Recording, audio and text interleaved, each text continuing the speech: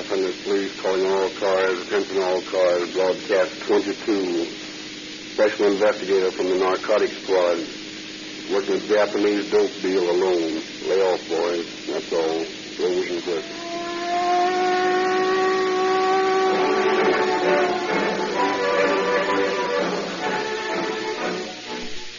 Ladies and gentlemen, may we take a minute and dramatize for you an episode that might have occurred at any downtown intersection this morning. We have entitled it, Embarrassing Moment. And the cast includes Mr. Jones and the traffic officer on the corner. Listen. Darn it, this is the 5th time today the blame thing has failed its car. Hey, can't you get going? You're holding up about 40 cars. What's the matter? Well, she stalled. The 5th time today. I got a new battery, I had the plugs clean, and the ignition's okay. Here, I'll help you push it over to the side. Ever tried Rio Grande crack? No, what about it? All I know is the boys in the radio cars sure rave about it. They use it in their own cars. Yeah? Well, that sounds like the answer. I'll fill it with crack right away. And we are sure that Mr. Jones' troubles are over if he switched to Rio Grande crack. For crack powers more police cars and fire engines in Southern California and Arizona than all other brands combined.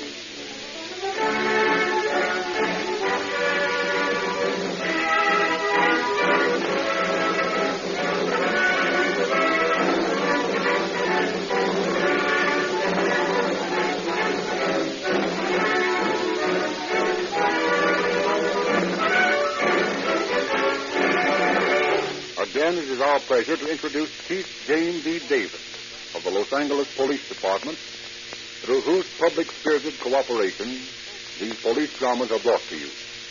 Chief Davis. Good evening, friends. It takes courage to be a policeman. Not the same sort of courage which makes it possible for a man surrounded by an army of his fellows to go victoriously over the top to glory, but individual courage, the sort of stuff which makes it possible for one man alone to single-handedly face death. The story we bring to you tonight concerns just that sort of fearlessness on the part of one of our men. A typical illustration of the sort of courage shown by the men who every day protect your life and property.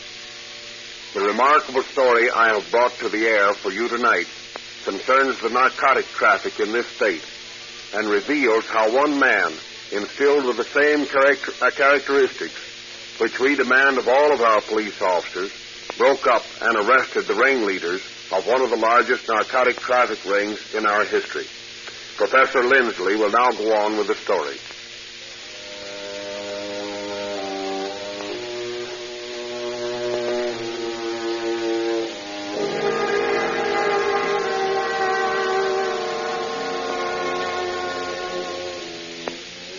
Beware of the Ides of March.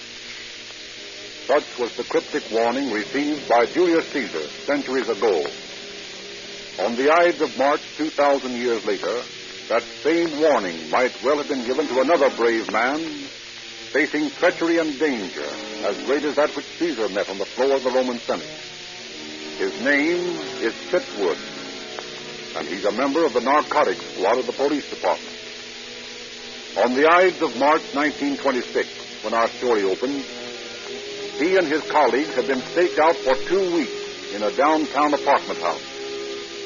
24 hours a day, the officers have taken turns listening to the dictaphone, which is connected with the adjoining apartment, occupied by Carolyn Hamer, an underworld contact woman whom they suspect of being in touch with dope operatives. The 2 weeks of patient waiting has failed to uncover anything of importance, and Captain Fitwood is rather discouraged as he returns once more to the stakeout. Well, Gallagher, Heard anything interesting on that dictaphone in the last hour? not to me. Hamer talked to a couple of dames on the phone. At least it sounded like she was talking to women. All about some bender they're going on to Caliente. None about getting a hairdress. Well, I'll wear the cans for a while now. You go on out and get something to eat. Okay, Cap. Well, I hope you have more luck than I did. I listen, but I couldn't seem to get anything. Hey, wait a minute. Mr. Dawkins? Yeah. There's somebody in the apartment with us. Get a load of this, Gallagher. It's hot. You will pardon me, Miss Hammer, for disturb you. Who are you? Oh, my name does not matter. What she will do. I am here because it is my understanding that you are in touch with certain people that my employer likes to reach. What's your racket?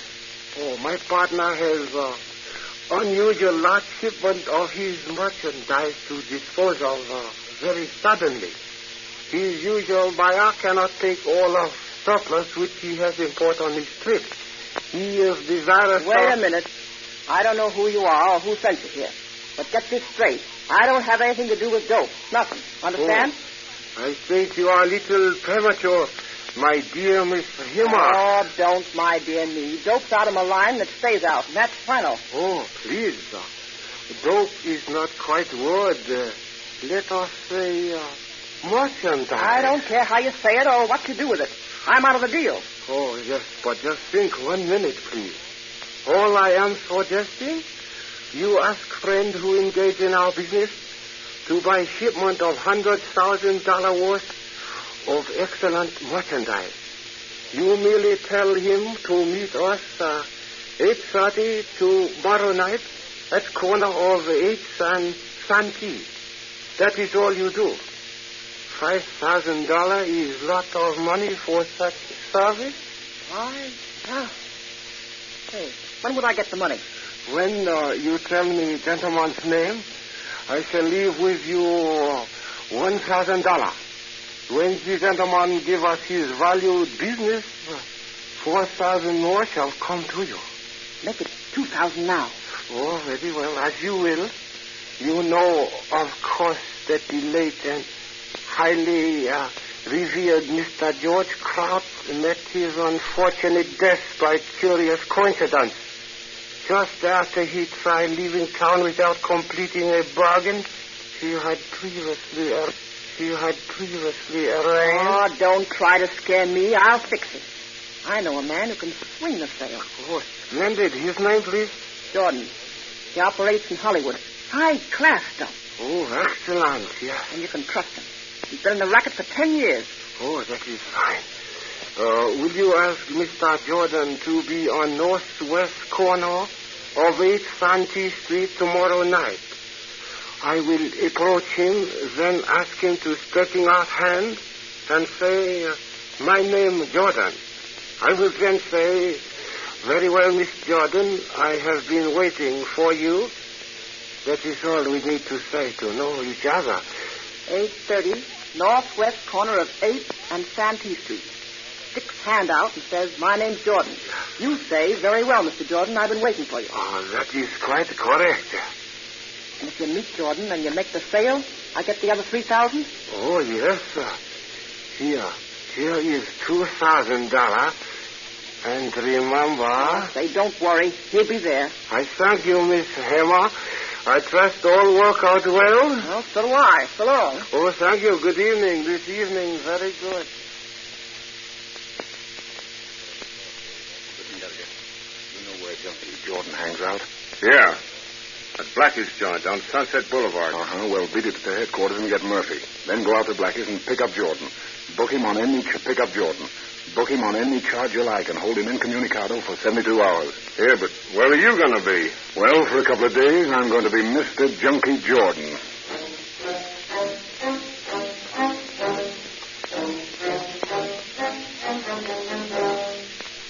On the following night, Captain Chitwood removes all identification from himself, leaves his revolver behind, and depending entirely upon his wits, he hires a big Cadillac sedan and drives to the corner of 8th and Santee Street.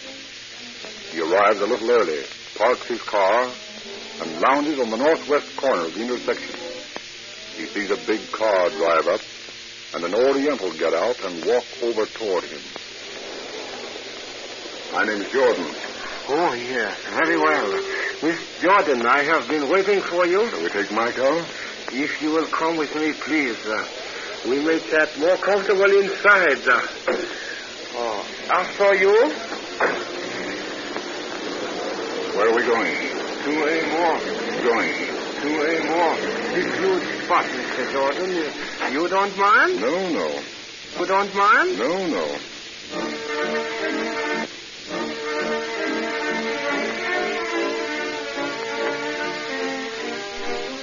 Block after block and mile after mile, the Japanese drive Captain Chitwood. The ride continues in utter silence. Finally, in an intensely dark spot, somewhere in the east side of town. Oh, Mr. Jordan, you won't mind Hey, this. what is this? Here, wait a minute. Oh, 1,000 apologies. I do not like to search one I feel is friend, but we must be careful. Wait a minute here. Didn't Amos vouch for me? Oh, indeed, yes, but... Well, I can tell you right now, I don't like being searched.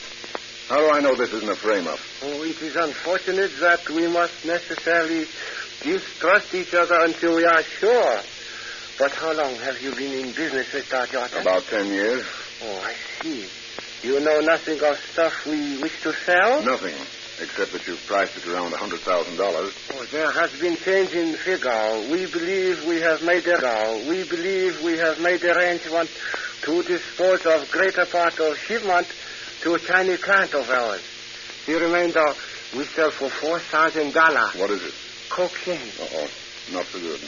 Doesn't sell like morphine. Oh, but it is... Doesn't sell like morphine. Oh, but it is... Sell like morphine. Oh, but it is very superior shipment. I'm sure you will agree that it is not ordinary. How much have you got? Oh, 90 ounces lot we wish to sell. $4,000 for 90 ounces. Too high. 90 ounces. Too high. 90 ounces. Too high. I get small shipments for 20% less than that. Oh, but as I say, this cocaine is much higher grade than you find on the market. The best cocaine on the market isn't worth that price. Oh, I differ with you, Mr. Jordan. But since my employer and I are most anxious to return home, we will concede your point. It happened we have additional 22 ounce. These two we include for 4,000. Well, that's more like it. But how do I know it's as good as you claim? Oh, possibly we should meet with my partner. Where is your partner? Waiting for us a little further down the street.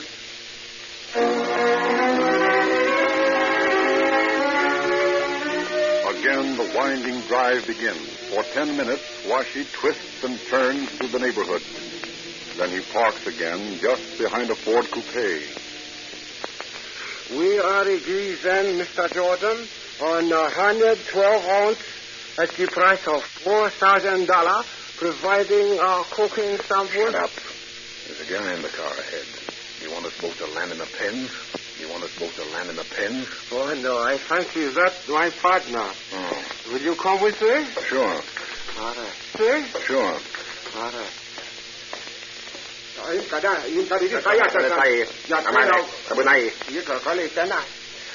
Mr. Jordan, may I present the Count? How do you do, Count? This is a pleasure, Mr. Jordan, and an honor. We hope to do business with you. I hope to get this set with you, Count. You have been in this business some time. 10 years. You won't mind answering a few questions. Certainly not. What is the source of morphine? It's made from opium. And the source of opium? Poppies. And the difference in the mechanics of using these drugs? You use a needle with morphine, you smoke opium. Are there any other drugs made from opium? Heroin. And you can use a needle on it or sniff it up your nose. You seem to know your business. I do, Count. My partner, Huashe, has explained that you struck a very good bargain with him. Your price is too high, Count. I know this market, and I know it cold. I'm paying you a good price as it is. It is a very superior cocaine that I am selling you. Well, I'd like to see a sample before we make final arrangements. Of course. I have one here. Test this, Mr. Jordan. You ought to be careful carrying that stuff around. You never know when you're talking to a cop. It's cocaine, all right. Looks pretty good. I'd like to make a laboratory test with some of it. You may have the sample. Oh, I don't want to carry that much. Give me a pinch to put in my handkerchief here. There. That's plenty. But you are satisfied without the test to make final arrangements. Oh, yes. I can see it's good stuff. Will you bring the money and bills of various denominations? Yes, but I'll have to bring a lot of big ones. I've got my money in a Hollywood bank, and I don't like to ask for that much dough in little bills. It'd look suspicious. Any way you choose. It looks suspicious. Little bills. It'd look suspicious. Any way you choose. You will meet me at 10 tomorrow morning at 9th and Santee Street. 10? What is this, a gag? My bank doesn't open till 10. You know that. Pardon. I have made an error. At 11? I can make it at 11. Splendid. At 11 tomorrow.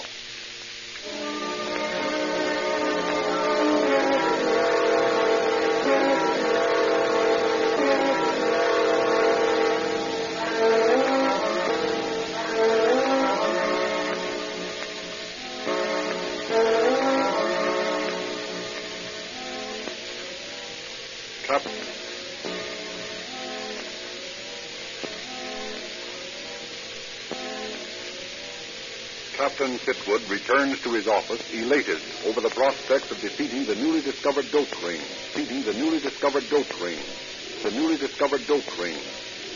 While he realizes the dangers that confront him if he continues his single-handed attempt to bring the Orientals to trial,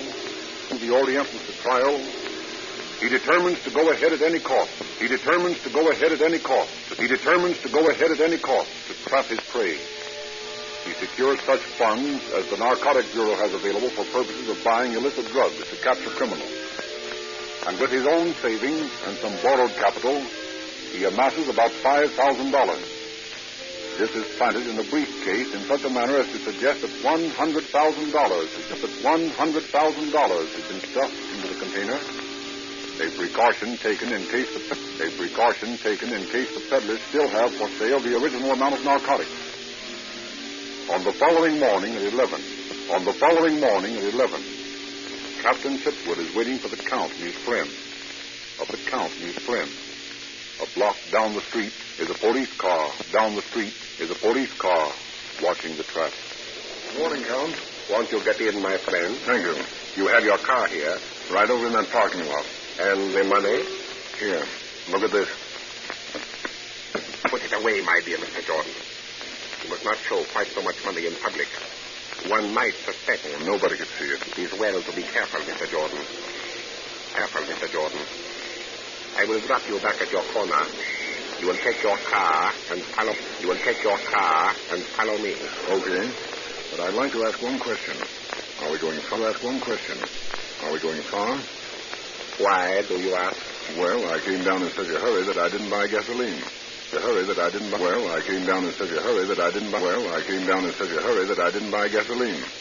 if we're going any distance, I'd like to pick up some here in town. So there won't be any chance of our losing each other. I suggest that you buy some gasoline. All right. Look, I'll pull into that gas station over there. Then I'll drive up 9th Street and you pull ahead of me. I'll follow you from there on. Very well. Captain Chitwood gets in his car and drives into the gas station. Another automobile pulls alongside, ostensibly to get gas. The captain gets out of his and walks to the radiator to fill his water tank. As he does so, his partner, Detective Lieutenant Murphy, gets out of the other car and walks up to him. Don't look at me, Murphy. He's watching us. And don't follow us. This is a one-man job.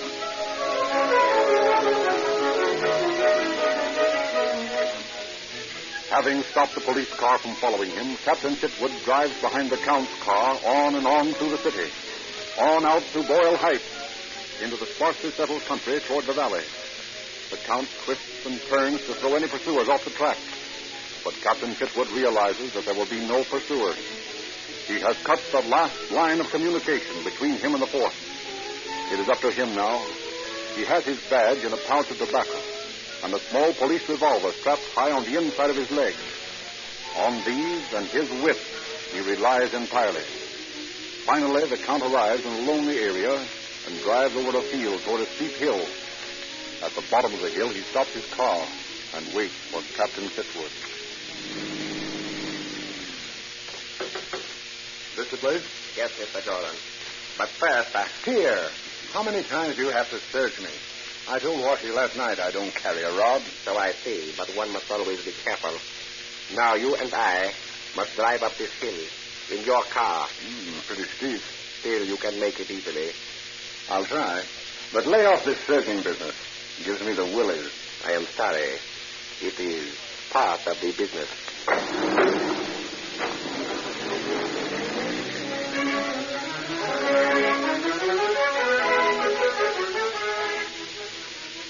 As Captain Chitwood pilots the heavy car up the steep hillside, he sees another automobile parked at the top.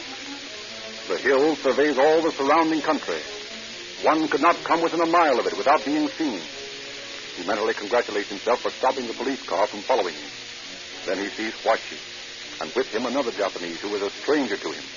The newcomer is a giant in size, 6 feet tall, with tremendous bulging muscles. The captain suddenly realizes that difficulties lie ahead. They park the car and meet Huashi and the newcomer.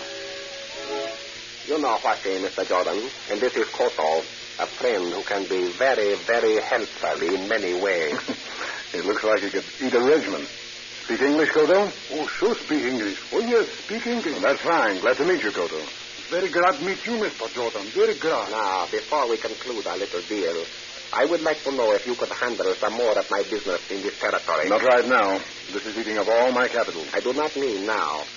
As soon as we have finished with our bargain, I return to Japan. But each 2 years I come into your city. I like you, Mr. Jordan. I would like to do business with you. But could you handle the business I would bring? How much? I would like to bring to you each 2 years about $1 million worth of merchandise. That's a lot of money. Because you take it in one deal, you save a great deal of money. Mm-hmm. Sounds like a good proposition. You risk only one purchase instead of many. And I am very careful. You need never worry over authority. Sheer accident might mean disaster, but that is all. One delivery, a low price. The finest of merchandise. What kind of stuff can you deliver? This cocaine is all right, I but know. It is morphine you wish, is it not? Mm-hmm. There's a better market with morphine, quicker turnover. Morphine I can arrange very easily. If the deal counts, with this provision, I can't handle all the stuff myself. I'll have to form a syndicate to buy the shipment. Of course. I will not make my next trip here for over a year. But when I do... When you do, you'll find a market all set up for you. Mr. Jordan, you are a good businessman. I have to be, or I'd be out of the business quick. It is agreed, then, for the next shipment. Right. Good. Whitey, take Mr. Jordan's valise and count out the money. Koto and I will get the merchandise for Mr. Jordan. Can I help carry it? We took the precaution of hiding it down in the grasses. We will bring it up now. Whitey, have you the valise? This is in Mr. Jordan's car. I will begin the money counting.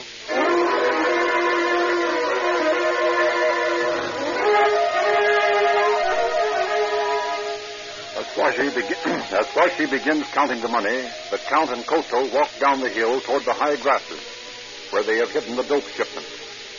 Quickly, Captain Chitwood opens his tobacco pouch and takes out his police badge. Then he reaches down and grasps his revolver from the secret holster on the inside of his leg. With the badge in one hand and the revolver in the other... Oh, Count! Yes? Better come back here. You've made a mistake. A gun. What is this? You are joking, Mr. Jordan. No, I'm afraid you tried to sell your merchandise to the wrong man. But this is ridiculous. There's the badge. Police. Get your hands up, Koto. Stand back there. Watch it. Oh, yes, please. Get out of that car. Oh, yes. That's all right. Come over here. What for you are calling me, please? Come over here. Oh, I understand. I think this hijacking job, Mr. Jordan. No, it's an arrest. My dear Mr. Jordan, this is all a terrible mistake. You do not realize who I am. My connections, both here and in Japan, are irreproachable. Count, you're selling dope. That's all I need to know. You're a criminal. And regardless of friends or connections, you're going where all criminals go. I don't think so. Think anything you like, but keep your distance. Never mind the chatter. Move along ahead of me.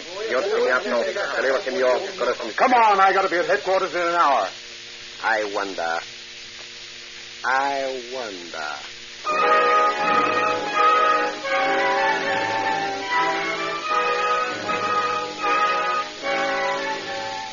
Under the threatening revolver, Captain Chitwood forces the 3 Japanese to bring the dope up and put it in his car. Although he watches his captors with great care, he cannot but feel the constant threat of Koto's great strength. As the car is loaded, finally, he orders the 3 into the car. Mr. Jordan, You are a human being, are you not? Why, yes, I hope so. Mr. Jordan, at home in Japan, I have many friends. I have a family. I have great position. You should have thought of that before you started in this racket. Still, you can see how much more this all means to me than to the ordinary criminal that you deal with. I see what you mean. In your work, Mr. Jordan, you do not make a great deal of money. Well, it's not very much according to your standards. A sum such as $10,000 would be quite large in your eyes. It would be very large. I happen to have such a sum within easy reach. Fine, you'll be able to hire a good lawyer with it. I was thinking of making a friend a present. A very lucky man, I should say. You are the friend, Mr. Jordan. Oh? And how do I merit this friendship? You return to the police station with the sad news that your suspect disappeared. Sorry, Count. That's out of my line. $10,000 is a lot of money. No. You'd better get in the car. Back there, Koto. Mr. Jordan, I will give you one more chance. There are three of us. Koto here is a trained wrestler. We all know jiu-jitsu. Once we are in the car, you will be unable to manage us. True, you have a gun, but you cannot succeed in getting us to the city. I've been thinking about that. Let me tell you, Mr. Jordan, that you haven't a chance. But rather than come to blows with you, I suggest this plan. You will take me alone to town. You will drive me to the bank where I have $100,000 in a safety deposit vault. This you will put in your pocket. With $100,000, Mr. Jordan, you will have peace and security. You will have peace and security all your life. Is it agreed? That's an interesting plan, Count, but I can't accept. Then I fear for you. Oh, don't worry about me. I think you had better accept the Count's offer. It is impossible that you will arrive in town alive. Let's put it another way. Let's say that it's impossible that all of us will arrive in town alive. I don't quite understand. It's very simple. Really. Don't you see that Koto is the main threat? How much do you weigh, Koto? 210. When you, Count, and Washi here are carrying Koto through the fields down to where I can call a police car, you won't be very dangerous. What for they carry me? Because I'm going to kill you. You cannot do that. My dear fellow, I can and will do exactly that. Koto, unfortunately, resisted arrest. My duties as police officer, although unpleasant, was very plain. I had to shoot him. The law is quite explicit on that point. But I'm not resisting arrest. Oh, you have no imagination, Koto. Who'll ever know? You will not do this thing. It is fantastic. To show you that my gun is loaded, gentlemen, and that I mean what I say. Must be other way. Must be other way. We plead with you, Mr. Jordan. We have been very fair. We have offered you money. Wear it. You will not take it. But that is no excuse to murder one of us. I have no desire to kill. But wait. There's one other way. What way? Koto will lie on the floor of my car. You two will lie on top of him with your heads at my side. If you make a false move, I'll shoot all of you. If you don't, you'll arrive safely at the station. You'll arrive safely at the station. Tamale.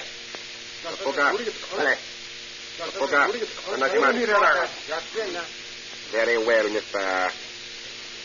Whatever your name is. Whatever your name is. You are the victor. We accept. Into the car, then. And watch your step. And watch your step. This gun is liable to go off by mistake.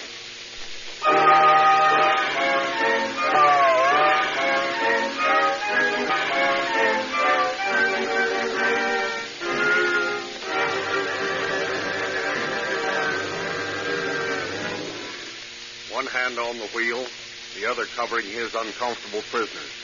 Captain Chitwood transported the dope smugglers to police headquarters.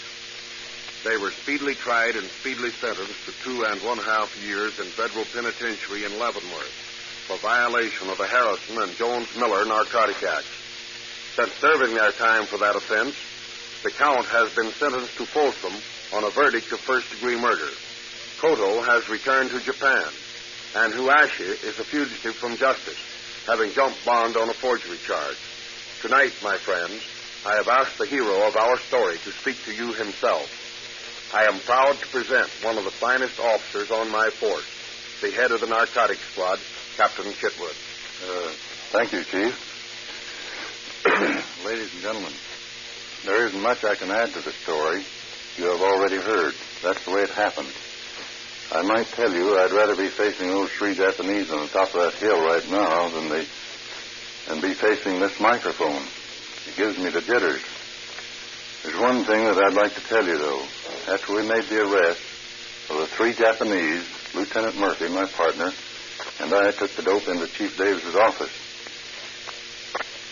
Everybody crowded around to see it, for it was one of the biggest hauls we'd ever made. The chief looked at the stuff for a few minutes in silence, and then said, "Boys, I want to congratulate you. There lies the lives of several policemen." He was right, for you can never tell what a dope addict may do when he is on the jump, as we say. More policemen are killed every year by dope users than by any other type of criminal. Of course, our job isn't only to protect the lives of policemen, but to reduce the dope traffic to the lowest minimum, so that the lives and property of you citizens may be also protected. Our success in doing this may be judged by the fact that Los Angeles is now the cleanest spot on the narcotic map of the United States. Thank you, Captain Chitwood.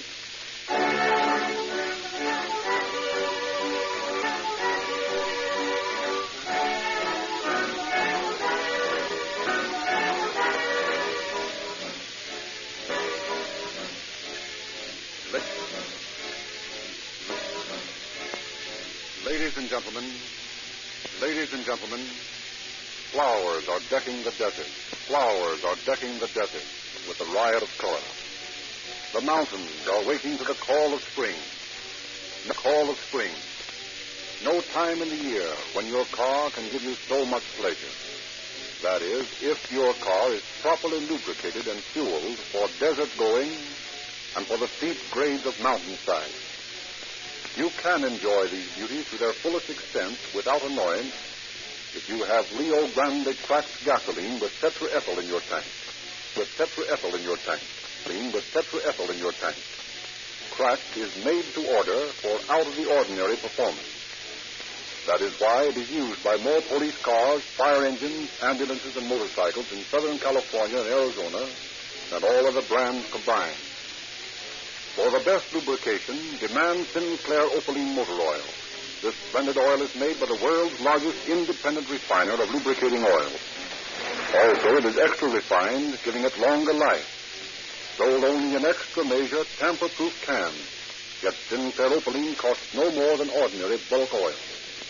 To get best results from your car, try a tank full of Rio Grande cracked and a crankcase full of Sinclair Opaline.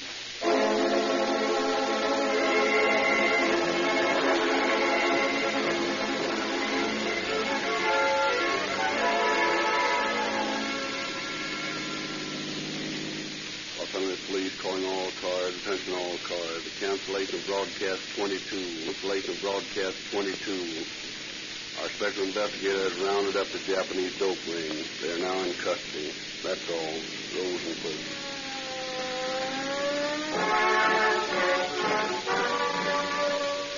This is Frederick Lindsley saying good night for the Rio Grande Oil Company.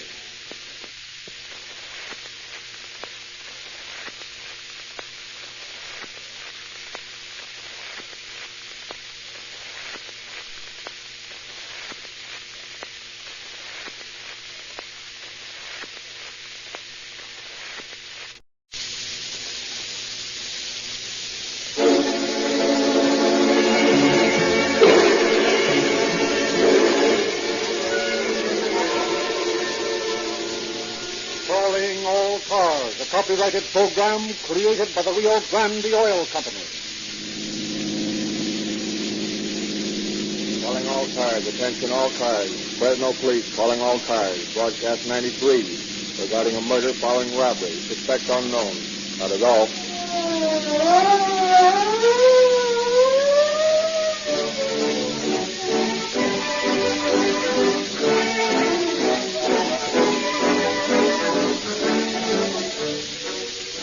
Tonight, Rio Grande offers free gifts to every boy and every girl.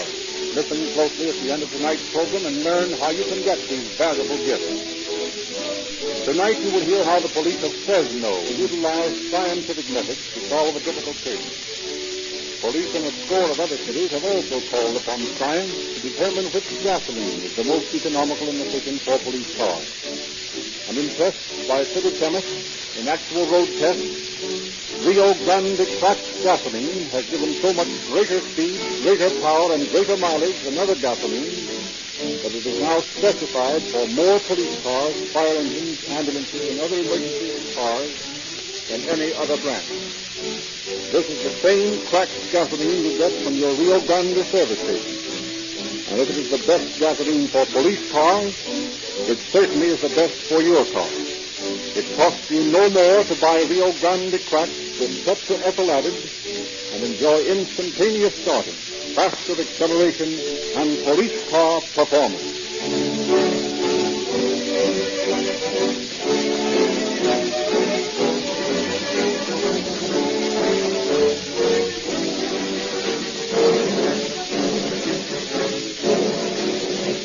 And now it is our great pleasure to present Chief Frank T. Truax of the Fresno Police Department. Chief Truax. Good evening, ladies and gentlemen. It is with a feeling of honor that I bring this story, one of the crimes solved by my department, to this great radio program, Calling All Cars. Located as it is in the middle of the vast agricultural land, Fresno is the metropolis for the San Joaquin Valley. To work on these ranches and in the vineyards and orchards come large numbers of migratory workers, seasonal employees. To keep tab upon these fellows who are here today and gone tomorrow demands a very special police technique. Faced with the necessity of such operations, we have evolved a technique. Added to the numbers of the floating population is also the complexity of race, language, and color. For we must deal with Filipinos, Japanese, Negroes, Mexicans, Chinese, and Hindus. Yet in spite of all these factors, our crime rate in Fresno is satisfactorily low, and as a great loss, this class of migratory workers gives us little trouble. But there are exceptions. Of such a one you will hear tonight, and by the end of this program, you will realize why our problems are as difficult as they are.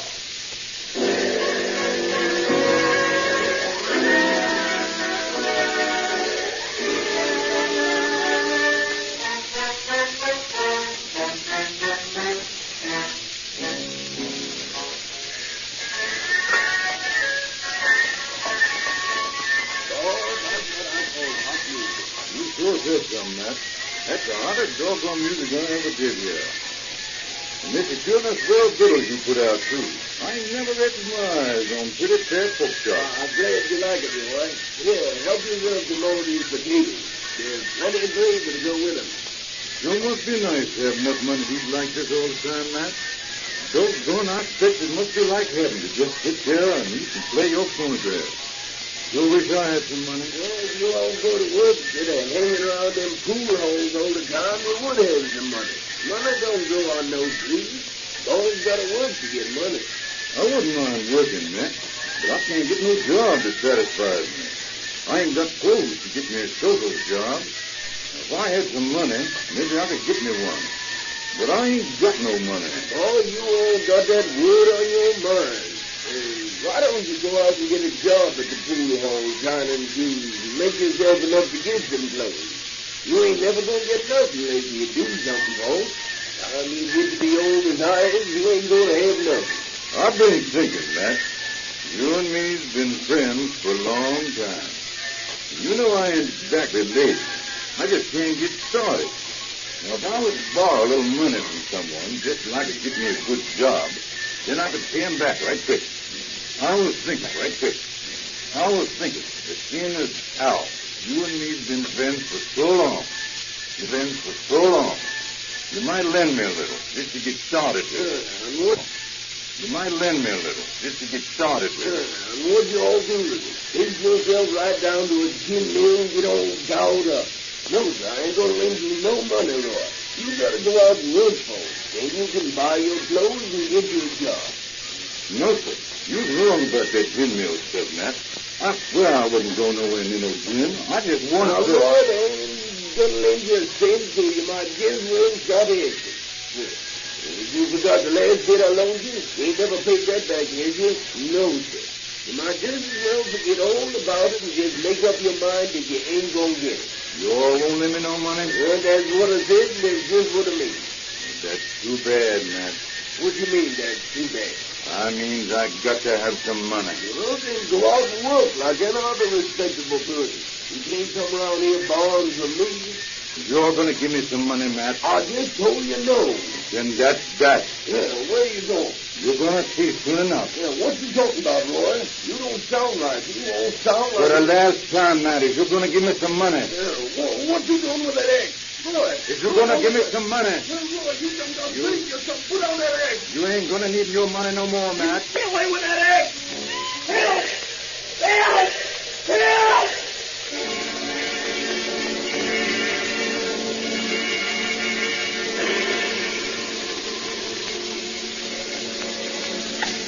Police department. There's been a murder done out here. I want you all to come here right away. Murder? Who's this talking? This is Clarence Johnson. Somebody done cut my father up and killed him. All right, give me the address, and I'll have the homicide department out as soon as they can get there.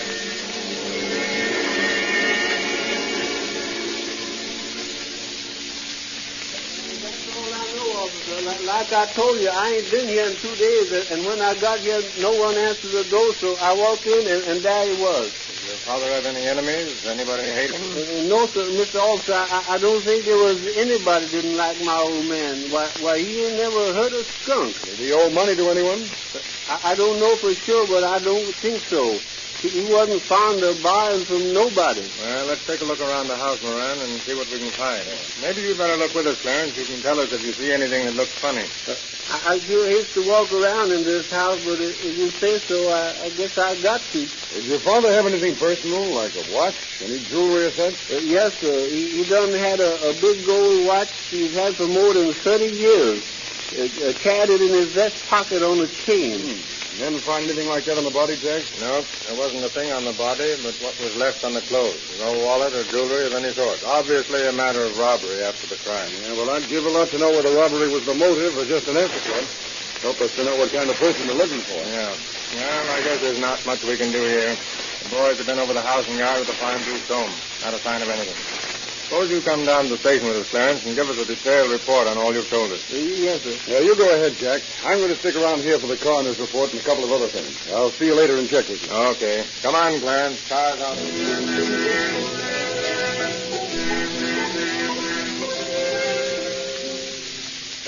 Gold watch case. Locomotive engraved on the back. No initials. Watch chain gold. Small rabbit foot attached. And now, what else, Clarence? Well, that was his wallet. I'd sure know that if I ever seen it. What makes you so sure of that?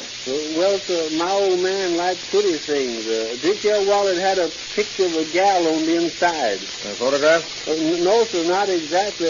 More like it was burned into the leather. I see. Was it just a head, Clarence, or was it a full figure? It was the whole figure, Mr. Wise, with a lot of hair. That's fine. You got a good memory, Clarence. Things like this help a great deal in investigation work. Now, tell me, do you have any ideas as to who might have had dinner with your father the night it happened? No, sir, I don't have the leastest idea. I ain't been around the house for 2 days before. Me and my brother, we live over on the other side of town and only get to see the old man once in a while. You can't think of anyone who was a good friend of your father that might be liable to eat dinner with? No, sir, I ain't got the slightest notion of anybody like that. Well, we'll just have to work on these few articles that are stolen and hope for results. I guess there's nothing more for you, Clarence, if you want to go home. Keep in touch with me. I may need some more help. I've been thinking, Mr. Wise, did they find my old man's suit in the closet? Because if they did, I was thinking he ain't going to have no more use for it, and I could use it mighty handy myself. What'd their suit look like, Clarence? It was a brand new one, Mr. Wise. He only had it a couple of months. Well, was it black, gray? See if you can give me a description of it. Well, sir, it was a kind of gray, but it had a kind of mark on it, sort of a checker. Checkered, I see. Gray with white text? That's right. You got it here, Mr. Wise? Sorry, Clarence, but I'm afraid it was taken along with the rest of the jewelry and things. Well, I guess that's that. I'm afraid so, Clarence. Is that all you want of me now? Because if it is, I'm going to go back home. Yes, I guess that's all. Oh, one thing, Clarence. Did you kill your father? What's that, Mr. Wise? What's that you just said? I asked you, did you kill your father? No, sir. Of course I didn't kill my father. Doggone it. You crazy to say things like that? That's all right, Clarence. You can go. Don't forget what I said.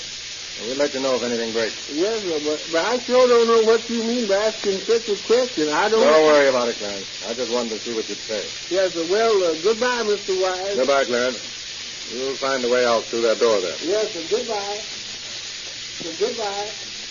Yes, sir. Goodbye. Yes, sir. Goodbye. Goodbye.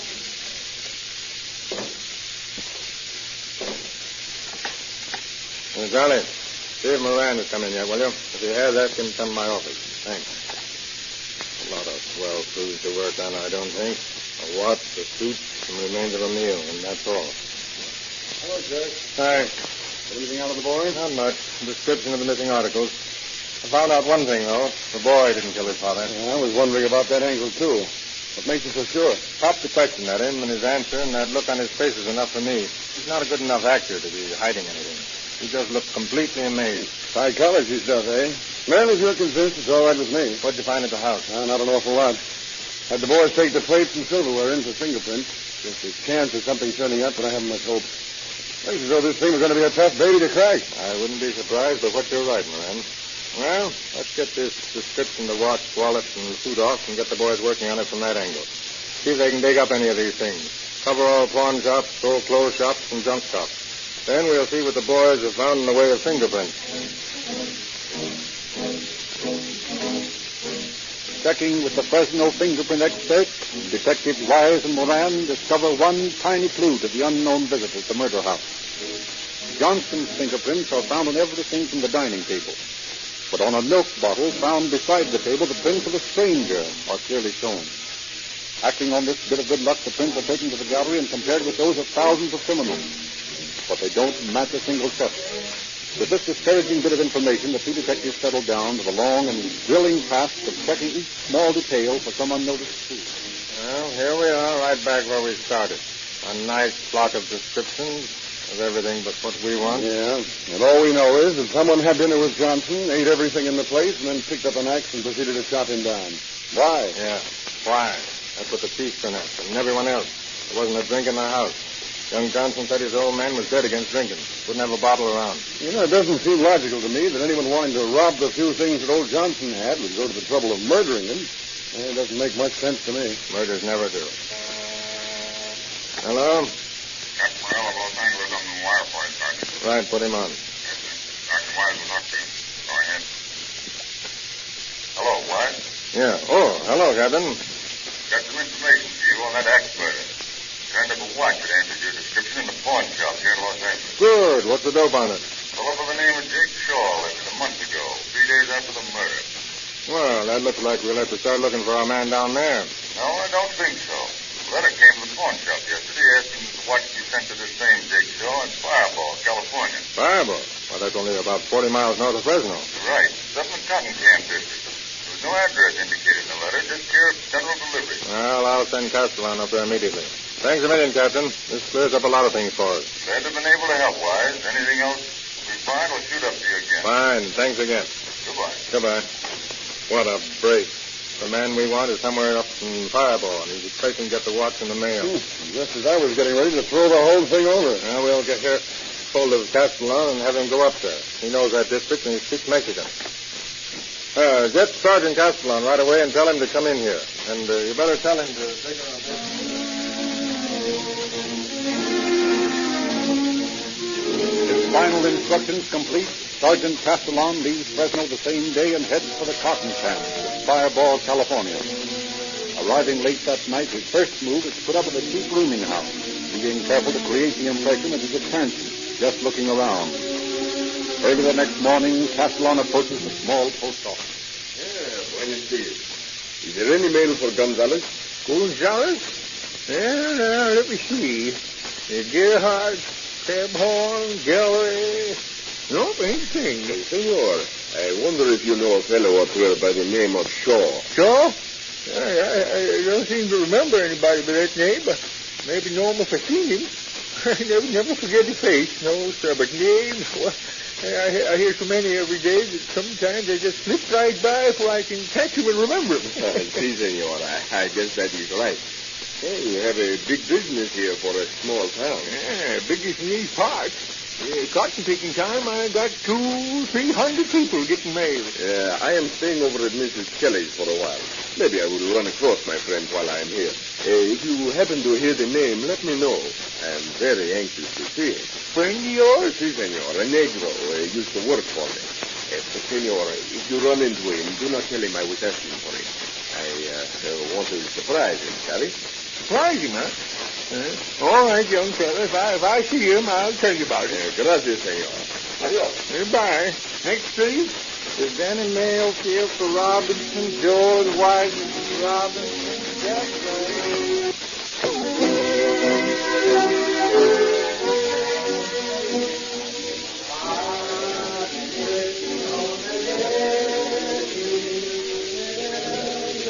All right, break it up. You're up here to work, not to sit around singing. But it's too doggone hot to work. The bad for a boy to work in this heat. It's too hot for you, eh? All right, Jones. If you don't want to work, why don't you put down that sock and start working? I understand it's a long walk to town. No, sir. I don't want to quit my job. I just say it's too hot. It's just it's hot. All right. And pick up that sock and get to work. I don't want to find you men standing around here next time I come out. You understand? Yes, Mr. McHenry. You are the foreman here? That's right. What do you have? I would like to see you for a moment alone. Come on back to the shack. Come out here every once in a while and beat these boys into shape for a little work. Do they hate that word work? I do not blame them in this heat. Is it always this hot around here, senor? Always this hot. That's a lot. This is a cool day compared to lots of them. And gets as hot as 115 up here. 115? I do not think I would care for that much. Here we are. Come on in and sit down if you can find a place. Not much of an office. You use it for a place to live, an office, and anything else you can think of. Thanks. I'll come to the point. I guess you wonder why the accent. My name's Castellan of the Fresno Police. Oh, police, eh? My name is McHenry. I'm glad to know you. I'm looking for a fellow that got into a little trouble down in Fresno, and I've got an idea he's working in one of the camps up here. His name's Jake Shaw, a Negro. Shaw? Shaw. I don't think he's at this camp. I know the boy's names pretty well, and I don't think there's any Shaw. Well, have you taken on any new men in the last month? No, not a single one. Are you certain his name's Shaw? No, I'm not positive, but he's been going under that name as far as I know. I'm afraid your man's not here. However, the lads are always coming up here looking for work. If any new ones come, I'll let you know. You staying around here? Yeah, I'm board at Mrs. Kelly's place under the name of Gonzalez. I'd appreciate it if you'd check with me on any Negroes you don't know that come here. I'll do that. Will you have a wee drappy before you go? Have some beer here. It's good for a hot day. Yes, a beer. Sounds like the answer to a maiden's prayer.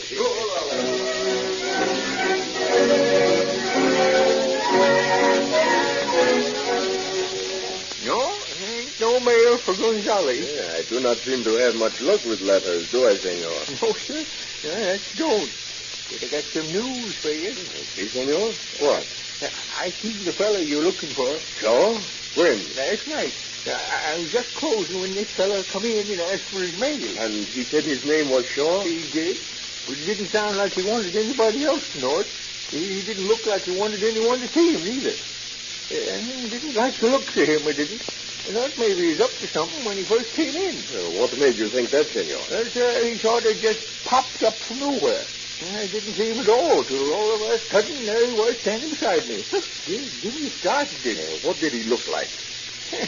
That's the funny thing, Dad, seeing as how he's a friend of yours.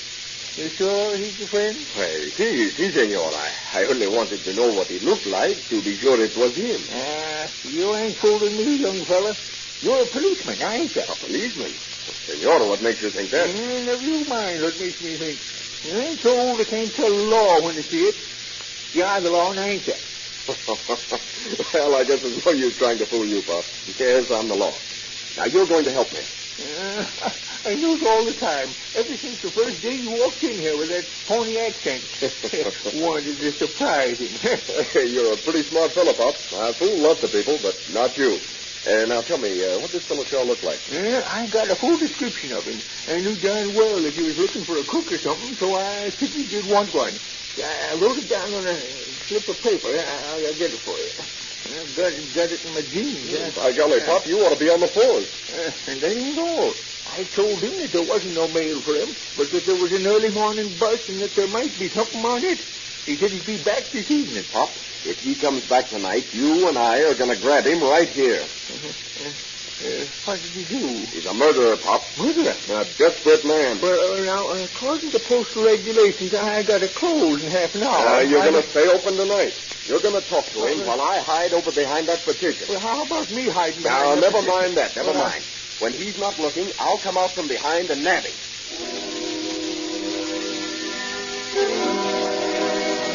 As evening falls over the heat-racked little town, Castellon and his newly found deputy settle down to their well-planned scheme. 1 hour goes by. A few stragglers enter, get their mail, and leave. 2 hours. 3 hours, and no sign of Shaw. Impatient, Castellon is just preparing to give up the vigil when... You got any package for me? What was your name? Dick Shaw. Ought to be a package here from Los Angeles. Well, just a minute. There was a couple of things on the bus. Might be something. I'll look. Put up your hands, Shaw. Huh? You're under arrest. What is this? Put up your hands. Stand where you are. I got a 45 and it aimed right at your back. That's right. Now keep them up. Nice work, young fella.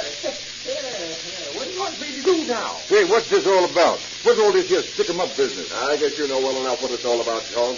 I arrest you for the murder of Matt Johnson in Fresno 1 month and 2 weeks ago. I'm trusting him, Pop. Take his weapons away from him. Okay.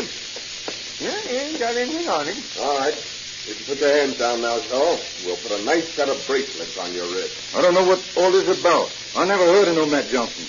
You'll get the wrong fella, sure enough. All right, Shaw. It isn't going to do you any good to deny anything. You might just as well relax. You and I are taking a nice little trip down to Fresno. I have a feeling the boys will be glad to see you.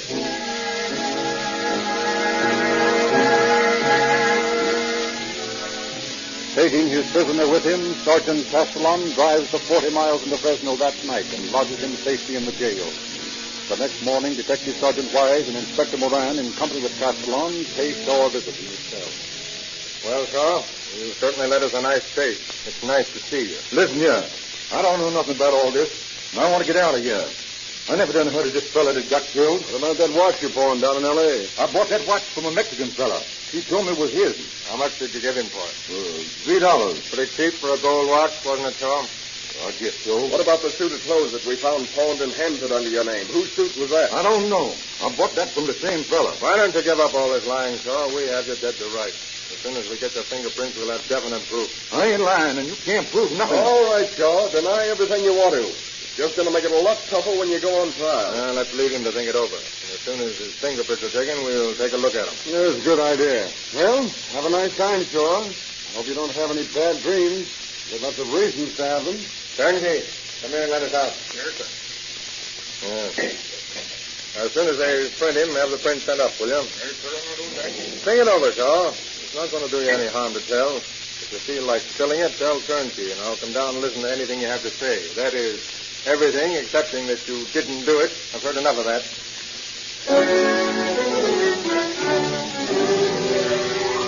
Confident that they have arrested the right man and waiting only until the fingerprints are compared with those from the milk bottle, the detectives return to the office of Sergeant Wise. There they are congratulating Castellon on his work when the arrival of Lynn, chief of the fingerprint department, brings them face to face with a strange turn of the card. It's the first time in my experience with fingerprints that I've run across anything like it. I had the impression that such a thing was more or less impossible. Well, impossible enough. The answer remains the same. The man's fingerprints are so worn from handling raw cotton that it's impossible to get a clear print of them. So how long will it take before you can get one? No, I should say it'd be a month or more at best. And you mean to say that we've got to sit here and wait a month before we can bring this guy to trial? If his fingerprints ain't it yet. Look here, Wise. We've got enough on shore to send him up, fingerprints or no fingerprints. Yeah, you know that gang in the DA's office. They won't handle it if we haven't got the final proof. And what's more, I don't want to take any chance of having this bird slip out of it because of lack of evidence. No, we'll just have to sit on our hands and wait. Meanwhile, supplying board and bed for our friend, Mr. Saul. With all the rotten breaks, we've really had him on this case. Well, anyway, we'll have plenty of time to break this bird story. A month in jail has a funny way of making a man think. Yeah, think about a lot of things. Such as axes?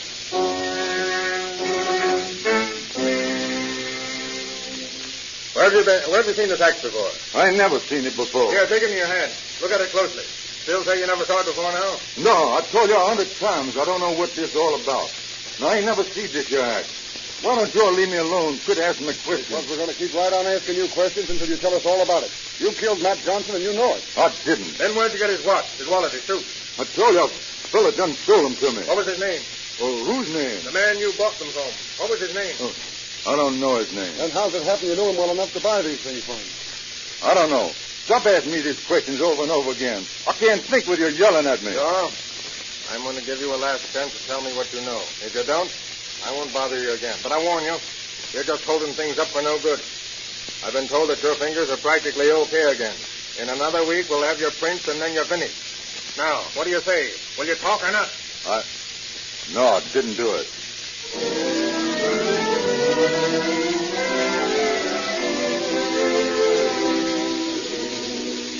Finally, the day comes when it is possible to get a clear print from the thumb of Shaw, who still denies his guilt. Eagerly, Detectives Wise, Moran, and Castellon await the report from Captain Lynn. And shortly after the prints have been taken, they are compared with those from the milk bottle and found to be identical. The case, therefore, remains only to be tried in court. Days pass, and testimony after testimony is offered for the jury to consider.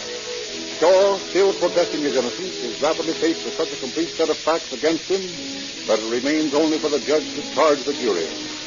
And one afternoon in Superior Court, presided over by Judge Slaughter in Fresno, 7 men and 5 women silently filed from the jury bench to their chambers to reach a verdict. In less than 1 hour, the same 12 people returned to the courtroom. Look, the jury's coming back. Yeah, I wonder what they'll say. Order in the court. Has the jury reached the verdict? We have, Your Honor. Clerk, please read the verdict.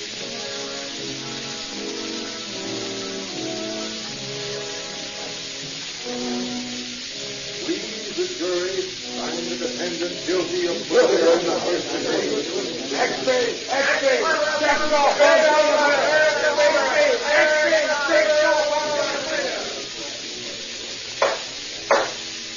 Order in the court. Jake Shaw, alias Roy Parker, stand and face the court. Have you anything to say before the court passes sentence upon you? No, sir. Only? No, sir. Nothing to say. Very well. Jake Shaw, alias Roy Parker, it is the duty of this court to pronounce sentence upon you. After considering the evidence placed before this court, there is no shadow of doubt in my mind as to your guilt. Therefore, I sentence you to San Quentin Penitentiary for the remainder of your natural life. Oh, Lord.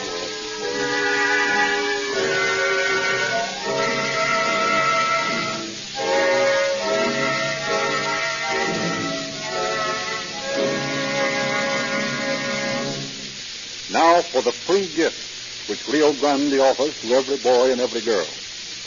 To find out about these gifts and how you can get them all free of charge, merely go tonight or tomorrow to the independent service station in your neighborhood featuring Rio Grande cracked gasoline.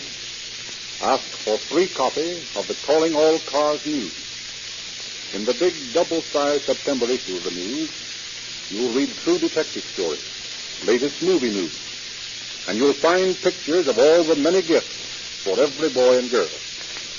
We invite parents to drive their boys and girls to the Rio Grande service station tonight.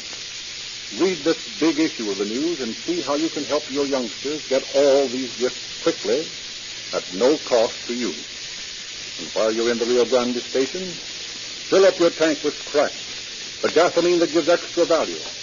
Anything that gives extra value. Enjoy the thrill of greater speed, greater power than ever before. Find out for yourself why Rio Grande cracked gasoline is used by more police cars, fire engines, and emergency equipment than any other brand. Get police car performance in your car.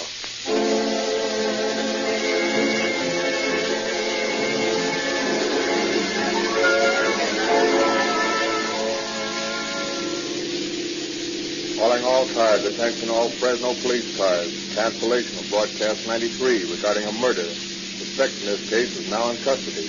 That is all.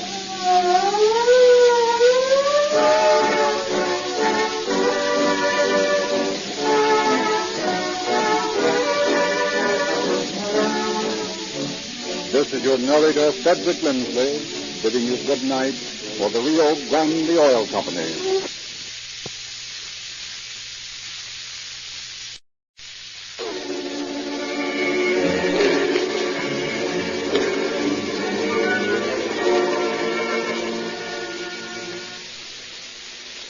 Calling all cars, the copyrighted program created by the Rio Grande Oil Company. Los Angeles Police calling all cars. Attention all cars, broadcast 92 regarding a murder. Joe Masunaga, a Japanese, shot by an unknown assailant. That's all. Those in question.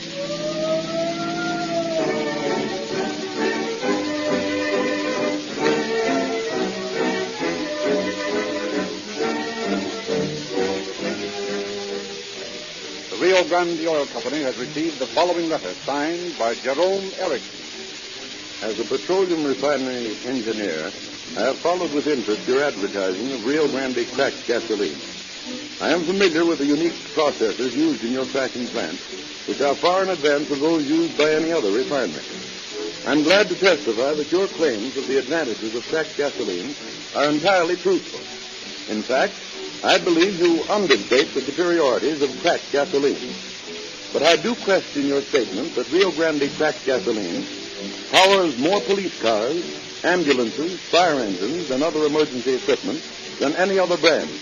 How can you prove such a sweeping statement? Well, Mr. Erickson, we can prove every claim we make for Rio Grande cracked gasoline.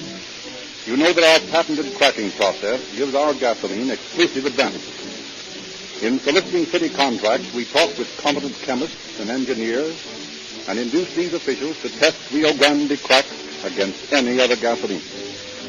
The result is that the leading cities and counties of California and Arizona now specify Rio Grande cracked gasoline exclusively. So, Mr. Erickson, if you will add the number of police cars, fire engines, and other emergency equipment operated by Arizona's largest city, Phoenix, and its largest county, Maricopa, to the cars operated by such California cities as Oakland, Berkeley, Marysville, Fresno, Bakersfield, Los Angeles, and San Diego County, and many others, you will find that the vast majority of the emergency cars in the territory where Rio Grande is sold use Rio Grande cracked because it gives the best performance of any gasoline they can buy.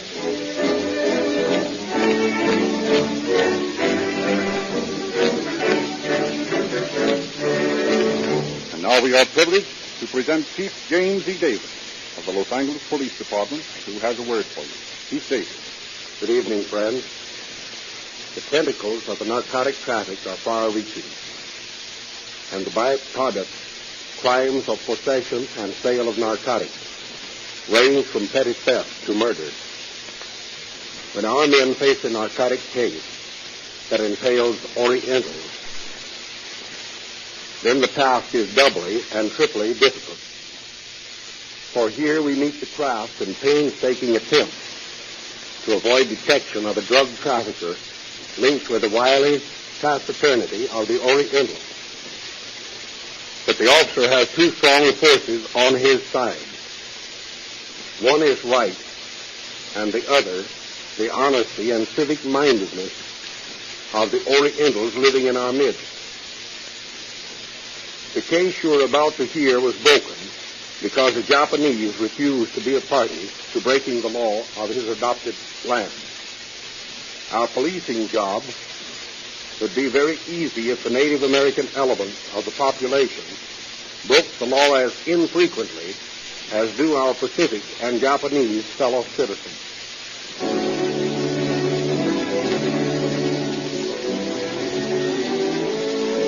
One night, late last April, a Japanese tanker slowly makes its way through the spring fog in the Los Angeles harbor. While the rest of the crew is busy preparing docking gear, two shadowy figures approach the stern. Quickly drop two packages wrapped in oilskin over the side. 5 minutes later, a Japanese fisherman reclaims the packages from the oily waters of the bay, and in half an hour, Master Naga, Japanese rope runner, dressed as a gardener, rattles cityward in an old Model T Ford. It is still an hour before midnight when he knocks on the door of a house in Aliso Street.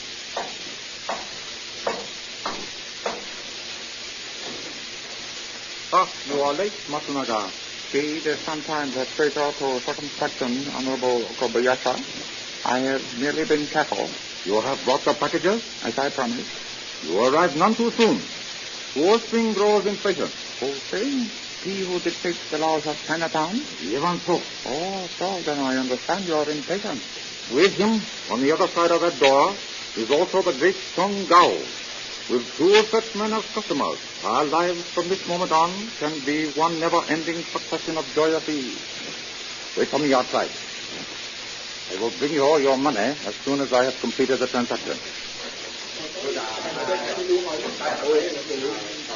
Honorable gentlemen,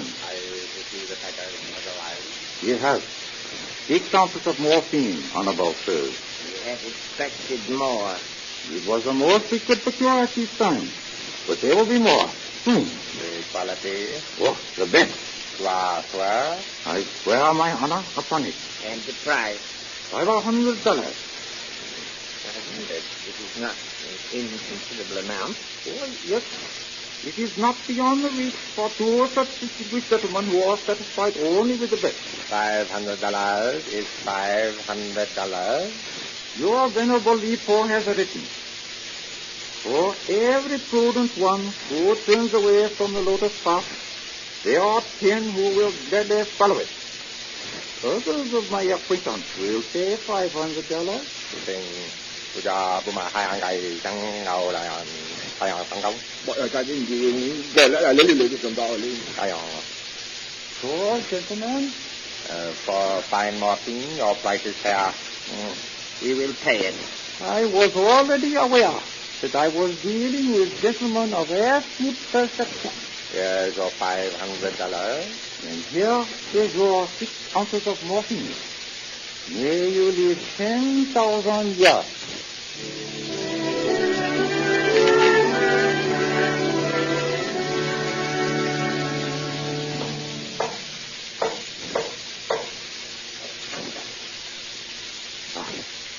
My humble house is honored. Come in, gentlemen. We can say what we have to say quickly. It is not necessary to encroach upon your hospitality.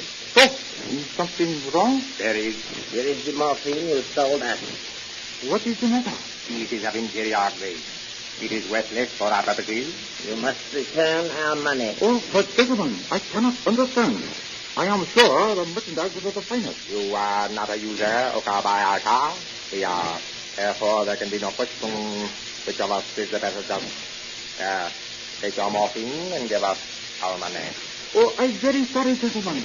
I cannot understand how this happened. I have been the victim of misrepresentation. I was positive the morphine was of the finest. It may be as you say, but it does not concern us. We want our money back. Well, it is not possible to pay you this moment. If you give me time... How much time? Oh, maybe 2 days, a week. You shall have a week. At the hour of the deepening shadow, 7 days from now, we will return.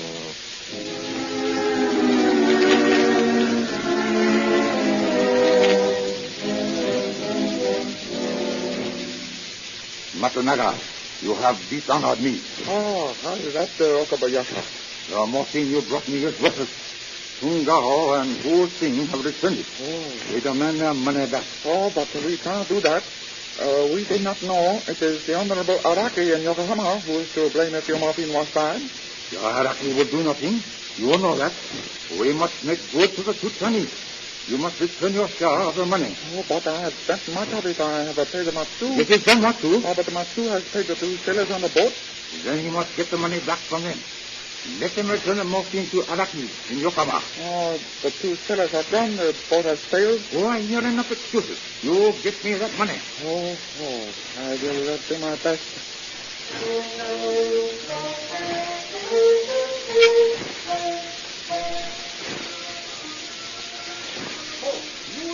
Something to eat, Honorable Sir?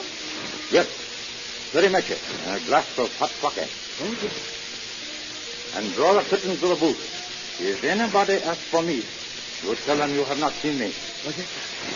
Save yourself the trouble. We shall draw the curtains ourselves. Song Gao. Yes. Also, Fu Ping. You seem to have been avoiding us, Okobisha. We called at your house several times since your week was up. You were not home. No, I've been very busy getting your money. And you have the money? No, not all of it.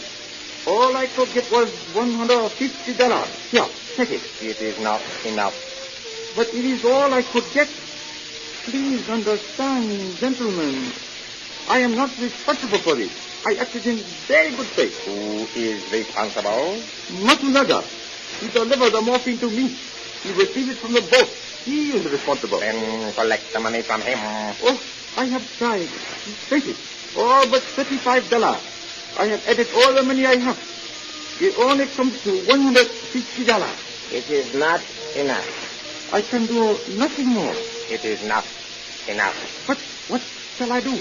You have caused us to lose faith. Oh, I'm very sorry. Your sorrow, no matter how deeply felt, cannot compensate for our losing faith. Our honor must be appeased. But how? You say this Matsunaga is responsible? Yes. Then he must pay with money or with his life. Oh, he cannot pay money. He has no money. Then you must take his life. Oh, no. I know murder. You must save our faith. But it is very simple problem. You take Matsunaga's life, or we take yours. I have done my best. I am not guilty. I am a man of honor. You must save our faith. But if I kill Matsunaga, they will send me to prison. And if you don't, our hatchet man will visit you. Prison is a beautiful garden of cherry blossoms compared to the hot steel of a hatchet man.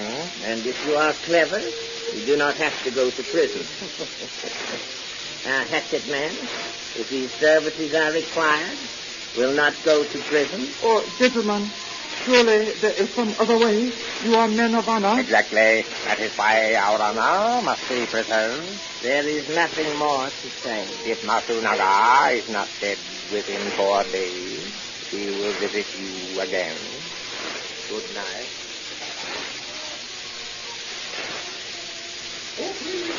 All ready. Sorry, mister. Oh, take it away. I'm not hungry now.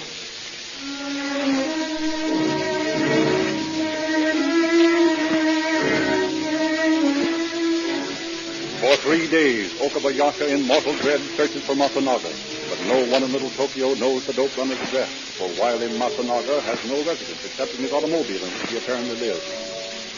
Finally, as the time limit imposed on the two Chinese approaches, Okabayaka, trudging down East First Street, sunk in desperation, recognizes Matsunaga's car parked before a noodle joint. His decision made, Okabayaka clambers into the rear of the sedan, settles down to wait for his quarry. A half hour later, Matsunaga, accompanied by 2 Japanese, leaves the restaurant. It seems we have a passenger. Yes, Matsunaga. I saw your car. I thought perhaps you might be driving near my house. It is a pleasure to accommodate the Honorable Okabayaka. Get in, my friend. Get in.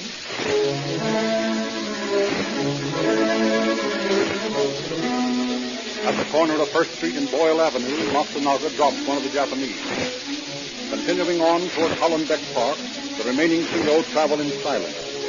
And then as they are approaching Hollenbeck Park, at the corner of 4th and Company. Get out, motor, and help our passenger out.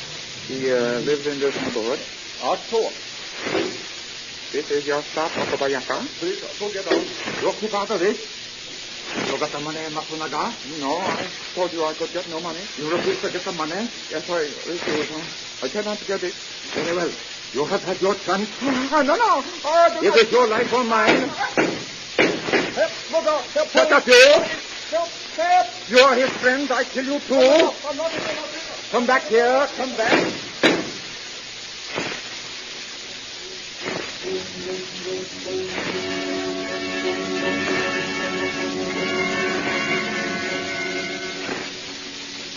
All right, Moto, calm down now and tell us what happened after he chased you into the park. He was shooting after me and hitting the wrist. So, you see here. Well, how'd you get away from him? I think he was fighting in bush. Then when he going after me in great distance, I taking off shoes and going to barber shop of friend, Sokomoto.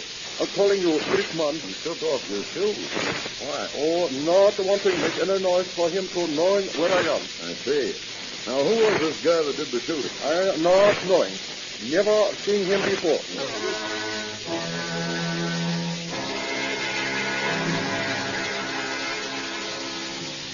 You the boss here?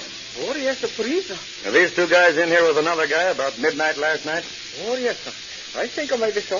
You know a friend of theirs with the name of Oka? Oka. Oh, many Japanese have a name, Oka. Okamoto. Okajima. Okahuro. That's nice. Like looking for John Smith. A police? Nothing. You know Matsunaga, don't you? Oh, Matsunaga. Oh, yes, sir. I thinking Matsunaga were eating here with these two honorable gentlemen last night, sir. Well, do you know any fellows with the name of Oka that Matsunaga hung out with? Oh, not knowing for sure. But please, may I ask a question? Sure. What do you want to know? Is Honorable Matsunaga dead yet? What? Say, what are you talking about? You know he was going to die? Oh, I know him nothing. Come on. What are you talking about? Oh, well, I'm not interfering in Chinaman affairs. Chinaman's affairs? What do you mean? Oh, well, couple days ago, I hearing two Chinamen say to customer, if Matsunaga not dead 4 days, they kill customer. You did? Well, why didn't you tell the police? Oh, none of my business. I'm not wanting to be killed by Chinaman too. What was the name of the customer these Chinamen threatened? Oh, I'm not remembering that. Oh, come on. What was his name? I cannot remember. Listen, this is important. Matsunaga's dead. If two Chinese told this guy to kill Matsunaga or be killed, then this customer of yours is a murderer. Is his name Oka? Oh, I'm thinking maybe so he called Oka. Yes, for certain. I hear Chinaman saying good night, Oka Bayasha. Okabayasha? What did he look like? Oh, I'm not noticing. I'm not wanting to be killed by Chinaman. Listen, you've got to remember what he looked like. Oh, I think maybe he have a round face. Moto, does the man who rides with you have a round face? Oh, yes. He having a round face. How was he dressed? He wearing cuffs, a gray sweater maybe. How old was he, Matsu? Oh, maybe for he living 50 year on the... How much did he weigh, Moto? Oh, I'm not sure, but I...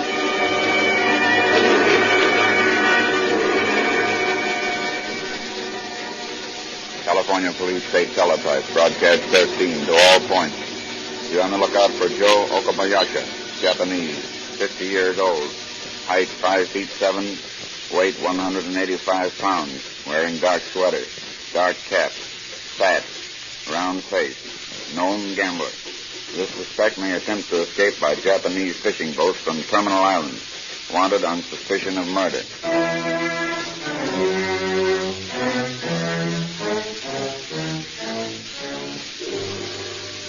Well, Pap, how about those prints we found on the car? We can account for all of them. Either Matsunaga's, Moto's, or Matsu's. Found out anything else about Okabayasha? Mighty little. You know, this case smells of dope to me. That's what I've been thinking. I just told Eddie Chitwood about it, and he's working on that angle. How about the Japanese colony? What do you mean? Well, they're self-respecting, law-abiding citizens. That is 99% of them. When one of their countrymen breaks the law, they consider it a personal insult to their race. Well, I'm glad to help us. Why don't you call the Japanese papers and ask them to play up this story and run a description of Okabayasha? They'll play ball with us. Good idea, Pat. And I'll do it right away.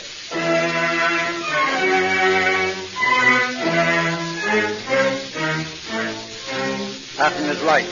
The Japanese editors are more than willing to cooperate in the manhunt, and their outraged editorials appeal to the Japanese population all over California to look for this renegade of their race and turn him over to the authorities. Several days go by while a Japanese attorney assists Hearst and Patton in their investigation. And then one evening on a lettuce ranch on the outskirts of Brawley in the Imperial Valley. Oh, nothing, Lucky. We're having visitors who come to our humble house. Your kinsman, Okabayashi. I am not surprised. Hello, Cousin Nake. Have you no welcome for me? You are not welcome here, Okabayashi. You have killed a man. Oh, even so. I'm your kinsman. You are no longer my kinsman, Okabayashi. You have brought disgrace to our house. But I could not help it. You do not understand. It was his life or mine. You have come far from the old teachings, Okabayashi. Better to commit harikiri than dishonor your name and your race. But, Cousin Nake... It is people like you who make it difficult for the rest of us to live happily in this alien land. Oh, I have no strength to stand here and discuss such things. I am tired and hungry, Cousin Nake. I've been walking many nights. I must get across the border to Mexico. Then they cannot follow me. The coward's way lies in flight. The brave man chooses death. Tell me, Naki. Will you help me to cross the border? All you need to do is drive me to Calexico. I will not help you afoot. I will give you no food. I will do nothing for you. You are less than a crawling beetle since you have brought disgrace upon all who once knew and respected you. Oh, what will I do? I do not care what you do. If I were you, I would drown myself in the Salton Sea. Oh, we do not look upon things the same way. I can say that. If you will not help me, I will find someone who will. No doubt there are people in the neighborhood who have no honor, but you will not find them among your countrymen.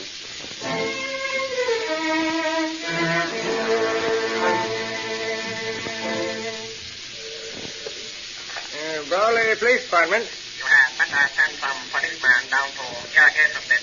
Why, what's up? Something that will interest you. Well, what is it? 2 Mexicans going down that way. Well, what of it? Another person with them. You go finding. Well, who's the other person? Maybe white woman, maybe not.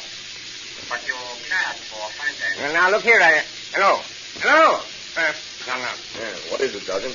Some Japanese says a couple of Mexicans are taking a white woman down to the irrigation ditch. A white woman? Well, he isn't sure. He wouldn't say for sure. Probably a crackpot.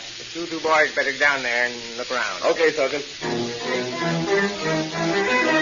Okay, Sergeant.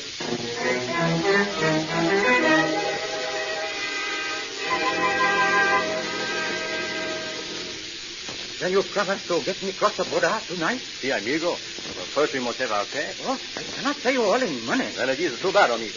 But I have 2 ounces of very fine morphine. It is worth more than you ask. Oh, that is different. Oh, that is different. Come back here by these trees. I will let you stand free. I don't see no Mexicans. You, Ed? No white woman either. Wait a minute. Somebody in those trees there. A couple of Mexicans, all right. And a Japanese. Well, we better shake them down and see what it's all about. Okay. I'll just flash my light in there.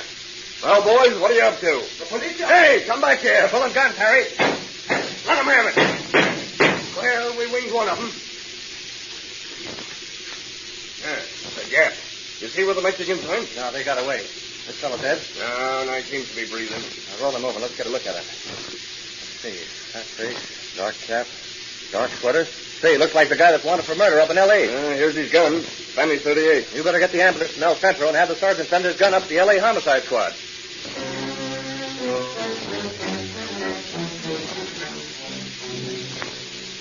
Well, Moxley, what's the dope on that Spanish 38 the Brawley police sent us?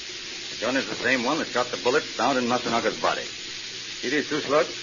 One's a test shot fired from the gun. Yeah. The other's a slug taken from Masanaga's head. Now, notice the groove. Never mind the technical explanation, Moxley. We'll take your word for it. Come on, Pat. Well, I guess that settles Okabayashi. The prints on the gun handle are identical with the ones we found in Okabayashi's apartment. Mm-hmm. And the description furnished by Brawley Police matches the description we have for him. Right. The next step is to talk to the guy.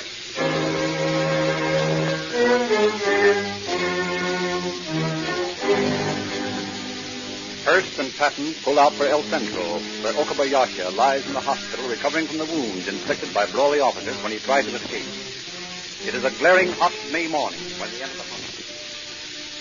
How's the patient, Doctor? Oh, recuperating nicely. Nothing serious, huh? No, just a flesh wound. He'll be on his feet in another week. That's just fine. Mind if we go in? Not at all. Right this way.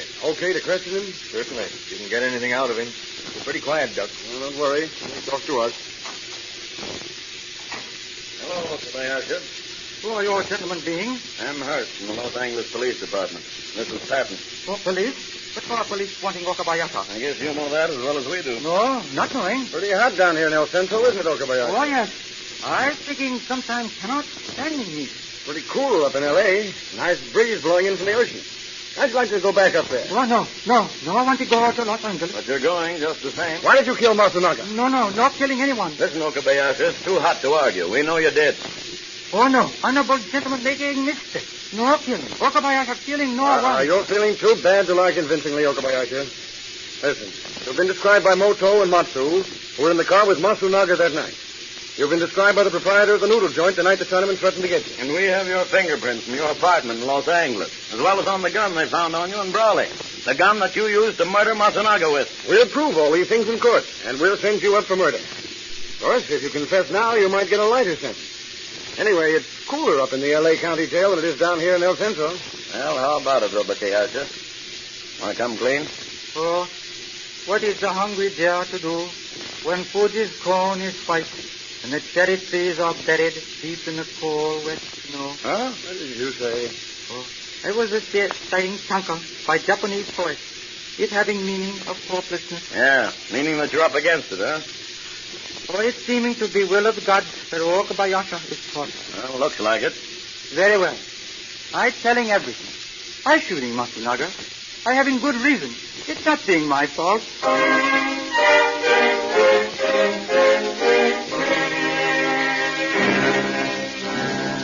And so Joe Okabayashi makes a detailed confession to the Los Angeles officers, and as soon as his wounds have healed enough, he is brought to Los Angeles to face charges of murder and assault with intent to commit murder.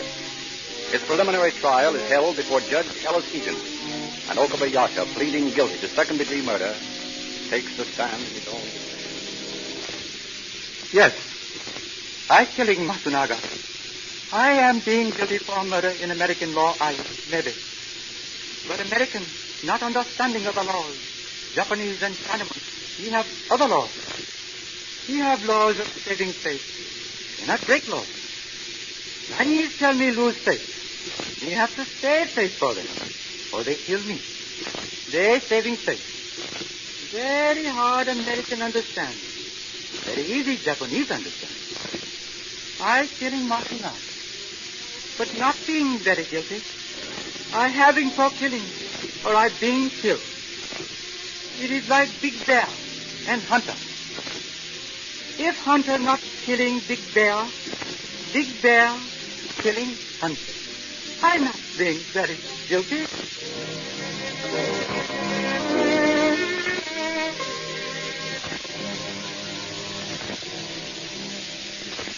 But Okabayashi's ingenious explanation of the Oriental Code of Ethics fails to impress Judge Egan. Winds up the case by finding the Japanese guilty and sentencing him to San Quentin Penitentiary for from 5 years to life. Thank you, Chief Davis. Thank you, Chief Davis. Thank you, Chief Davis. Warning to all motorists. Warning to all motorists.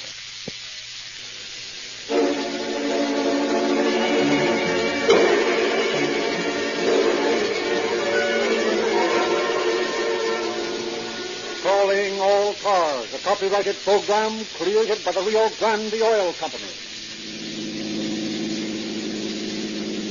Calling all cars, attention all cars. Fresno Police calling all cars. Broadcast 93 regarding a murder following robbery. Suspect unknown. That is all.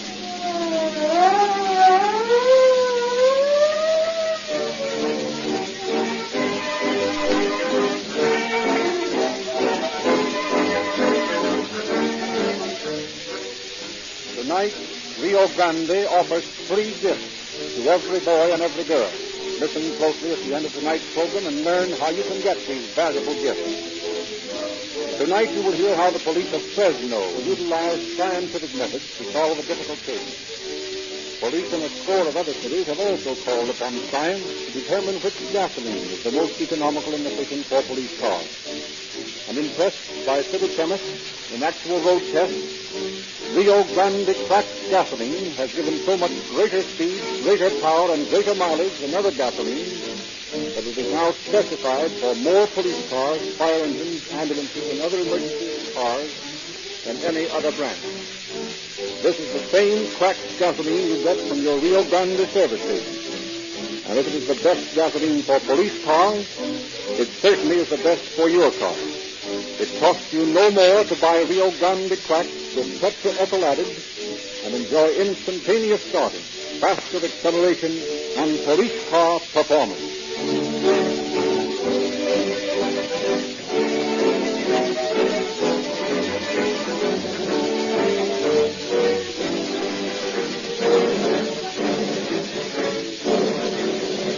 And now it is our great pleasure to present Chief Frank T. Truax of the Fresno Police Department. Chief Truax. Good evening, ladies and gentlemen. It is with a feeling of honor that I bring this story, one of the crimes solved by my department, to this great radio program, Calling All Cars. Located as it is in the middle of the vast agricultural land, Fresno is the metropolis for the San Joaquin Valley. To work on these ranches and in the vineyards and orchards come large numbers of migratory workers, seasonal employees. To keep tab upon these fellows who are here today and gone tomorrow demands a very special police technique. Faced with the necessity of such operations, we have evolved a technique. Added to the numbers of the floating population is also the complexity of race, language, and color. For we must deal with Filipinos, Japanese, Negroes, Mexicans, Chinese, and Hindus. Yet in spite of all these factors, our crime rate in Fresno is satisfactorily low, and as a great boss, this class of migratory workers gives us a little trouble. But there are exceptions. Of such a one, you will hear tonight, and by the end of this program, you will realize why our problems are as difficult as they are.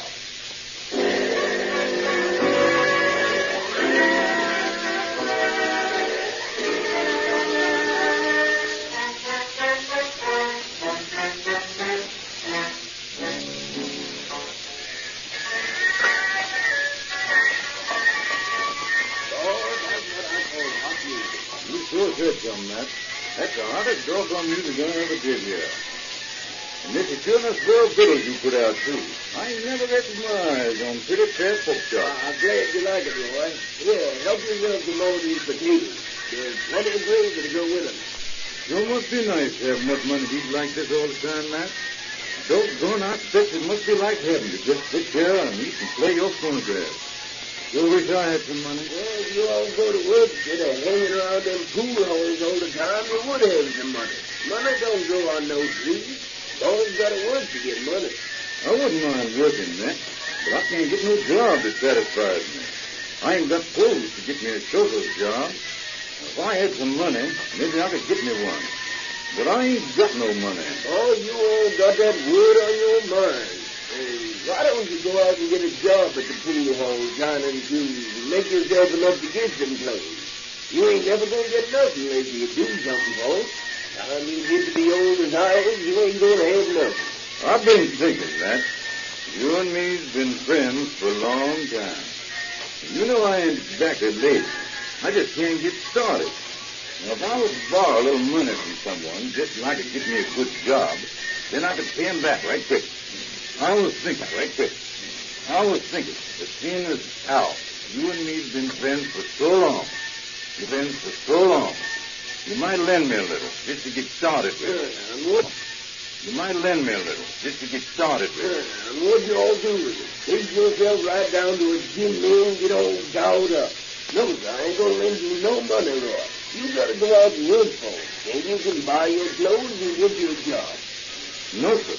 You're wrong about that gym mill stuff, Matt.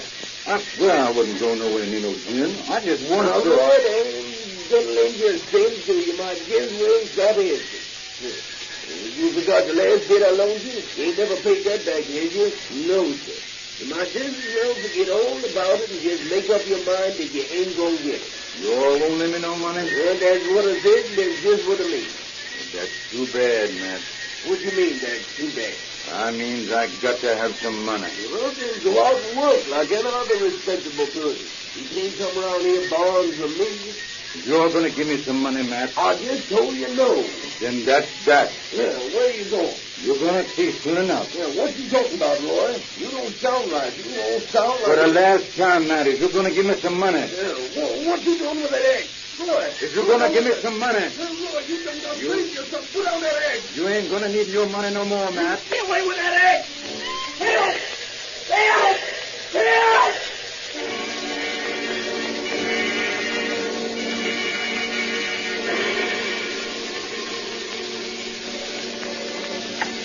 Police department.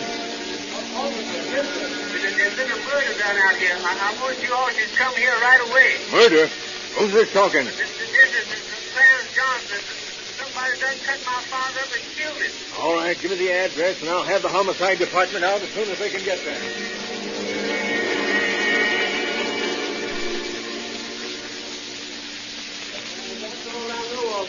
Like I told you, I ain't been here in 2 days, and when I got here, no one answered the door, so I walked in, and there he was. Does your father have any enemies? Anybody hate him? No, sir, Mr. Officer, I don't think there was anybody didn't like my old man. Why, he ain't never hurt a skunk. Did he owe money to anyone? I don't know for sure, but I don't think so. He wasn't fond of borrowing from nobody. Well, let's take a look around the house, Moran, and see what we can find. Maybe you'd better look with us, Clarence. You can tell us if you see anything that looks funny. I sure hate to walk around in this house, but if you say so, I guess I got to. Did your father have anything personal, like a watch, any jewelry or such? Yes, sir. He done had a big gold watch he's had for more than 30 years. Carried it in his vest pocket on a chain. Men find anything like that on the body, Jack? No, there wasn't a thing on the body but what was left on the clothes. No wallet or jewelry of any sort. Obviously a matter of robbery after the crime. Yeah, well, I'd give a lot to know whether robbery was the motive or just an afterthought. Help us to know what kind of person they're looking for. Yeah. Well, I guess there's not much we can do here. The boys have been over the house and yard with a fine-tooth comb. Not a sign of anything. Suppose you come down to the station with us, Clarence, and give us a detailed report on all you've told us. Yes, sir. Yeah, you go ahead, Jack. I'm going to stick around here for the coroner's report and a couple of other things. I'll see you later and check with you. Okay. Come on, Clarence. Car's out.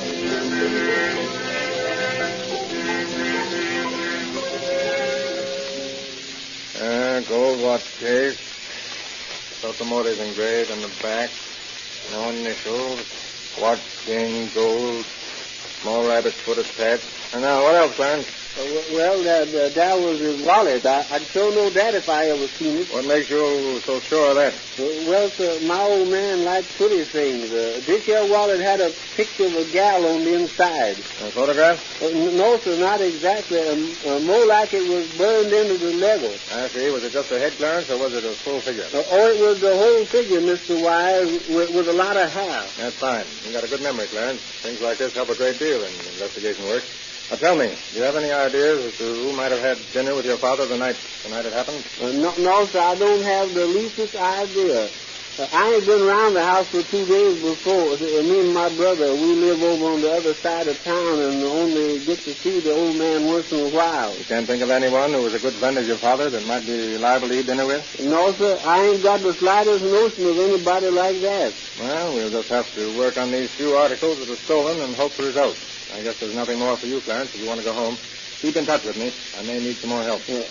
I've been thinking, Mr. Wise, did they find my old man's suit in the closet? Because if they did, I was thinking he ain't going to have no more use for it, and I could use it mighty handy myself. What'd the suit look like, Clarence? It was a brand new one, Mr. Wise. He only had it a couple of months. Well, was it black, gray? See if you can give me a description of it. Well, sir, it was a kind of gray, but it had a kind of mark on it, sort of a checker. Checkered, I see. Gray with white checks? That's right. You got it here, Mr. Wise? Sorry, Clarence, but I'm afraid it was taken along with the rest of the jewelry and things. Well, I guess that's that. I'm afraid so, Clarence.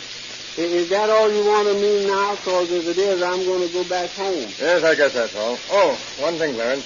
Did you tell your father? What's that, Mr. What's that you just said? I asked you, did you tell your father? No, sir. Of course I didn't kill my father. Doggone it. You crazy to say things like that? That's all right, Clarence. You can go. Just forget what I said. We'll let you know if anything breaks. Yes, sir, but I sure don't know what you mean by asking such a question. Don't worry about it, Clarence. I just wanted to see what you'd say. Yes, sir. Well, goodbye, Mr. Wise. Goodbye, Clarence. You'll find a way out through that door there. Yes, sir. Goodbye. Goodbye. Yes, sir. Goodbye. Okay, goodbye. Goodbye.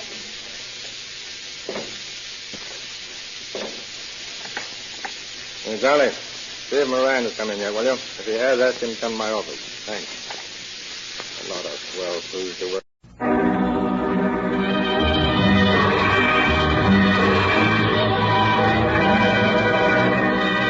Calling all cars, the copyrighted program created for the Rio Grande Oil Company. Los Angeles Police calling all cars, attention all cars, broadcast 138 regarding a man wanted for murder.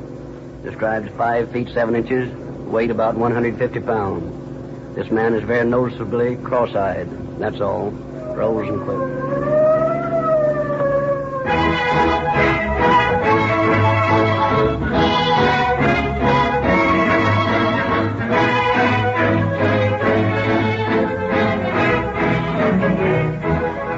In gathering the material for tonight's broadcast, the writer interviewed officers of the police department.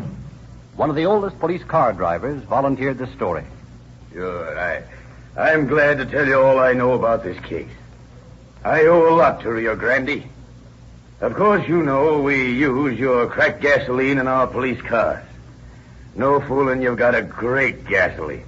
We've tried them all, but you can't beat Rio Grande cracked when you got to start your engine and get going in a hurry. Now, let me tell you a little experience. One night we were cruising around as slow as possible in high gear when all of a sudden the car comes tearing around the corner at top speed and headed right for us. Driver couldn't stop. Looked like a smash-up, sure. But I slammed down the throttle and our car shot ahead so fast, well, we kept in front of the speeding car by inches for half a block. Then the fella turned down a side street and tried to make a getaway. We had to go clear around the block. But we counted on the power and speed in our Rio Grande cracked gasoline. And sure enough, we caught up with the speeder in 2 blocks.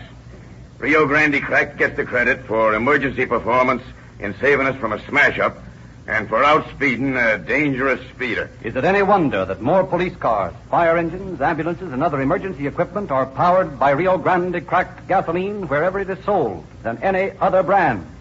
Try it in your own car.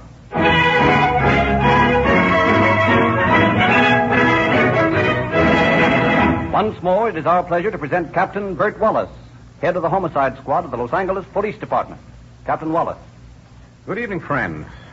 One of the most fascinating aspects of police work is the motive for crimes committed by non-professional criminals. These range all the way from insane jealousies of crimes of passion to murder where fear pulled the trigger of the gun. To this category of non-professional crimes belongs the case you are about to hear. The motive lay hidden in the delusions of grandeur upon which the circumscribed ego of the murderer fed. The murder he committed was not premeditated, but he was, nevertheless, a dangerous man, for when his carefully nurtured ego became the object of ridicule, he murdered. It is all the too frequent cases of this type which demand that your police officer be a practical psychologist as well as a good shot and fingerprint expert.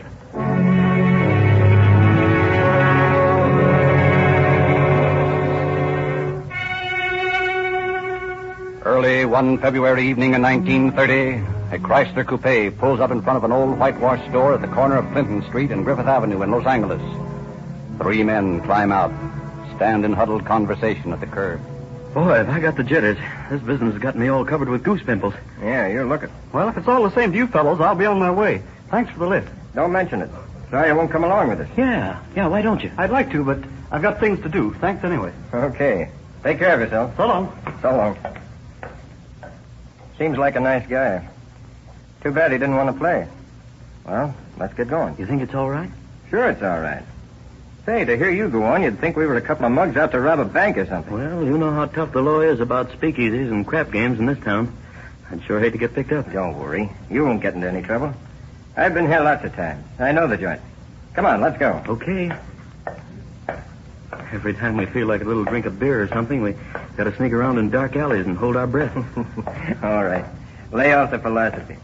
Here's the alleyway that leads up to the joint. Follow me. Lead on, MacDuff.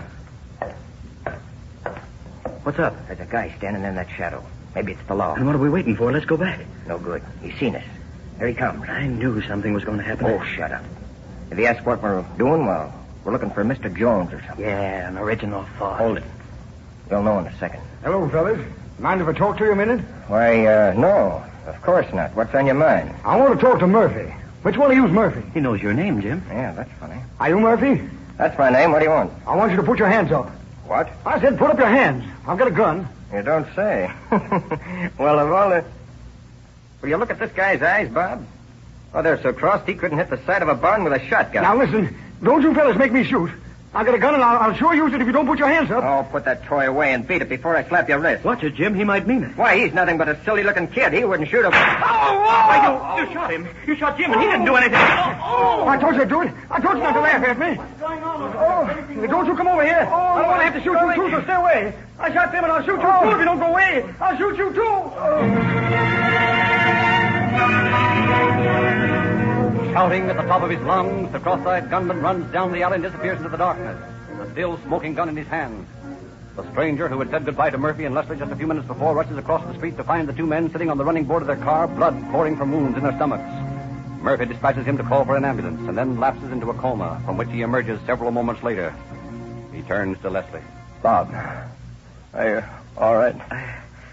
I don't know. My stomach's on fire. I don't feel so good. Wish that guy'd hurry with an amp. So do I. I can't stand this much longer. It's burning. Listen, maybe that's it now. Hang on, Bob. You gotta hang on. Can't stand it, Jim. It's burning too much. Here he is. Come on, boys. Hey, where's that guy that called, I wonder? Probably scared to come back. Here they are. Get us to a hospital. Hurry. All right, fellow. You'll be okay in a jiffy. Who plugged you? Don't know. Please, hurry. Get him over to Georgia, Bill. They hit bad. Right. All right, Slim. You can bring that stretcher over here. Better make it two. We got a full house.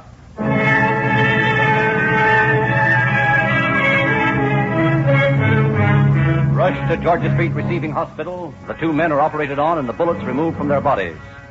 And a few minutes later, Lieutenant Lefty James, head of the gangster squad, in company with Captain Blaine Steed, questions them.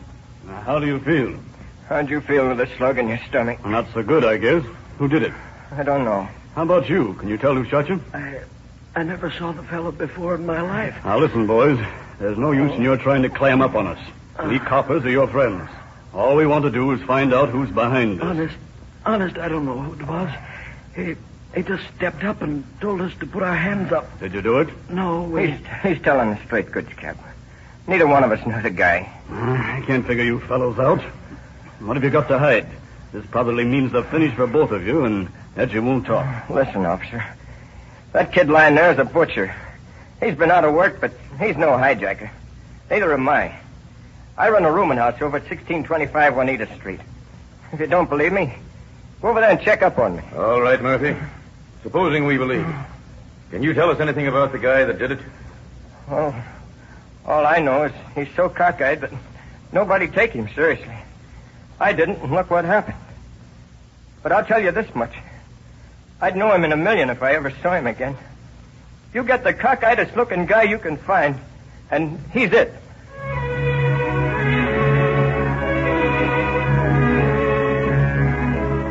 And while the search for a cockeyed gunman begins, two officers combing the Griffith and Clinton district find a Chevrolet coupe parked a block away from the scene of the shooting, bearing the registration of a Mrs. Vera Smith of 734 Stanford Avenue.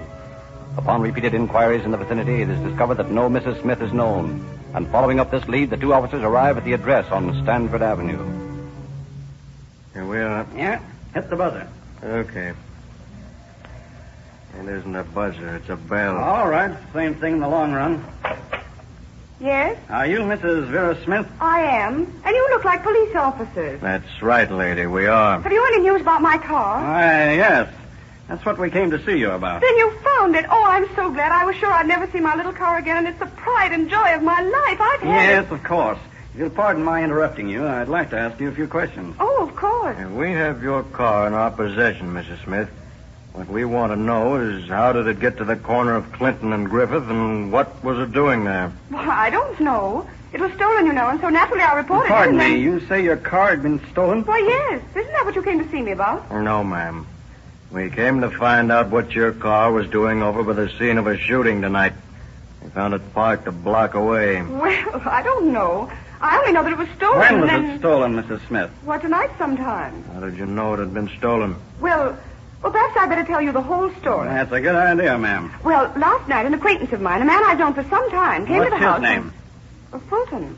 Red Fulton. I don't see what difference that can possibly make. It may.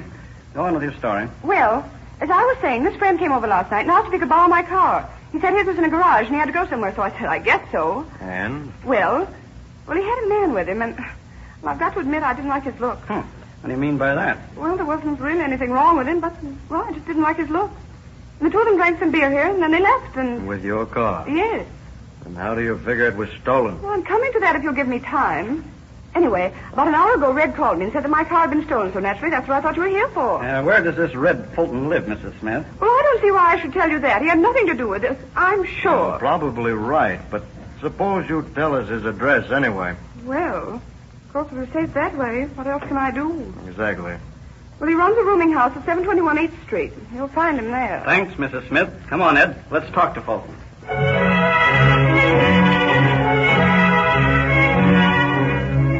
At headquarters, the two officers report their findings, and a search is immediately started for the missing Red Fulton.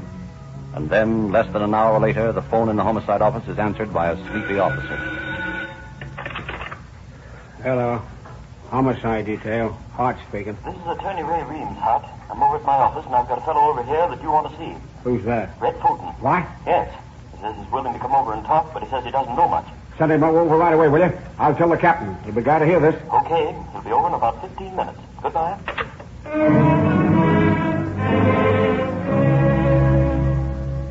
Come in, Mr. Fulton. Sit down. Thanks. Smoke? Oh, no, thanks. Maybe I would, thanks. Sure. Help yourself. Hmm. Well, Fulton, what's this all about? I don't know. All I know is that when I stopped in at Vera's tonight, she said you fellas were looking for me, and I knew I hadn't done nothing, so I came over. That was a smart thing to do, Fulton. What's all this about Mrs. Smith's car being stolen from you? Well, like I told her, I parked it over by my place, and a little while later, when I came out, it was gone. That's all I know, honest. Who was the fellow that you had over at Vera's last night? Oh, he was a young fellow that used to room at my place. He's been out of work, and I was sorry for him, so I took him up for a bottle of beer and a bite to eat, that's all. He doesn't happen to be cross-eyed, does he? No, his eyes are all right. Mrs. Smith tells us that he wore heavy glasses. Why? Well, he has a piece of steel in his eye, and he's been wearing them for that. I see. Mm-hmm. Well, Fulton, I can't list you as a suspect very well. Your eyes are certainly good enough. You said it, Cap. Yeah, I guess you might as well run along. If I want you for anything, I can reach you at your rooming house. Yeah, any time, Cap. All right. Thanks for coming in. Oh, pardon me. Hello. Yeah, Steve talking. Yes. I see. All right, thanks. Well, Fulton, it's a lucky thing you're in the clear on this deal. How's that, Cap? The younger of those two fellows, Bob Leslie, just died, which makes this a murder.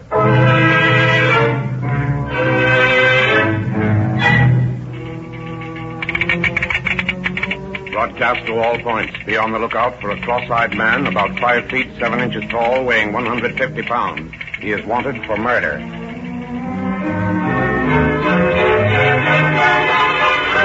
Calling all cars, attention all cars. Wanted for murder. Man, 5 feet 7, 150 pounds. Very cross-eyed. This man is armed. Pick up all suspects answering this description. That is all. Yeah, that's a hot one, Frank. A cross-eyed gunman. And boy, I'd sure hate to be near him when he started shooting. Well, if you could figure out where he was looking, it might not be so bad. Yeah, if. Now, you know, the more I think about it, the more I realize you cops ain't in the softest racket in the world. And I used to think maybe I'd join the force. That is, if they'd let me, of course. The more I read about these killers and stuff, the less I like the idea. Oh, it's not so bad, Eddie. Free rides on trolley cars, apples from the fruit peddlers. It's only when you get in a tough spot that you sometimes wish you were a drug clerk or something like you. Oh, wait a minute, Frank. I got a customer. Oh, yes, sir. Give me a chocolate soda. Not too much chocolate in it. Yes, sir. With you in a minute.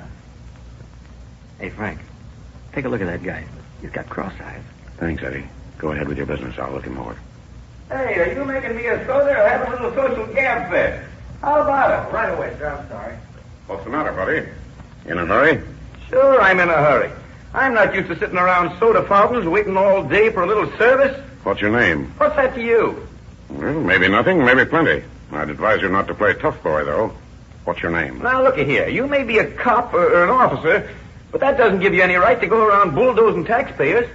I got nothing to hide, but I don't see any reason for Save that soda, Eddie. I'm taking your customer for a little trip. Huh? You and I are going down to headquarters and have a talk with the lieutenant. I don't want to talk to the lieutenant. I know, but maybe he wants to talk to you. Come on. Now, if you'll just relax for a moment, we'll get this over with. I only want to ask you a few questions. In the first place, what's your name? He doesn't feel like telling us, Lieutenant Condiffer. That's the main reason I brought him in. That and the eyes. I see. Now, look, mister, whoever you are. You may not know it, but you're breaking the law right now. How? By refusing to answer questions. Well, of course, it's not that I care whether you know my name or not, but, well, there's another party who'd like to know it, and if they did, it would be terrible for me. I see. Well, I can assure you that we're not in the private detective business, if that's what you're afraid of. Well, in that case, my name's Joe. Joe Griddle. And where were you last night, Mr. Griddle, about 9 o'clock? Do I have to tell you that? Well, it would help. Well, looky here, fellas. I'll tell you the truth if you'll promise not to give me away. That depends on what you tell us. Well, of course. But you see, it's like this. Now, my ex-wife's in town, and she's looking for me. And when she's on the warpath, well, I can't tell you how bad she is, but she's something awful. So, naturally, I'm not anxious to have her find me. How about last night? Well, I guess it won't matter. I was over at a friend's house most of the evening. A girlfriend, Mr. Griddle? Yeah. Oh, and she'd be sore as the devil if anyone was to know, because, well, you see, she's sort of married like. I think I understand. Would your friend have any objection to verifying the fact that you were there last night? That is, between the hours of 8 and 10:30. Well, I guess if it's necessary, she might do it. Only she'll be sore. Suppose you give us the telephone number and we'll check your story. If it fits, off you go. That all right? Yeah, I guess so.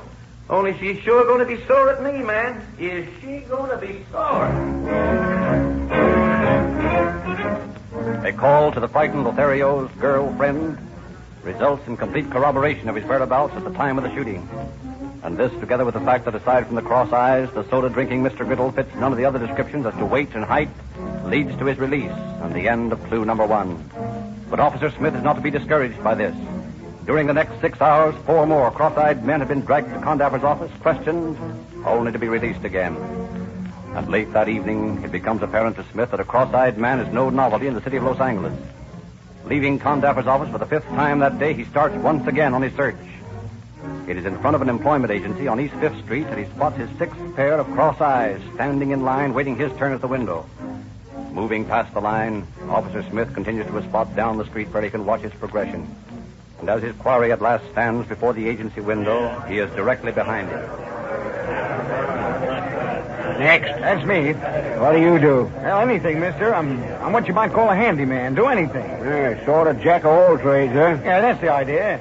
I want to get work outside of California. I got to leave Los Angeles right away. Well, there might be something up in the valley for you, but that's in California. I don't know exactly what it can do with you. That's all right, buddy. I've got a spot for him right here in Los Angeles. Come on, you. Say, what is this? This is what you might call an arrest.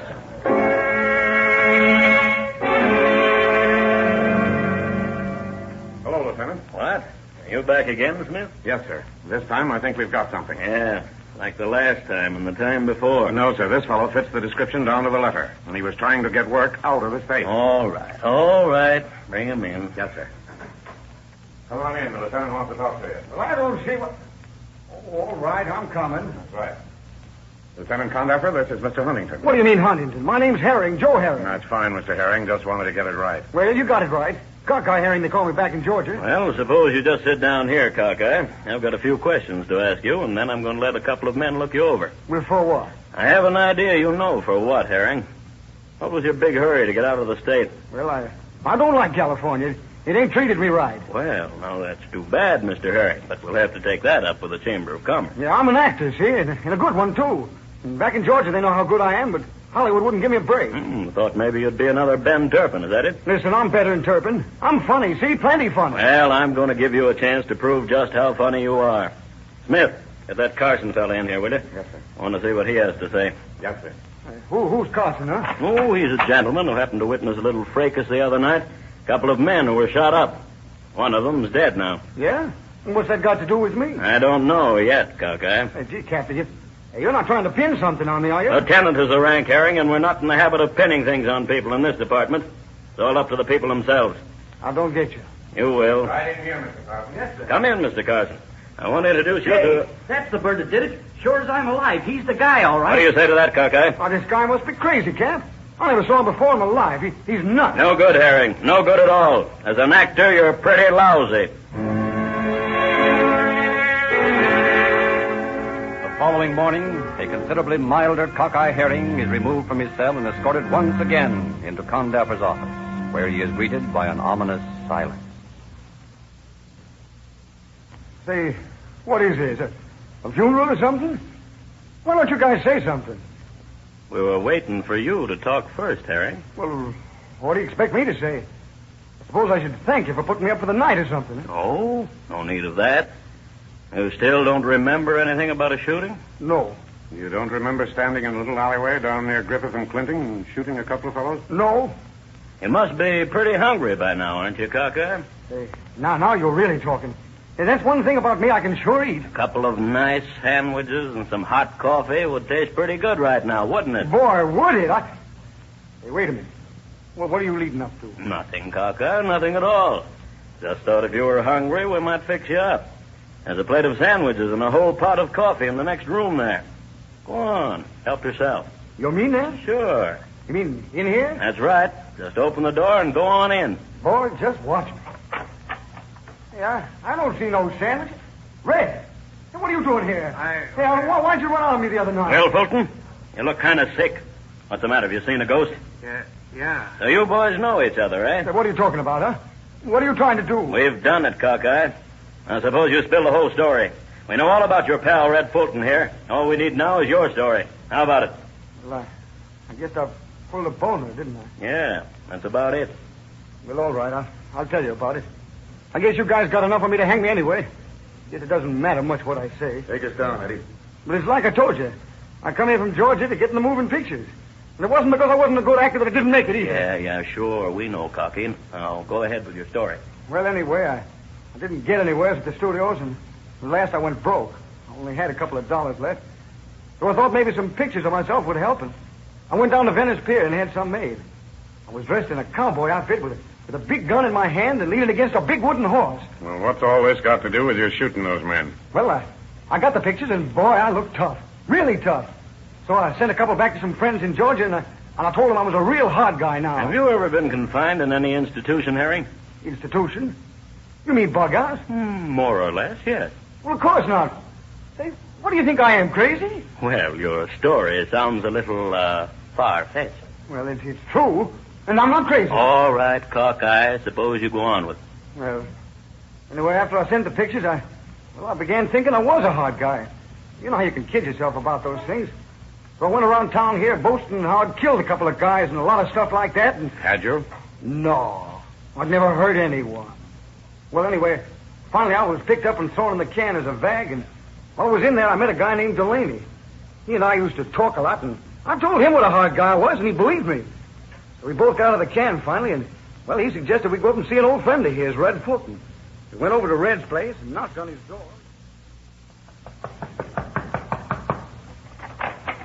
Hello, Red. How's Trick? Well, Fidel, when'd they let you out? A couple hours ago. Yeah, meet a pal, Red. This is Cockeye Herring, Red Fulton. Cockeye's a pretty tough lad. Yeah? Well, come on in and park yourself somewhere. Yeah, sure, thanks. Now, Red, what's new? Nothing much. Only I'm plenty sore right at this moment. Yeah? About what? I got into a beef with a couple of guys the other day, and it's left me feeling that way. I'd like to bust their necks, both of them. Well, why don't you? They're pretty big, if you want to know the truth. Oh, I get it. And now that you got it, keep it. Sure. Don't get sore at me, Red. I wouldn't say anything. Why don't you get someone to get them for you? Huh? Say, that's an idea at that. Sure, and I know just a boy to do it. Cockeye here. He's plenty tough, ain't you, Cockeye? Why, sure, I'm tough. All right. I'll tell you what I'll do. You go out and give those guys a real beating. Black their eyes and break a couple of bones, and I'll pay you $50. That's how sore I am. Well, you see, How about it? You want to go? Well, I don't know. I thought you said this guy's tough, Delaney. Sure I'm tough. Well, then, how about it? Well, okay, go on. Here's the dope. These guys are going to a little beer joint I know about tomorrow night. You go over there, and when you see them, you ask if one of their names... Kind of a spot. Not one to admit I wasn't tough and still being scared to death. And then what happened? Well, I figured that in case something went wrong, I'd better take a gun. So I got hold of one, and the next night Fulton gave me Mrs. Smith's car and told me where to go and what these guys looked like. He said if I didn't black this Murphy guy's eyes, I wouldn't get the $50. So I drove over there, and when they showed up, I told them to stick up their hands.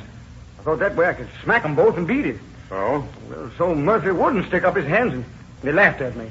So I let him have it in the stomach. And the other guy came after me. I let him have it, too. You see, I was scared. You realize what this means for you, don't you, Herring? Yeah, I guess so. Only, gosh, I didn't really want to shoot anyone.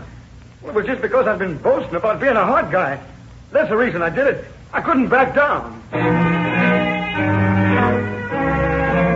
Acting upon this confession, Fulton and Herring are both charged with murder.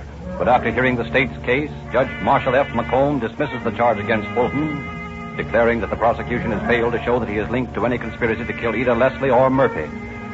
And one morning, Cockeye Herring, Georgia bad man, stands quietly before Judge McComb to receive sentence. Joseph Herring, you have been found guilty of the murder of one Robert Leslie. Therefore, it is the sentence of this court that you be confined in the state penitentiary for the remainder of your life.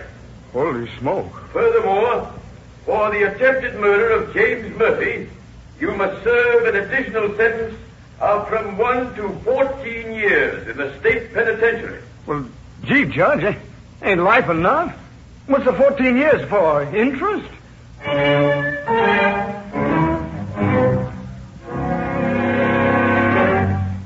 The drivers of police cars, ambulances, fire engines are boosters for Rio Grande cracked gasoline. For more emergency cars are powered with Rio Grande cracked than any other gasoline everywhere it is sold. No one knows better than these veteran drivers how important it is to use a gasoline that meets emergencies with lightning-like action. You can enjoy the same advantages and the extra thrills of police car performance in your own car with Rio Grande cracked gasoline. For exactly the same gasoline that these emergency cars use is sold by your neighborhood Rio Grande dealer. Drive in and get a free copy of the Calling All Cars News, that fascinating publication with true detective stories, movie and radio news.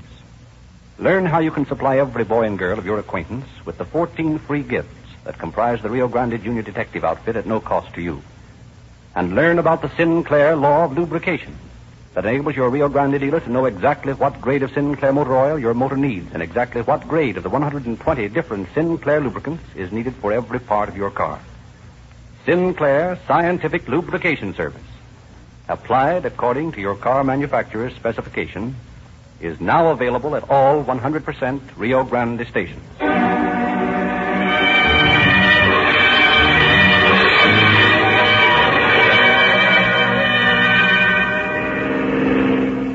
Los Angeles Police calling all cars, attention all cars, to cancellation of broadcast 138. Suspect in this case now in prison. That's all. Rolls in prison.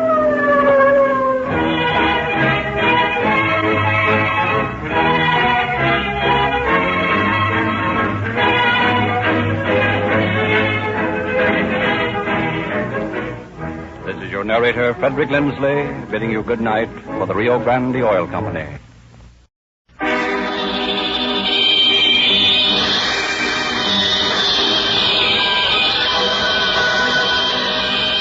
Calling All Cars, a copyrighted program created by the Rio Grande Oil Company. Los Angeles Police calling all cars, attention all cars, broadcast 136 regarding a murder and suicide at 1929 South Grand Avenue. See the battalion fire chief in charge for details. That's all. Rosenquist.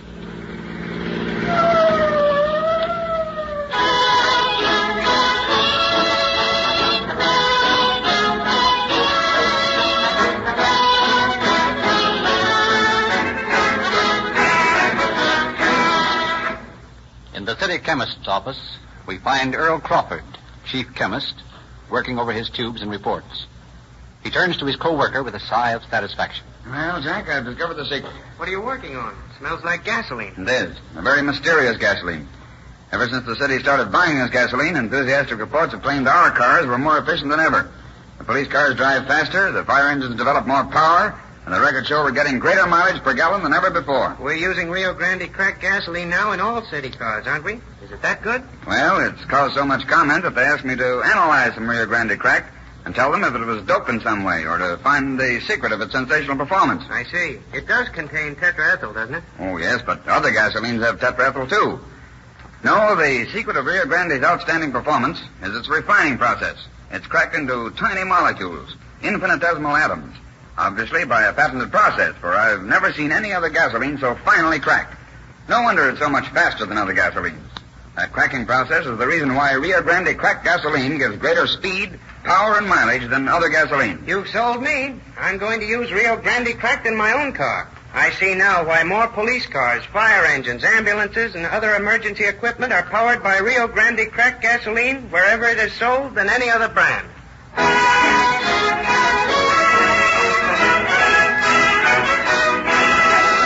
And now it is our pleasure to present Captain Bert Wallace, head of the homicide squad of the Los Angeles Police Department.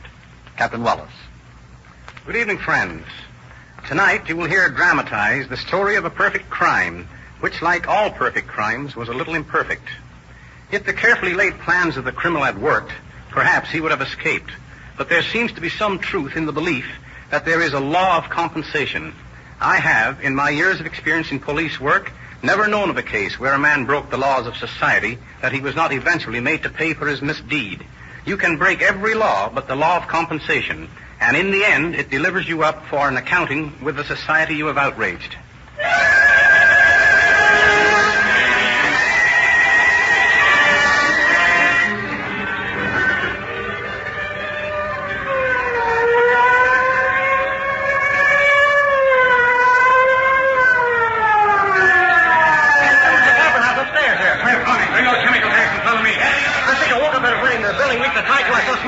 That window up there. That's fine. I want to talk to you later if you stick around. There it is, boys. Department down the hall. Door's open. Right. All right. Turn your chemicals loose. And the blaze don't seem to be nowhere else but right in this room, Chief. That's right. You better check the walls, Howard. Yes, sir. Looks like it started over by the bed. Come on, Eddie. Let's get that bunch of bedclothes outside and wet them down. Okay. Here, give me a hand. Hey, what's the matter? Hey, Chief. There's a couple of bodies on this bed. A man and a woman, I think. Alive? Well, look for yourself. All right. Eddie, you better call the morgue. Open those windows, Smith, and let some of this smoke out. I want to see what started this. Yes, sir. That's better. Hey, Chief. Look here on the floor. Blood. Yeah. And here on this dish cupboard. Splattered all over the place. Looks like we've got more than a little fire here. What the devil's this? Looks like it might have been a bird or something. You're right. It was a bird. Probably a parrot. Hey, you'd think a parrot would have enough sense to keep away from a fire, wouldn't you, Chief? I don't think this parrot had anything to say on the matter. His neck's been around. Well, you mean somebody killed the bird? That's what it looks like. Well, it don't make sense. Maybe this would help. Look here at this woman. See her head? Yeah. Yeah, skull is smashed. Right. I can't tell anything about the man, too burned. We'll have to let an autopsy show whether he was killed or not. Oh, that's all the excitement, Chief. I'm Red Better from Central. Glad you got here. We found something that should interest you, boys. Here on the bed. Oh. Fire got him, huh? I don't think so. The woman's skull's been smashed with something. I can't tell about the man. You're right. Patton, you better get Munns up here with his camera and get some shots of this before we move them. And you can tell those reporters outside they can come in now. Hey, they'll love this.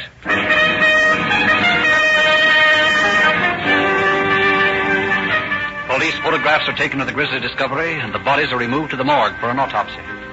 And in the burn department, Ledbetter and Patton, surrounded by reporters, firemen, and occupants of the apartment house, begin a minute investigation. All right, fellas, get your pictures and then give us a chance. What do you make of it, lad? You got any ideas? I can't say anything yet, but it looks like murder and suicide. Okay, thanks. Hold it a minute, Ledbetter. Stand back there with the bed, will you? That's it. Still. Thanks. That was a while. All right, boys. Now you got enough. How about clearing out? Yeah, I will. Shut the door, Pat. Maybe we can get some work done. Yeah, no chance of getting any fingerprints from anything now. That mob fixed that. Yeah. Well, come on. I want to get a look at that bed. Well, there's a lot of things here that don't make sense. That parrot, for instance? That and other things, too. Number one, how did the fire start? You can't just set a match to a bed and have it burn this much. Well, here's the answer to that. Under the bed. A bunch of wadded paper, half burnt. What's that lying there? Electric heater? Looks like it was a heater. Hey, what the devil? What have you found now? This heater has a gadget attached to it. Take a look for yourself. Well, look here. There, this is what started the fire, all right. And I think it establishes this as a double murder. See here? This watch is wired into the heater cord so that at a certain time the minute hand will make contact and start the heater. And the heater starts the paper burning, and from there, it's simple. Yeah, excepting that we don't know who did it.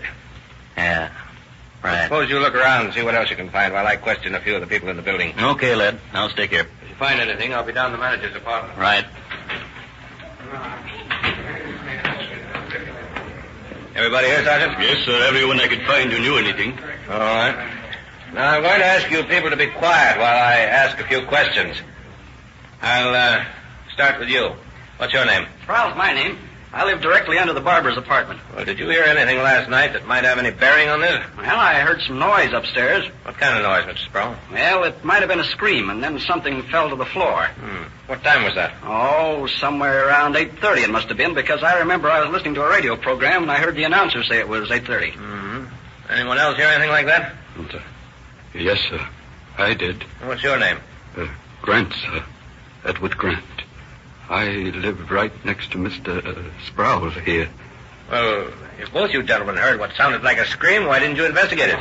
Well, you see, sir, I haven't been well, and I can't get up and downstairs so good. Oh. Anyway, well, I didn't give it much of a thought. And you, Mr. Sproul? Yes, I didn't think much about it either. Is that all you can tell me? No, sir. About 10:30, I heard someone moving around up there in the apartment. And then about 12, the noise stopped, and I figured the barbers had been making the noise and had gone to bed, so I went to sleep. Anything else happen? Well, to tell you the truth, I guess you're going to think I should have done something, but I didn't. I'm just naturally not suspicious. I understand, Mr. Sproul. Well, I woke up about 4:30, and I heard what sounded like someone wadding a paper upstairs. It struck me as kind of funny, but I didn't think it was anything serious, so I listened till it stopped and then went back to sleep. Is that the last thing you heard until you woke up this morning? Yes, sir. I slept right through till I heard someone yelling fire, and then I got up and found the building was burning and got out. Oh, which one of you turned in the fire alarm? I did. Oh, you live here? Oh, no, sir, but I run the market across the street, and I was opening up about 6 o'clock this morning, and I saw the smoke coming out from that window in the apartment there. So I turned to the alarm and woke up everybody in the apartment house and told them to get out. Yeah, it's a good thing you happened to see that smoke. Yes, sir. Another 10 minutes, the whole place would have been burning. Beg pardon, Lieutenant. Yes? Lieutenant Patton is outside. Says he wants to see you. Oh, thanks. I'm going to ask you people not to go away until I tell you to. I want to ask some more questions in a little while. How about me, Lieutenant? I've got a store to run. Well, I guess it'll be all right for you to go over to your store, but stick around pretty close, if you will. Yes, sir. I will, sir. All right. Oh, Pat? Thought you might want to see this book I found in Barber's room. It's a list of the people who worked for Mr. Barber at his auto park. Good, that's it. Not much here. A few names we might look up and talk to. You'll find out anything from the tenants? Yeah. A couple of guys in there practically listened to the whole thing, but didn't think enough about it to investigate. You got any leads on who might have done it? No.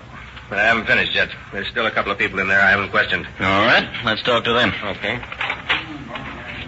This is Lieutenant Patton who's working with me. He has a few questions to ask you people, and then you can go. Can any one of you think of anybody that might have had a grudge against the Barbers? Anyone who didn't like them?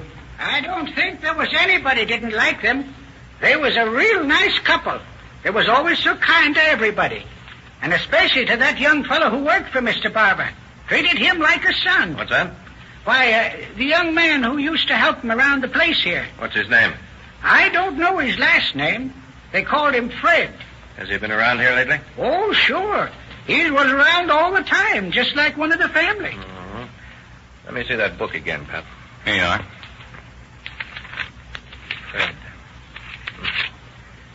Fred.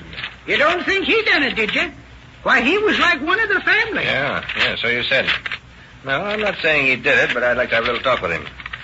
Fred Stetler. Would that be his name, do you think? I don't know. I never heard his last one. But he wouldn't do a thing like this. Oh, of course not. Come on, Pat. We're going back to headquarters.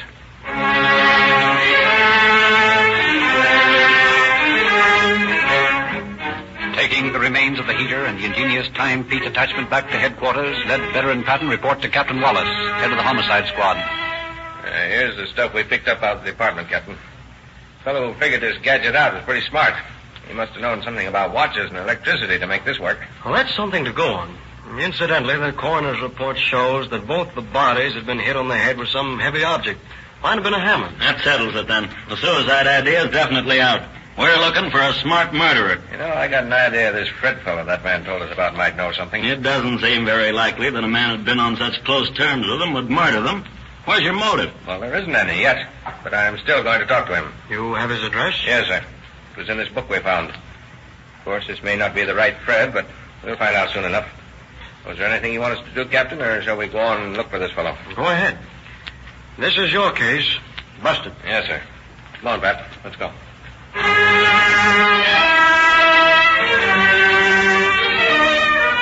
At the address given in the little book, the two detectives find that the man known as Fred Stetler is out. But from a neighbor, they learn... Well, sir, I don't know the fella very well. Speak to him when I see him, that's about all. But it sure struck me funny the way he was acting yesterday. Seemed all sort of nervous-like, and hardly even noticed me when I said hello. Mm-hmm. What else? Well, I remember that it struck me kind of funny about his car. What about his car? Well, last night I couldn't get to sleep, and it was kind of warm, so I sat out here on the porch and smoked until pretty late. I guess it was about 1:30 when I went to bed, and Stetler hadn't come home yet. Was that unusual, Mr. Cook? Well, it was the first time I can remember that he was out so late. But that ain't all. In the morning, I woke up about 6:45 and looked out, and there was his car in front of the house. Now, I know he never leaves it out in the street. Always puts it in the back. Well, anyway, while I was looking out the window, the door opens, and he comes out of his house and walks to his car. I thought he was leaving early, but he didn't leave. What did he do, Mr. Cook? He looked around as though he was afraid someone might see him. And then he reached in and got some stuff out of the back of the car and took it in the house. What kind of stuff? Well, I couldn't see just what it was. But a little later, he started a fire out in the backyard and burned some things. I don't say he was doing anything wrong, mind you, but it sure looked funny. What happened after he burned the trash? He got in his car and drove away. That's the last time I seen him. Well, thanks a lot, Mr. Cook. And I want to caution you not to tell anyone what you've told us or anything about our being here. That's very important. Won't say a word to no one. You can trust me. Good. Come on, lad. What do you say we poke around that trash heap out back? I'd like to see what he was so anxious to get rid of.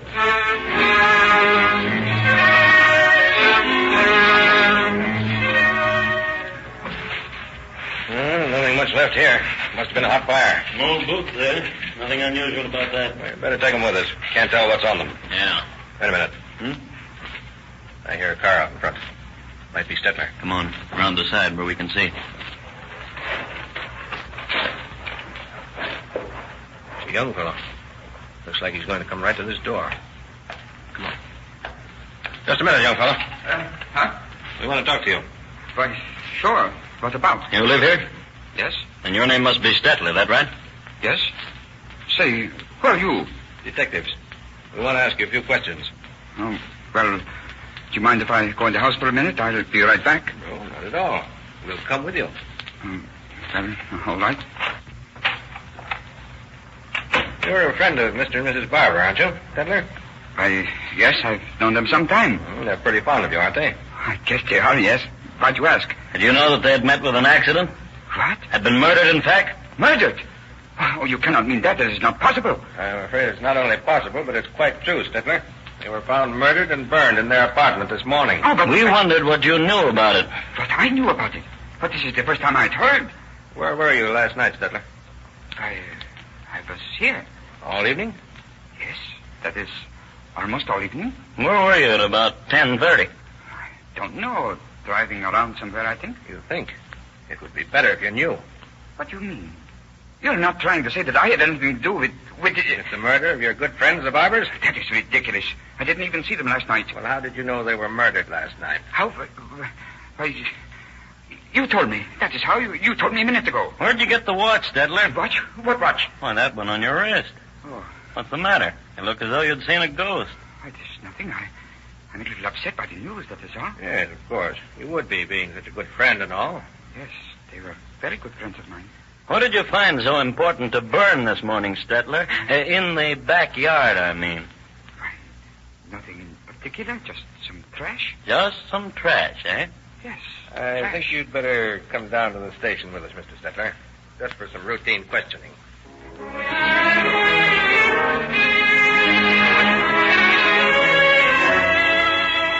At headquarters, Ned Vedder first sends several officers back to the suspect's home with orders to thoroughly ransack the place for clues. Then proceed with the questioning.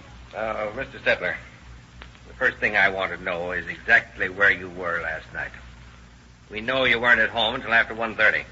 Well, I went over to see my girlfriend. I stayed there for a little while, and then I just drove around. I had a little argument with her, and it upset me. You didn't go anywhere near the barber's place? No. You know a good deal about electricity, don't you, Stetler? Why, not a lot, no. Why? Ever work as a watchmaker? No. What nationality are you? Swiss? Well, isn't it the Swiss who make such fine watches? I don't know. Swiss movement? I have one right here that says that on it. Very fine watch, too. What has that got to do with me? What are you talking about watches for? Oh, just to pass the time. You don't seem to want to talk, or do you? I've nothing to say. Oh, say, lad, speaking of watches, what happened to that one we had around here this morning? You know the one I mean. Oh, yeah, it's right here in this drawer. Hey, maybe Mr. Stetler'd be interested, huh? That's an amazing little gadget, Stetler.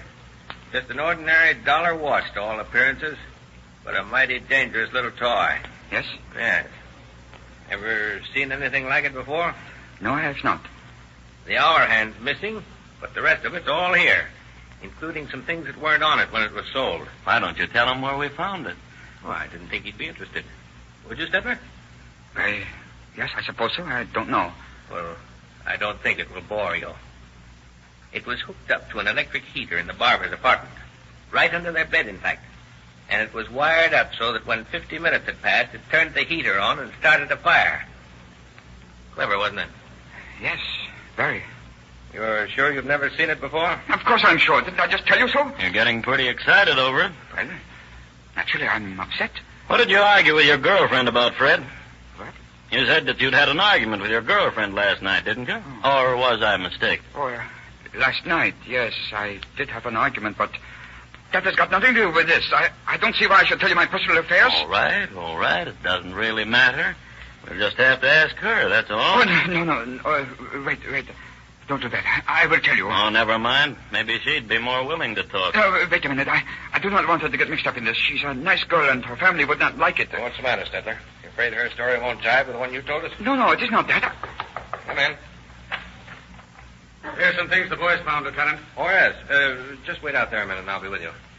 If you'll excuse me a minute, Mr. Stetler. You carry on, will you, Pat? Sure thing. All right, Sergeant. What'd you find? These, Lieutenant. Well. Where were they? In a little workshop in Stetler's garage. Nice work, Sergeant. I'll check with you later about the other things. Right now, I've got the heat on Stetler. Yes, sir. Well, Mr. Stetler, I guess there's not much use in keeping you around here any longer. You mean I can go? Yeah, you may go. Just as soon as you've told me where you got this. What is that? The hour hand off that little watch gadget that you've never seen before. The boys say they found it in your workshop. It is a lie. Anyway, how do you know it is one off that watch? There's hundreds of watches like that. And I suppose there are hundreds of blood-stained trousers around every house, too, huh? What do you mean? The boys found a pair of pants in your place that had blood all over them. How do you account for that? Why, I cut myself. Where? There? You're just trying to confuse me. All right, now, Stetler, spill it. We've got enough on you to send you up, and you might just as well make it as easy on yourself as you can. I did not do it. You can't make me say I did. I did have nothing to do with it. Listen to me, Stetler. We've got the parts that were missing from that watch. We've got a pair of blood-soaked trousers that belong to you. No. We've got a pair of galoshes we found in your backyard with blood on them. They're not mine. We found a can in your car that had gasoline used to soak the barber's bed with before you set fire to it. No. Now stop shagging us around and come clean, will you? All right. I will tell you all about it. Only stop pounding at me like that. I cannot stand it. All right, Stetler, start talking. All right. Only don't ask me any more questions. I will tell you all about it. I did it because I wanted money. I had to have some money. My girl was going to leave me. And I did not know how to get any, so I decided to rob the barbers. Well, last night I went over to their place about 10 o'clock, and when I got up there, they were out.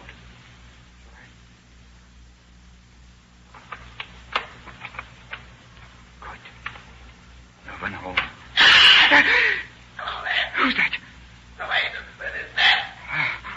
Oh, nothing but that parrot. I thought there was someone here at first. Oh, shut up. I don't know why I don't wring your damn neck. You and your continual squawking.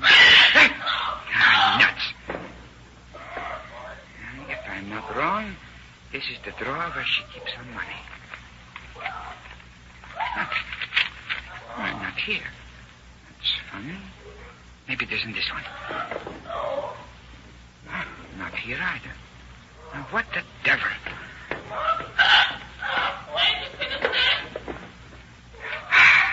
Here it is. There must be plenty here, too. Now I will not have to worry about Peggy. She'll be plenty surprised when I show her this. That has got it. Now to get out of here. Polly, I'll be right in as soon as we get the door. Mrs. Barber. There we are, Polly. Now wait till I get the lights on. I'll give you presents. There now, my little Polly. Why, Fred, what are you doing here? Shut up. What do you mean talking to me like that? Have you been drinking? No, I have not been drinking. Now shut up and let me think. Why, what are you doing with that money? You were robbing me. Oh, how could you? I told you to be quiet, didn't I? I told you not to say anything. Fred, put that hammer down. You would not stop talking. Fred. You would not do what I told you. Fred, stop it. You and that damn parrot. You don't know what you're doing. Well, I will stop you. I will make you be quiet for good.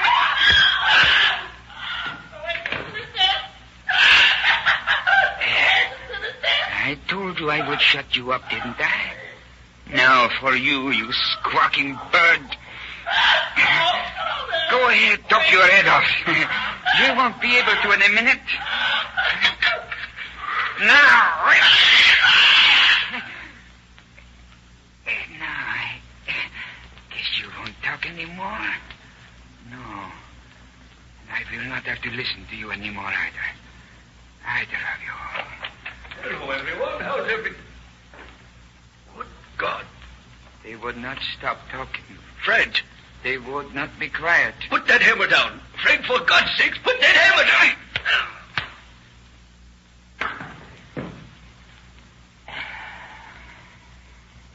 Now,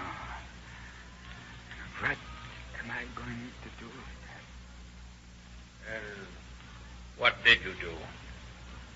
I went home and built that heater thing.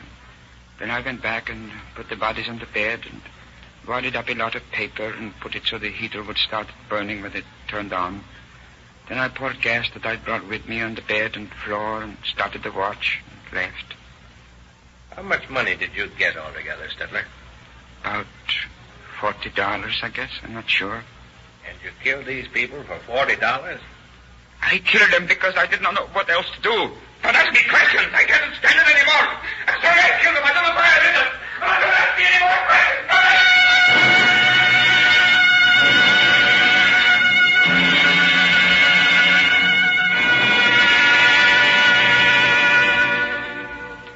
Fred Stetler was tried and found guilty of murder, 2 counts of burglary and 1 count of arson. He was sentenced to life imprisonment, but after Alienist had checked his family case history and found that his mother and uncle were both confined in an insane asylum in Switzerland, and that his brother was a sufferer from epilepsy, the judge, in sentencing this man, made the positive injunction that in the event that Stetler should become insane, that he be sent to the state insane asylum and immediately upon his recovery should be returned to the state prison. Upon examination, doctors found Stetler to be not criminally insane, but mentally unbalanced to a marked degree. And so ends the story of the almost perfect crime. Had Stetler's little gadget gone off before the gasoline had evaporated, the entire room would undoubtedly have burned, eliminating the important clues that started the investigation. But his mistake was not in figuring his time rightly. He set the watch to go off in an hour and forgot that gasoline evaporates in much less time. So we were able to put this killer safely behind the bars. Thank you, Captain Wallace. Ladies and gentlemen, tonight and tomorrow, thousands of Calling All Cars fans will go to their neighborhood Rio Grande dealer and ask for a free copy of the latest Calling All Cars news. Get your copy and read about the 14 free gifts for boys and girls given away by Rio Grande to users of cracked gasoline. The same gasoline specified for police and emergency cars of the West's largest cities and counties. If you are a user of cracked gasoline, you are already enjoying police car performance in your own car. And while it's a thrill to test the greater speed and power cracked gasoline gives you, remember your motor needs perfect lubrication at high speeds. Most motor oils break down as you speed up, especially in hot weather. We urge you to protect your motor at all speeds with Sinclair motor oils. They are especially refined to remove waste products, such as wax and jelly, the useless part of most motor oils that is so quickly used up in your car, leaving carbon and gummy deposits. Use Sinclair motor oils in your crankcase, and you are guaranteed perfect motor lubrication under all conditions and at top speed.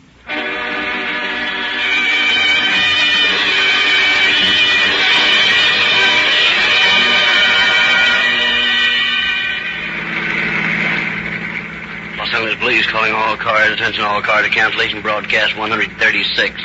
Suspect in this case are now in custody. That's all. Rolls and quit.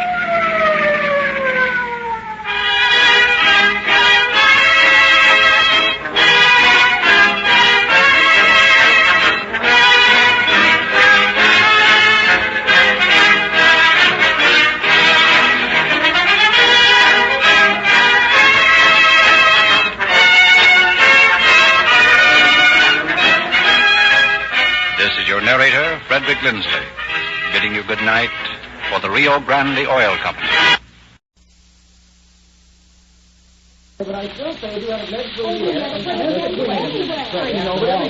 Pardon me. I beg your pardon. I hate to interrupt this conversation, but it's almost time for the Calling All Cars program on the radio, and that's one program I never miss. Do you folks mind if I tune it in? No. By all means. We'd like to listen, too. We often hear it at home. Let's see. What company sponsors that Calling All Cars program? The Rio Grande Oil Company. Oh, yes, Rio Grande. I never can remember. Well, you're a fine one. Here, Rio Grande spends thousands of dollars to entertain you, and you don't even know that they sponsor Calling All Cars.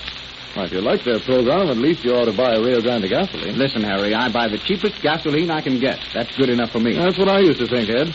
But when I heard that so many cities were specifying Rio Grande cracked gasoline for police cars and fire trucks and emergency engines, I decided that I might as well enjoy some of that police car performance in my old bus. Well, I found out that while Rio Grande cracked gasoline with tetraethyl doesn't cost any more than any other quality gasoline, it does cost about 2 cents more than the cheapest gasoline.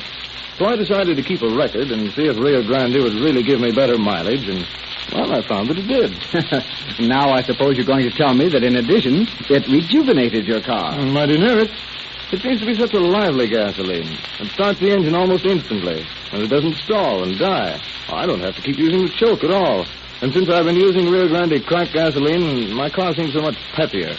It's faster. I go over lots of hills and high now, and why, even on that steep Olive Street hill, I can breeze over in second gear. I used to be afraid I couldn't make it in low. Hold it, Harry. Here comes the program.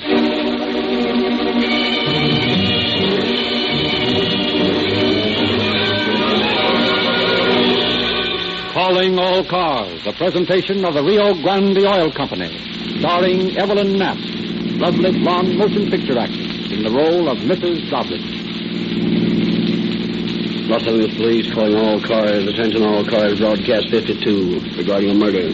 The unidentified body of a murdered man found under a bridge on Angeles Mesa Drive. The victim's cufflinks bore the initials NFD. Follow up on this, boys. That's all. Rolls and quit.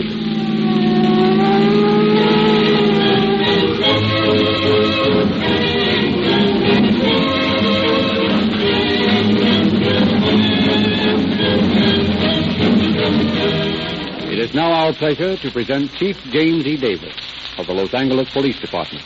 Chief Davis. Good evening, friends. There is a camaraderie in police work which is akin to that of soldiers in battle.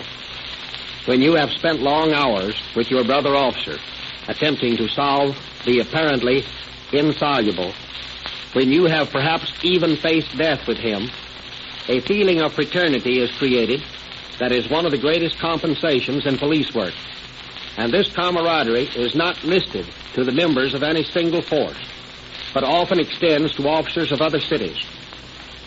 In the case you are about to hear tonight, the circumstances of the crime threw me in contact with an inspector of detectives in Oakland.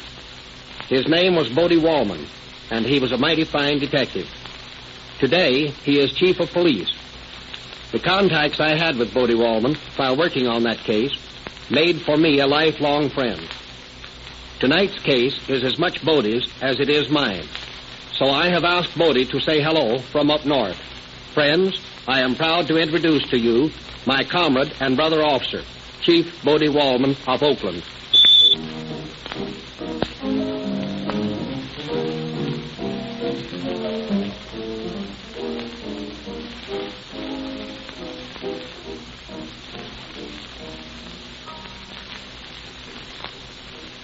Hello, Jim, and thanks for the send-off. Good evening, friends of the West. I feel honored to appear on Calling All Cars and to contribute my part to this program, which I feel is such a definite factor in educating the public to a keener appreciation of its friend, the policeman. Our work never ends. We are figuratively and very often actually on duty 24 hours a day.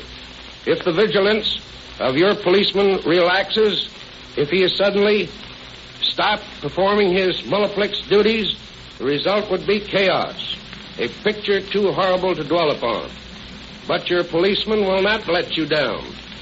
The type of a man who guards the peace of your communities is called to a high purpose. He is proud of the responsibility you place upon him. He is worthy of your trust.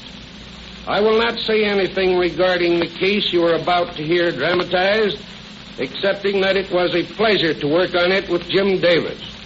And now, there is a company of splendid actors awaiting to tell you our story. On with the show.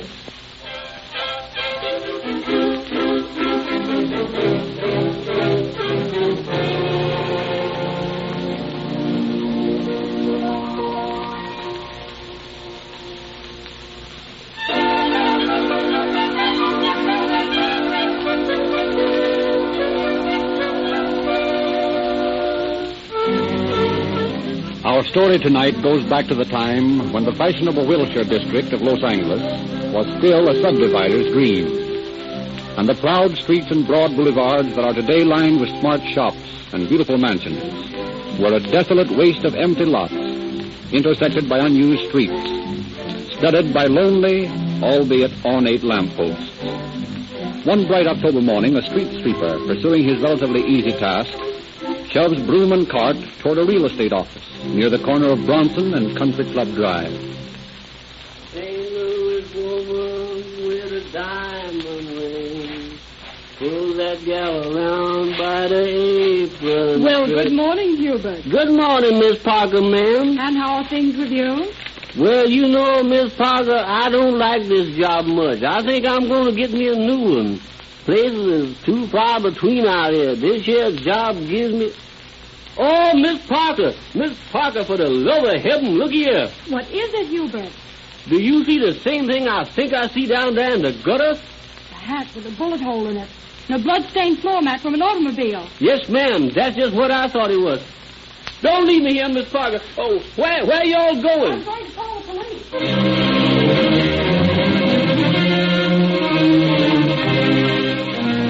With evidence that seems to point clearly to murder, police are baffled when they attempt their next step. The grisly hat and floor mat offer no clues save the initials NFD in the hat band. No one with those initials has recently been reported missing. No dead body is found.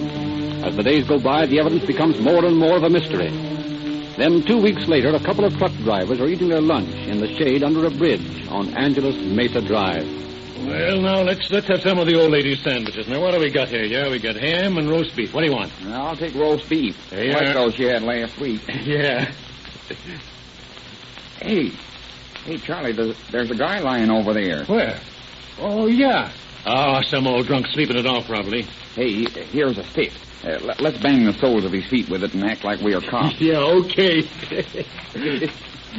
Go ahead, smack him. Hey, you snap out of it. Ed! dead. Huh? He ain't drunk. He's dead.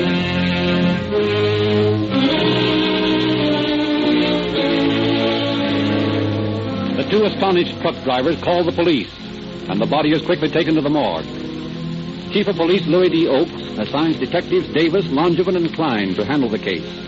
They discuss their meager findings in the office of the homicide detail.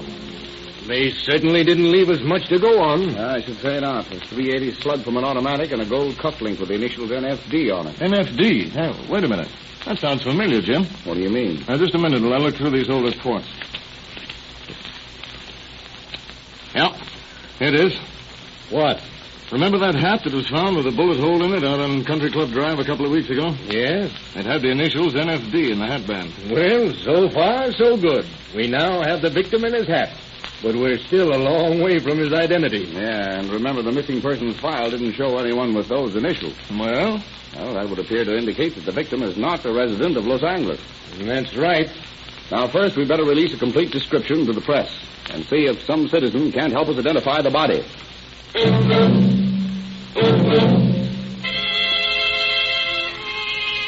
This suggestion of Detective Davis is quickly acted upon. The following morning, papers carry the description and request for identification to every part of the state. Shortly after Inspector Detective Wallman of Oakland arrives at his office, a very excited young woman enters. Oh, Inspector, I just read in the paper. I need your help. My husband... Now, just a minute, ma'am. One thing at a time. What did you read in the paper? Oh, this piece. Oh, about that body found in Los Angeles, yes? I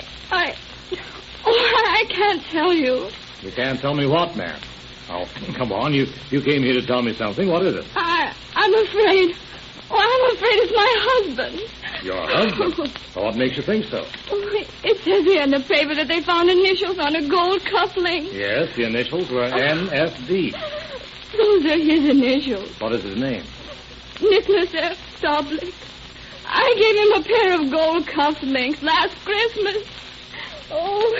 Now, please, Mrs. Doblik. Oh. You must control yourself. Oh, yes. I'll try. Now then, how long has your husband been missing? Well, he left home over 2 weeks ago. When exactly? October 17th, I think it was. Did he say where he was going? Yes, he was going to a meeting in Portland. And you've not heard from him since? No. Only a postcard from him from San Jose the day he left. Did your husband have any money on him when he left? He always carries a lot of money. I think he had $500 or $600. Anything else of value? Yes. A 4-carat diamond ring. 4 carats, eh? The body found in Los Angeles had no money or jewelry on it, save the one cufflink. Well, then they've robbed Nick. Oh, they've stolen his diamond ring as well as murdered him. Now, Mrs. Doblik. Did he have any enemies? No. None that I knew of. Or was there anyone who knew his habits who might have done this? I can't think of... Oh, well, there was Jim Allen. Jim Allen? Who's he? He was a friend of Nick's. He lived with us for a while. Well, have you any reason to suspect him of the murder of your husband? Well, that is, if this victim is your husband. Well, no, not exactly, but... Now, please, Mrs. Davlich, you don't hold anything back on me. Well, once while he was living with us, I had a little fight with Nick. And Jim told me I ought to get Nick's diamond and walk out on it. Yes?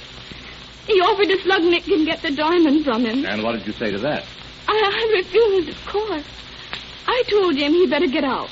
Now, Mrs. Davlich, if your husband was on his way to Portland, what makes you think he should be found murdered in Los Angeles? I don't know, but I'm sure that it's Nick. Will you be willing to go to Los Angeles and try to identify the body? Yes, of course. Oh, very well. I'll arrange that. And you'd better start looking for Jim Allen. Find him and you'll find Nick's diamond ring. And when you do, you'll have Nick's murderer.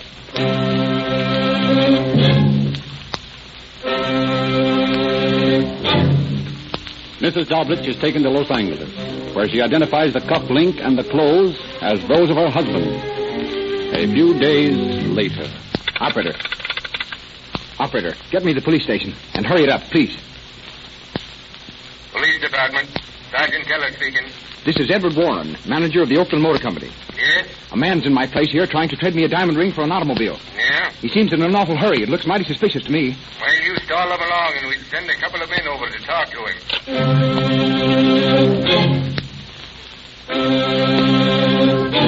The suspicious salesman stalls the buyer with details of contracts and bills of sale until Oakland police arrive. They escort the protesting suspect to headquarters. where Inspector Wallman questioned him. What's your name? James Allen. And where do you live? With my wife on Mariposa Street.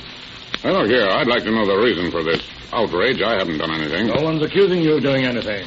We just want to ask you a few questions. You must admit it's a little unusual for a man to attempt to buy an automobile with a diamond ring. Now, where'd you get that diamond? A friend of mine gave it to me as security for some dough I lent him in a poker game in Emeryville. Have you ever been in Los Angeles? Yeah, a couple of times. Were you in Los Angeles a couple of weeks ago?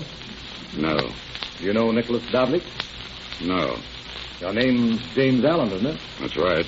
Well, Mrs. Dablich says that one James Allen is a good friend of her husband. Well, maybe so. There are more than one James Allen in the world. Well, Mrs. Dablich's description of her husband's diamond ring fits this ring here. Well, there are lots of identical diamond rings, too. Yes, but isn't it a coincidence that another James Allen would have another diamond ring identical with the one worn by Nicholas Dablich when he was murdered in Los Angeles? Say, I don't know what this is all about, but you can't pin a rap on me for murdering a man I never heard of. Allen, your story doesn't sound right to me.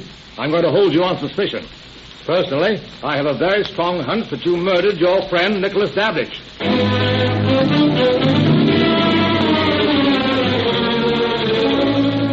While police await Mrs. Dablich's return, Inspector Wallman conducts an investigation of Allen's background. Detective Flynn is reporting some of his findings to his superior. Well, Bodie, I got some more dope on that guy. Yeah, what'd you find? I've been talking to Mrs. Allen. I found out several interesting things. First, Allen is an alias. His real name is Forrest Cecil Mingle. Did you check him in our records under that name? Yeah, but there hasn't a record here. However, I've already sent to the Department of Justice in Washington to see if they have. Good. What else did you find? Mrs. Allen's brother has been running around with Allen. But he disappeared a couple of weeks ago. What's his name? Jack Bowen. Got a record? No, but he's been in the Navy. Oh, in the Navy? Oh, I've already sent to the Navy Department for his fingerprints and description. Fine. What else? This name in Allen's address book. Chester Stone, North Gower Street, Los Angeles. Better get Davis in Los Angeles to look up this girl, see what she knows about Allen. Yeah, I'll do that right away.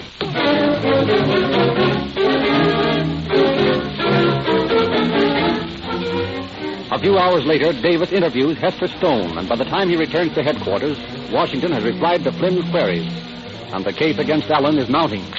Well, Jim, how'd you come out with the Stone girl? Fine. She knows Allen, and she was out riding with him on the afternoon of October 17th. Good. That places him in Los Angeles around the time of the murder. How about this girl? Was she tied up in it? No, I don't think so. She's a pretty fine person. I don't think she had a thing to do with it. Will she testify against Allen if we bring him to trial? Oh, yes. That's fine. And I got some good news while you were out. What's that? Allen, under the name of Mingle, was sentenced for life to Oklahoma State Penitentiary in McAllister for murder some years ago. Yeah? What kind of a murder? He bumped off a woman in a public park for her diamonds. Oh, up to his old tricks again, huh? Yeah, but what I can't understand is he's out on parole now. Out on parole, eh? But get this. He admitted to Wallman that he had been gambling when he tried to pull that alibi about possessing the ring. So on his own confession, he's a parole violator, eh? Right. And if we don't send him up for murder, we'll send him back to McAllister for the rest of his sentence. Well, that's some consolation. Yep. But I want to send him up from here. And so do I.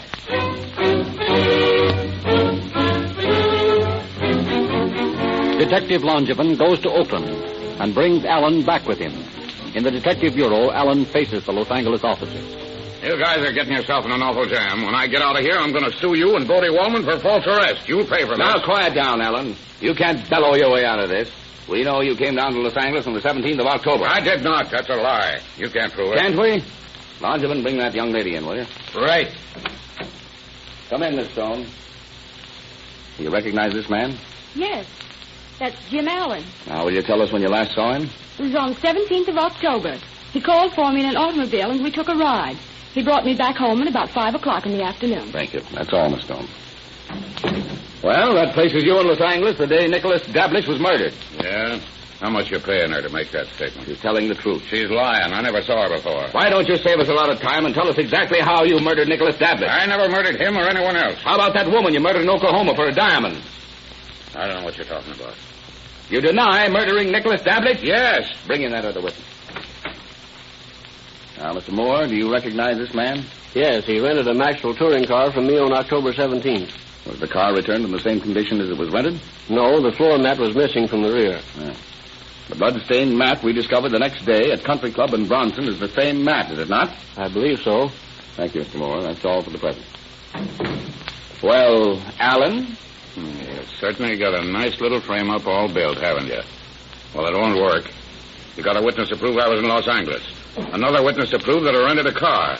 And another witness to prove that the mat from the car was blood-stained. You think you're pretty smart, don't you, Copper? No, just thorough. Yeah, well, you haven't got a thing on me. You can't prove that I murdered Nicholas Dablitch. You can't even prove that I knew him. I'll call that bluff. Come in a moment, Mrs. Dablitch. You recognize this man? Hello, Jim. Huh? I don't know you. This I isn't never going to... saw this woman before. No, don't talk like that. This isn't going to do you any good, Jim. You murdered Nick, your best friend. You'll hang for Hey, it. look here. I ain't going to stand for any more of this. I got constitutional rights. You can't railroad me. You got a lot of paid witnesses building up circumstantial evidence. It won't do you any good. There isn't a jury in the world that'll convict me. I got a case, too. I'll beat you guys in court, and then I'll squeeze you in a nice, juicy little damage suit. I'm sick of hearing your threats, Allen. Are you going to admit the murder of Nicholas Dablitch? I am not. Very well. Take him back to his cell, Sergeant. Yes, sir. Come along. And thank you, Mrs. Dablitch. Is there anything else I can do? If there is, we'll let you know. Good day. You know, Longerman, Allen's right. We can't convict him on the case we have now. I know it. We have no witnesses of the crime, and we're not in possession of the weapon. Our only hope is his brother-in-law, this Jack Bowen. Well, our descriptions are out. We'll just have to wait until he's picked up. We can't stay Allen's trial forever. Don't worry about the trial yet. We may not even get an indictment against him. There's no doubt about it. We're skating on thin ice. And yet there's no question in my mind about Allen's guilt. Mine either. Beg pardon, sir, but this telegram just come for you. Thanks, Jack. Well, Longerman, our troubles are over. Yeah? Who's that from? From the chief of police of Indianapolis. He just picked up Bowen there as a bag, and he's holding him for us.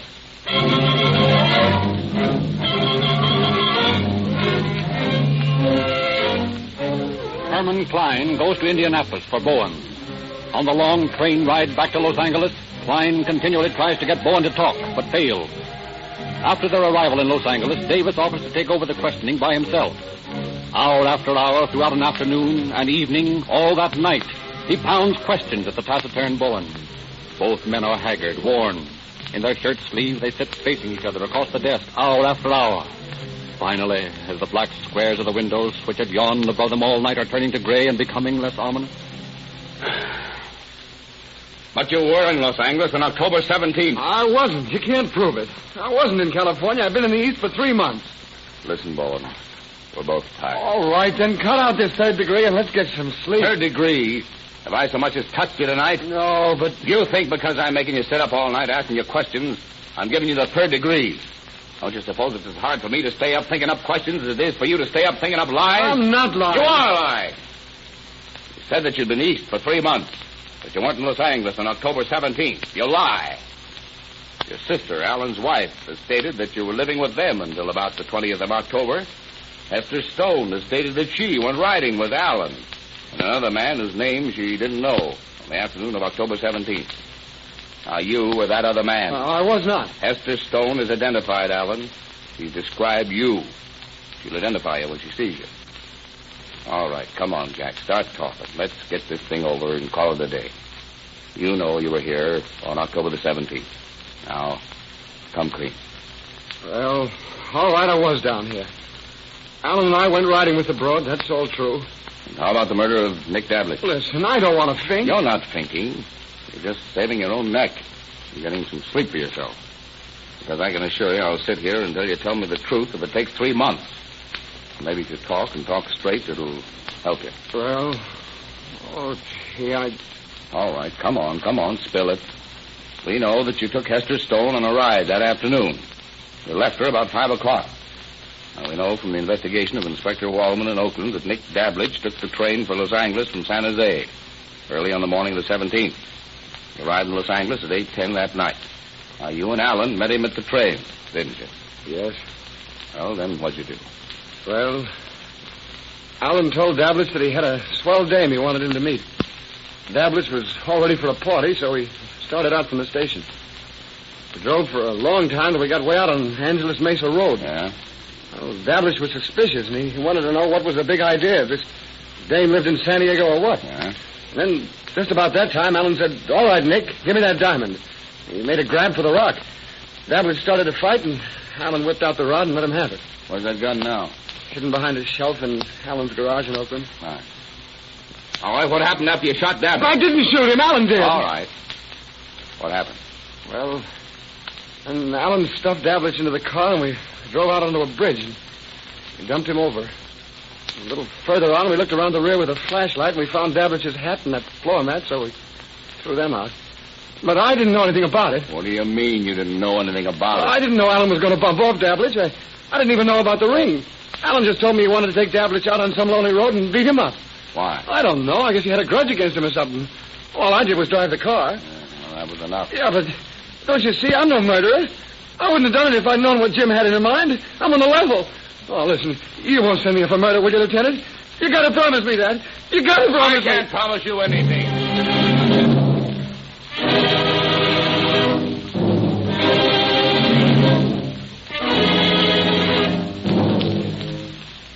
On the basis of Bowen's confession, we had a splendid case against Allen. Both men pled not guilty and were brought to trial before Judge Fricke.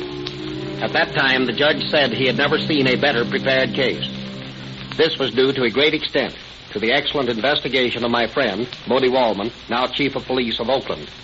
The jury was out 31 hours and then failed to reach an agreement because one of the jurors claimed that Allen was a member of his lodge and therefore could not be guilty.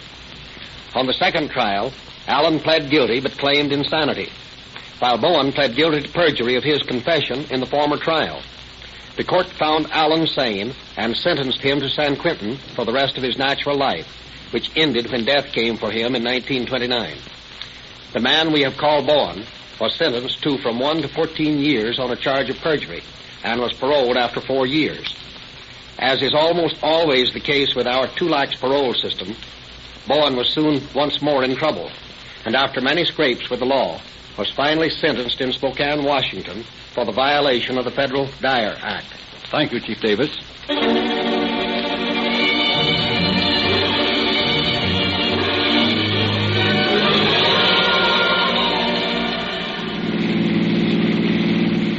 Los Angeles Police calling all cars, attention all cars, cancellation broadcast 52 regarding a murder. Suspects in this case are now in custody. That's all. Rosenquist. Well, you turn off the radio, Harry. That's all I want to hear. Gee, that was a thriller. You got to hand it to Rio Grande. They certainly put on an interesting show. Yes, and like a lot of other folks, you let yourself be entertained for a half hour and then won't even listen for a minute while they tell you about their gasoline. That's not fair. Oh, I guess you're right. You can turn it on again if you want to.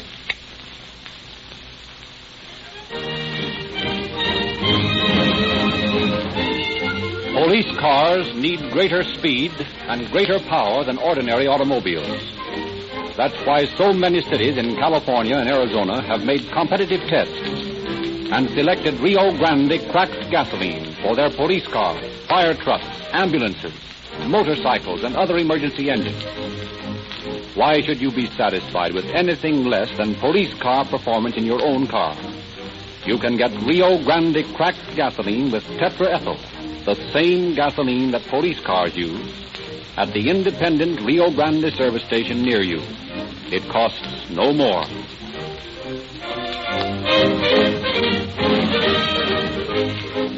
Well, Harry, I don't know whether it's you or the radio, but I'm sold.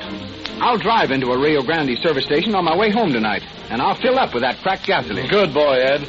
That's the way to show Rio Grande that you like their program. And be sure to tell the dealer that you're buying Rio Grande gasoline because you like the Calling All Cars radio program.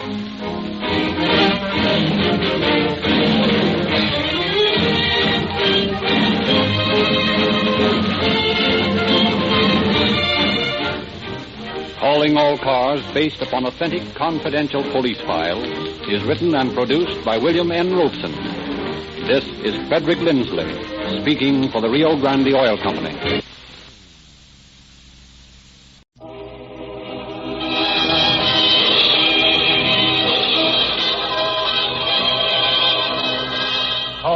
All Cars, a copyrighted program created by the Rio Grande Oil Company.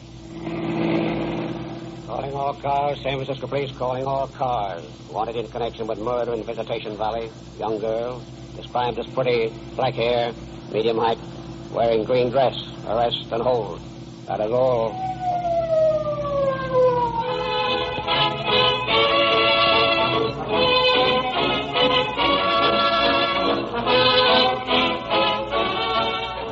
Every listener to this program knows that it is sponsored by Rio Grande Cracked Gasoline. You also know that many, many cities and counties specify Rio Grande Cracked, that it powers more police and emergency cars than any other brand everywhere it is sold. But do you know what a difference the same gasoline makes in the feel of your own car? You've heard us talk about police car performance. But do you realize that this is not just an advertising phrase? What can we do to induce you to use the same gasoline that police and emergency cars use? Let us remind you that Rio Grande Cracked costs no more than other quality gasolines. And city operating records prove conclusively that it delivers more miles to the gallon than lower quality gasolines. You get greater speed from your car. You will feel the thrill of greater power under the hood. Your motor will be cooler, more efficient, and you'll feel less vibration. Will you give us an opportunity to prove all this to you? Drive into any Rio Grande station, fill up with cracked gasoline, and you'll agree there's a world of difference. Thank you.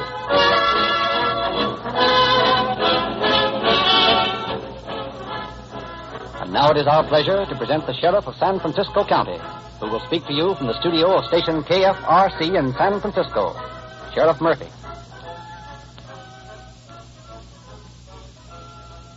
Good evening. If ever a criminal case proved that crime does not pay, the one you are about to hear does. The guilty ones are still serving lifetime sentences behind the thick gray walls of San Quentin Prison. I particularly remember this crime because I was acquainted with one of the relatives of the victim who was an old man living by himself, injuring no one, engaged in the peaceful pursuit of raising goats and selling the milk for a bare livelihood. The criminals did not obtain a single cent from him, for he had no money. But listen to how it happened.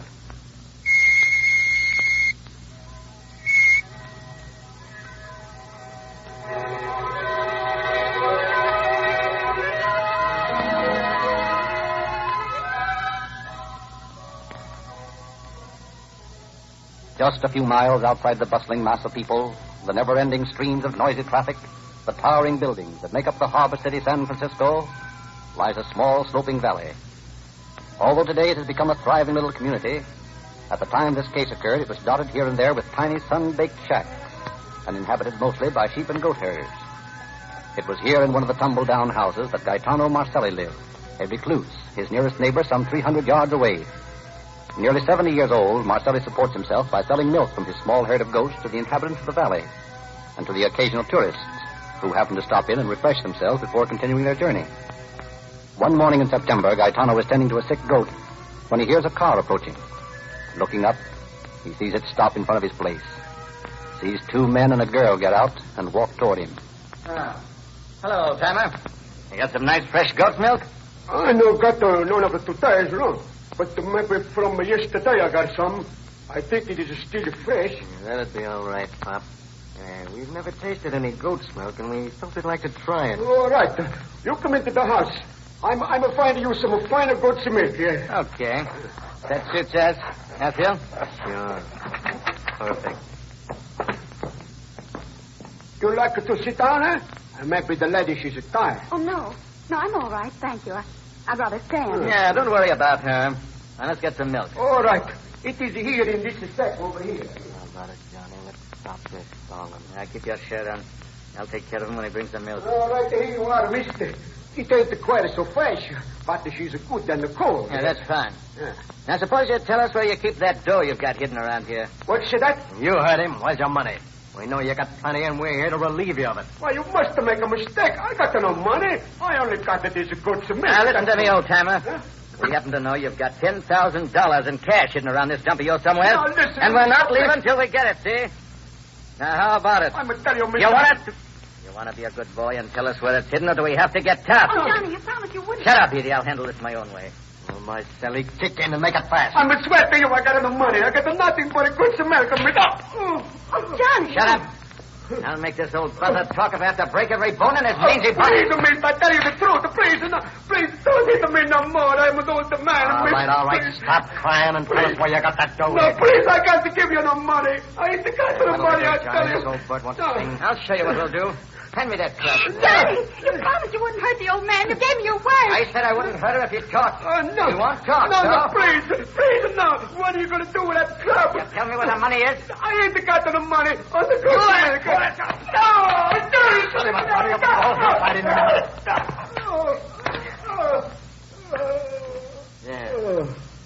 Yeah, thanks for the help, Phil.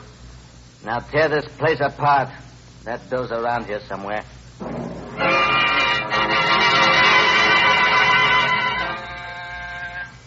San Francisco Police Department. I want to report a murder. One moment, please. I'll connect you with homicide.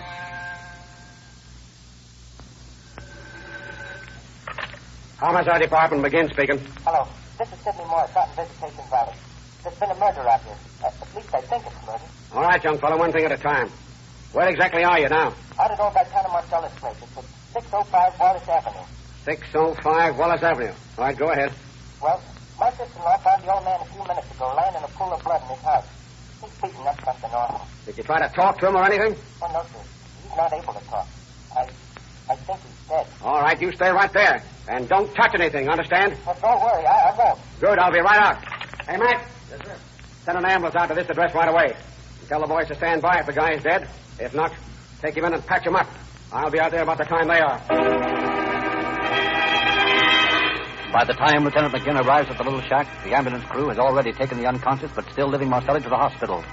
McGinn asks Deputy District Attorney Walter Schiller to go to the hospital and question the victim, then settles down to an investigation of the facts at the shack. Miss Jones, you were the person who discovered the old man, I believe. Yes, sir. I suppose you tell me about it. Just what happened. Well, I've been buying goat's milk from him every day for almost a year. So today I came over to get some and found him that way, all beaten and crushed. Oh, Lieutenant, it's awful. Yes, of course, I know. I can appreciate how you must feel. Now, have you any idea who might have done this? No, sir. There just doesn't seem to be any reason for it. Why, old Gaetano was one of the most harmless people I've ever known. He couldn't have had any enemies. No, and yet someone beat him up. That doesn't quite jive, does it? I don't know. I don't know. Well, that's all right, miss. I won't need you anymore. Suppose you go home and get some rest. You look as though you needed some. Thank you, Lieutenant. I'm sorry to be such a crybaby. Oh, I think nothing of it. You just run along now, and thanks for the help.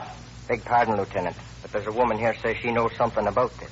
You want to talk to her? Well, certainly, Sergeant. Yes, sir. This is Lieutenant McGinn, ma'am. He's in charge here. You just tell him what you know. Well, I don't know that it has anything to do with all this, really, but yesterday in the late afternoon sometime, I seen a car come up and pass Gaetano's house real slow. And then a few minutes later, it come back by again and stopped. Just down the road there where I could see it plain as day. Mm-hmm. Go on.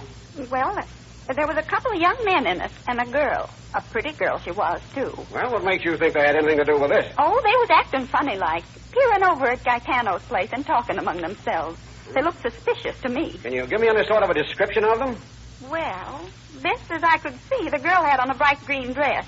And she had black hair. Very black hair. Do you notice anything about the car? I ain't much at knowing one from another. It had white tires, though. I remember that. White tires? Pardon me a moment, ma'am. Hey, Sergeant. Hey, yes, sir. Go find the nearest phone and call headquarters. Tell them to get out a general search for a car with white wall tires.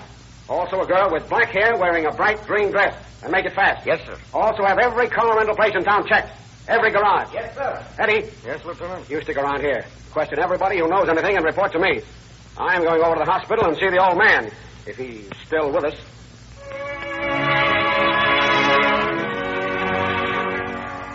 And at the hospital, Detective Lieutenant McGinn joins Deputy Schiller at the bedside of old Gaetano Marcelli. It is obvious that the old man has only a few hours of life left. Gaetano, can you hear me? Yeah, I hear that. I hear, but I got no money. No, only got the milk. He's delirious. If only he could get to tell me. Tell me who it was. Gaetano. Now listen to me. Who did this, Gaetano? Who hit you? No money. Only got the milk. Oh, please, make it don't hit me no more, please. No use, Alan. You can't get anything out of him. I'm afraid you're right, Walter. If only he could remember. It might clear the whole thing up. Oh, I've tried to talk to him ever since I got out here. So far, he doesn't do anything but mumble about money and goat's milk. Yeah, I heard. They want my money. They beat me. Real bad. Real bad. He's talking. Who beat you, Gaetano? Try to think. We want to help you. They beat me. The man and the girl, she was kind of pretty, but they beat me. Oh, beat me with clubs. Bad. Beat me. You get that, Walter? Yeah. He says there was a girl. And the people I talked to out there gave me a description of a pretty girl and two men who were around the place today. Come on. Okay. I'm going out and look for a car with white tires driven by two men and a girl in a green dress.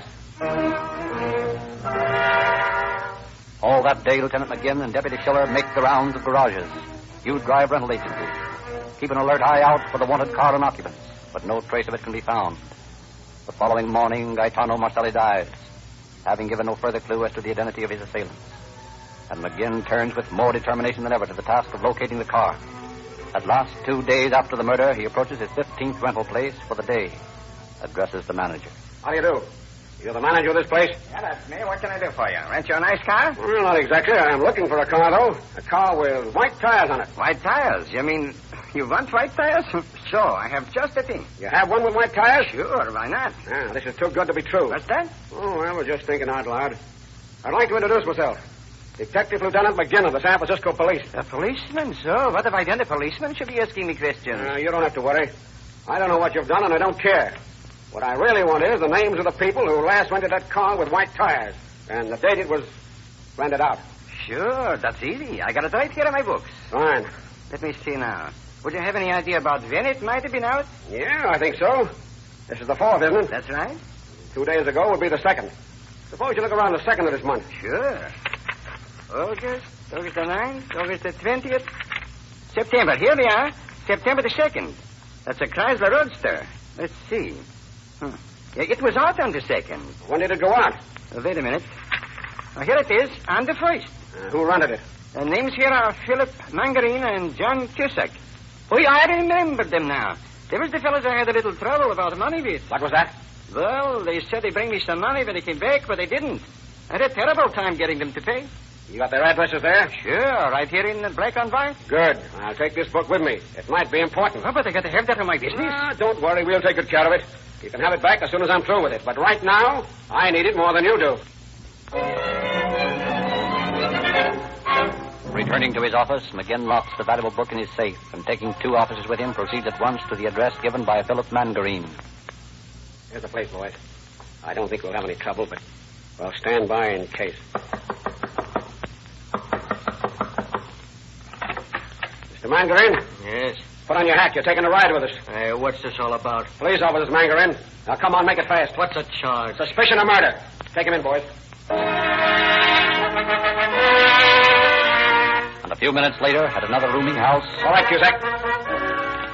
No use talking. You're coming with us, and the less you say about it, the better. Yeah, but what's it all about? Funny how you fellas always say the same thing. But if you're interested, we're arresting you on suspicion of murder. Murder? Nasty word, isn't it, Cusack? All right, come on, get going. Taking the protesting Johnny Cusack directly to his office, McGinn has Mangarine brought in, too, and together the 2 men sit before him, an instant denial springing to their lips at every question. What was your idea in bumping off the old man? That's what I'd like to know. It's a bum beef. We didn't bump him off, not anyone else. You got the wrong guys. Oh, I don't think so. You boys are in a pretty tight spot. We know more about all this than you think we do. Don't let him bluff you, Phil. He hasn't got anything on us, and he knows it. He's not bluffing anybody. Right. And neither are you boys. Why don't you tell me the truth and get it over with? We're telling you the truth. You boys stick pretty close together, don't you? Well, just where were you on the morning of September the 2nd? I don't remember. Maybe I can refresh your memory for you. Have you ever seen this book before? No.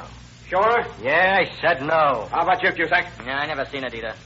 Well, now, isn't that strange? Yeah, what's so strange about it? Simply the fact that both your names are written in it, as well as your addresses. What?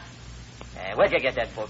Oh, you begin to remember it now, huh? I didn't say that. Let me see it closer. Why, sure, here. Help yourself. Oh, yeah. Sure, I've seen this before. Only I didn't recognize it at first. How about you, Margarita? Yeah.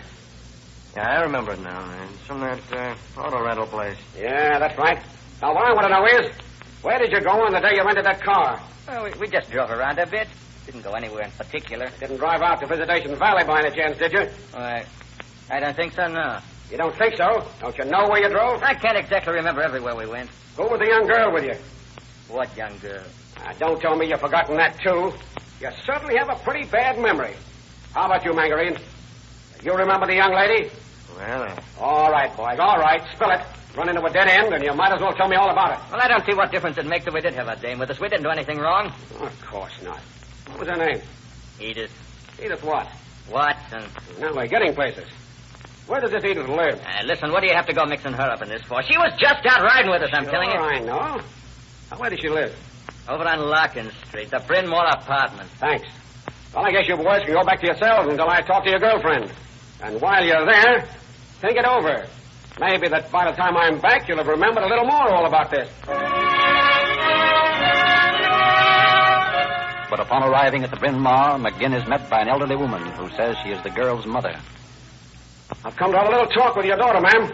Is she in? Why, no. Edith isn't living here anymore. That is, not at the present time. Well, could you tell me where I might find her? Well, I'm afraid I can't. You see, Edith told me she wanted to visit a friend of hers who lives in Los Angeles. And the other day, that is, 2 days ago, she packed up and left. I don't know exactly where she's staying down there. Didn't she give you any idea where you could reach her? Any forwarding address? Well, she mentioned the Whitehall apartment, but I couldn't say for sure whether that's where she is or not. What is it you wanted? Oh, nothing important, ma'am. Just wanted to talk to her, that's all. But if she's in Los Angeles, well, I guess I'll just have to wait till she comes back here. Well, thanks for the information anyhow. Well, you're quite welcome. Only I'd like to know why you wanted to talk to her. Oh, it was nothing important, really. Don't give it another thought. If she writes you or anything, why, just jot down her address, and maybe I'll come back to see her later. Good day, ma'am.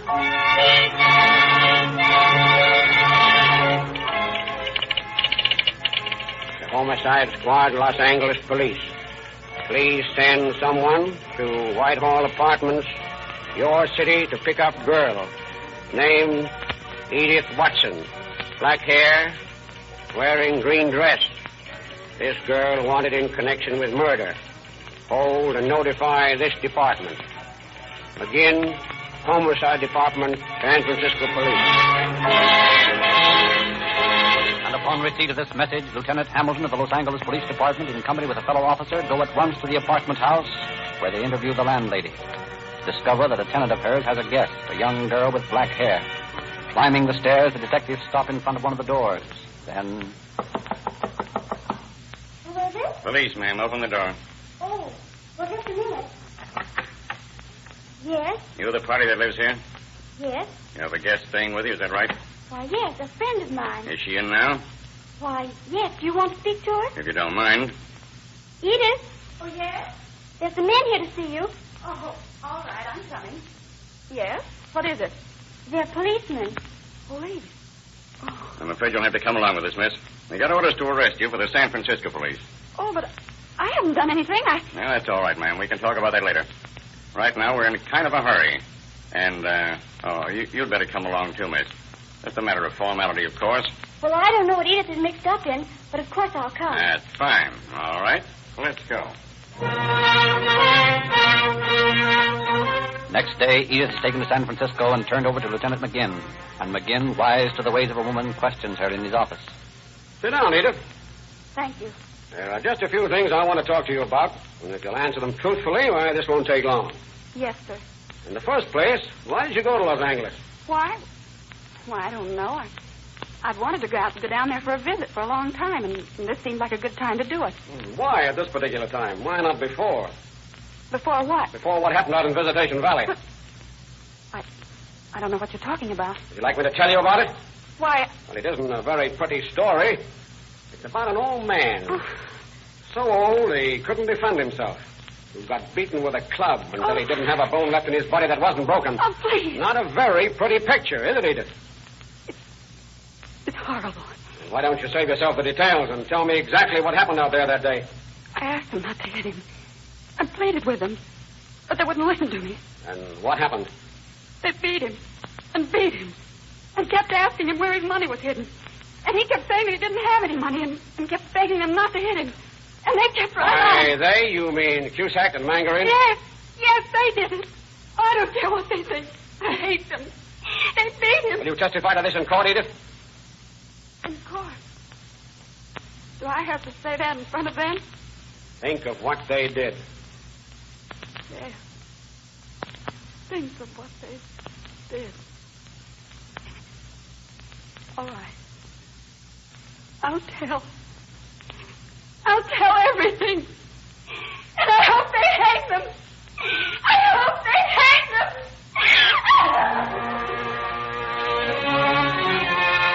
Armed with this confession and a promise that Edith will testify in court, McGinn closets himself with prosecuting attorney Peter Mullins. And the two of them spend hours preparing a foolproof case against Mangarine and Cusack. I don't see how we can slip up on this, Alan. It's perfect. Yeah, I know it's perfect. But I don't want to take any chances. I've had too many perfect cases suddenly blow up in my face when some slippery mouthpiece pulled a lot of strings. I know. I've had the same thing happen to me. The main idea is to let those two think they have us bluffed. That's why I don't want to tell them about the girl's confession. They might be able to think up some story between now and the time we go to trial. You mean you want her for a nation in the hole, eh? Exactly.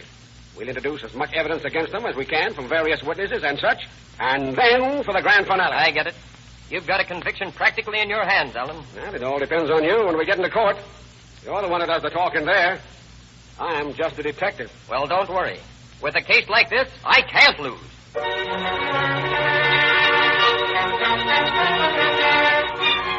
And one day in Judge J.J. Trabuco's court in San Francisco, the trial begins. In a steady line, the witnesses are sworn in, their testimony given. First comes a milkman who says, Sure. I seen him leaving Marcelli's house that morning, but I didn't think nothing of it. Lots of times people stop by to buy some goat's milk from the old man. If I'd have known what was going on, I'd have sure stopped him, and you could bet your life on that. Next witness is a friend of Cusack's who says, Yes, sir. I saw Johnny driving a car with white tires. I yelled at him, but he didn't seem to want to see me. He was with that other fellow there and the girl.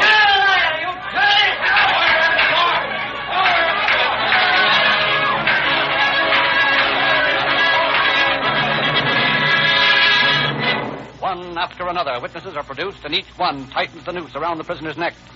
And then, late one afternoon, after 3 days of the trial, prosecuting Mullins plays his final card. I should like to call Miss Edith Watson to the stand, please. Miss Edith Watson. Do you solemnly swear to tell the truth, the whole truth, and nothing but the truth to help you God? I do. Take the witness chair, please. What's the idea of putting her on the stand? What's that dame up to? I don't know, but I don't like it. Miss Watson, Listen. I want you to tell the jury, in your own words, exactly what happened in Gaetano Marcella's house the morning in question. Well, Johnny Cusack and Phil Mangarine and I drove out to the old man's house. We were going to rob him, but I didn't know there was going to be any violence. I thought they were just going to rob him. But when the old man said he didn't have any money, before he started to beat him, I begged him to stop. Johnny's promised me to stop. Johnny, go. I'll put your little crap. I'll put you so you can't walk. The dirty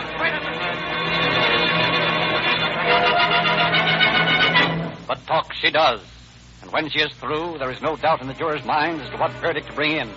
After only 15 minutes, they return with a verdict of guilty and a recommendation for leniency for the girl. And as a result, the following day, Judge Trabuco pronounces sentence. Philip Mangarine, John Cusack, stand and face the court. Before I pass judgment on you, have you anything to say? Yeah, but it wouldn't do no good. Very well.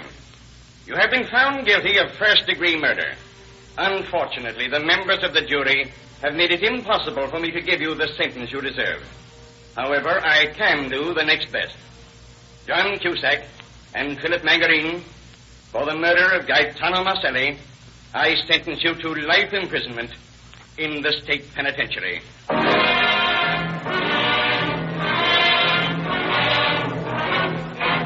And a few days later, Edith Watson is given a sentence of 10 years, suspended, and put on probation.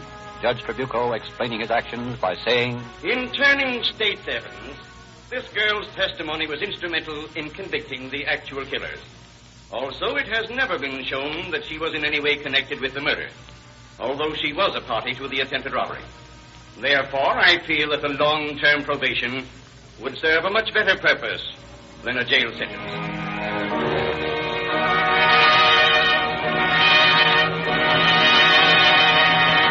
Calling All Cars invites every boy and girl to join the Junior Police Department. We offer you a complete detective outfit free. Get Dad or Mother or one of your neighbors to drive you into your neighborhood Rio Grande station. Ask for your free copy of the Calling All Cars news and learn all about Rio Grande's 14 free gifts. We owe a great deal to you millions of boys and girls who listen to this program. You have induced your parents to try Rio Grande Cracked, and hundreds of letters testify to the unusual distinctive qualities of this gasoline.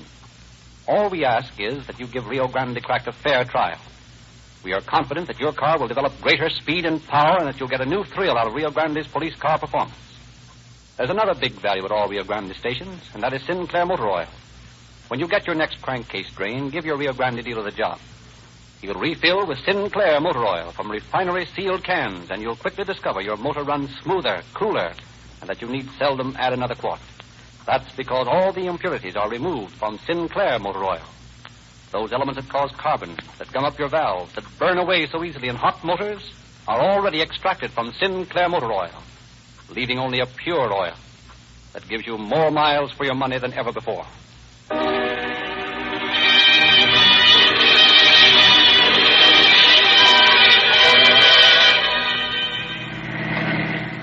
Calling all cars, San Francisco Police calling all cars. Cancellation broadcast 137. Suspects in this case now in custody. That is all.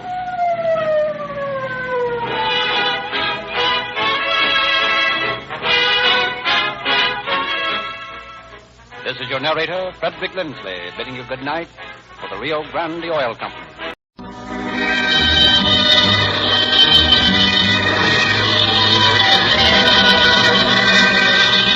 Calling All Cars, a copyrighted program created by the Rio Grande Oil Company.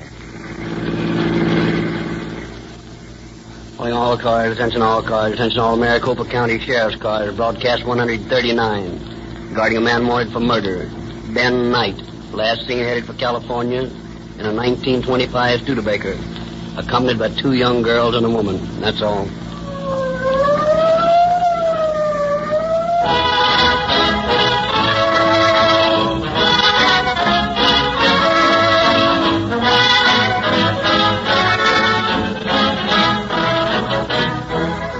The action in tonight's case starts in Maricopa County, Arizona, and then jumps to Los Angeles.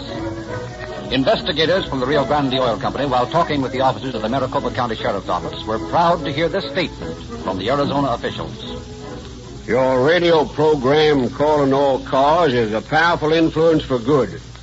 We know that it explains police work to the people of Arizona is getting us a lot of cooperation with citizens.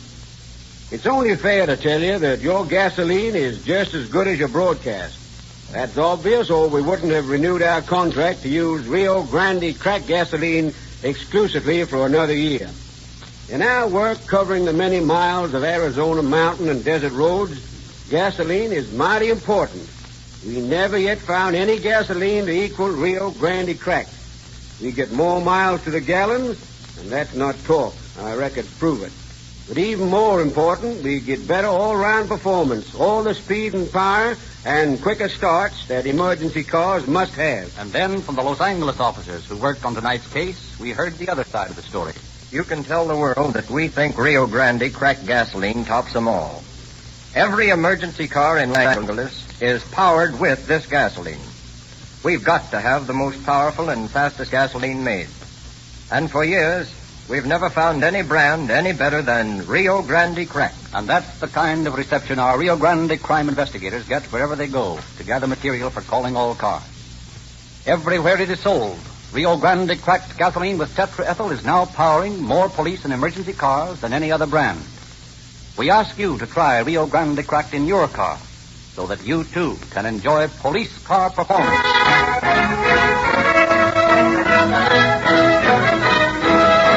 And now it is our pleasure to present Sheriff James McFadden of Maricopa County, Arizona. Sheriff McFadden. Good evening.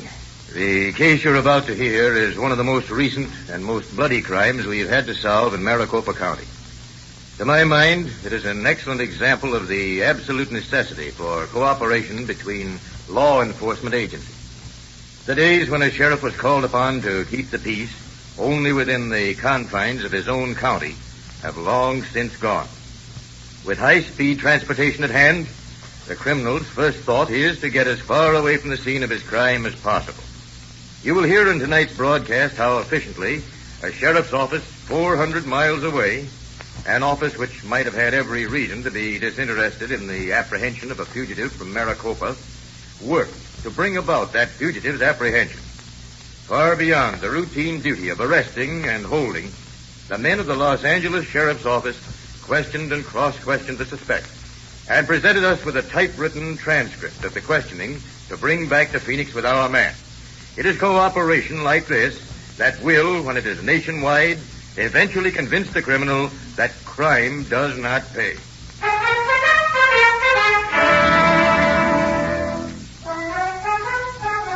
December 29th, 1935. Two men are walking along the bank of the Salt River near Coldwater, Arizona. One wears the Levi's, wide hat, and high-heeled boots of a rancher. The other, the joggers of an Easterner.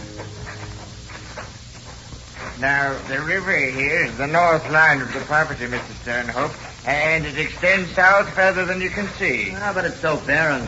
I'm looking for an investment out here. I want to get a return from my land. Look down the valley there.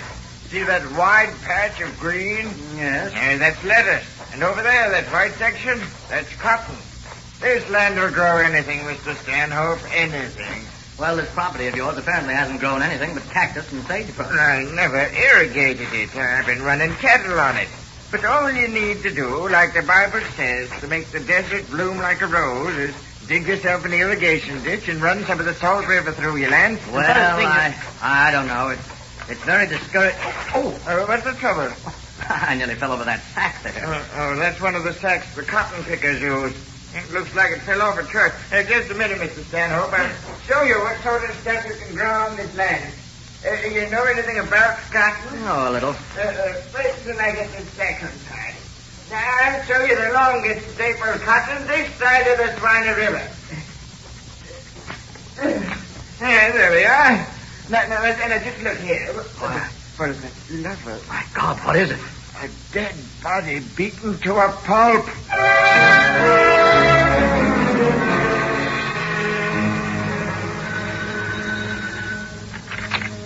Maricopa County Sheriff's Office. Sheriff McFadden speaking. See, Sheriff, I just found a dead body tied up in a sack down here near Coldwater.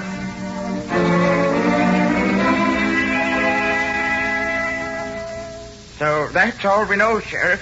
Mr. Stanhope just stumbled over him. Either of you recognize him? Never saw him before. I'm visiting from the east, Sheriff, and naturally Any marks of identification, Allen? No, sir, not a thing. No laundry marks, nothing in his pockets. There's always fingerprints. Call the coroner and ransack this place for the murder weapon. Yes, sir.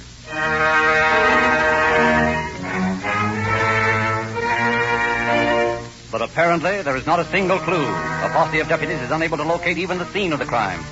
The fingerprints of the victim are sent to Washington for identification, and the first development in the case comes back to Sheriff McFadden by telegraph.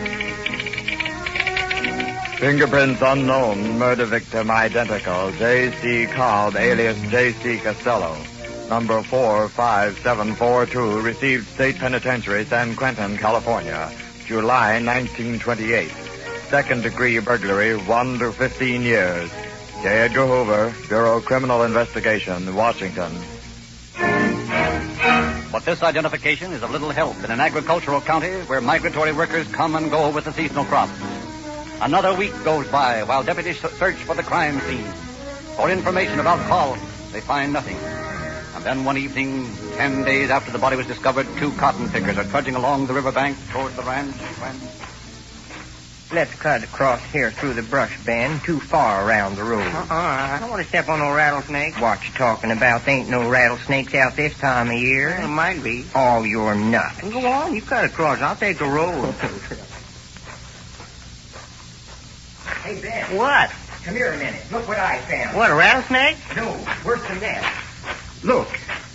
Blood. Yeah, all over the ground. Hey, look at this.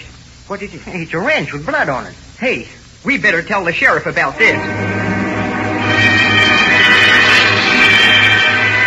Calling Car 5, Maricopa County Sheriff's Office, calling Car 5. Go to the Rio Grande gasoline station in Coldwater and pick up 2 men.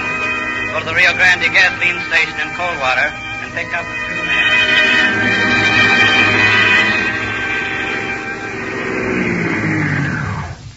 There they are, Ben. Boy, didn't take them long to get here. You the boys we were to meet? Yeah. What's the trouble? Well, we found a place down the road a piece where there was blood all over the ground And we found this wrench. It's got blood on it. Yeah, so we called the sheriff. And he told us to wait here for you. Well, hop in and show us where the place is.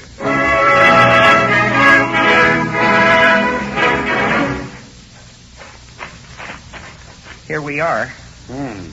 Somebody sure took a beating here, no mistake. Yeah, look at the way these branches are broken on the Palo Verde. And you can see here where the body was dragged to the road.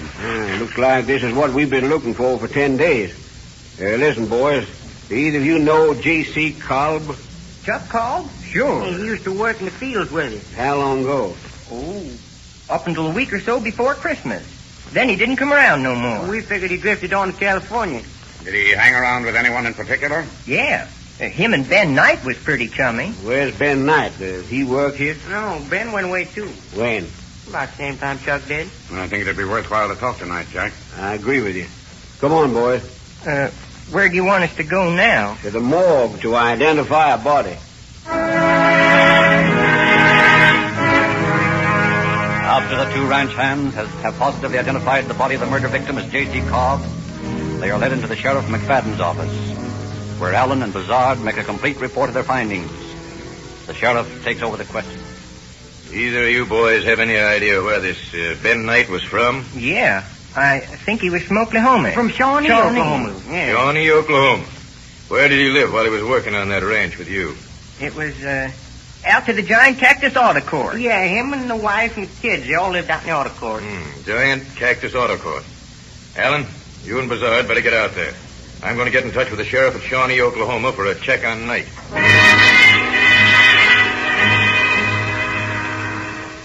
You the owner of this camp? Yep, cleanest auto camp in Arizona, bar none. Yeah, it looks fine. But we're not here to rent a place. I'm Deputy Sheriff Bazard, and this is my partner, Deputy Allen. We're looking for a fellow named Knight. You know him? Ben? Oh, sure. He was here for some time. Was? You mean he's not here now? No. He and the whole kit and caboodle of them moved out here last week. When last week? Well, it was about 28th, I think. Yeah, the 28th. Did he stay where he was going? No, not exactly, didn't he? Said something about going into Phoenix and then something about California. That's about all. Did you notice anything unusual about Knight when you last saw him? Did he seem excited or anything? Well, I don't know that he's any different than usual. Seemed to be in kind of a hurry to get out of here, but then that didn't mean anything. He is that kind of a person. He's always on the go. But he did seem in more of a hurry than usual when he left here? Little, I guess. Did you happen to know whether his friend Kolb was with him? No, don't think he was. Hadn't seen him around at all that day. Guess maybe he went into Phoenix or somewheres. He was always getting ideas about going somewhere.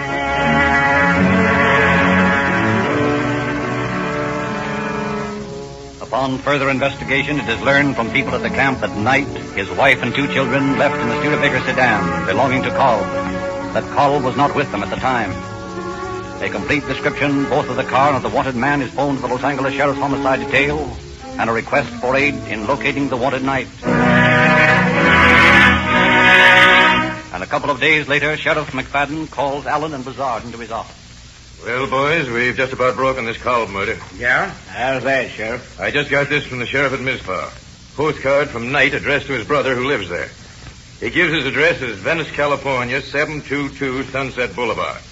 I've called Gene Biscaluz and asked him to pick up Knight. And I want you boys to start for Los Angeles right away.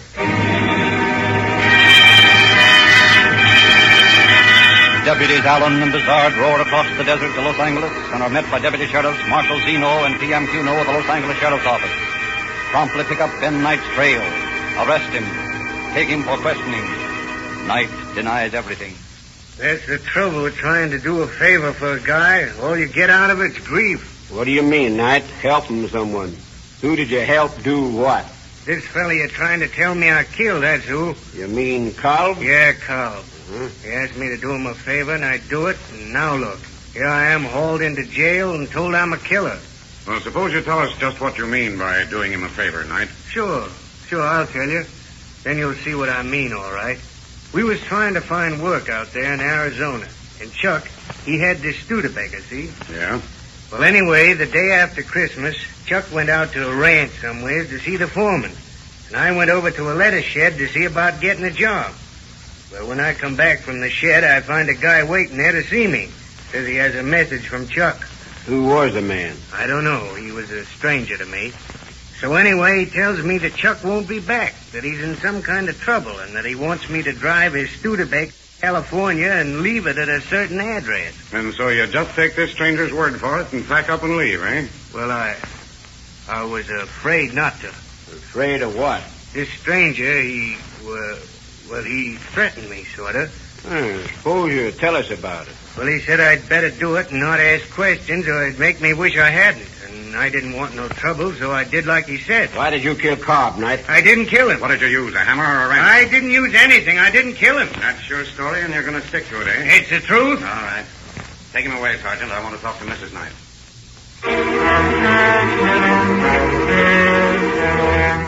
Now, Mrs. Knight, I want you to be very careful in what you say. I want you to answer my questions as truthfully as you know how. Understand? Yes, sir. Good. In the first place, why did your husband come to California? Did he tell you? Well, I don't know what he told you all. That's all right. I want to know what he told you. He just said that he was bringing the car over here for Chuck. That's all. Did he say anything about Chuck having an accident? No, I don't think so. I see. Well, Mrs. Knight, didn't this sudden move strike you as strange? In a way, yes. But then we've been wanting to come to California for some time. Well, what prevented you from moving before, Mrs. Knight? Well, Ben had an old car, but it wasn't good enough to make the trip. I reckon he was afraid it would break down before we got here. So the main idea was to get hold of a good car. Why, I reckon so. I don't rightly know. Ben never told me very much what he was thinking. But you know that he wanted to come to California, that he needed a car to do it. That's right, isn't it? Yes, sir. Yeah, I think that'll be enough for now, Mrs. Knight. Thank you.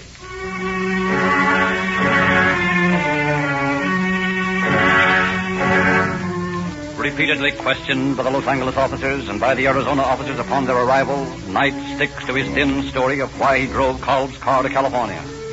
Wasting little time, deputies Allen and Bizard return their prisoner to Phoenix, where Sheriff McFadden is told the same vacillating tale.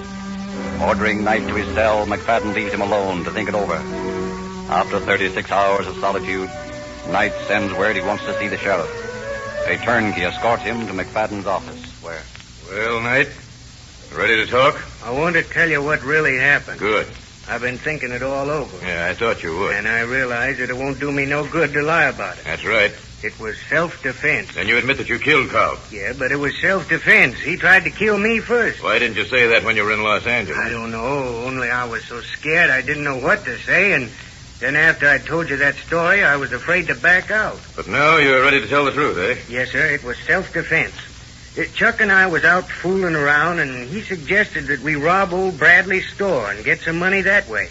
And I told him that I wasn't no thief, and he called me a lot of things, and we got into a scrap. And you hit him with a wrench. He grabbed a big file and tried to hit me with it, and I got scared and hit him with a wrench I had in my hand. What were you doing with a wrench in your hand? We'd been working on an old tractor that was there, trying to get a chain off of it, and I had the wrench still in my hand. All right.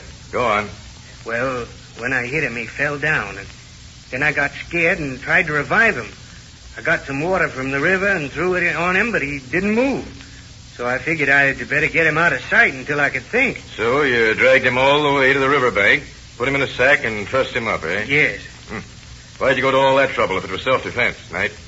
You could have told the authorities all about it. I was scared at what I'd done, I guess. Yeah, I can imagine. But I didn't hit him first. He hit me. So you hit him back, and then after he fell down, you hit him some more. Why'd you do that? I don't know. Well, I do. Because you didn't want him to live. Because you needed his car to get out here to California. Isn't that right, Knight? No, I didn't mean to kill him. It was an accident. Sure.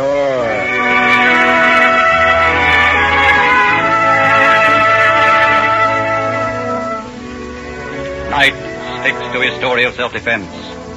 Is soon brought into the Maricopa County Superior Court, charged with the murder of Charles Cobb. Witnesses are brought before the jury, questioned and re-questioned. Attorney for the state, Wilmer, puts Knight on the stand and leads him through a long series of statements, but fails to arrive at any conclusive proof of guilt. And finally, after all the witnesses have been heard, after long weeks of endless court procedure, Attorney Wilmer stands before the jury and completes his summary.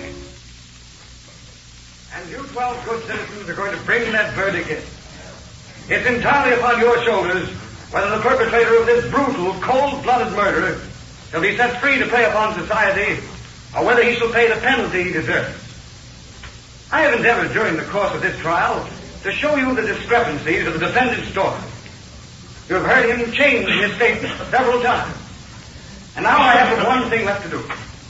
I want to show you in my own words what really happened on that fateful day when Ben Knight deliberately stalked his prey to a lonely spot in the desert with only one thought in his mind: to kill it.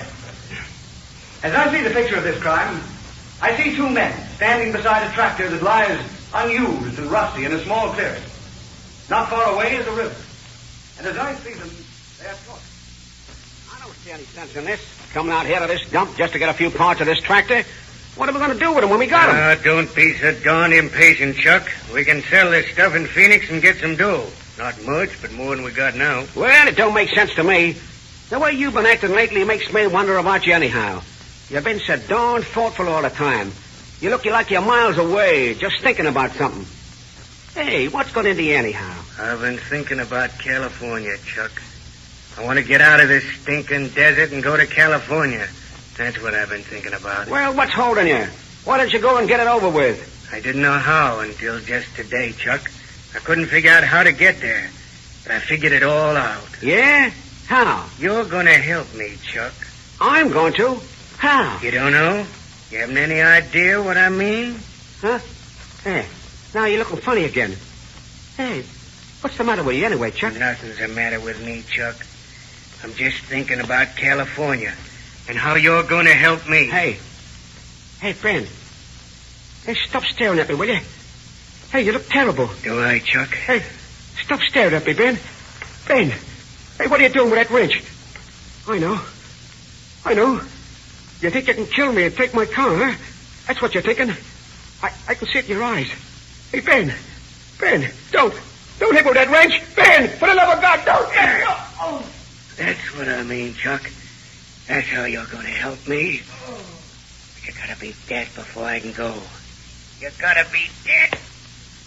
Now I can go to California, and you can stay here where you won't never worry no. And that is the same man who sits here in this courtroom today and says he is a victim of an attack on his life, who claims his actions were self-defense. Ladies and gentlemen, you can't let this heinous murderer go free. It would be too ghastly to think of him roaming loose to kill again when the mood came upon him. I say you must make a decision, and that decision must be guilty of first-degree murder. The state rests its case. The attorney for defense prepared to make his plea. I should like to ask for a brief dissent, Your Honor. The request granted. Court recesses for 1 hour.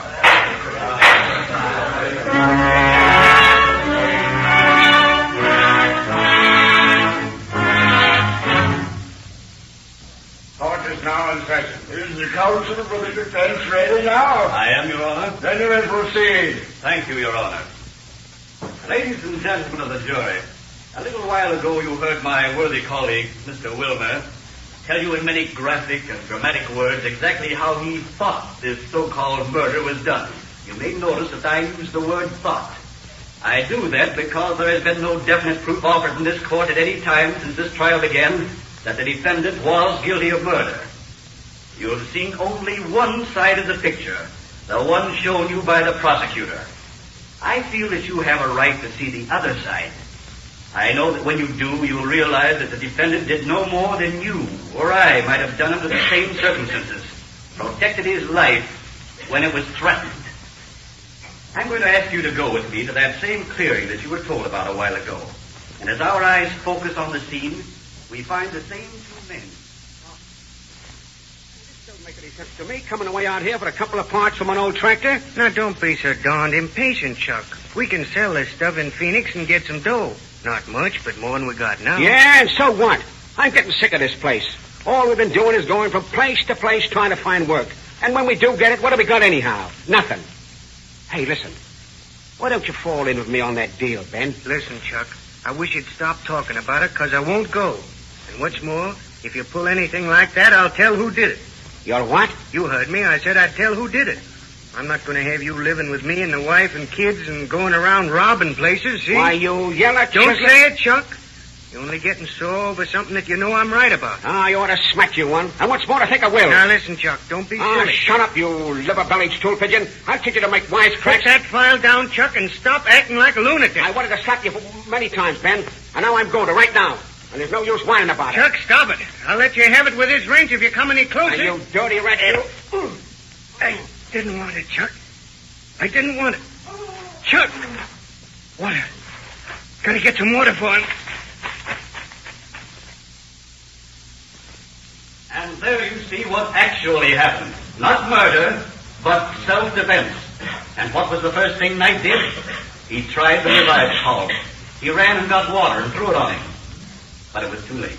I ask you, ladies and gentlemen of the jury, I ask you to believe me when I say that the defendant, Ben Knight, is an innocent man and deserves justice. And one thing more before I close. Remember this. Chuck Cobb, the victim, was an ex-convict. 2 times before, he'd been confined in San Quentin Penitentiary for a robbery and assault. Now, all I ask is that when you come out of that room in there, you bring a fair verdict back with you. The only fair verdict there can be in this case. Not guilty. Is the prosecution wish a rebuttal? Just a very short one, Your Honor. I should like it now with no recess. Very well, you may proceed. Ladies and gentlemen, I'm not going to bore you with any long speech. You've heard enough speeches for one day. I merely wish to point out one rather gaping discrepancy in Mr. Fellowes' story. A discrepancy that is as damning as though the murdered man were in this court himself to point an avenging finger at his murderer. If you will think carefully, you will remember that at the time of the actual killing, or assault, the way Counselor for Defense told it, Chuck Cobb was walking slowly towards the defendant, facing him. And Mr. Fellows went on to say that he raised the file he held in his hand and made a motion toward Knight. Now, I want to know just this. If Chuck Cobb was facing Ben Knight when he was hit with the wrench, how did it happen that the doctor who examined the body found that the back of the skull had been crushed and that there were no wounds on the front? It would have been utterly impossible for Ben Knight to hit the victim in the back of the head if he was facing him. That is all, ladies and gentlemen. The state rep.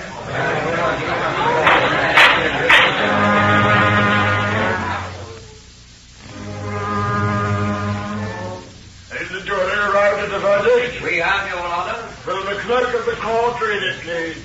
We, the jury, after carefully considering the facts in this case, find Benjamin Knight guilty of murder in the first degree. Benjamin Knight, you have been found guilty of murder in the first degree.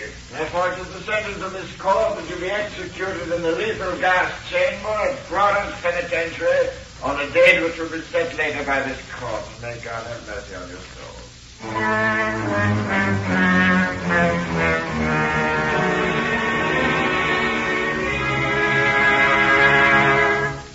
Let us remind you again that the police officers involved in this case, both in Arizona and California, drive cars powered exclusively with Rio Grande cracked gasoline, the gasoline that is specified by the leading cities and counties of the West because it is proved to be the most economical gasoline money can buy. You have often driven past a Rio Grande station near you. Next time, won't you drive in, please, and get acquainted with our services? Ask for your free copy of the Calling All Cars News and read about these crimes you hear on the air. Ask about the 14 free gifts, a complete detective outfit that Rio Grande offers free of charge to every boy and girl. Of course, you'll try a tank full of tetraethyl-treated Rio Grande cracked gasoline. Now, there's just one thing more. We pride ourselves at Sinclair Motor Oil. featured at all Rio Grande stations has not yet been equaled. You hear a lot about new motor oils with new features, but you'll find all these features and more in Sinclair motor oils. Prices start at 25 cents a quart in sealed cans, and we guarantee that your car will be perfectly lubricated with Sinclair oil in the crankcase.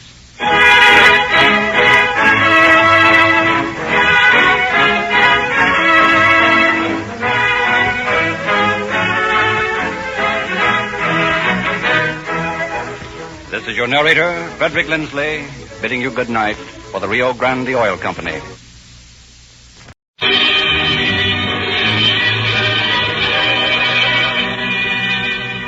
Calling All Cars, a copyrighted program created by the Rio Grande Oil Company. Calling all cars. Attention all cars. Los Angeles Police calling all cars. Broadcast 140. Be on the lookout for man described as short, wearing dark suit, checked cap, wanted for murder. This subject is armed.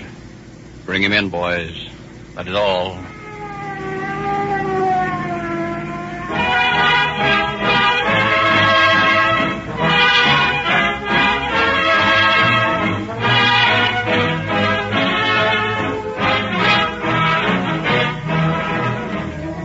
How long have you been listening to Calling All Cars?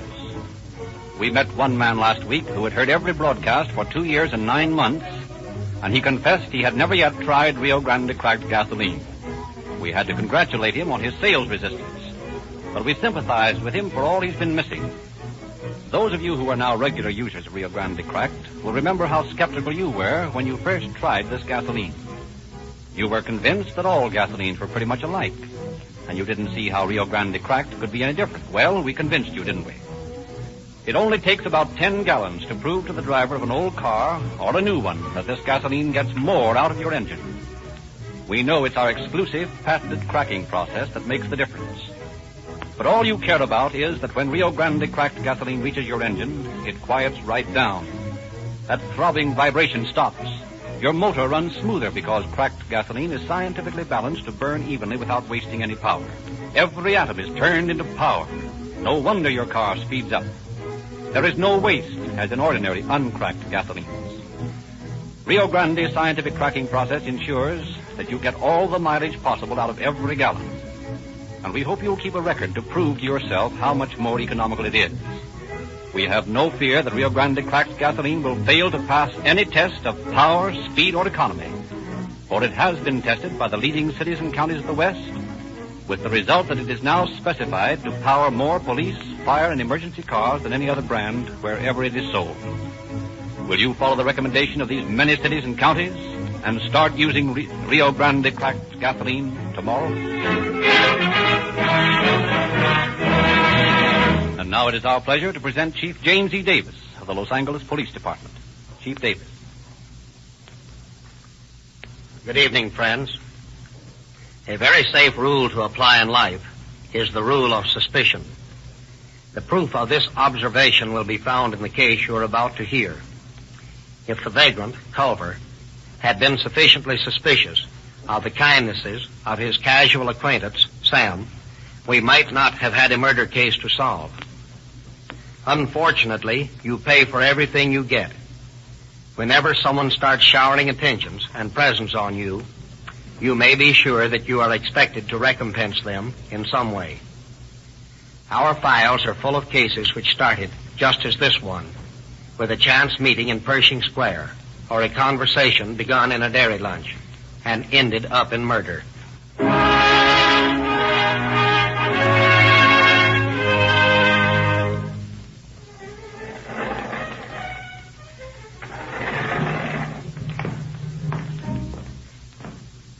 Sam, I've had such a lovely time tonight. Have you, Ethel? Why, it was just like before we were married. Dinner at the Coconut Grove, and you treating me like you weren't my husband at all. I'm glad you enjoyed yourself, Ethel. Well, now for a good night's sleep after our evening of mild debauchery. Yes, I must admit I'm mighty tired. Switch on the light, will you, Sam? There you are. All right, folks, just be quiet and you won't get hurt. Why, what is this? Hold up. Oh, Sam, give him your money. Why, I haven't got much, but I'll give you all what I have.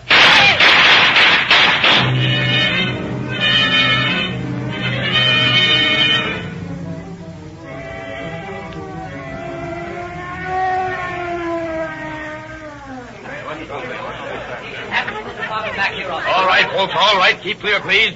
Hold them back, guys. Sure. Get back now, folks. You'll have to get back. You too, mister. I live here. This is my apartment, and this was my wife. Oh, I see. You come on in here with me, mister. Let's go. Now, how did it happen? My wife and I had been to the Coconut Grove. We had just come into the room and turned on the light when a man stepped out of the cupboard there and held us up.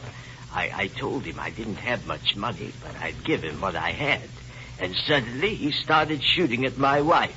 I pulled out my gun and emptied it at him, and he ran away. My wife was dead by the time I got her up on the bed. I see. Did you recognize this burglar? No, he had a bandana over his face. Oh, Thad, here's a man who saw the murderer escape. Yeah? Bring him in. Right. Come in, please, Mr. Fowler. Yes. Tell Lieutenant Brown what you just told me. Well, sir, I heard the shooting as I was coming upstairs. And just as I got to the head of the stairs, a man ran down the hall and took those steps up to the roof, two at a time. Up to the roof, eh? Yeah. Well, we better take a look up there, guys. Must be still up there. Well, you can get from this roof to the roof of the hotel next door. Say, maybe he escaped that way. We'll make sure of that. Sergeant. Sergeant. Yes, sir? Tell the boys down the street not to let anybody out of this building or the one next door. Yes, sir. And don't let anybody into this room until Lieutenant Geist and I get back. Yes, sir. These are stairs down the hall, Mr. Taylor? Yes, those are the ones. They lead to the roof. Come on, guys. Right.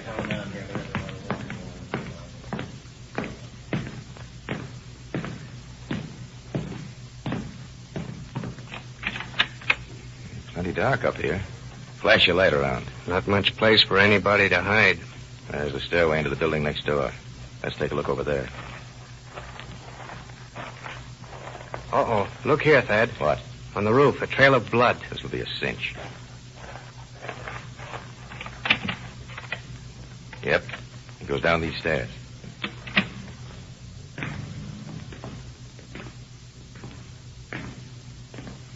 Turns to the right here. And stops at that door. Come on. Come on. Open up. Oh, is it the car? You guessed it, buddy. I figured you'd be here. What's it all about? That's what I want to know. That's what we want to know, too. You're pretty badly shot up, aren't you? Sorta. How'd it happen? Well, I went up on the roof a little while ago for a breath of air, and a guy comes running out of the penthouse next door. Runs past me and takes a shot at me.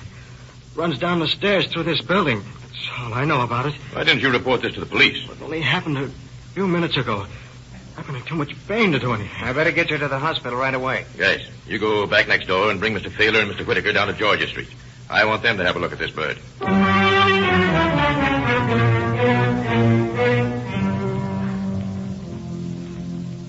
Well, Doctor, what's the verdict?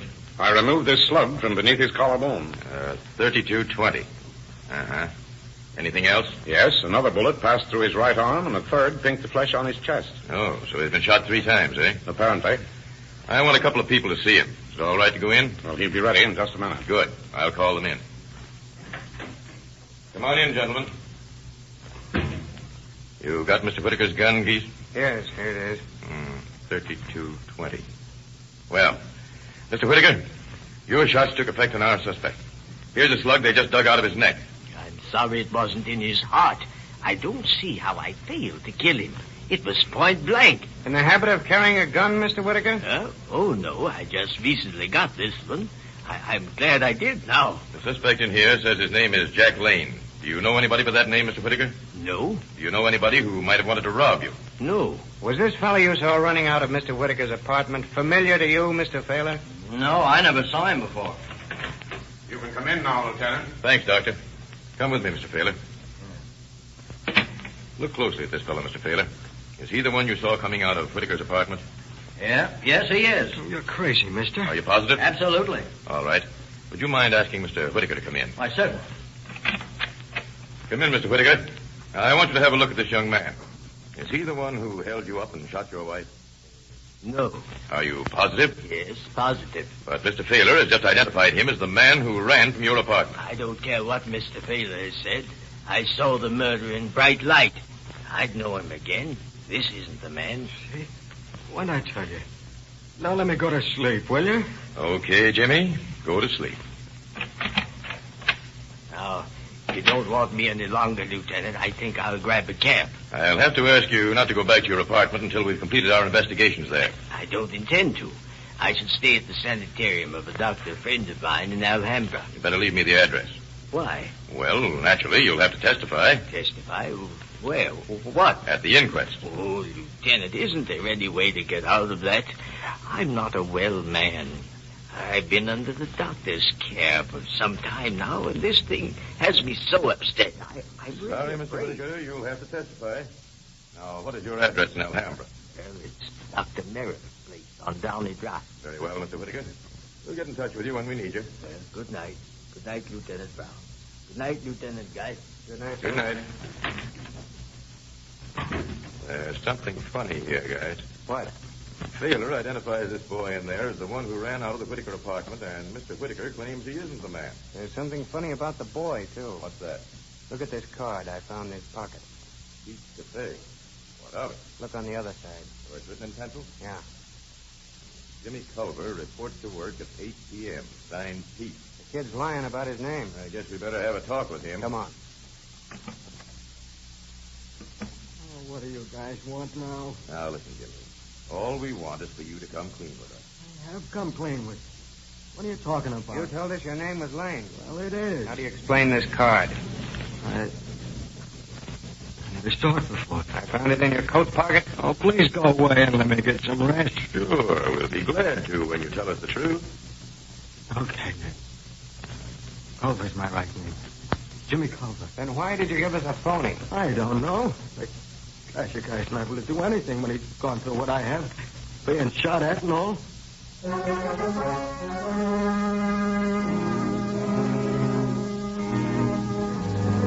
Early the next morning, Lieutenants Brown and Geist visit the Crime Investigation Laboratory. Query police chemist Ray Pinker. Well, Ray, have you gone through the Whitaker evidence yet? Yes, Thad. I've got some findings that will interest you. Let's have it. Mr. Whitaker was armed with a .32-20, wasn't he? Right. Now, Culver apparently was armed with a .38. How do you know that? Well, we found two types of slugs on the scene, 38s and 32. Look at this 38 slug under the microscope. You notice black threads and blue threads caught in the lead? Yeah, let's have a look, guys. Now, look at this slug here. Notice it has blue threads and black threads on it. Yeah, so it has. And here's still another slug with threads on it. And look under the microscope, it looks as though it were studded with diamonds. What's that from? That's the slug that went through the looking glass. Say, Tinker, these three slugs aren't all the same size. That's just the point. According to the autopsy, Mrs. Whitaker was shot 3 times. These are the 3 bullets. 2 of them came from Culver's .38, and the third from Whitaker's .32. What? You mean? I mean that Mr. Whitaker shot one of the bullets that killed his wife.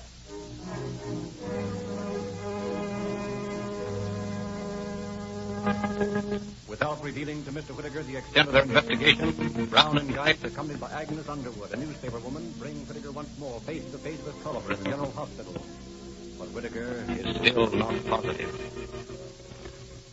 Well, the eyes and forehead look something like the man who did the shooting, but I can't be sure. I can't be sure of anything. I'm too upset about this whole thing. Of course, we understand, but take your time. Look at him carefully. You don't mind, do you, Jimmy? Oh, no. Not me. I'm having a swell time. Go on. Keep looking at me like I was a damn stuffed owl. Go ahead. Thad, Yes, Agnes? come on outside a minute. I want to tell you something. Okay. What is it, Agnes? There's something between those 2 men. What do you mean? When we walked into that room a few minutes ago, I saw Whitaker deliberately wink at that boy. Are you sure? I'm positive. That ties up with what we've already found. I think you ought to place him under arrest. No, not yet. We'll have him followed while we work on Culver. He's the weak sister. You'll break first. Well, I suppose you know what's there. Yeah, and thanks for tipping me off to that, Agnes. I got a couple of angles on this case, and when they're ready, I'll break them to you first. You're a darling, Thad. Do you mind if I use this winking business in my story right away? No, go ahead. Well, I got to run then. Goodbye. Goodbye, Agnes.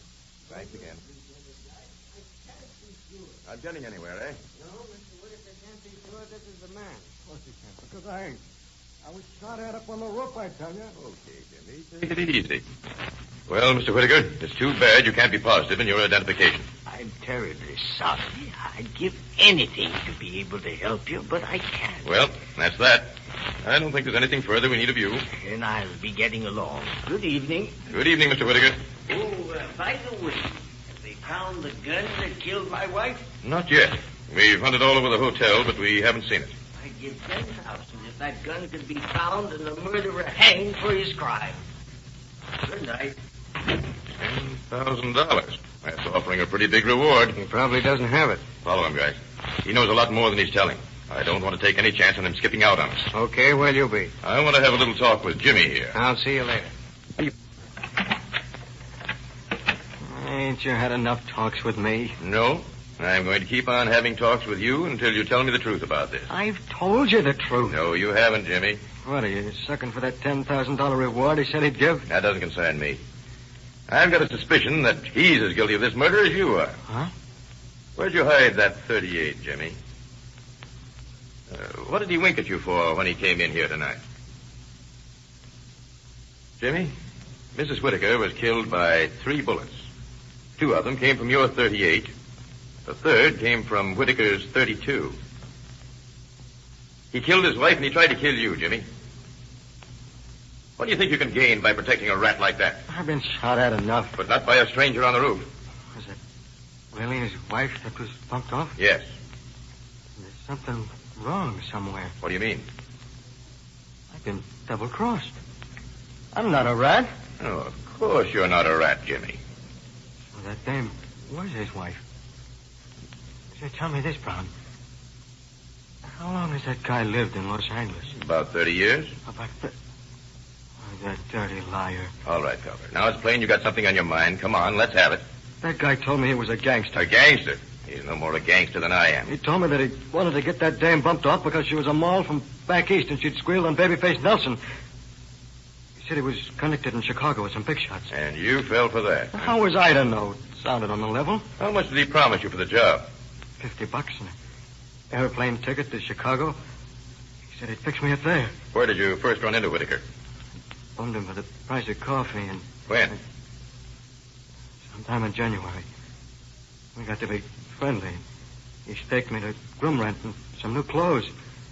He sent me out to buy a gun for him. Did you? Yeah. Is that the gun he turned over to us? No. He bought that one from the doorman of a nightclub. Where's the gun you bought? I hid it after the shooting the other night. Where? He told me to put it in the mattress up on the roof of the hotel. He cut a hole in it. Now, what happened the other night? Well, he told me to bring this woman to the hotel about 12:30 for me to be in the room. He left the door unlocked for me. And did you go there? Yeah, I was there all right. What happened? Well, I came in, turned on the lights, and I stepped out and told him to hand over that dough. The woman was excited, but Whitaker didn't say much. Finally, he said, I haven't much on me, but you can have what I got. That was a signal. Signal for what? For me to start shooting. I did. I had the gun right on her heart. But then as soon as I started to shoot at her, he started shooting at me. That's what I can't understand. I think I'm beginning to understand. Only he made the mistake of putting a bullet into her for good measure.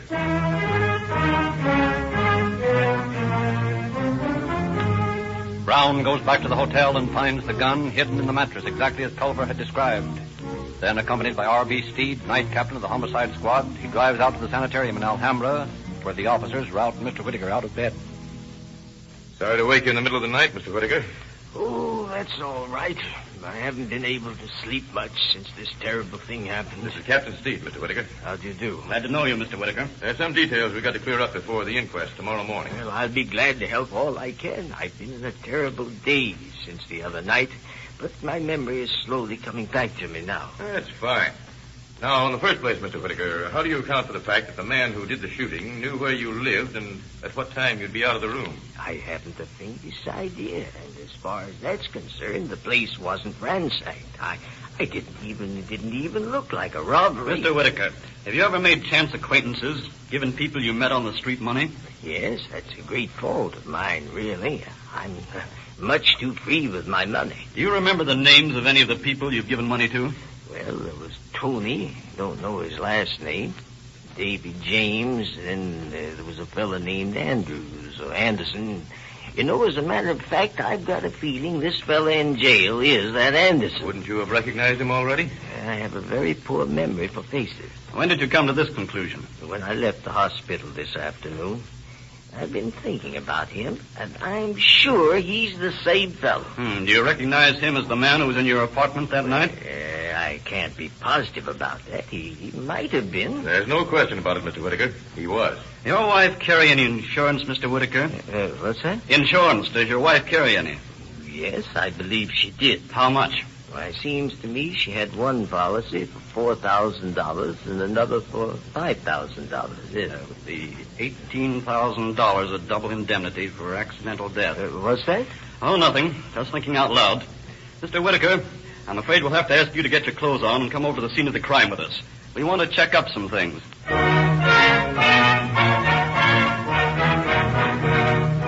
A half hour later, Mr. Whitaker, accompanied by the officers, enters his apartment for the first time since the murder of his wife. Now, Mr. Whitaker, we'd like to have you show us exactly what position you, your wife, and the murderer were in at the time of the shooting. Now, suppose Lieutenant Brown is your wife. Where was she standing? Right over there by the bed. Take that position, will you, Thad? Right. Now, take the position where you were standing. Where was that? Right there. About 2 feet from where you are now. Very well. Now, you take the position of the gunman. He stood right over here. You're sure of that? I'm positive. That would be impossible, Mr. Whitaker. Well, I know what I'm talking about. Perhaps you do, and you're not telling us the truth. What do you mean? Look at the bullet holes in the wall there. There was another bullet sent into that mattress, and another bullet broke the looking glass. None of those bullets could have been fired into the body of your wife from the position you say the bandit took, or for that matter, from the position you took. What do you mean by that? Look for yourself. You see, it's impossible the way you describe it. Say, wait a minute. I think I can find that gun for you. Where is it? Here, follow me. You see, my wife used to take sunbaths on an old mattress up here on the roof. You might have hidden the gun there.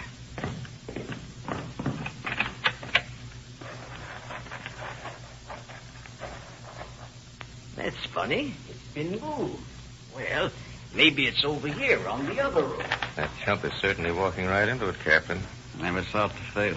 Give him enough rope. Yes, here it is, over here. Yeah, there's been so many officers up here looking around, it probably wouldn't be under here. Yes, but maybe it's in this slit. I don't think you'll find it there, Mr. Whitaker. No, I guess I'm wrong. It doesn't seem to be here. It isn't, because it's in my pocket. I took it out of that slit 3 hours ago. What? What made you think it was here? Well, it occurred to me it would be a good place to hide it. You mean this is the place you arranged for Culver to hide it? I don't know what you mean. Culver's confessed the whole thing, Mr. Whitaker. We know all about how you employed him to bump off your wife. That's a lie. Why, he must be out of his mind. I never did such a thing. He must be crazy, or you're crazy. I don't know. I'm all confused. Maybe I didn't hear you right. Oh, this thing has been so terrible. You didn't say just now that I tried to have my wife murdered? No. I guess I'm dazed again. Nobody could accuse me of such a thing. Me who loved her like a child. All right, Mr. Whitaker. That act's no longer any good. You'll have to come along with us.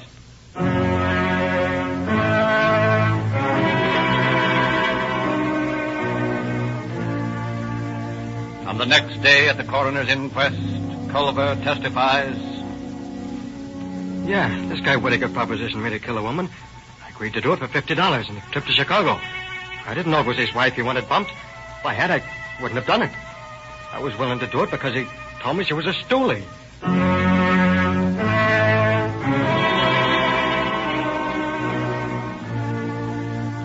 Whitaker, having heard the testimony, changes his story somewhat when he takes the stand. Yes, I knew this man, Culver, by the name of Henry Anderson. I befriended him out of the goodness of my heart. I gave him money for food and for room rent. This is the way he repays me, by murdering my wife, by framing me. It's enough to shake your faith in human nature. In the opinion of this coroner's jury, Mrs. Ethel Whitaker met her death by felonious homicide committed by James Culver or Samuel Whitaker or both. This jury recommends that they be held to answer to a charge of murder.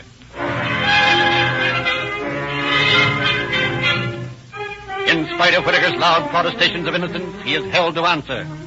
While he remains in the Los Angeles County Jail awaiting trial, the officers continue their tireless investigation into his past. They uncover some strange things which are brought out in the trial, produce surprise witnesses, among them... I am the dead woman's sister. My father left my sister and me $6,000. Sam Whitaker ran through it in less than a year. And then he kept my sister and me working and supporting him. My name is John Stokes. I live in Dodge City, Kansas. Samuel Whitaker made love to my sister Ella while she was in California. She believed he meant to marry her. She turned her money over to him. When she discovered he was already married, she committed suicide. Mrs. Whitaker was struck by 3 bullets, any one of which could have caused death. 2 of these bullets were shot from the gun admittedly belonging to Culver. The 3rd bullet was fired from the gun Mr. Whitaker admitted owning.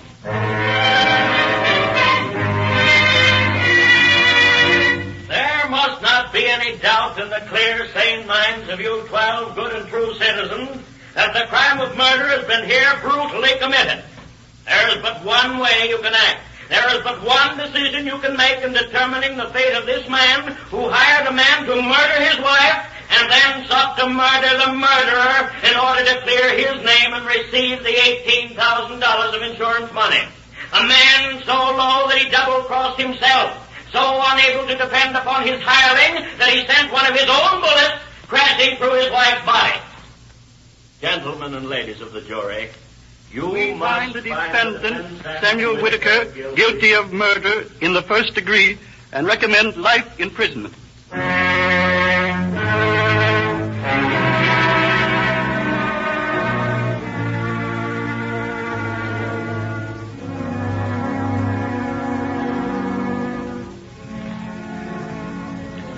An unfortunate holdout among the jurors saved Samuel Whitaker from hanging for his crime.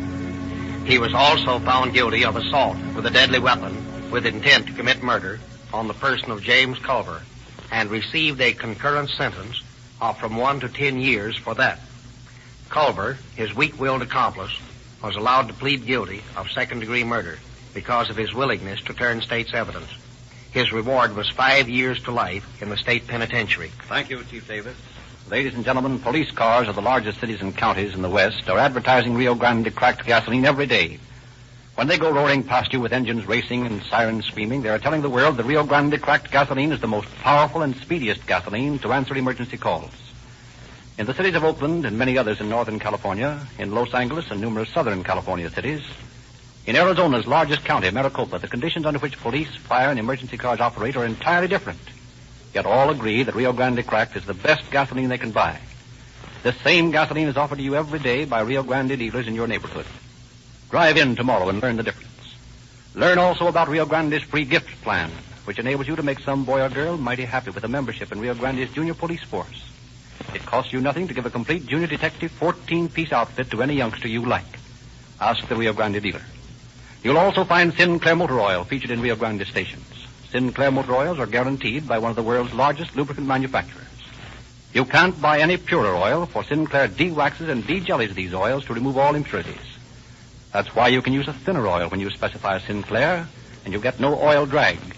Your engine can speed up without danger, for Sinclair Motor Oil is guaranteed to give never-failing lubrication from the second you touch the starter up to the top speed of your car.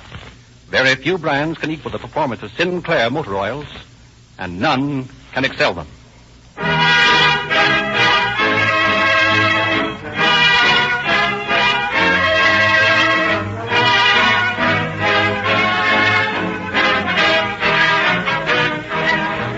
This is your narrator, Frederick Lindsley, bidding you good night for the Rio Grande Oil Company.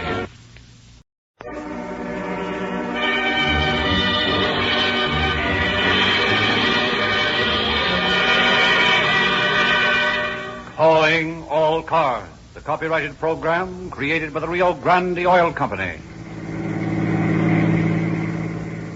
Los Angeles Police calling all cars, attention all cars, broadcast 142. Cover the district around Pasadena Avenue and Avenue 42 and pick up any suspicious person. That's all. Rosenquist.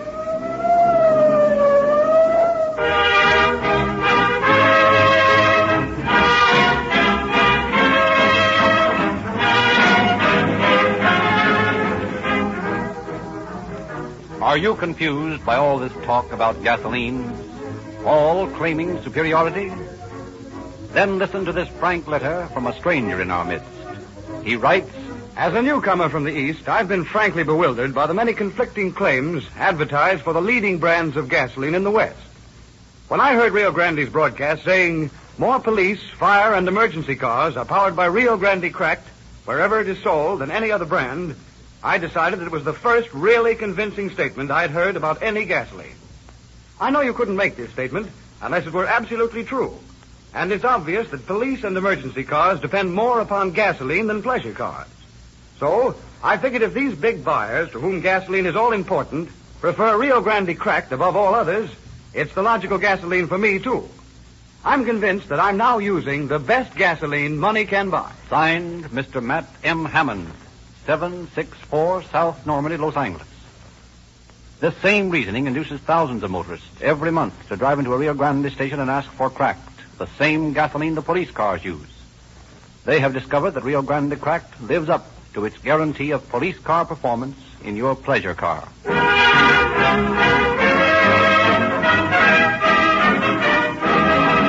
And now it is our pleasure once more to present Chief James E. Davis of the Los Angeles Police Department. Chief Davis. Good evening, friends, and boys at the police camp at Valyermo. The policeman is a public servant. When he takes his oath of office, he promises to enforce the laws which the people make.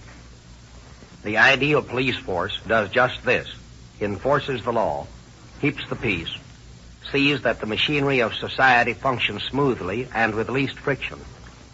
The ideal police force does not meddle in politics, does not concern itself with the social opinions of the public, does not interfere in any way with the affairs of the public, so long as the public keeps its peace. It is my constant effort and ambition to attain this ideal. The case you are about to hear tonight deals with an officer who might be called an ideal officer.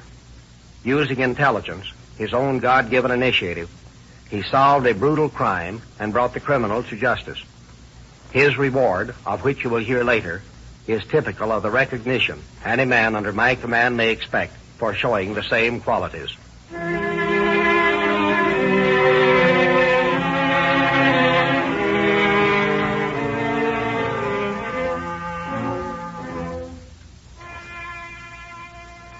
It is a few days before Christmas in 1913. In Thurston's drugstore on Pasadena Avenue in Los Angeles, young Harold Ziegler is showing Mr. Thurston his new flashlight as Mrs. Thurston goes to answer the phone. Isn't it a dandy, Mr. Thurston? It sure is, Harold. My dad bought it for me. Ought to have waited until Christmas, oughtn't he, Harold? Well, you see, my birthday comes on Christmas Day, so Dad sort of figured I ought to have this as a birthday present ahead of time. Well, that's mighty thoughtful of him. You're liable to lose out with only one set of presents for both days. Yeah, and then Bill White, the motor cop's been telling me that I ought to have a flashlight when I make deliveries at night. He's right, Harold. It isn't safe to ride a bicycle around at night the way these fools run their automobiles nowadays. 30 miles an hour down Pasadena Avenue. Wonder they don't break their necks. Oh, Ed. Yeah? Party up on Avenue 42 wants some citrate of magnesia. They said to send along change for $20. They want it in a hurry. All right, I'll get the magnesia. You get the change for Harold. Gee, that's swell. Now I can use my new light. Well, you be careful with this money now, Harold. Oh, yes, ma'am. I'd send Robert, only he's home for supper. Don't you worry about me, ma'am. I can take care of it just as well as Robert can, even if I am 2 years younger than him. Well, we'll see. Here's $19.50. The citrate will be $half.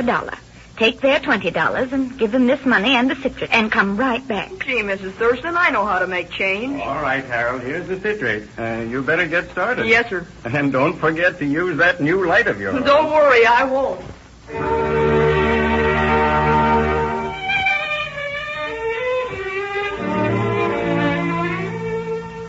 I wonder what's keeping Harold, Ed. He's been gone over an hour now. I don't know. He ought to have been back in 15 minutes. Do you think he might have been run over by an automobile? Well, less chance of that than ever before. He had that new flashlight tonight. But it's such an ugly night, raining and all. I'm going up that way and look for him. What is that address? 727 Avenue 42. East or west? West. Well, I'll be back shortly.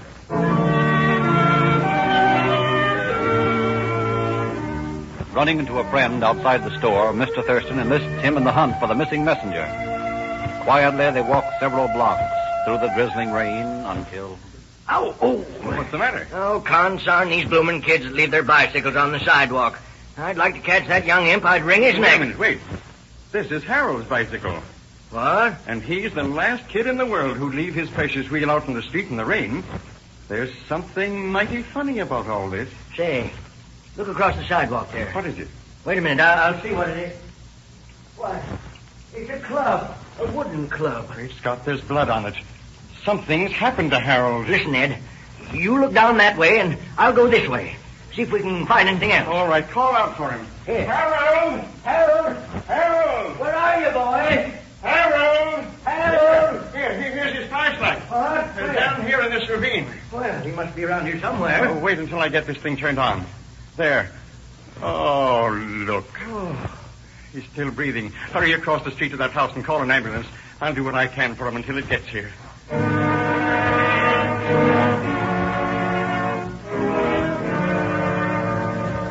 Well, Bill, it doesn't look like there's much business for a cop tonight. No, raining too hard for the second story man, I guess. What do they think about you hanging around this pot-bellied stove up here at Lincoln Heights? It's okay with the sergeant. Thanks to you, I've got a police substation right here in your hardware store. And I got police protection. Well, it's fair enough. Who wants a pound of nails, that bet? Hello? Yeah. Just a minute. It's for you, Bill. Sounds like the sergeant. Oh, thanks. Hello? Yeah. Yeah. Okay, I'll get up there right away. Crime on a night like this? Looks like murder. See you later.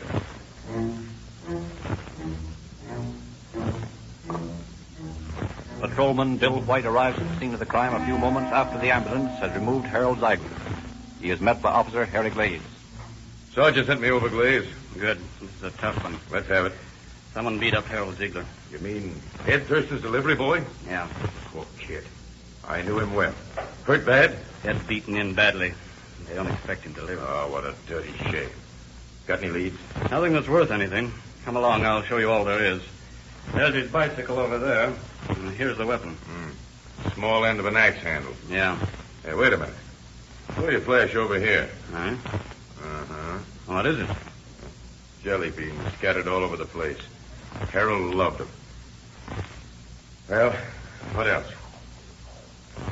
Apparently he was dragged down here into this ravine. This is where they found the body. Now, wait a minute. Throw your flash around here. Nice footprints. Probably belong to the ambulance driver. One of them must belong to the attacker.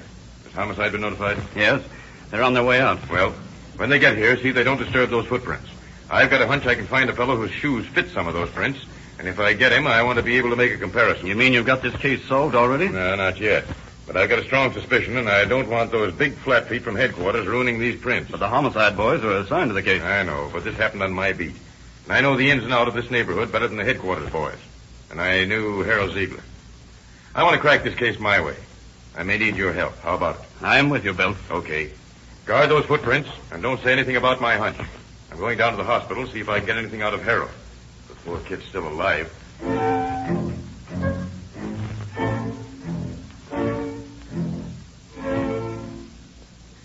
Good evening, Officer Hyde. Oh, hello, Edith. You got that Ziegler kid in here, the one that was beaten up? Yes. I'd like to ask him some questions, if I may. You can go back, but I doubt if you can find out anything. The boy's unconscious. His mother and father are there with him.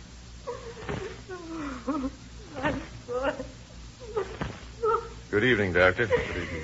May I talk to the boy? Yes, but I don't think he can hear you. He's very low. Harold. It's Bill White, the motor cop. Harold, who hit you? Harold, I've got to know who did it. Can't you hear me, Harold? Harold, can't you tell me? Just tell me his name. It's no use, officer. He's dead.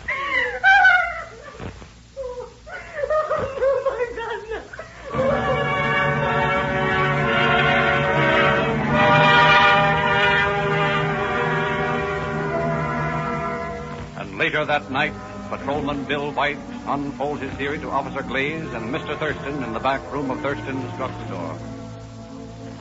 Now, here's the hunch I want you to help me on, Glaze. Shoot. Remember about a year ago, a Japanese gardener was beaten up and robbed over in Herman? Yeah? Well, that Japanese was beaten the same way that Harold was. Same kind of a club. And for the same motive, robbery. I still don't see how that proves the same person did it, Bill. Well, Mr. Thurston, that's a principle we use in police work.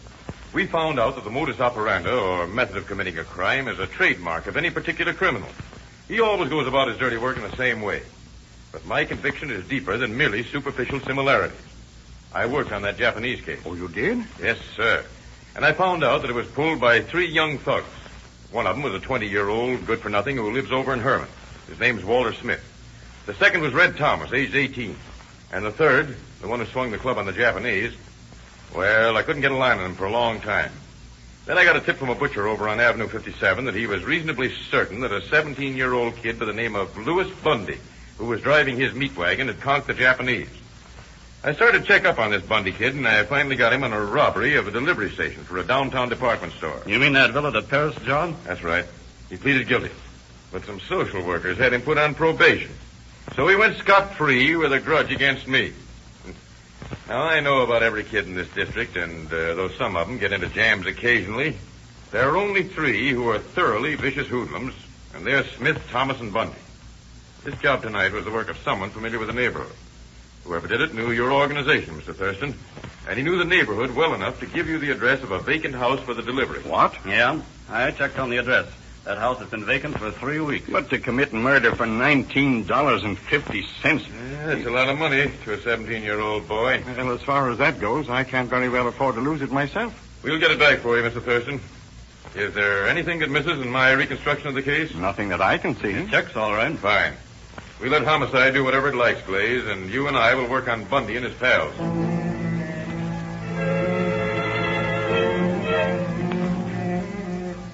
Early the next morning, Glaze and White returned to the scene of the crime equipped with plaster of Paris. The footprints are still intact in the rapidly drying mud, and the officers quickly make casts of all the impressions. The elimination of the prints begins. One pair belongs to Mr. Thurston, another to his companion of the preceding evening, another to the ambulance driver. At last, there remains but one pair of unidentified prints, the impression of a shoe with new cat's paw rubber heels. White and Glaze take these to the neighborhood cobbler at Pasadena Avenue and Avenue 43. Good morning, gentlemen. Hello, Tony. What's that you got in your hand? That's a plaster cast of a shoe print. I never see anything like that before. Well, take a good look at it. She's just like a white shoe, huh? That's right, Tony. Now, look carefully. Is that your work? Did you mend this pair of shoes recently? Hey, golly. This is my work. See these nail holes. Look at this hammer. She's uneven. What? Can you imagine that? These look like new heels, Tony. Did you put them on? Oh, I put on the heels. Who did you do this for? Well, let me think. Sure. I do it for that Bundy kid, Louis Bundy. Louis Bundy? Well, what do you say, Glaze? I say your hunches are great things.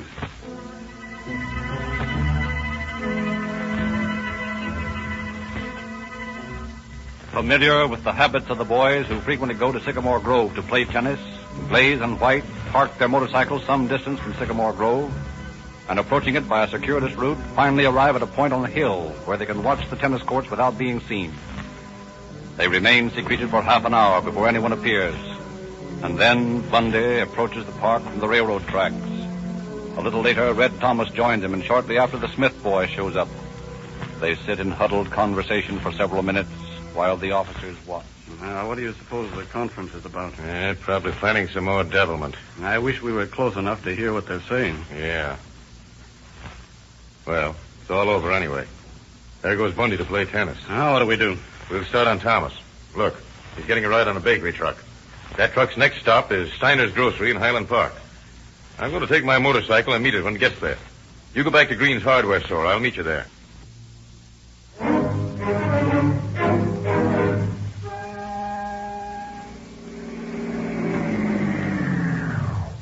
Well, as far as I go for a while, kid. This is fine, thanks for the left. Dummy.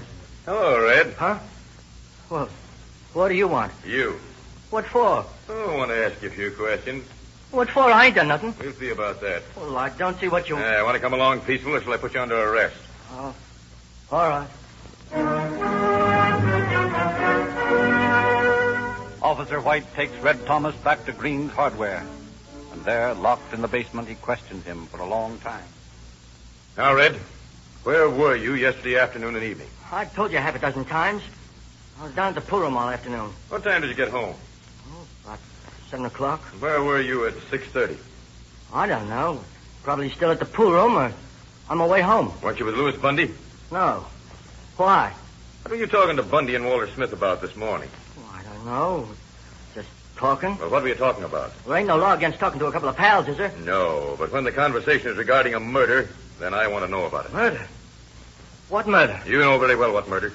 The murder of Harold Ziegler last night. Now, I'm going to arrest you and Smith and Bundy for that little job. Listen, White. I didn't have anything to do with that. No? Well, how are you going to prove that? I don't know, but it's God's own truth. I didn't have nothing to do with it. I swear it. Who did it? I can't squeal. Well, you'd better. I found Louis Bundy's shoe prints at the scene of the crime, and I know he's in on it. Well, maybe he is, but I'm not. Start talking. Oh, right. All right, I'll tell you what I know about it. Go ahead. Well, we was up to Sycamore Grove yesterday, and Bundy said he wished he knew how to get some money, and Smith suggested we write a phony check for $15 or $20 and get the butcher to send some meat, COD, to a vacant house somewhere, and then get the delivery boy to cash the phony check. And you thought you could get away with that? Gee, you punks are dumb. I knew we couldn't get away with it. I told them it was forgery, and I didn't want any part of it, so I beat it. Well, I don't know what they did after that. When we met down at the Grove this morning, Smith and I both accused Bundy of killing that Ziegler kid, and he denied it. Oh, gosh, that's all I know. And that's plenty. Oh, will you let me go now? And let you warn your pals? Not a chance. The only place I'll let you go is to jail.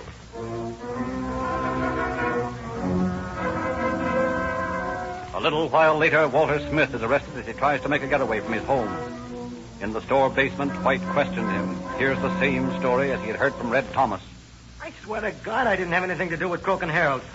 When Red pointed out that Lewis's check plan was forgery, I backed out, too. I don't want to get mixed up on a penitentiary rap. So you didn't have anything to do with that murder, eh? No, sir. I didn't know anything about it until I read in this morning's paper about Harold being dead. That's why I went over to the Grove to see Bundy. He denied it, of course, but I've got a hunch he did it. And so have I, my young informer.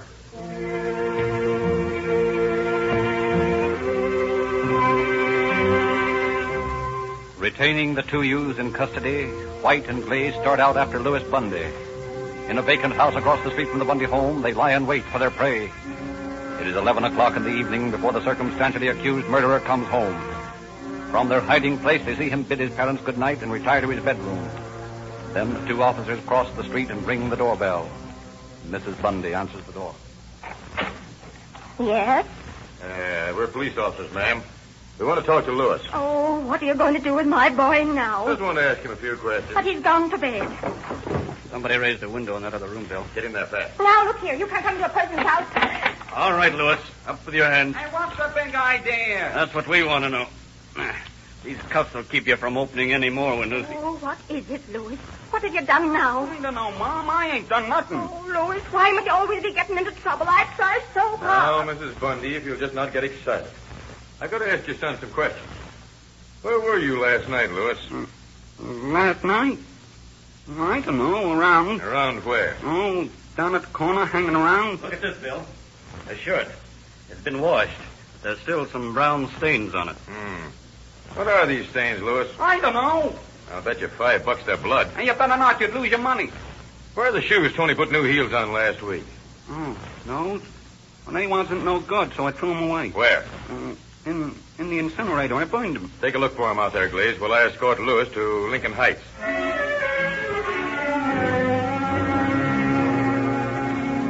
Now you got me here in jail. Maybe you'll tell me what you're arresting me for. Gladly. The charge is murder. Ah, you're kidding. No, on the level, Louis.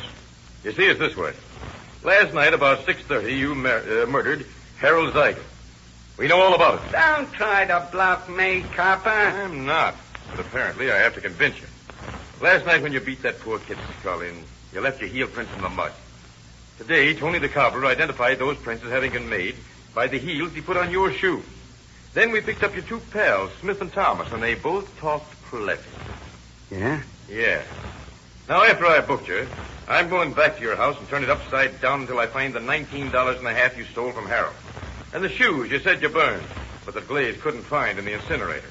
And the blood-stained clothing. I've got a little hunch about them. I think you probably buried them in the cellar. I'm going to dig down there until I find them. Listen, White. Do me a favor and don't do that. Why not? Well, just don't. I don't want my mother bothered no more. Hey, lay off that and I'll tell you the whole story. Well, let's have it. Well, you promise not to bother my mother? I'll try not to. Well, you see, it's this way. I got a girl up in Ventura, see? Well, she's coming down to L.A. for the holiday, see? So I wanted to get her a Christmas present and show her a good time. Only I ain't got no coin, see? Well, Smith and Red backed out on me, so I figured I'd pull a job alone. I'm sorry, old man Thurston sent Harold on that phony errand because I like the kid. I hadn't planned to kill nobody, but there was nothing else I could do. What do you mean? Well, I met Harold near the hill at Mommy and Way, see? And I spoke to him, figuring he wouldn't be able to make me out in the dark. But he turned on his flashlight and he recognized me. And then I knew I'd have to kill him or he'd took the money away from him. So I let him have it with the axe handle. He thought I wanted his flashlight because he kept telling me I could have it if I didn't beat him no more. But I kept on beating him until he didn't make no more noise. Then I took the money and I got away from there fast. And you went home and buried the bloody pants and the shoes and the money in the cellar. Not the money. What happened to it? Well, I dropped it while I was running away. A nice story. A nice Christmas present for Harold's mother. Her son's corpse. I couldn't help it. I had to kill him. It was him or me.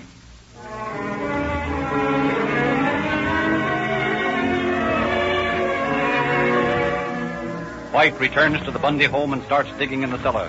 He recovers the bloody coat and trousers, the bloody shoes, which match perfectly the plaster casts he had made at the murder scene.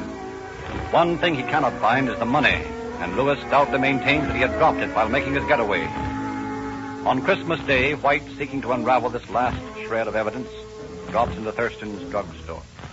Hello, Bill. Hello, Mr. Thurston. How's the case coming along? Fine, except for one thing. What's that? The money. Bundy claims he dropped it making his getaway. Now, I think he's lying, but I can't get a line on him. I wish I could return that to you for a Christmas present. Well, to tell you the truth, so do I. I got a plan. If you're willing to lend me the same amount of money. What? Just for a few hours. Sort of the old gypsy trick, making money produce more money. Well, whatever you say. Now, here's what I want you to do.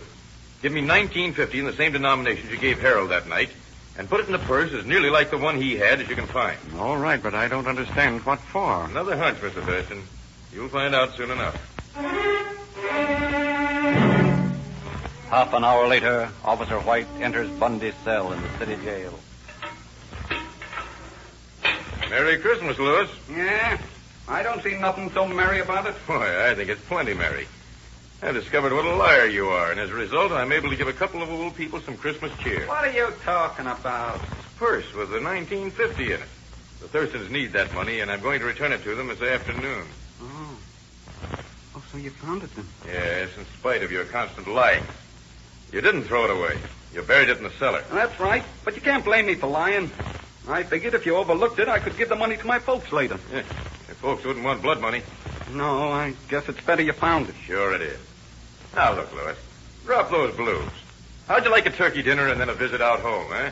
Gee, you mean it? Sure I do. My gosh, I believe you're a human being after all, White.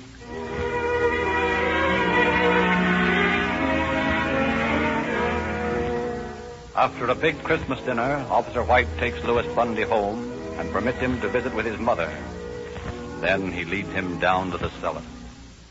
Well, Lewis, before we go back to jail, I'd like you to show me how you buried all that stuff. I found it all anyways, but I'd like to get your movements clear in my mind. Sure. Now, here's your shovel. Well, after I got home, I stripped out of my coat and pants and shoes and brought them down here. I dug a hole right here. And I buried the clothes and the shoes, and then I covered over the hole. And then I went over here under the steps, and I dug another hole to bury the money in. Say, what is this? What I've been looking for, Lewis. Thurston's money. And that purse you showed me down at the jail. It's a decoy. Thanks for showing me where the money was, Lewis. Why, you dirty, low-down, double-crossing...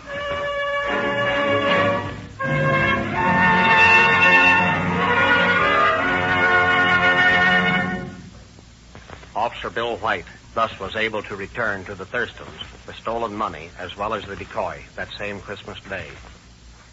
Chief Sebastian recognizes the excellent single-handed job of police work done by White, promoted him to a lieutenancy in the detective force, a position which he held for 16 years until his retirement.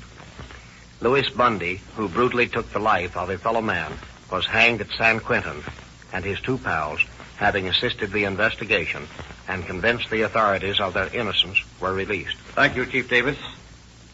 Ladies and gentlemen, would you like to know how we write and rehearse these Calling All Cars broadcasts? You will find the full illustrated story in the latest issue of the Calling All Cars News, now being given away to everyone who asks everywhere Rio Grande cracked gasoline is sold. True detective stories in every issue, telling how cases were solved by the police departments who use Rio Grande cracked gasoline. We invite you to use the same gasoline that has been selected above all others, everywhere it is sold, to power more police, fire, and emergency cars than any other brand. Every boy and girl is interested in detective work. And at no cost to you, you can give some fortunate youngster a complete detective outfit of 14 valuable free gifts. Easterners will be glad to know that all Rio Grande dealers carry Sinclair motor oils. Throughout the East and Middle West, Sinclair motor oils are widely known as the oil that's mellowed millions of years. You've seen pictures of the giant Sinclair dinosaurs that symbolize the age of Sinclair motor oils. Now, these famous oils are available throughout the Pacific Coast and far west, distributed by the Rio Grande Oil Company through thousands of independent dealers. We guarantee that you can't buy better motor oils at any price than Sinclair. And your Rio Grande dealer will tell you the scientifically exact grade to use for your car.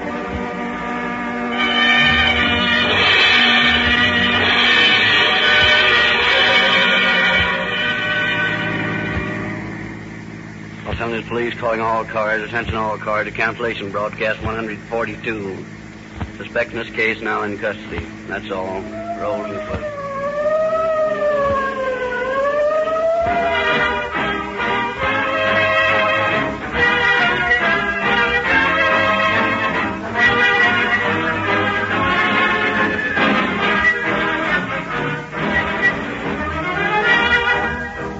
This is your narrator, Frederick Lindsley, bidding you good night for the Rio Grande Oil Company.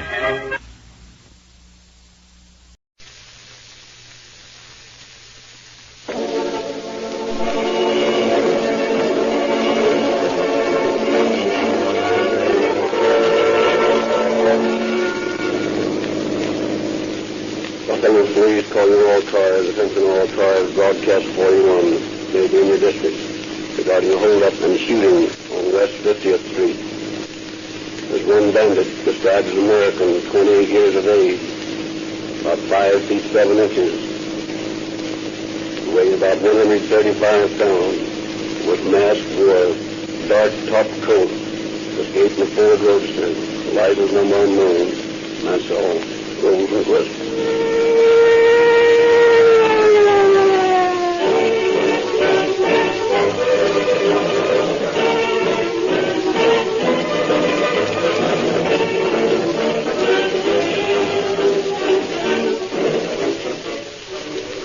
Good evening, ladies and gentlemen. Everyone wants good mileage from his gasoline. Here's the way to get it.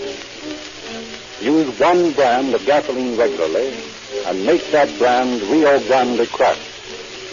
Rio Grande Cracked will give your car the same dependable police performance demanded by the police and fire departments of the great Southwest. Smart purchasing agents demand the gasoline that delivers good mileage.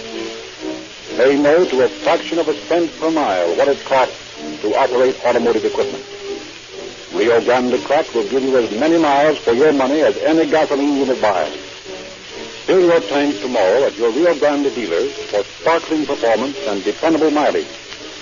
Cracked will settle your gasoline problems for good, for its quality never varies.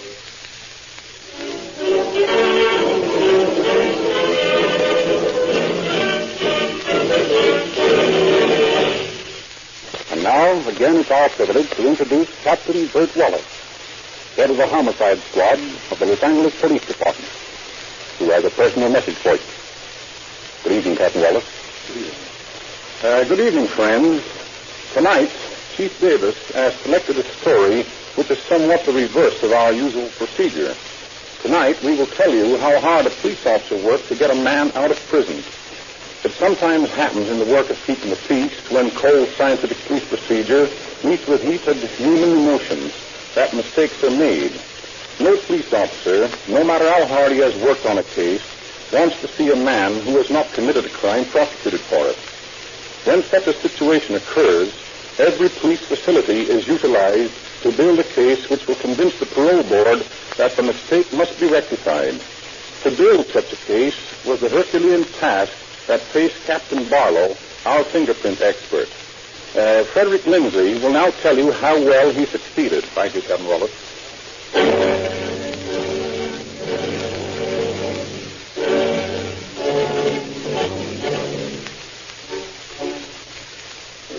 It is a cool autumn evening several years ago.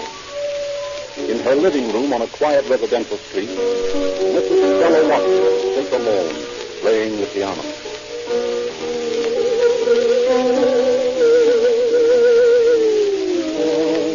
Now, let's pick him up. I said stick him up. What do you want? Give me a silver. Well, I haven't any. Come on, kick in with that ring. Come on, hurry up, will you? Here you are. All right. And the others? What others? You know what others. The diamonds in your jewel case. Where are they? I don't remember where I put them. Come on, quit stalling. I'm liable to get impatient and pull this trigger. Please put the gun down. I'll try to find them. Make it snappy and be quiet. One peep out of you and it'll be your last. Oh, give me time to think. Let's see. I remember seeing them last. Come on, hurry up. I haven't got all night. Well, I'm trying to remember where they are. Just a minute. Lady, I'll give you just 3 counts to get those stones. Oh, 1, 2... Hey, come back here.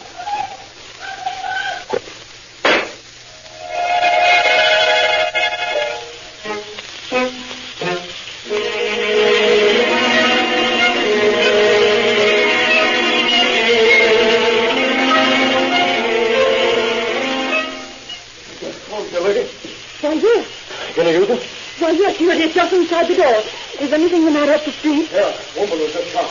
I'll call an ambulance. Hello. Operator, get me to the police department. Hello? There's a little woman shot out here on 50th Street. Yes, nice Avenue. Yeah, you better send the ambulance out. Well, how did it happen, young man? I don't know. I just saw her run out screaming. Oh, whoa. What's that sticking out of your pocket? Now, what? Well, Henry, it's a gun. Henry, Shut up, you fool. I'll plug you too.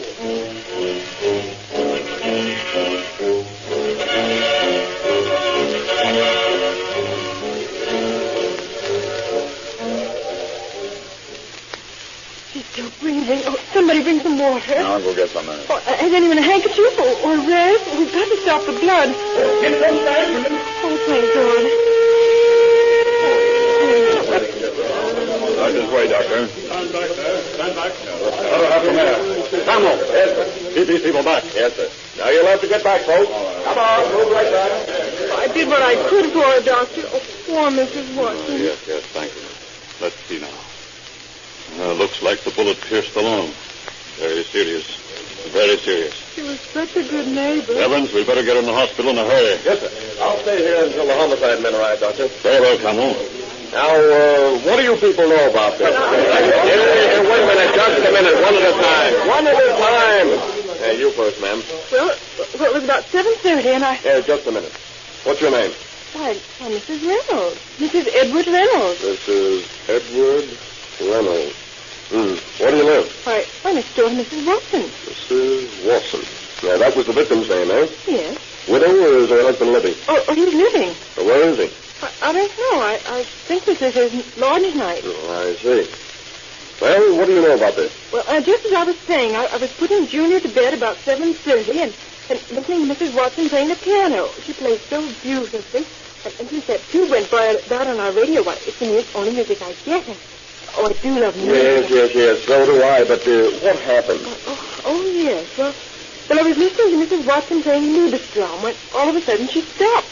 And she never stopped in the middle of a piece. Why, I remember the day Heinemann's butcher shop caught fire, and she went right on playing. Let's stick to the story, lady. What did you hear after she stopped? Oh, yes. Well, then I heard a man's voice speaking in a low tone, and, well, naturally, I tried to listen, for it wasn't Mr. Watson's voice.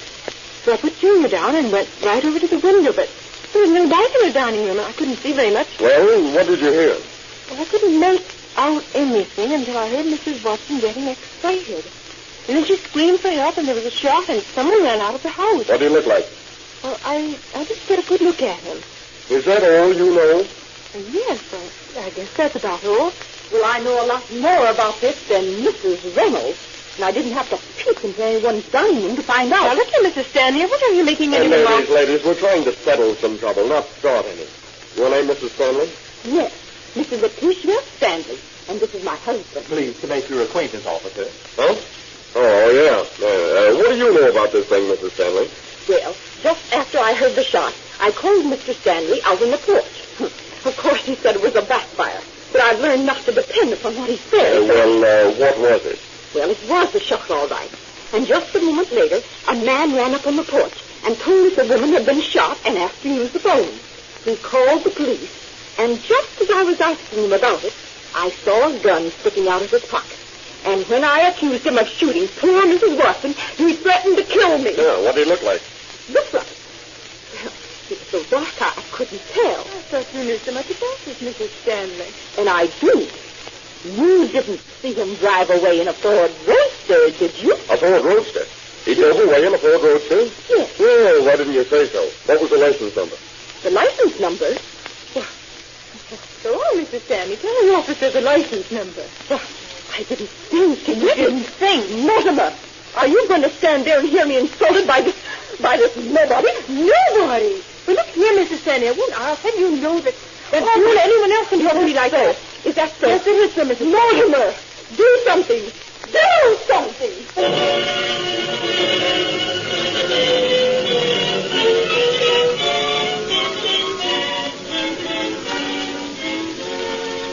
Peace finally restored, and meager information gleaned from such witnesses as there are, the investigation is turned over to Howard Barlow, who closely examines Mrs. Watson's house for fingerprints. Yeah, well, apparently he entered the house with this window here. Yeah, the screen's been taken out. By the look of this deep shoe print under the window, he left the house the same way. Now, let's take a look at this screen. Not bad. I think we can get a couple of fair prints out of this thing. Might as well take it into Central and photograph it there, Eddie. Okay, Howard.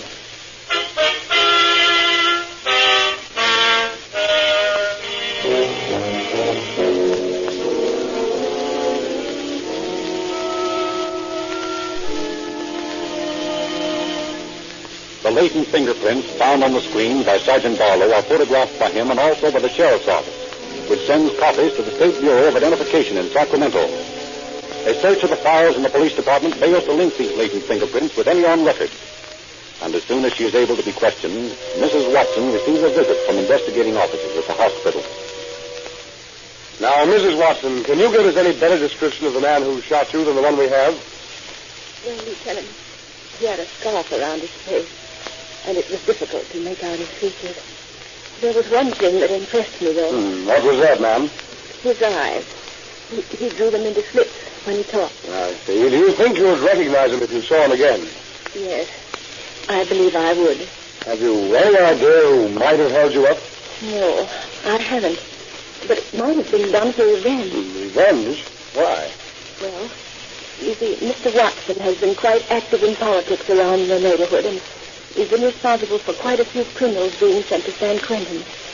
Several of them have been threatened to get even. I see. Well, that is a possibility. We'll look into that angle of the case.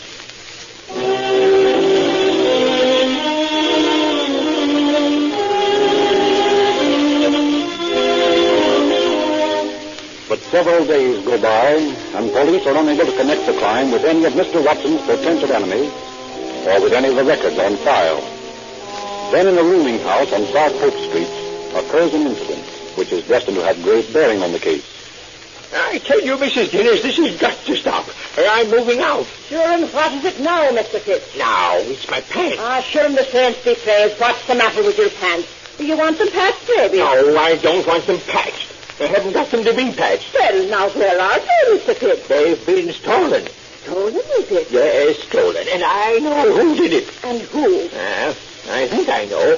It's that Preston fellow in room 105. And what makes you think he took them? Because I saw him wearing them this morning. The devil you say. Yeah. Well, I won't have goings on like that in my house. Now, you come along with me, and we'll see about it. What's you going to do? Well, we're going to talk to Mr. Preston about his house. Come along now. I never had anything like that in my house. I'm not going to have a place like this. Are you Mr. Preston? Yeah, who is it? It's Mrs. Guinness. Oh, come in. Oh, good afternoon, Miss Guinness. Mr. Preston, whose pants is them? Why, they're mine. No, they're not, young man. They belong to me. You stole them. I did not steal them. I bought them from Jimmy Black. Well, they're my pants. Oh, I didn't know they was hot, or I wouldn't have bought them. Mrs. Guinness, I don't believe this young man's story. Yeah, well, it doesn't sound fair to me either. And I'm going to get to the bottom of it. What do you mean? Young man, I run a decent house here, and I don't want the likes of you into it. Okay, I'll move. Not with my pants on. I know you'll move. And if you'll be in the police patrol, you'll be moving. Huh, I've been missing things around my place, too. And I'm going to find out who's been taking them or know the reason why.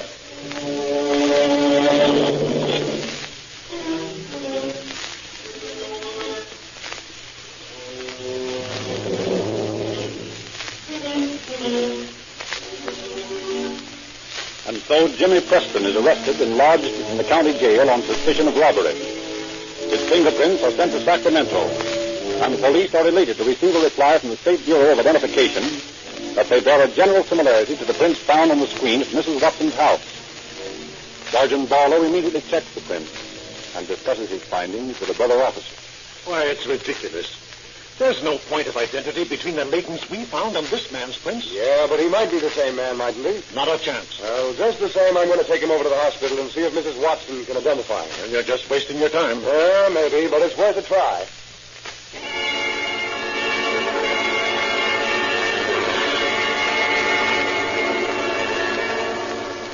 Now, Mrs. Watson, is this the man that held you up? It's so hard to be sure.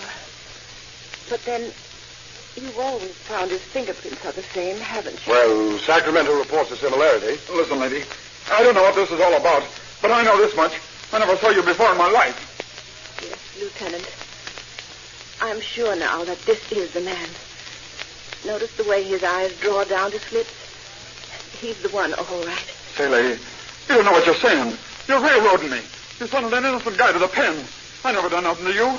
For the night that guy plugged you, I was in jail in San Diego. I should think, young man, when you're thinking up what do you call it? Oh, yes, alibi, that you have enough pride not to lie about being in jail elsewhere. What difference does it make where I was? I didn't do nothing to you. This is the man, Lieutenant. There's no doubt about it. And men of his type should be in prison. I'll do everything I can to cooperate with you. I'll help in every way to see that he's sent there for good. And I hope it will be a lesson to you, young man.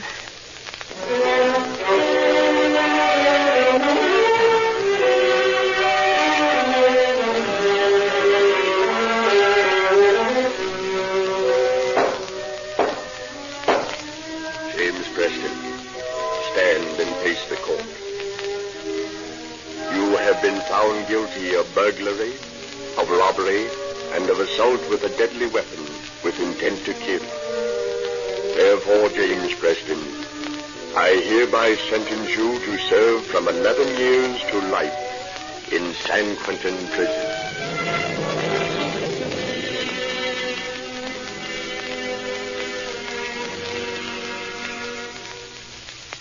Now, I tell you, Chief, this is one of the most outrageous miscarriages of justice I've ever heard of. Quiet down, Sergeant. Let me get the straight of this.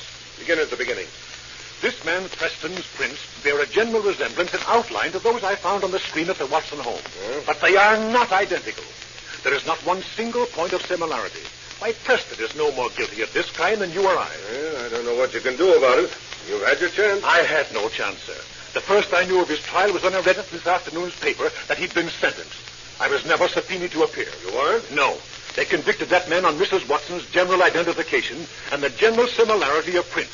Why, it's ridiculous. Wait a minute, young fella. Don't go off the deep end. Well, it makes me burn. We've got to do something about it, Chief. We can't let an innocent man go to prison. There isn't much we can do about it. Judgment has been passed. And it isn't fair. There's only one thing for you to do now, then. What's that, sir? Find the man who left his fingerprint on Mrs. Watson's screen. If you can find the real criminal and convict him on your fingerprint evidence, then you can free Preston. And in the meantime, Preston has to go to San Quentin for a crime of which he is innocent. I'm afraid so, Sergeant. Very well, then. I'm going to find the real criminal if I have to go over every single one of the 300,000 prints in our files.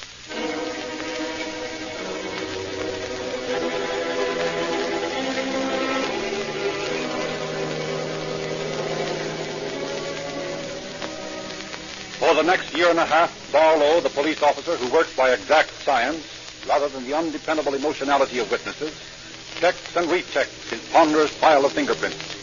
Every burglar suspect brought in for questioning is fingerprinted, and his prints are compared with the marks left on Mrs. Watson's screen. Still, nothing comes of the patient search. Only the thought of justice that he alone can bring to an innocent man immured in San Quentin spurs Barlow to his Herculean task.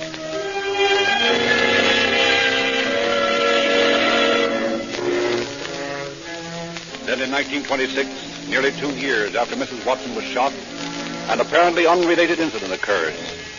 Several burglary jobs have been pulled by a man who operates in a Ford coupe, license number 125380. The police bulletin describes the car and orders all officers to be on the lookout for it. On April 18th, a squad car is cruising through the sparsely settled southwest section of town. Say, partner, slow down a bit. I want to give this Ford the once-over. Yeah, might be stolen, huh? Yeah, you never can tell. The car parked by a vacant lot out in this godforsaken neighborhood, parked there for no good. License 125380. Got that on the hot sheet? Yeah, just a minute until I see.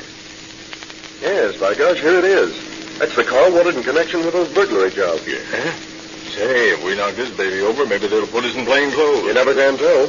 You'd better pull up there ahead of him. Okay. There. How's this? Fine. We can keep our eye on him through the rear vision mirror.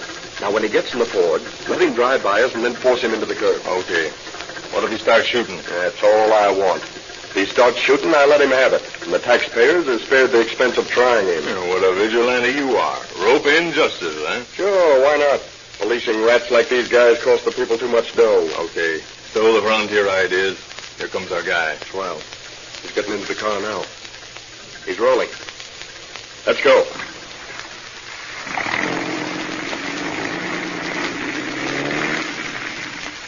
All right, get over there. Over the curb.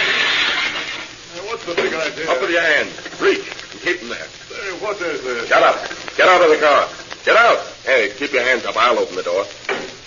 All right, frisk him, partner, while I keep him covered. Okay. Uh-huh. Here's a 45 in his pocket. Uh-oh. Well, a nice, shiny 45 in a leg holster. Look here, you guys. I can explain this. Yeah, I know. You were using these to hunt goldfish. Sure. Well, save your breath for headquarters. You'll have plenty of explaining to do down there.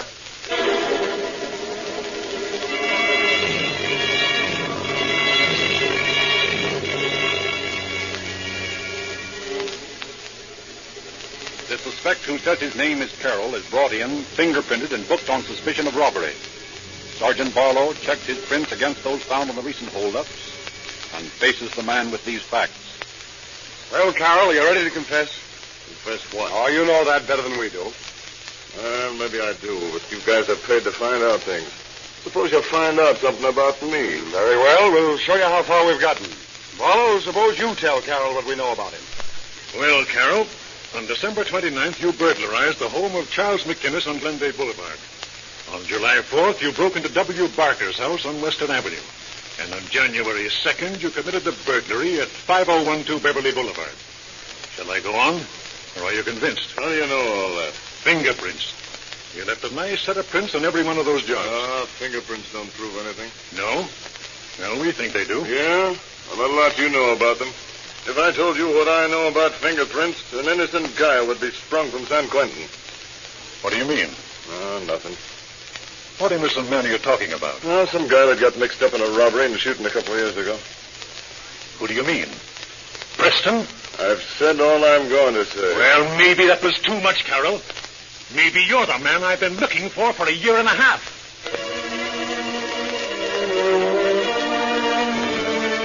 Barlow, the end of his long search in sight, rushes back to his office to compare those window screen prints for perhaps the last time. Elated with what he discovers, he bursts into the chief's office. Oh, well, Chief, I found him. Found who? Well, the man who shot Mrs. Watson. Yeah? Yes, sir. Look at these prints. Oh. Identical, aren't they? Yep. Exact duplicates. 25 or 30 points of similarity, more than 4 times enough for a conviction. Who is the man? Name's Carroll, alias the Weasel. Has he confessed? No, he refuses to admit or deny anything. Now, Chief, how can we get Preston out of San Quentin? It's going to be hard to do. And we've got to have a tight case. Well, what tighter case would you want than these prints? True. But first, the victim should be convinced. You mean Mrs. Watson? Yes. Let's see if we can get an identification from her. How? By pictures? Yeah. Let's watch us here and take her half a dozen mugs of convicts. Ask her to pick out the one that looked like the man who shot her. Then see if she picks out Carroll's picture. Okay, Chief. Let's go up right now, huh?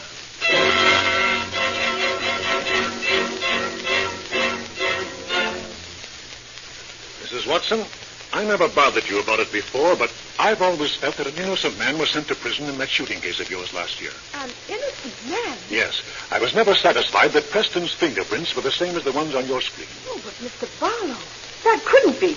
Why, I read in the paper that his fingerprints were the same, and naturally when I saw him, Oh, well, maybe I was influenced by the story in the paper. Well, the story in the paper was incorrect. Now, we think that we have the criminal in custody, and we want you to help us. Why, of course, I'd be glad to help you in any way I can. Very well. Now, here are 10 pictures of criminals from our mug books. Do any of these men look like the fellow who held you up and shot you? Now, wait until I put my glasses on. There. That's better. Now, let's see. No, that's nothing like him. Oh, no, not that one. No, that's not him. Oh, wait a minute. Here he is. Yes, I'm sure that's him. See how the eyes squint? That's just the way he looked at me. You see that, Chief? She picked out the picture of Carroll. Mrs. Watson, you're right this time. This man's fingerprints match exactly the prints left on your screen. And you mean that the man in San Quentin is innocent? Yes, Mrs. Watson, he is. Oh, how terrible. Believe me, Sergeant, you can count on me to do anything I can to make up this terrible injustice to the poor man.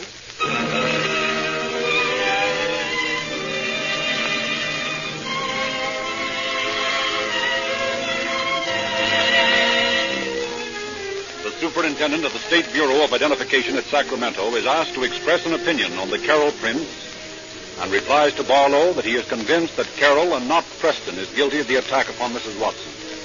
Barlow engages upon a voluminous correspondence with Preston in San Quentin, with the governor, and with the judge who sentenced Preston. The machinery set in motion for Preston's parole. Barlow appears in the office of the district attorney. Now, I've sent you a statement of the facts in this case, sir. And now I'm prepared to ask you for a complaint charging Carroll with burglary, robbery, and assault with a deadly weapon with intent to kill. You think you have a case? Yes, sir. I've identified Carroll with 6 jobs, including the Watson job. The bullet taken from Mrs. Watson's body was shot from the same type of gun as found on Carroll. What does Carroll say? Well, he refuses to talk, and he's in the general hospital now for sanity observation. The doctors believe that he may be a victim of dementia precox, but I think he's just faking to try to beat the rap for a stretch at Patton. Now, I know this man is guilty. I have all the proof necessary to convict him, and I want you to prosecute him. Until Preston is freed from San Quentin and Carroll takes his place, we can't claim to have any justice in this state. Well, from what you've reported to me, Sergeant, I believe Carroll's guilty, all right. Then you'll issue the complaint? Yes, I will. And I'll prosecute the case myself.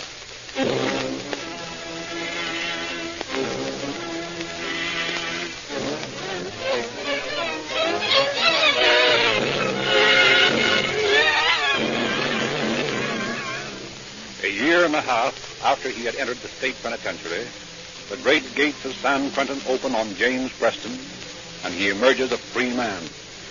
He hastens to Los Angeles to meet personally the man who has worked with such untiring effort in his behalf. Gee, Sergeant, I don't know how to thank you. It ain't many bulls that would do what you done for me. Oh, that's all right, Jimmy. I was convinced from the first that you were innocent, and I wasn't going to let you stay up there without fighting about it. Maybe you don't know how it feels to be in my spot, to be free, out in the open again, to get a break. I don't know what to say. Well, don't try to say it, Jimmy. I think I know what you mean. A great injustice has been done to you, and I don't know how I'm ever going to make it up to you. But the boys in the department have made up a little purse now. It isn't much, but maybe it'll help you get started. We want you to just accept it as our way of saying we're sorry you had to go up there. Gee. Yeah, the chief has arranged the job for you at the Ford plant. You can start to work next week. Gee. And I used to think that coppers was rats.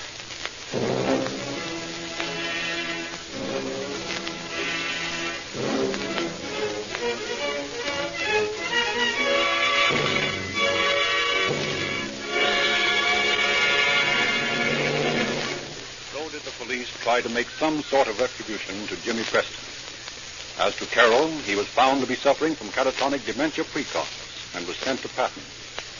Later, he was brought back and tried on charges of burglary, robbery, and assault with a deadly weapon with intent to commit murder. He pleaded not guilty by reason of insanity.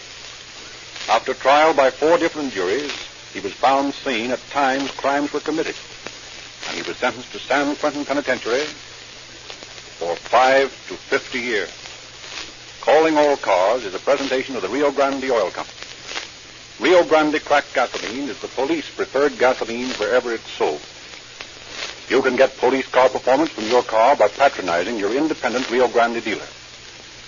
Sinclair Motor Oils are companion products of Rio Grande gasoline. The American Automobile Association states that poor oil costs $40 million per year in damages and attendant repairs to American automobile motors and machinery. Why should motorists buy cheap bulk oil at 15 cents to 25 cents per quart, not knowing how long it has been stored in dirty tanks? Sinclair Opaline is subjected to 7 extra refining processes. It is made from Mid-Continent's oldest crude oil and costs only 25 cents per quart. Sold only in extra-measured, tamper-proof cans. Don't gamble with your investment in your automobile when you can have positive motor protection with Sinclair Opaline at only 25 cents per quart at independent service stations.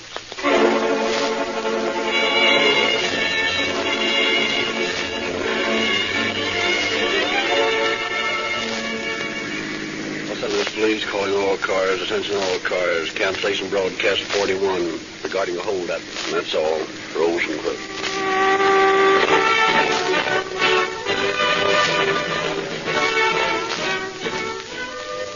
Calling All Cars is written and produced by William N. Robeson. The orchestra is conducted by Frederick Stark. And this is Frederick Lindsley saying good night for the Rio Grande Oil Company.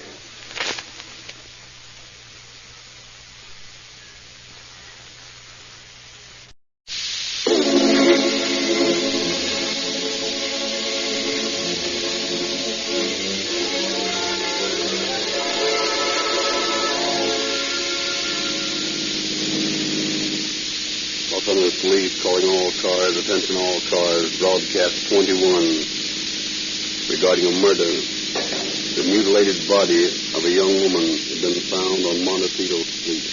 That's all. Rosenquist.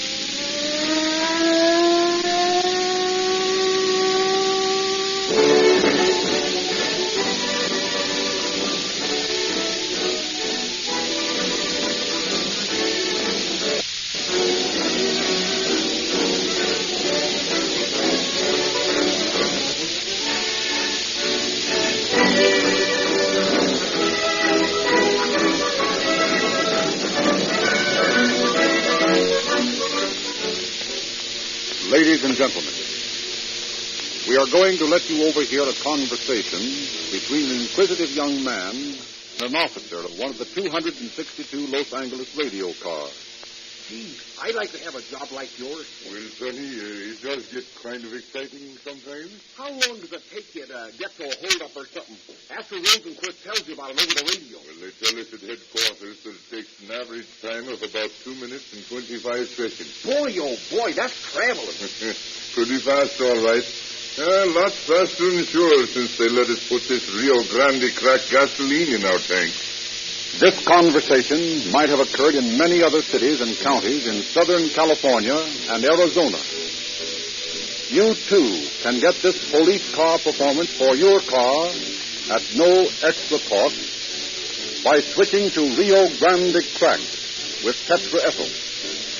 Just try a tank full tomorrow.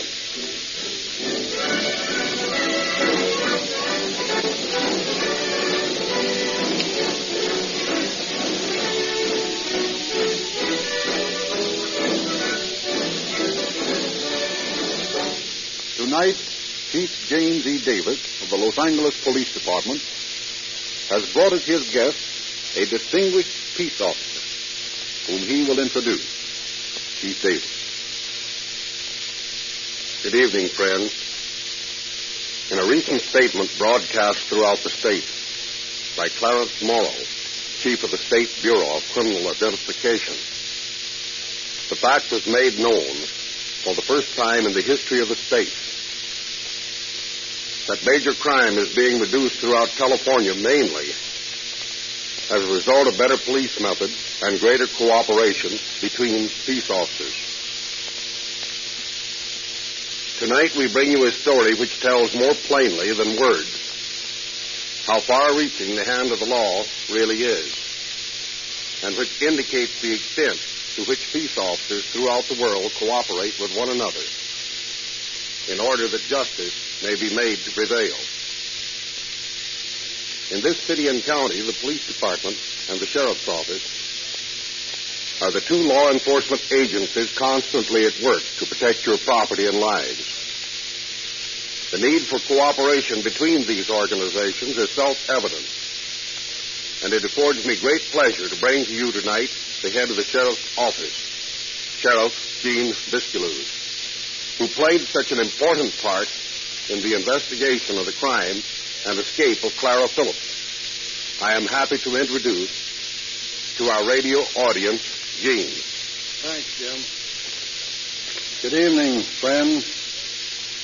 It is a pleasure for me this evening to be the guest of my friend, Chief Jim Davis of the Los Angeles Police Department. In past programs over this radio station, Chief Davis has assured you that there is always a perfect cooperation between the various law enforcement agencies in our county, as he did this evening. And I want to confirm these statements because in my 27 years' experience, I have never known a more harmonious relationship to exist between the different departments in police work. While the sheriff of a county has local jurisdiction in law enforcement matters, his responsibilities are not wholly limited to the boundaries of the county. It sometimes happens that he must assume responsibility in cases which take him into other parts of the state or country, and sometimes even into distant foreign lands. In the story which will be given you tonight, one of these cases is presented. It was necessary to follow the flight of a fugitive from Los Angeles to the Central American country of Honduras. In fact, this case was publicized in nearly every part of the world before the criminal was finally located. The United States has extradition treaties with other countries, and it often rests upon the sheriff of the county where the crime was committed to secure proper papers from Washington and serve them upon the government where the fugitive has taken refuge. This is not always a simple task, but I'm going to let you judge that for yourselves as you listen to the following program. Thank you, Sheriff Bisculoos.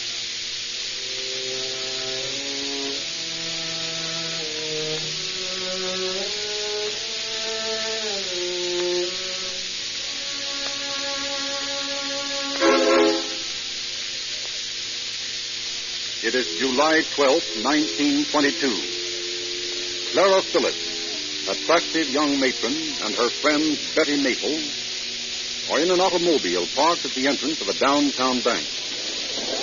Coming out soon. She wouldn't come out if she knew what she was waiting for. I'll say she wouldn't. We'll teach her to play around with other women's husbands. Give her a scare she'd be forgetting a long time. That handle was a good idea. Yeah, but we ought to use it on her. A little tramp. Hey, do you still feel those drinks as much as I do? Sure. That stuff stays with you. Isn't that her coming out now? Look, over there. Yeah, that's right. Alberta! Oh, Alberta! Alberta Meadows! Oh, hello, Clara. Hello, Betty. Oh, come on, Alberta. Jump in. Let's go places. Okay.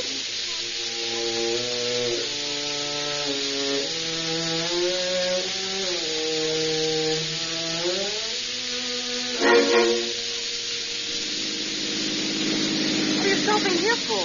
You'll find out, you dirty little homewrecker. Clara, what do you mean? Get that Betty. What do I mean? Yeah, what do you mean? I don't understand. Well, I'll tell you. I mean my husband. That's what I mean. You gotta let him alone. Do you get that? You must be crazy, Clara. There's nothing between Armour and me. I know different. But I tell you there's Shut up and listen. You can't come into my friend's house. Oh, and you're get- both drunk.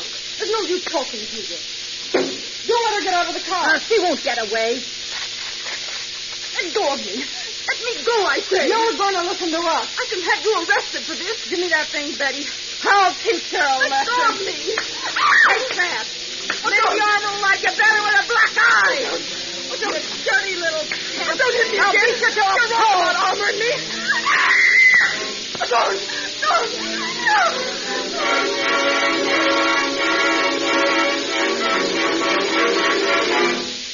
Late that same afternoon, Mrs. Freddie White is driving past the lonely spot on Montecito Street in the Lincoln Heights district when she is horrified to see the battered body of a young woman lying at the side of the road. She reports her gruesome discovery to the police, and Officers Hill and Corcoran hurry to the scene, followed closely by Lieutenant Hagenbaugh and Sergeant Ross. A degenerate fiend is suspected, and a county-wide search is instituted to capture him.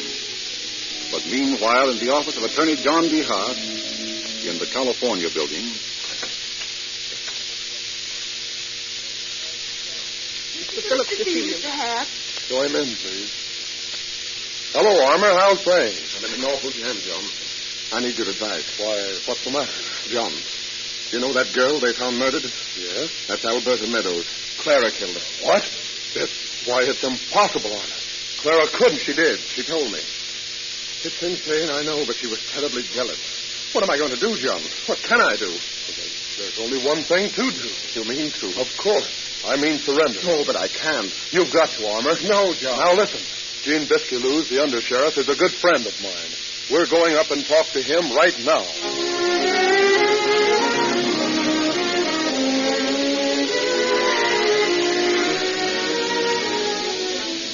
Clara Phillips, meanwhile, has boarded a train bound for Mexico. But the sheriff's office sends out a description of her, and she is taken from the train to Tucson. Sheriff Traeger swears in his wife as a special deputy in accordance with the law requiring a woman police officer to transport a woman prisoner. Together they journey to Tucson and bring Clara back to Los Angeles for trial. Clara and Betty each accuse the other of the actual killing. But in court, Betty turns state's evidence. And upon her testimony, Clara Phillips is found guilty of second-degree murder and sentenced to San Quentin. Her case is appealed, and she is held in the old county jail awaiting the decision of the higher court. But the case of Clara Phillips has only begun, for Clara does the seemingly impossible and escapes.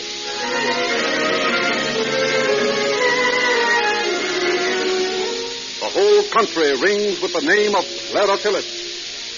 The sergeant's office contacts every police department in the world in an effort to apprehend her.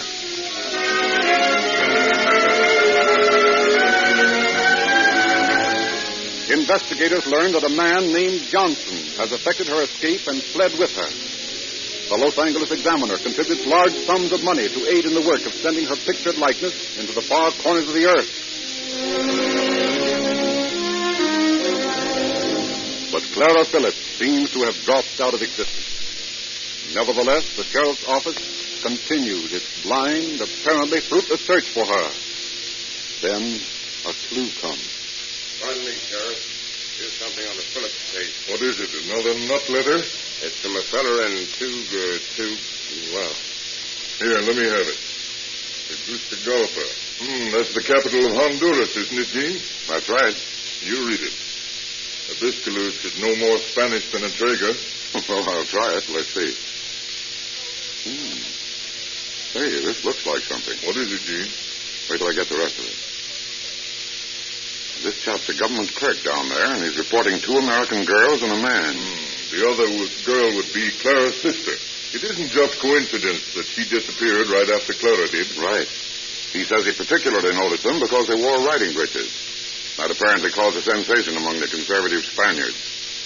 He's compared the girl with the picture on our poster, and he's convinced that she's Clara Phillips. So the road leads to Honduras. We'll wire the Honduran police to hold the suspects in custody and send us their fingerprints for verification.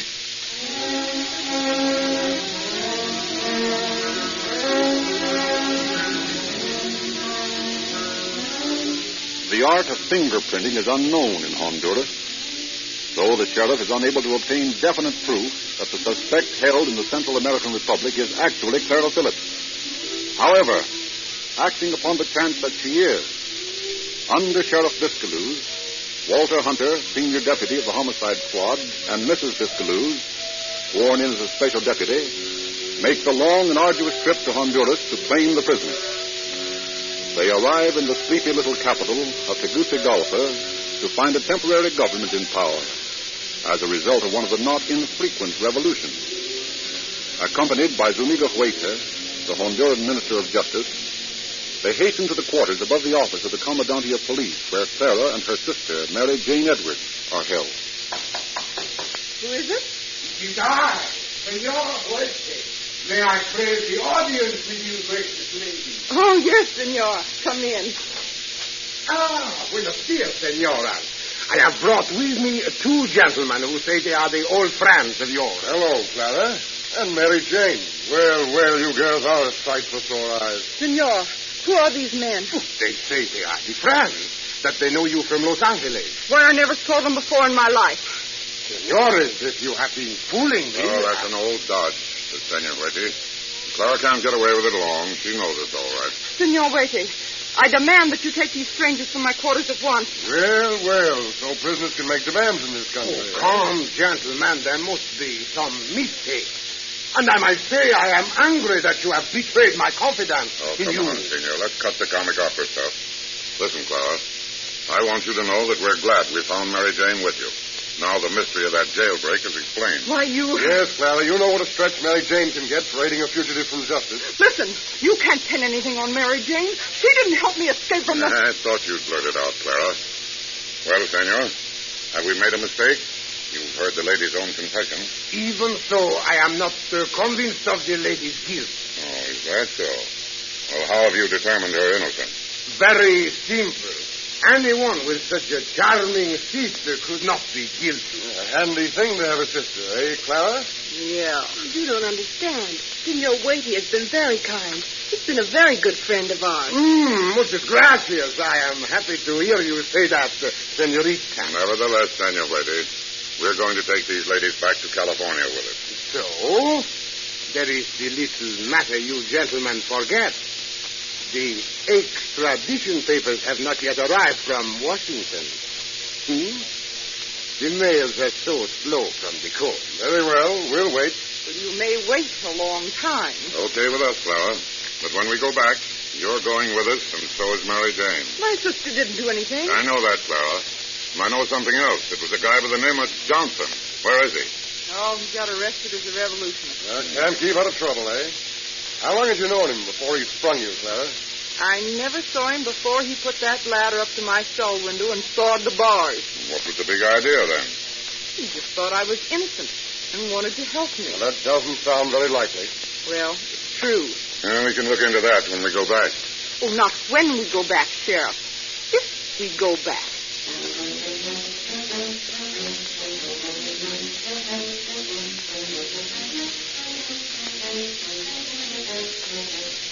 Days pass.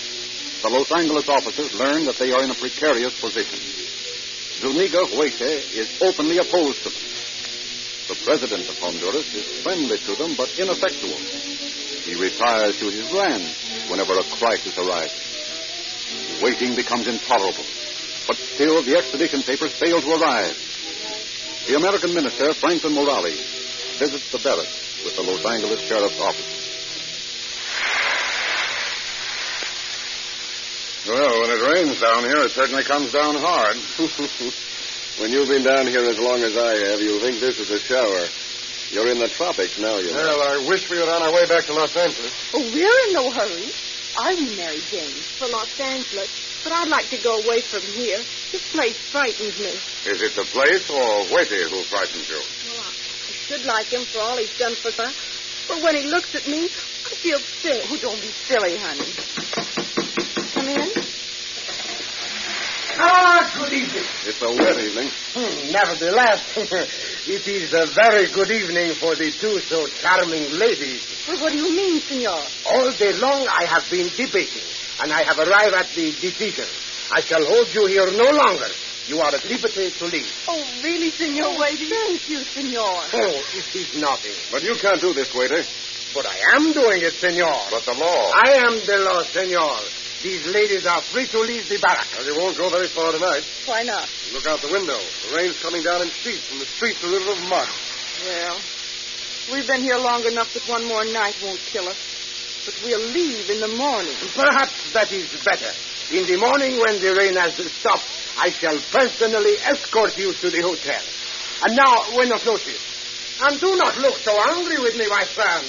One must be gallant to a lady, no? Well, what are we going to do now? I don't know, Jim. There's only one thing to do, boys. What's that, Morales? Get her out of here tonight. Extradition papers or no extradition papers. No, you don't. Oh, yes, we do. Now, listen here, Clara. We haven't got extradition papers, so we can't take you without your permission. But you're going to give us that permission right now. Hey, you think I'm crazy? No, you're going to be sensible. Look at it this way, Clara. We've got nothing against you personally. We've passed no judgment. We aren't concerned with whether you're innocent or guilty. But you've been convicted in California, and it's our job, our duty to bring you back there. And that's what we've got to do. What do I care about your duty? I'm not going. Oh, yes, you are. And here's why. You have no money, have you? Not much. All right, get this. When the extradition papers come, you're going to with us, Hawaii or no Hawaii? Mr. Morales will back me up in saying that once we get those papers, Washington will raise holy Cain with Hawaii until he has to give you up. That's right, Clara. Now, we have nothing against Mary Jane, and we have no official funds to take her back to California. If you come with us now, we'll take Mary Jane along. But if you complicate things, we'll leave her here, where Senor Hawaii will probably continue his gallant attentions to her. Oh, you wouldn't leave me here alone. I'd die. Think it over, Clara. It's tough for an attractive young American girl stranded in the tropics. You've probably seen the women around the cantinas. Well, not Mary Jane. Clara, I'm afraid. Okay, boys. You win. I'll go with you. That's the stuff, Clara. You play ball with us, and we'll make things as easy as possible for you and Mary Jane. What's the next move, Mr. Morales? You'll have to work fast. There's a lot to do. Now, this rain will be over by morning. You better plan to leave at daylight for the coast. There's only a few automobiles in the town. I'll take care of hiring two of the fastest. They'll probably cost $500. Ooh, that's pretty steep rental. I know it. We've got to pay off in all directions down here. How about the local police force? Those ragged barefoot Indians? You can be killed just as dead by a barefoot Indian as by anyone else, Walter. Right you are, Biscalus. We'll have to do something about them. Let's hire them to be our guard. What do you mean? I've got an idea. They've been laughing at me for packing a flock of old deputy badges around. But I think I've got a use for them. I don't follow you. Well, watch. Hey, you. Yes, you. There, will you? All of it. Venga aquí con sus compadres. Look, Gene, did you ever see a group of men like that in all your life? Never. Mis amigos. Senor Morales y Senor Biscalus and I have just been saying that you're as fine a bunch of police officers as we've ever seen. Comprendes? Felicias, buenas? Well, anyhow, we certainly wish we had you working for the county of Los Angeles.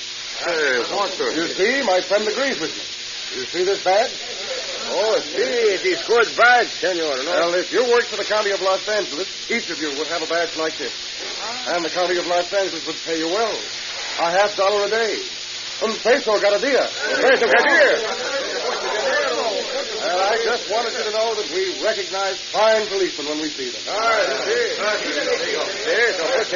Senor, we would like very much to work for the county of Los Angeles. You would? Si. Fine. Here are your badges.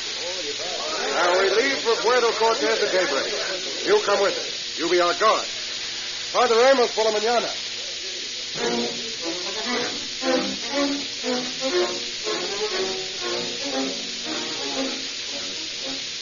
Stealing out of Tegucigalpa at daybreak, the oddly assorted party slowly makes its way along the tortuous, mud-rutted highway toward the coast. Over rocky mountain passes and through reeking jungles, they push the laboring automobiles. At one point of the exhausting journey, they are ambushed by hostile natives. But finally, the squat buildings Puerto Cortez appear at the water's edge beneath. Eager to reach the comforts of a hotel, they increase their speed. What's the matter? Guy with a gun in the center of the road, flagging us. Arete! Arete! Well, in the name of the Republic of Honduras. What's the matter?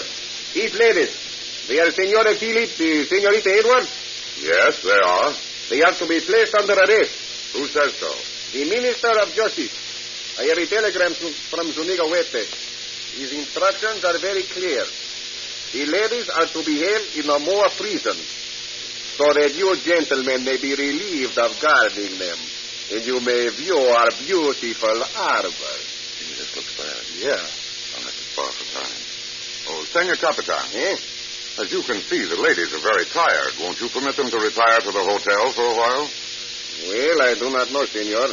It is very irregular. Very well. But I shall accompany them, for they are under arrest in the name of the Republic of Honduras.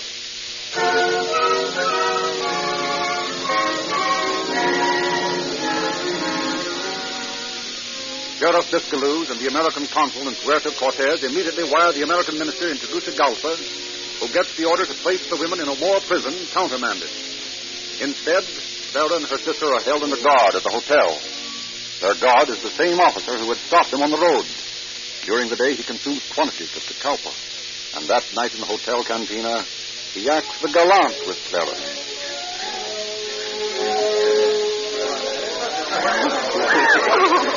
Senora Philip, you are a most beautiful woman.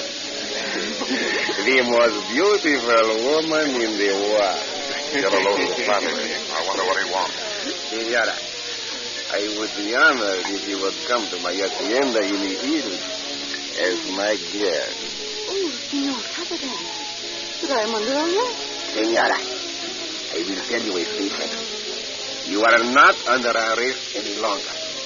The Supreme Court of Honduras must this afternoon release on a writ of habeas corpus. You hear that, Walter? Yes. We've got to work fast. We've got to get her to sign a waiver. Yes, but how? I've got an idea. Come on. Oh, Clara. Yes? Will you step out on the porch a moment? I want to talk to you. Oh, very well. Pardon me, Senor Capitan. Ay, Dios mío, I died without your friend. Clara, I heard what that monkey said. Yeah, well, what of it? You can't touch me now. I'm free. Yes, I understand that, Clara. But I want you to come back to Los Angeles with this willingly. Do you think I'm crazy? You're crazy if you don't. Listen, Clara. You haven't much dough, and you can't go very far. No matter where you do go, Walter and I will be right with you. We'll extradite you from any country in the world. We'll hound you. If you refuse to leave here, I'll send my wife back to Los Angeles and stay right here near you. If you go to another country, I'll follow you. I'll have you extradited. I'll stick on your trail for the rest of my life. Yes, but you... There isn't any but about it, Clara. That's what you've got facing you. Sure, Whitey likes you and your sister. Now, he'll get tired of you. And the government will change, and then you'll be out in the cold. If you ask me, you're picking a devil of a life to lead. Oh, maybe you're right, but you can't make me go. I know that. You know? But you'll wish you had. Life down here with the law after you won't be much fun. Well, what do you say? Well, come on, give me your answer, Clara. I'll tell you what I'll do, Sheriff. I'll go with you. Fine. Now you're being sensible. But on two conditions. What are they? First, that you'll tell everyone that I came back of my own free will. Certainly. And second, that if I come up for parole, you won't stand in my way of getting it. I promise, Clara. Then, it's a bargain.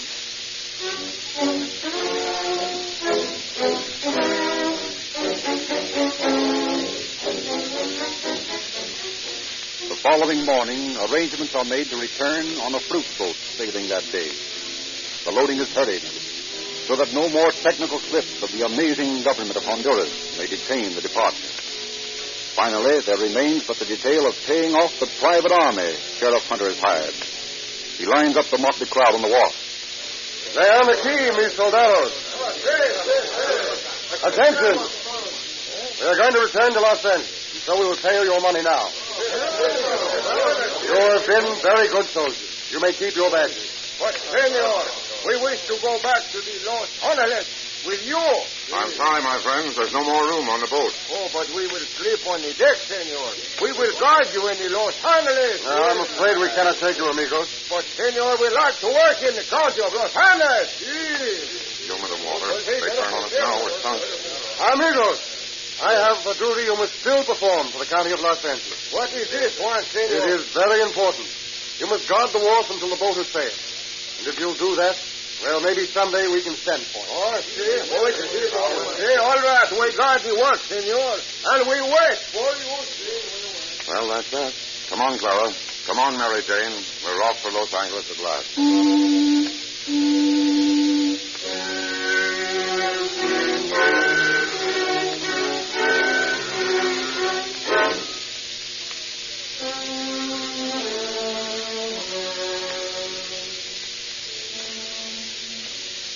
One more ludicrous incident in the bizarre story of the capture of Clara Phillips occurred when the ship on which she was being brought back to the United States was detained at New Orleans on suspicion of being a rum runner.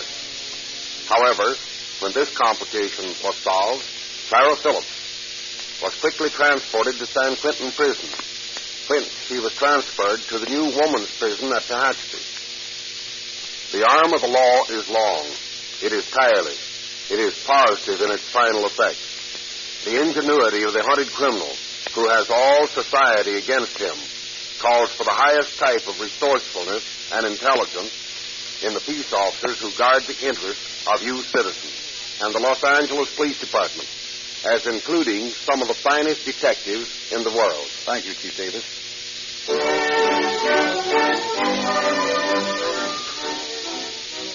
Ladies and gentlemen, now is the time of year when car owners in Southern California and Arizona can get the most pleasure out of their machines. There are mountains, deserts, beaches, lakes. In fact, almost any beauty of nature is within short driving distance. But to make these trips easier on you and your car, why not switch to Rio Grande cracked gasoline with tetraethyl? The gasoline that has proved its superiority by the fact that it powers more police cars, ambulances, fire engines, motorcycles, and other emergency equipment in Southern California and Arizona than all other brands combined. For best results with crack, may we suggest that you try Sinclair Opaline Motor Oil. This great oil comes to you in tamper-proof, extra-major cans, is extra refined to give you longer life, yet costs only 25 cents per quart, the price of ordinary bulk oil.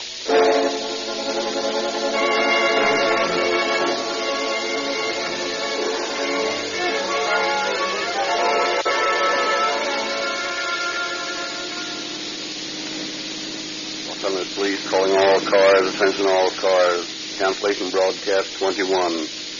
The murderer of Alberto Meadows now in custody. That's all. Rosenquist.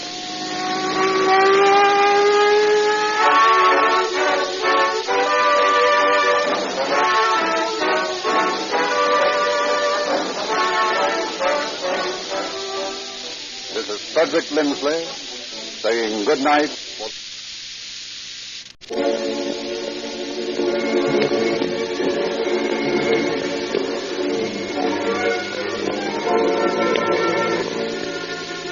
Calling all cars, a copyrighted program created by the Rio Grande Oil Company. Los Angeles Police calling all cars, attention all cars. Special attention all Los Angeles County Sheriff's cars. Broadcast 91. Trace down all blonde girls missing in Los Angeles during the past 2 months. Information is needed to assist in identification of a torso found today in the Los Angeles River. That's all. Rosenquist.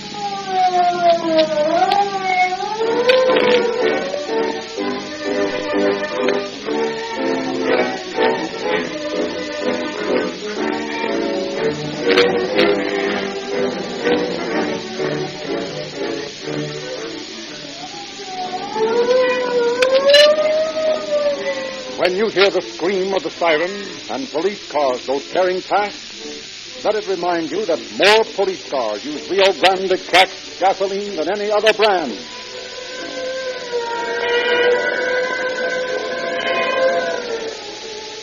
Fire! Fire! When the alarm sounds, when the huge fire trucks race through the streets, they are using Rio Grande cracked, the gasoline that powers more fire engines than any other brand.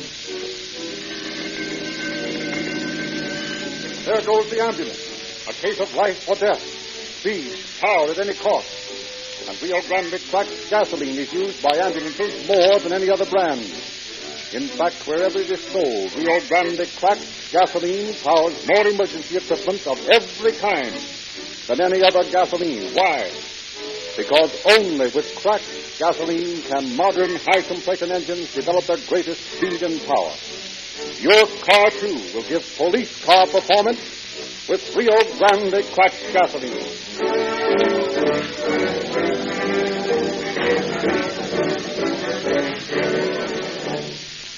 And now we are pleased to present Eugene Biscalou, Sheriff of Los Angeles County.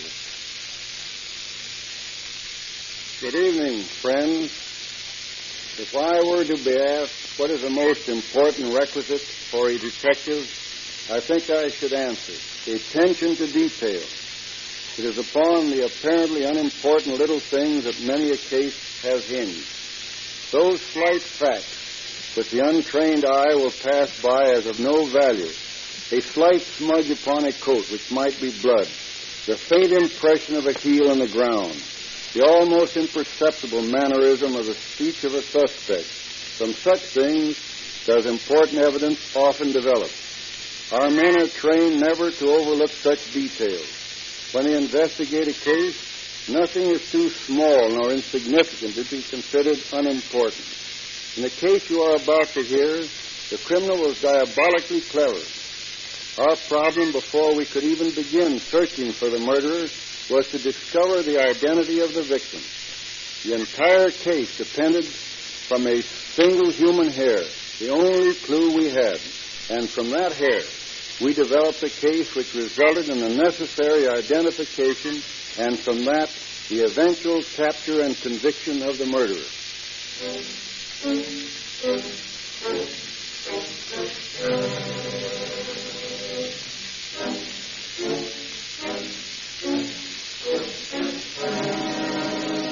One afternoon in early April a few years ago, a young man walking along the bed of the Los Angeles River near Linwood Gardens makes a gruesome discovery which sets into motion the extremely complicated machinery of modern criminology when it faces an almost clueless crime.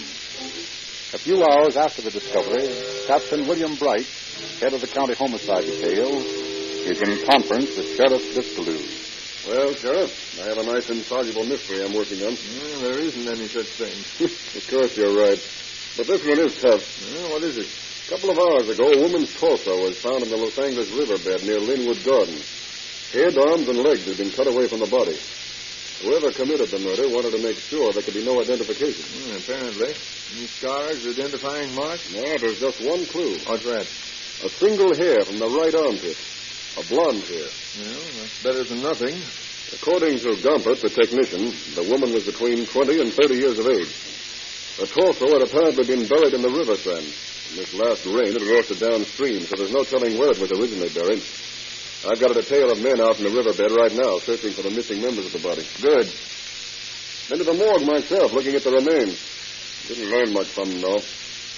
As I see it, our first problem is to get an identification. And we've only got a single hair to work on. Which isn't going to be easy. Well, I'll get the boys from the newspapers and ask their help. This is one case where we need plenty of publicity.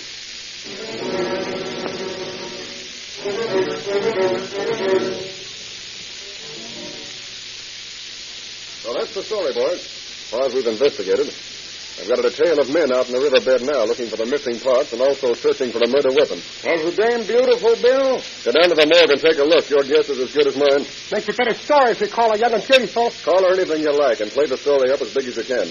There's only one thing I want you to do for me. Yeah, what's that, Bill? Play up a request for relatives of missing blonde women to communicate with this office. And whenever possible, to send in samples of the missing women's hair. Why? What's the hair for? Well, this single hair we found on the torso is the only clue we have. And I'm convinced we can get a reasonable identification from that one hair.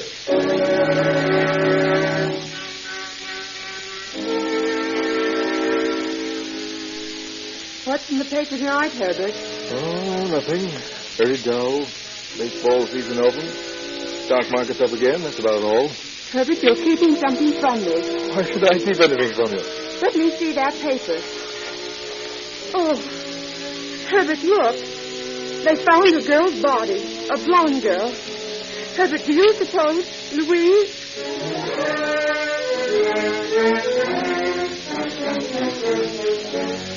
What's the idea? What are you packing your bags for? Did you see the nice papers? Sure, what about it? They found an unidentified body of a blonde in the riverbed. So what? So this. My mother and Dad have worried plenty about me since I ran away with you. But now they'll think I'm dead. I'm going home. Yeah, but Stella... Listen, I'm going back and face them. You can come with me or not, but I'm not going to cause them any more worry. After the evening papers carry the request for aid from the citizens, samples of blonde hair begin to pour into the sheriff's office. Frenzied parents throng to the morgue and try to identify the gruesome section of the mystery corpse. More than 300 samples of blonde hair are compared by criminologist Gompert with the hair from the torso. In 2 weeks, during which false clues are vainly pursued, 50 runaway girls are found by authorities or returned to their homes of their own volition. Day after day, the newspapers, cooperating to the limit, run the repeated requests for information regarding missing women. The imagination of the public is caught. Thousands of citizens turn amateur detective and swamp the sheriff's office with the reports of their findings. But as the weeks pass, that one identifying hair does not appear. Captain Bright and Captain Stenson recapitulate their problems. Well, to begin with, we've got the hair. That's a very important clue. Then the measurements of the body give us an idea of medium height. The coroner reports that the dissection was done by someone familiar with anatomy. Yes, that's right. Any reports of persons missing from doctors' families? Only 3, and all of them brunette. Let's look at this file. You think everyone in Los Angeles County was missing? Yes? Sorry to disturb you, Captain, but there's a rather distressed citizen out here to see you. Something about the missing person case. I've tried to get him to talk, but he says he can't say a word to anybody but the boss. You better take him up to Gene's office. Or maybe the governor would be better, but he might know something at that. You better send him in. Yes, sir. All right. The captain can see you now. Yeah, thank you, sir. That'll do, Barnes. Well, what can I do for you? Is you sure you was the head man? Well, I am for this department, yes. Well, can I see your loan, please? Well, don't worry about Captain Stensland here. He can hear anything you can tell me. Now, what's your name? Eliza Jonesport, Your Honor. I mean, sir. Where do you live? Well, I just moved the other day. I used to live on East 45th, but now, wait just a second. I'll start that new number on that. Well, I guess we can do without that for the present. What's troubling you? Well, sir, I overheard 2 fellas in the street talking something about them having found the body of an of a woman. Well, that's right. How does that affect you? Did you come here to tell us that you killed somebody? Oh, Lord, no. I didn't say that. I never took nobody. Honest, I didn't. You don't think I'd come here if I done something like that, do you? How do we know you're not just a smart criminal trying to pull the wool over our eyes? Oh, I ain't. I swear I ain't. Now, look here, Mr. Captain. I never came here to fool nobody. No how. All I want is to find out about this here wound. All right, Jonesport. Don't get excited. I see now that I was mistaken. You couldn't be a murderer. Thank you. Probably a bank robber. What's that? Never mind. Go ahead with your story. Well, Mr. Captain, like this. Rose had to go over to Phoenix for a couple of weeks to visit her. Rose? Who's Rose? My fiancée. I mean, she was my fiancée. You see, she had to go to Phoenix, and while she was away, Tom Marston wanted me to go out with her one night. And I goes along. I didn't know he was going to have girls along, too. And after I got there, they was with him. What can I do? You were helpless. That's right. Mr. Other Captain, I was. Yeah. And Rose found out about it when she got back. And now she disappeared.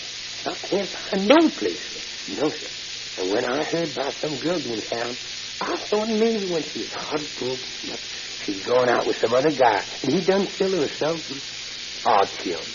I got a picture out here. This the gal they found me in his life. Here, don't you want to see? I'm afraid that won't be necessary, Jonesport. You see, the girl couldn't be your Rose. She was a blonde girl. Oh. A blonde girl? Sorry, we can't help you. Oh, that's all right. Yeah. Thank you. You might give Rose's description to the fellow at the desk out there as you go by. We'll see if we can locate her. That would be good of you, sir. Thank you. Poor guy. If I'd known he was that sensitive, I wouldn't have kidded him. He does seem to have taken it hard. Yeah, but that's not getting the case down. Yes? Now, what's this? More distressed citizens looking for Roses? No, sir. Another missing report that just came in. Thought you'd be interested. Now, let's see it. Now, that'll do, thanks. Let me see. Mrs. Laura B. Sutton reported missing to police department. A missing persons detail has checked it and found... Hey, wait a minute. She's a blonde. She had a physician friend. Oh, but this wouldn't be the one. She was over 30. Remember, the coroner reported that he believed the age to be nearer 30. And after all, he can't be very exact. Well, this report tallies pretty close. Closer than any of the others. Any hair samples sent in? No. What do you say we go out to this address? I've got a hunch this might be a lead.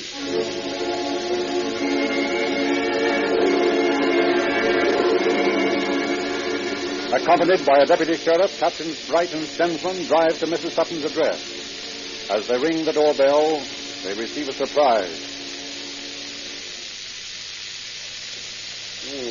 Doesn't seem to be anyone at home. I'll say there isn't. Look in this window. There's no furniture in the house. Well, hey, have you got a skeleton key? Yeah. Let's see if we can get this door open. This one won't do. No, this one. How about that one there? We'll see. Yeah, that's it. So all the furniture's been moved out. Wonder where the bedroom is. Looks like this might be it. No hairbrush to get combings from. Oh, Eddie? Yes, sir? Look around the kitchen cupboard and see if you can find a broom or something. Yes, sir. Not a stick of furniture left. Anything about that in the report you got from the brother of Mrs. Sutton? Not a thing. And look here, on the threshold between the bedroom and the bathroom. What? A dark stain.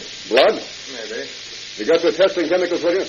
Yes. Now, you better try it out. I couldn't find the broom, Captain, but here's an old carpet sweeper that was laying out back. No, that's even better. Let me have it. Thanks. Now, you better look around all these rooms and see if you can pick up any fingerprints or other clues. Yes, sir. Are you coming with a blood test, Benson? Give me time. Okay. I'm going to see what sort of evidence this carpet sweeper will collect from the floor of my lady's boudoir.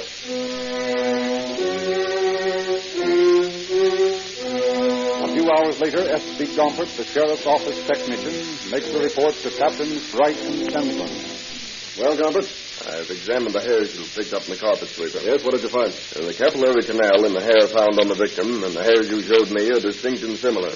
All of the characteristics of the hairs are similar, and my conclusion is that the hairs you obtained and the single one from the victim come from the same person. Good. And how about the stain I tested? Did you check with me? Yes, one of my assistants subjected the sliver of wood you brought in to a laboratory test.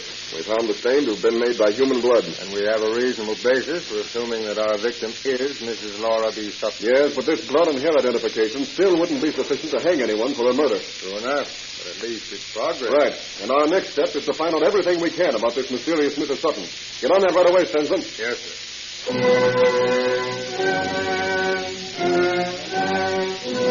Carefully, the investigating officers delve into Mrs. Sutton's past.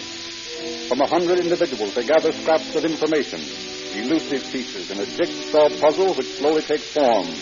Proves nothing, seems hopeless. Since they are still uncertain as to the identity of their victim, and nothing they discover strengthens their conviction that they are on the right track. And then, one Saturday afternoon, 6 weeks after the body had been found, 2 small boys are playing in the Los Angeles riverbed. Heck, Slim, there ain't enough water down here to go wading. No, I guess you're right, Tom. You'd only get your feet wet. What'll we do then? Let's dig for gold, huh? Dig for gold? There ain't no gold around here. Sure there is. There's lots of gold in California. And they always find it in riverbeds. That's what my geography book says. My geography book don't say nothing about it. Well, that's because you're still in A5. When you get into B6 like I am, then you'll read all about it. Well, where is the gold? Any place along here. We just dig in the sand, and when we find something that shines, then that's gold. Yeah? Sure. Here, grab one of these sharp sticks and we'll start digging. Okay. How much gold do you think we'll find, Slim? Oh, you can't tell. Maybe $1 million worth. Maybe 5. Gee, that'd be enough to get a bicycle, wouldn't it? Almost. Hey, Slim, I hit something already. Maybe it's a big hunk of gold. Let's see. Sure, look at it shine. Looks like gold, all right. There's in a rock. Come on, big like the dickens. Slim, this isn't a rock. What is it? It's a skull, Slim, with a gold tooth in it. Gee. I bet it's a pirate skull, Slim. Maybe. Let's put it on a stick and have a pirate parade. Sure. And we can scare all the kids. Sure we can. Here's the stick here. Come on. Oh, 14 men on a dead man's chest. Yo-ho-ho, and a bottle of rum. Come on, let's cut back to Mrs. Green's. We'll go down the corner where the rest of the kids are. All right. 14 men on a dead man's chest. Yo-ho-ho, and a bottle of rum. Merciful heavens. What have you boys got on that stick? A pirate stuff. You put that thing down this minute. Why, it's on. Keep burning. You boys put that down or I'll call the police. 14 men on a dead man's chest.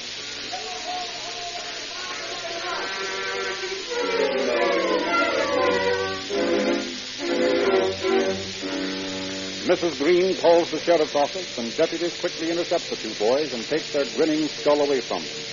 A few hours later, Captain Bright and Dr. Wagner, the county autopsy surgeon, examine the grisly find in the county morgue.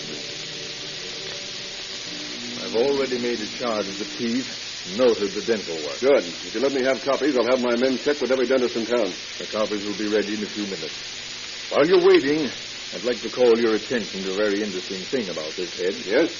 I'm convinced, Captain, that this head belongs on the unidentified torso we've had in here for 6 weeks. You are? Why? Because this skull fits perfectly on our headless torso. It does? Yes, sir.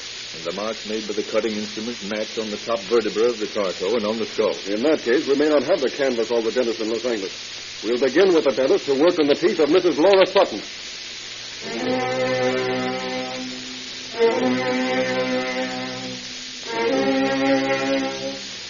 From Mrs. Sutton's brother, Captain Bright discovers the name of her dentist. And from this dentist, he receives a positive identification of the bridge work in the mysterious skull as work he had done for Mrs. Sutton. While deputies intensify their search for the other missing members of Mrs. Sutton's body, Sensland and Bright plan their next move. Well, Sensland, point one of our job has been accomplished. We've identified the body. Right. Now all we've got to do is find the murderer. Looks like we've got a pretty nice list of suspects to start on. Let's begin with this taxi driver. What's his name? Walter Black. He roomed above Mrs. Sutton's garage. You questioned him. Do you think there was anything between them? I don't know. He seemed to have a pretty clear conscience. He last saw on March 28th, 6 days before the body was found. You'd better put him down for a little more questioning. Okay. Who's next? This Dr. Westlake. He claims to have a bill of sale for Mrs. Sutton's furniture. Yes, he's the guy who moved all her furniture out of the house after she disappeared. That looks bare in the face of it. Woman disappears, man empties house. Mark him suspect. Right. And there's Mrs. Sutton's sister. Oh, yes, we better talk to Sutton himself. According to information I received, Mrs. Sutton was demanding him for alimony. Very well. Now we've got a nice piece of work cut out for ourselves. Several suspects, but I wonder about the motive.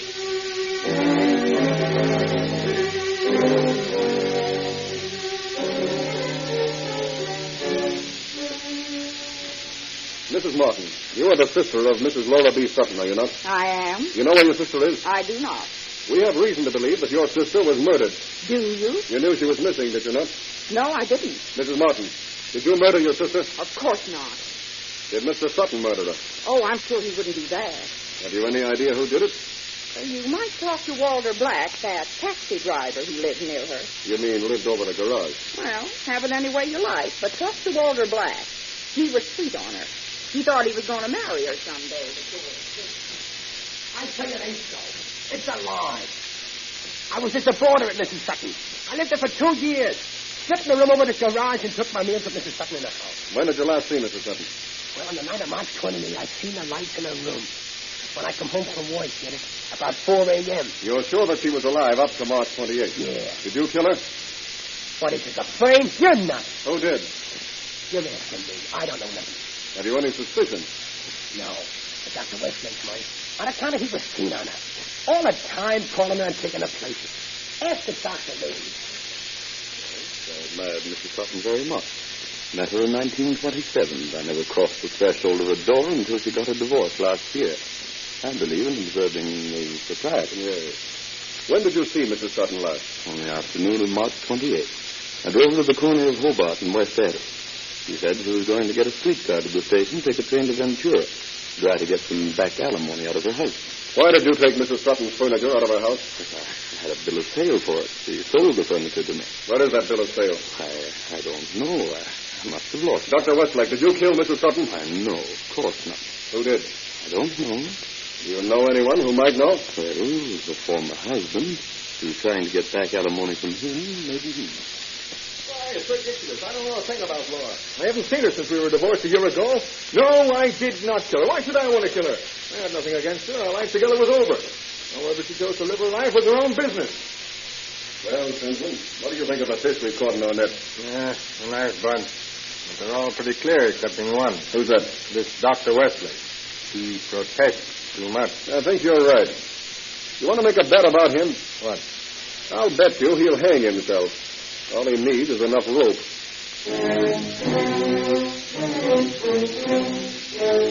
And 2 days later, Dr. Westlake walks into Captain Bright's office. Well, Dr. Westlake, what brings you back? Captain, I've got some very important information for you. What's that? Information that seems to prove that Mrs. Hutton is not dead. Well, what is it? This letter. Here. Let me see. My dear, what did you do with the furniture and the birdies? If stored where? Is Mr. Black still in town, and what shift is he working? Please answer these questions in any of the personal columns. We'll see you soon. Signed LBS. Where'd you get this? This morning. Mrs. Hutton, all right. Oh, well, that's very interesting. What do you make of it, Simpson? Well, she must be hiding someplace. Yeah, that'll be my guess. Well, what shall I do about it? Follow the directions, by all means. Put the advertisement in the personal columns answering her questions, and ask her to get in touch with you. As soon as you hear from her, let us know. Very well, I'll do that.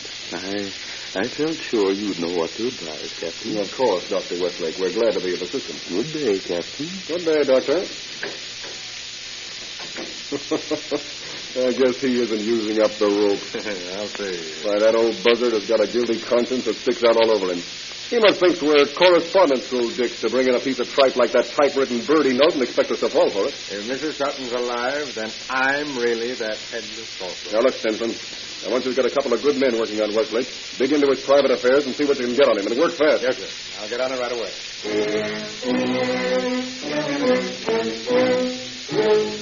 Deputy Sheriff Allen and Gray are assigned to the investigation of Dr. Westlake's affairs. And after carefully obtaining their information, they submit it to Captain Bright, who asks Dr. Westlake to call at his office. Thanks for coming down, Doctor. Not at all. I'm glad to help in any way I can. Yes, I'm sure you are. Tell me, did you receive an answer to that ad you put in the personals column? No, I didn't. That's strange. Possibly Mrs. Sutton had gone out of town. Perhaps. I'm sure I can't understand why she should send me the note and then fail to answer me. No, it's all quite mysterious. By the way, Doctor, there are some other mysterious things which have come to our attention we'd like to ask you about. Of course. We understand that you had a joint bank account with Mrs. Sutton. Is that correct? Yes. That account at one time held $700. How much of that money did you deposit, Doctor? Why, I don't remember exactly. Isn't it true, Doctor, that you only deposited less than $100 of that amount? I really don't know. I don't remember. Yet we've discovered that almost all of that money was withdrawn by you, Doctor. Well, that's perfectly all right. It was a joint account. Yes, but it was Mrs. Sutton's money. Well, you see, I can explain that. It's really very simple. It was this way. I drew that money for various of Mrs. Sutton's expenses. You drew it for her expenses. Why didn't you draw her own money? Well, she was trying to get alimony from her husband, so he wanted to conceal her assets. Well, I see. That's a very ingenious scheme. Yes, and Mrs. Sutton is a smart woman. I imagine so. Then there's a matter of a deed, Doctor. What about that? What deed? That deed to a lot in Westwood. I don't know anything about any deed. Don't you? Here, look at this. Refresh your memory. This deed was made out to you by Mrs. Sutton. Oh, yes. I had forgotten all about it. So soon? Yet this deed was only recorded the day before Mrs. Sutton's body was found. What are you driving at? What do you mean? Nothing. Nothing to get excited That deed was part of Mrs. Sutton's scheme to conceal assets. That lot was, we were going to be married. We were going to build our home on that lot. I see. Then there's the matter of these 4 shares of stock belonging to Mrs. Sutton on which you borrowed money since her disappearance. What about them? What do you mean, what about them? How could Mrs. Sutton have signed them after we found her body in the riverbed? You didn't find her body. She isn't dead. Apparently not, since she signed these. How did you manage it, Doctor? I didn't manage anything. She signed those shares of stock. How? Well, I had to borrow money on them for some business of ours, and the bank said they had to have her endorsement. I sent the shares to Holbrook, Arizona. Why? Well, she had some friends in Holbrook, and I thought she might be there. Was she? Apparently. The shares came back from Holbrook a few days later, and they were signed. And then she was in Holbrook? Yes, I guess so. You're getting a little mixed up, Doctor. You've been talking about Holbrook, Arizona, and then calling it Fallbrook. Just what do you mean? Holbrook, yes, that's the name of the place. No wonder I'm getting mixed up with all these silly questions. You were a little mixed up when you signed those shares of stock, weren't you, Doctor? What do you mean? I mean they're forgeries, very bad forgeries of Mrs. Sutton's handwriting, executed by yourself. No, that's all wrong. I've been acting in good faith. I wouldn't forge her signature. It's our belief you'd do a lot more. It's our belief that you murdered Mrs. Sutton. No, I didn't. I swear I didn't. First obtained all her property, and then you did away with her. You murdered her and dissected the body in her house and then dumped it into the Los Angeles River. No. Well, that's our reconstruction, and we're submitting the evidence tomorrow, asking the grand jury to charge you with murder. You can't do this to me. I'm going to get help. I'm going to get an attorney. You can't railroad me. Wait a minute. Not so fast. You're not going anyplace. Why? What do you mean? You're staying right here until the grand jury returns a true bill. We're holding you on a charge of suspicion of murder.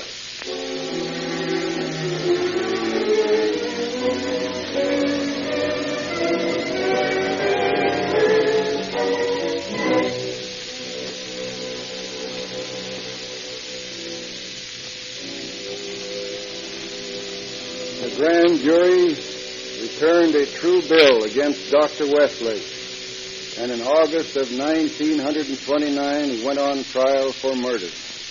After an exciting trial in which scores of witnesses testified, Dr. Westlake was found guilty, and on September 17th, Judge Walton Woods sentenced him to life imprisonment in San Quentin Penitentiary. Thank you, Justice Deleuze. Ladies and gentlemen, at no extra cost to you, tetraethyl fluid is added to Rio Grande cracked gasoline. Because of the elaborate refining equipment needed for Rio Grande's cracking process, it costs more per gallon to make Rio Grande cracked. But it costs you no more. You get greater value when you drive into the independent service station that sells Rio Grande cracked gasoline with tetraethyl. You get the same gasoline that is now specified exclusively by the cities of Oakland, Berkeley, Fresno, Los Angeles, and by San Diego County and Maricopa County, Arizona. The authorities of these communities have found that no other gasoline on this market can give such speed, such power, and such economical operation as Rio Grande cracked. Why don't you use the same gasoline police cars use?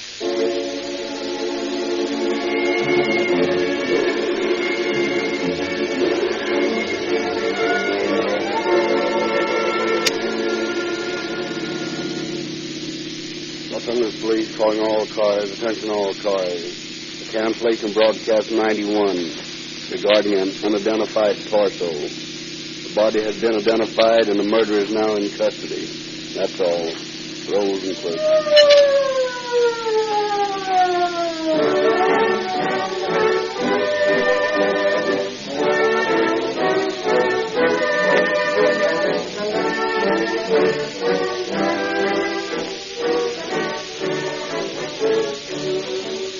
Read about the true detective stories on this program in the Calling All Cars News. Get your free copy at any Rio Grande service station.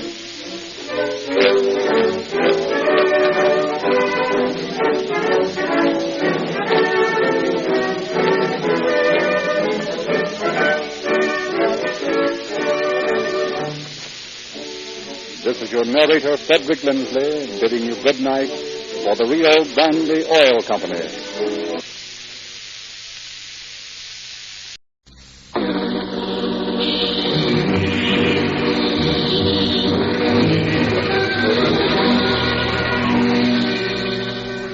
Calling all cars, the presentation of the Rio Grande Oil Company.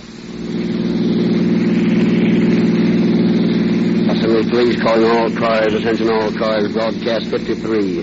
An ambulance follow-up on Whitmer Street. A dead woman. That's all. Rosenquist.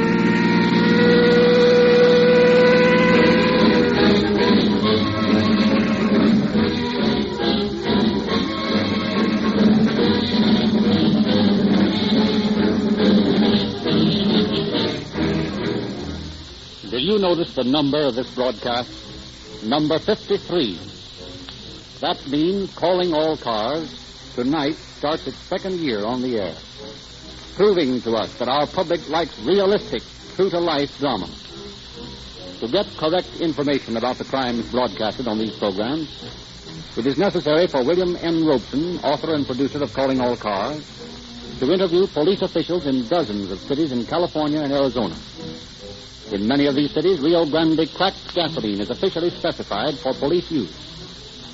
As he talks with drivers of police cars, they invariably praise Rio Grande cracked gasoline. They assure him that all these statements we make over the radio are true. Here's what they say. We really do get faster starting when we use Rio Grande cracked gasoline. We keep our radio patrol cars cruising slowly about the city. At any second, an emergency call sends us roaring down the road as fast as the car will go. And we find that Rio Grande cracked gasoline gives us greater speed than uncracked gasoline. In police work, we demand every bit of power the engine can produce. And tests have shown us that Rio Grande cracked gasoline develops more power.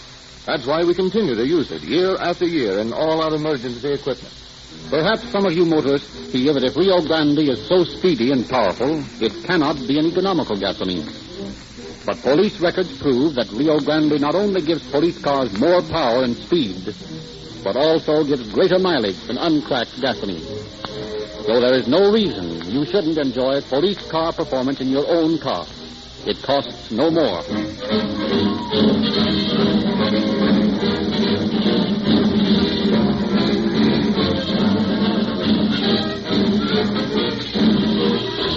Ladies and gentlemen, tonight we present a true police drama entitled Sometimes People Aren't Murdered. And we are pleased to present the officer who worked tirelessly in this case, Detective Lieutenant Joe Filkins. Sometimes policemen make mistakes while only trying to do their duty. We police officers realize that circumstantial evidence may often convict an innocent man. While our detectives find evidence of guilt, they work tirelessly to uncover other facts. We try just as sincerely to prove of innocence as proof of guilt. Sometimes, in a sincere attempt to serve justice, policemen work hardships on individuals. Tonight, story tells of an investigation carried on by myself and my partner, which nearly sent an innocent man to the gallows. We were doing our duty, the accused innocent, but could not prove himself so. The key to the strange mix-up was sealed by death on the lips of a supposed victim. Here was a problem for a great dramatist, a situation truly stranger than fiction, for it all happened and happened not long ago.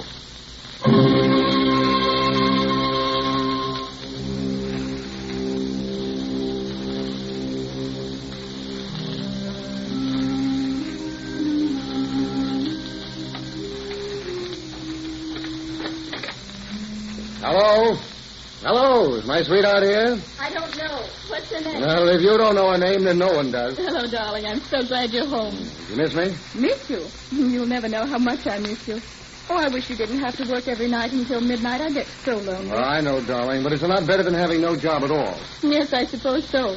Are you hungry? Mm-hmm, a little bit. Well, then come in here and sit down. I've got coffee perking and sandwiches all made. Oh, what a wife you are. Do you think I'll do? Well, I wouldn't trade you in for any other model. You darling.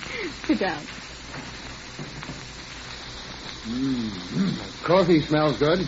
You know, sweetheart, you make the best coffee in the whole world. Now, Mr. Jackson, if you keep on like that, I'll think you're in love with me. And when you come to that conclusion, Mrs. Jackson, you'll be dead right. Black or cream tonight? Cream. I don't want to get coffee nerves. Aren't you having any? No, I've got coffee nerves or some kind of nerves. Well, what's the matter? Aren't you feeling well, darling? Oh, just as usual. I've got a pain in my back, that's all. Oh, that's a shame. Look, why don't you see a doctor? Doctors don't do me any good. I've run out of those tablets I get from St. Louis. They're the only thing that really helps. Hey, what the heck are they? Oh, Some kind of nerve medicine. I haven't had one for 5 days. Well, you've sent for some more, haven't you? Yes, they'll be here any day now. They'll take away the pain. Well, I certainly hope so. I don't want my little girl to have any aches and pain. Oh, Tom, you're so sweet. I've never been so happy in my life. It makes me feel like crying sometimes. You want some more coffee, dear? Yeah, a little bit. These sandwiches are swell. I got that nippy cheese especially for you. You think of just about everything, don't you? Well, just now I'm thinking of going to bed. All right. You run along. I'll be in just as soon as I finish this coffee.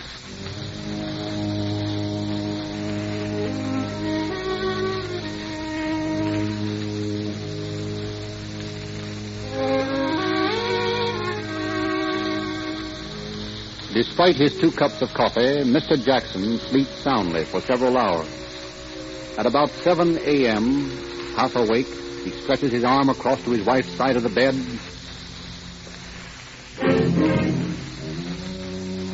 When he fails to touch her, he wakens. Marge?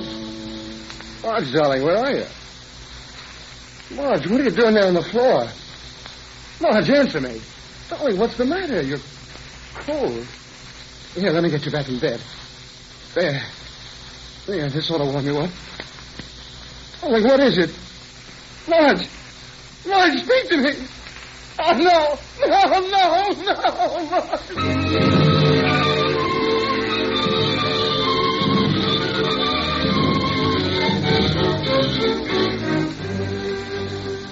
Realizing his wife is dead, Mr. Jackson, inarticulate with hysterical grief, summons the landlady, who quickly notifies the police.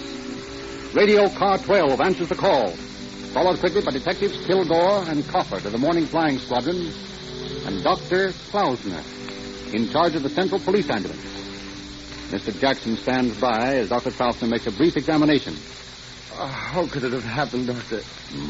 You are the husband of the deceased? Yes. Just what did you say the circumstances of the death were? Well, I don't know just what you mean. I woke up and I found her lying on the floor. I tried to revive her and she was dead. Mm-hmm. What does it look like to you, Doctor? Well, from a superficial examination, I would say heart trouble. But naturally, we'll have to make an autopsy as a matter of official routine. Of course. I'll phone the coroner. Where are you going to take her? It'll be necessary to remove the body to the morgue. The morgue? Oh, but can't I give her a decent burial? Of course, Mr. Jackson, but first we must make an autopsy. No, don't do that, please. Let me have her. Don't take her away from me now. I don't want to live without her. Don't take her from me. Oh, don't, for the love of heaven, don't.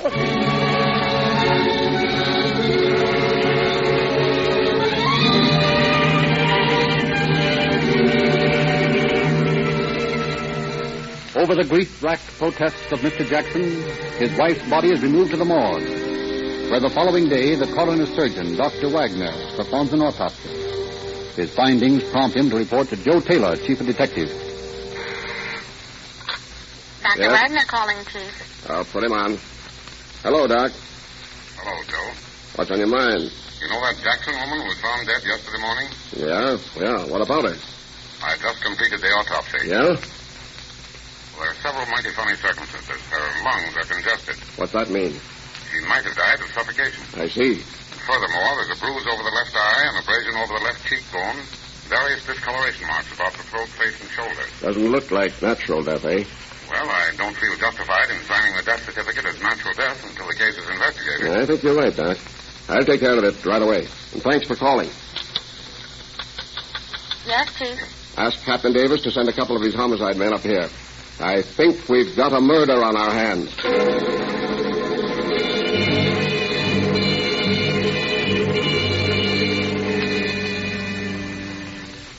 Captain Davis, head of the homicide detail, assigns Detectives Joe Filkus and Thad Brown to investigate the strange death of Mrs. Jackson.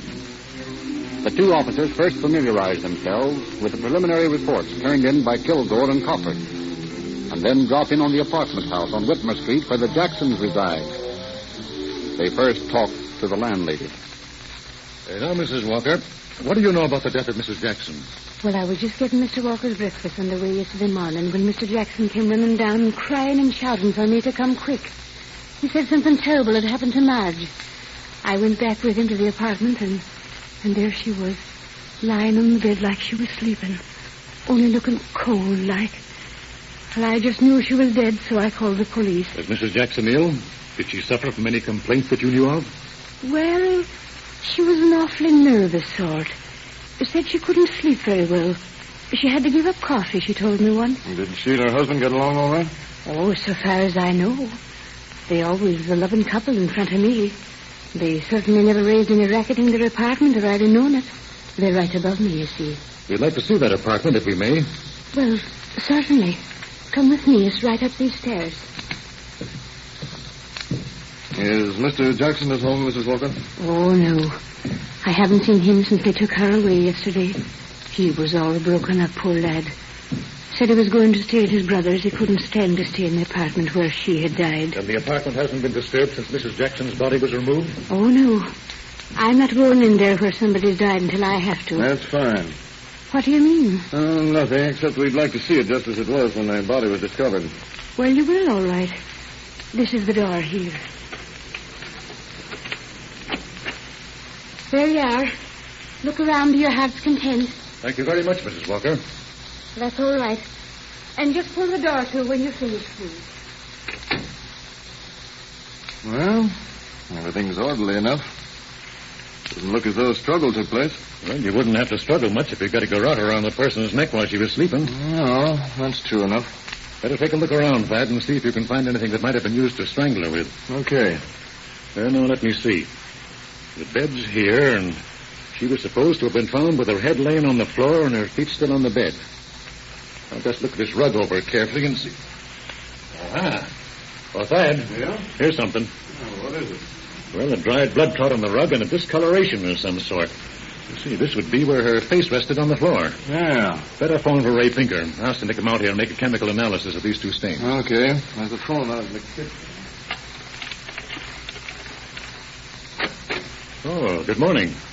Who are you? I'm Thomas Jackson. This is my apartment. What are you doing here? Oh, yes, Mr. Jackson. I'm glad you came. We're police officers. Yes? Well, we're making an investigation of your wife's death. What is there to investigate? She died of heart trouble, the doctor said. Yes, but we just have to make a thorough report, though, and I'd like to ask you some questions, if you don't mind. No, of course not. Go right ahead. Here, this is the condition of the apartment that it was in when your wife was removed? Yes. This is the first time I've been back. I just came to get some clean shirts. Well, Pinker's on his way out, Joe. Oh, fine. Thanks, Thad. This is Lieutenant Brown, Mr. Jackson. Oh, glad to know you, Mr. Jackson. Thank you. Well, I won't disturb you, gentlemen. I just want to get a couple of shirts. I think you'd better stay, Mr. Jackson. But why? We'd like your assistance in clearing up a few angles on this case. Well, of course, if I can help. Well, I believe you can. Now, you tell us just what happened the other night. Well, I got back from work a little before 1. My wife had some sandwiches and coffee made for me. We talked for a while, and then we went to bed. Was your wife feeling all right? Not sick or anything? No. She said she had a slight backache, but other than that, she was in excellent spirits. You went to bed around 1:15 or 1:30, huh? Yes, about that. Then what happened? Well, the next thing I knew, it was morning, and I stretched my hand out to her side of the bed, and she wasn't there. I woke up with a start and called to her, and I saw her lying on the floor. I tried to revive her, and then I called the landlady. Just how did you try to revive her? By patting her arms and legs, and by artificial respiration. Well, where'd you learn to do that? I went to school, a physical education one. You're a pretty husky young man, aren't you? I don't know. I guess so. Do you box? Well, I've never been in the ring professionally, but I can take care of myself. Yeah, I bet you can.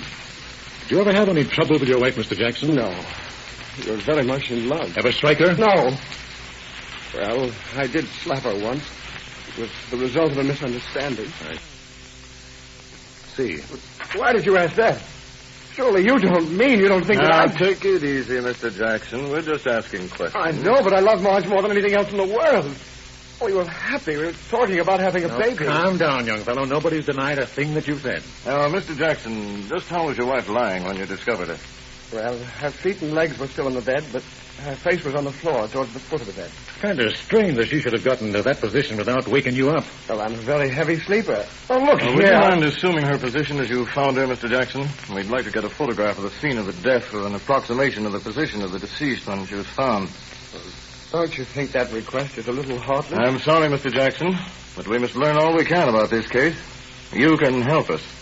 All right. Here's the way she was lying. Head down on the floor. Near that blood stain? What blood stain? Oh, I'm mistaken. That's just part of the pattern of the rug. So, that was the position, huh? That's right. Fine, Mr. Jackson. Now, just hold it just a minute. All right, still. Thank you, Mr. Jackson. Well, that's all you fellas wanted before. I'll be getting along. Mr. Jackson, I think you'd better come down to headquarters with us. Well, what for? Well, we'd like to take your statement. But I've already told you all I know. Well, there's some more questions we want to ask Oh, you. but see, If here, I must man. be blunt, Mr. Jackson, I'm placing you under arrest for suspicion of murder.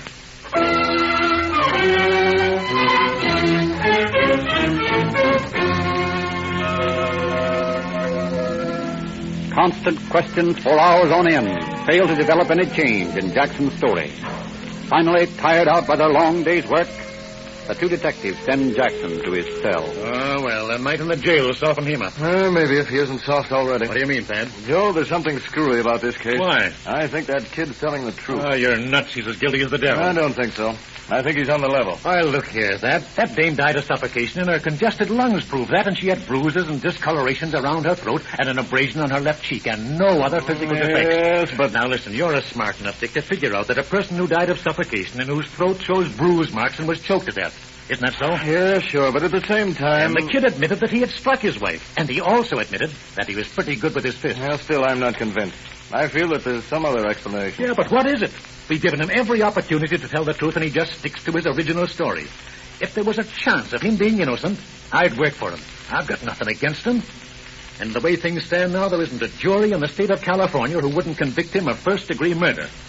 And that phony crying jag he put on over at the morgue when he identified the body. Yeah, Joe, I don't think that was phony. I don't believe the kid was putting on an act. He couldn't have done it that well. You're getting soft, Thad. I think you'd better get a good night's sleep, too. You can't kid me out of my conviction. Okay. I'm willing to give that boy every break I can. But I've got a sneaking suspicion that we're going to hang him for murdering his wife.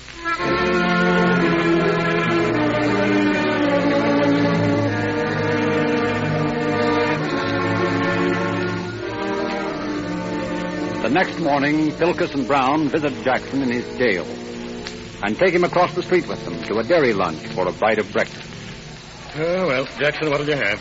I can't eat. I'm not hungry. Oh, come on. You got to eat something.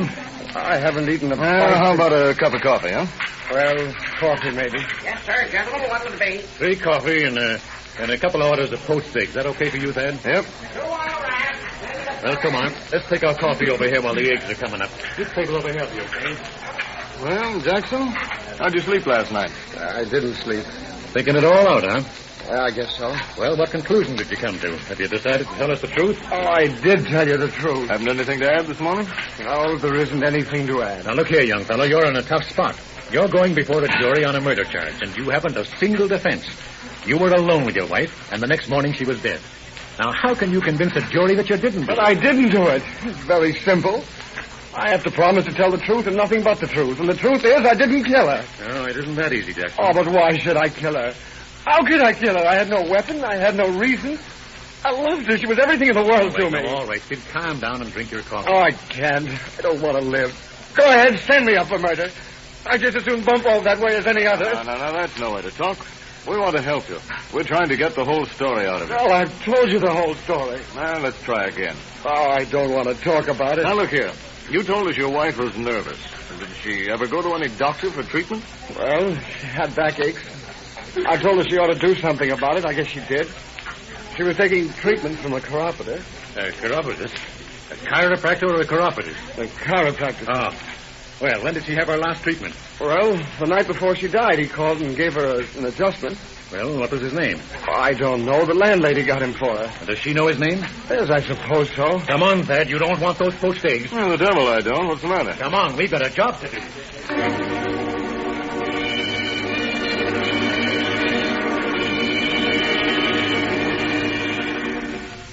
Mrs. Walker, we understand that you procured a chiropractor for Mrs. Jackson the day before she died. I did. What was his name? Well, I won't tell you. Well, why not? Well, it's from Portland, Oregon, and he hasn't a license to practice in Well, California. no, I'm not interested in that. I want to talk to him about Mrs. Jackson. How can I get in touch with him? I don't know. You don't know? But you called him for Mrs. Jackson. I've forgotten his number. Oh, now, come on, Mrs. Walker, and be reasonable. I've forgotten, I tell you. Joe, here's something interesting. What's that? A package from Dr. Davis in St. Louis to Mrs. Jackson. Well, what's this, Mrs. Walker? Well, how should I know? It came from Mrs. Jackson the day after she died. Well, I think you'll take this in with us.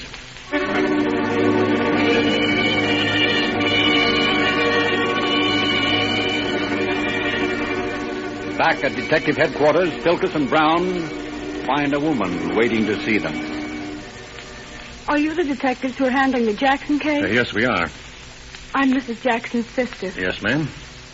I just received word of her death yesterday, and I came right down from Oakland. I understand you're accusing Tommy of murdering her. Well, not exactly, although it looks as if he might have done it. I'd like to talk to him if I may, sir. Well, that might be arranged. I think we can do that for you. Yeah, but not right away. Why not? I'd like to ask you a few questions about your sister first, Mrs. Gardner. Why, of course. Will you come into the office, please? Right through this door. What's the gag, Thad? Listen. I'm trying to spring the guy. Listen closely. We may discover something. Sit down there, Mrs. Gardner. Now, I'm not satisfied, ma'am, with the way this case is going. There's some things that you may be able to help us with. Naturally, I'd be glad to help all I can. Fine. Now, we understand that the deceased was of a very nervous temperament. Is that correct? Yes. My sister was always nervous. Did she suffer from any illness, any disease? Well, no. Think, Mrs. Gardner, and please don't hold anything back. Your brother-in-law's life may depend on what we can discover about his wife. Hey, that's a little strong. This is my party, Joe. Now, Mrs. Gardner, is there anything else that you can think of regarding your sister's health? Well, I guess it doesn't make any difference now she's dead. I may as well tell you. What, Mrs. Gardner? Only 3 people in the world know this about Margie. My mother, my sister Agnes, and myself. Yes? My sister suffered from epilepsy. What? She used to have attacks quite often. Then 5 years ago, she had some pills prescribed by a doctor in St. Louis. They've done her a lot of good. She hasn't had an attack since she started taking them. But I got a letter from her a day or so before she died telling me that she was out of pills and expected some any day. Did her husband know about this? No. Is this the sort of a box those pills came in? Why, yes. Where did you get that? It arrived the day after she died. Thad, get Jackson and meet us in Chief Taylor's office. And I'm going to ring Dr. Wagner. I'm afraid, partner, that our case has blown higher than a kite.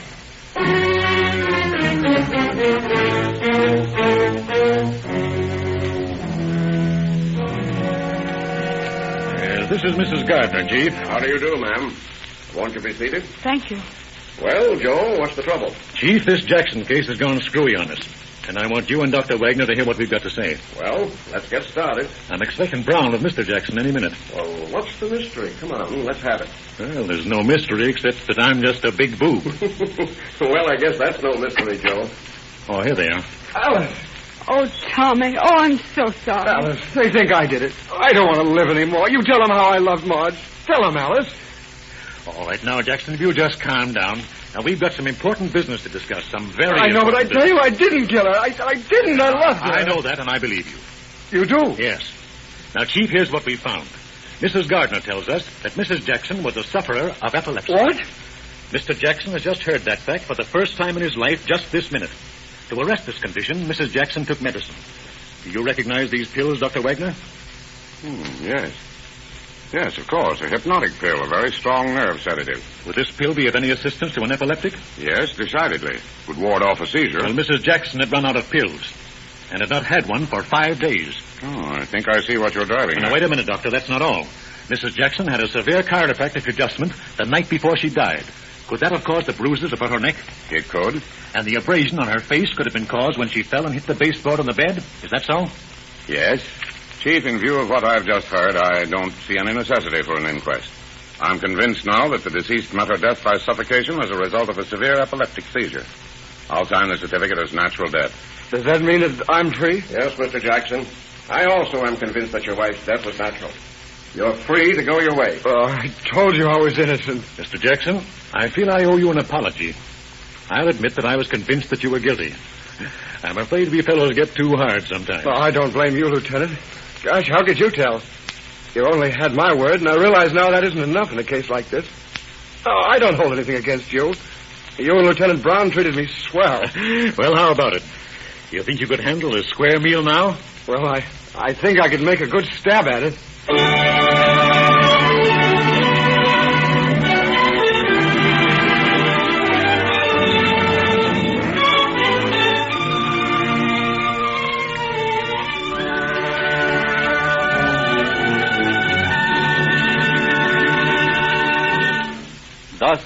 was this strange case closed.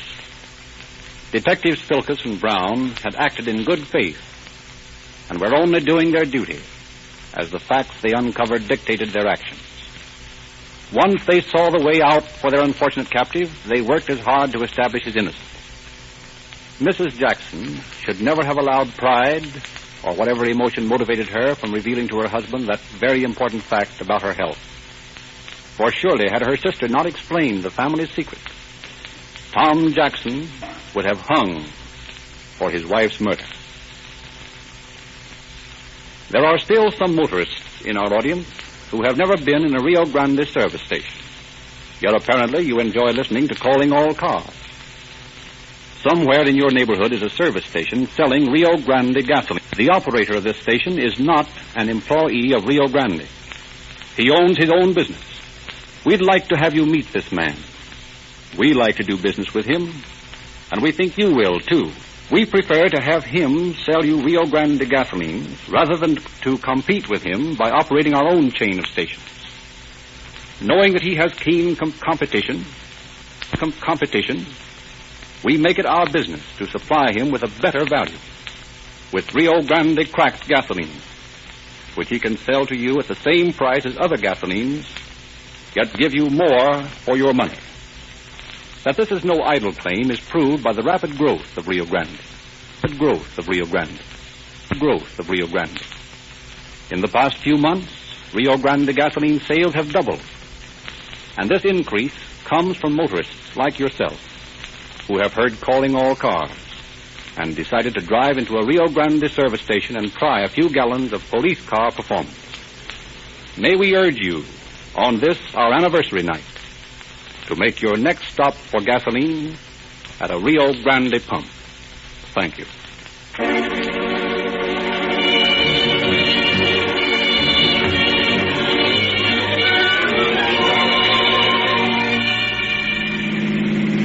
Los Angeles Police calling all cars, attention all cars. The cancellation broadcast 53 regarding a murder. The victim in this case died from natural causes. That's all. Rosenquist.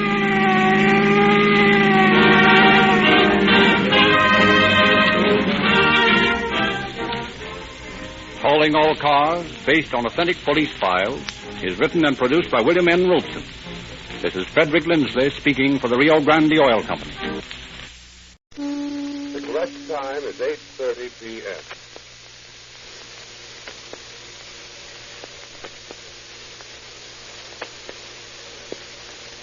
Calling All Cars, a presentation of the Rio Grande Oil Company.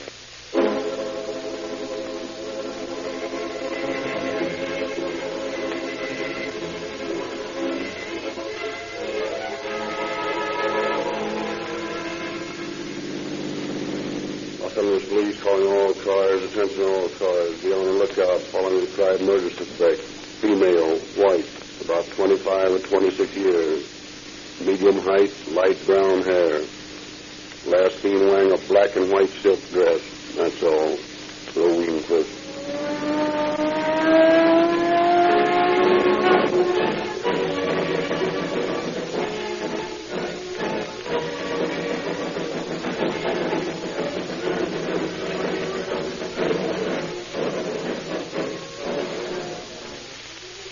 When you hear sirens screaming down the street, remember that police and fire equipment must be powered with the finest gasoline obtainable. And remember that wherever Rio Grande cracked gasoline has been sold, it has been the police preferred gasoline.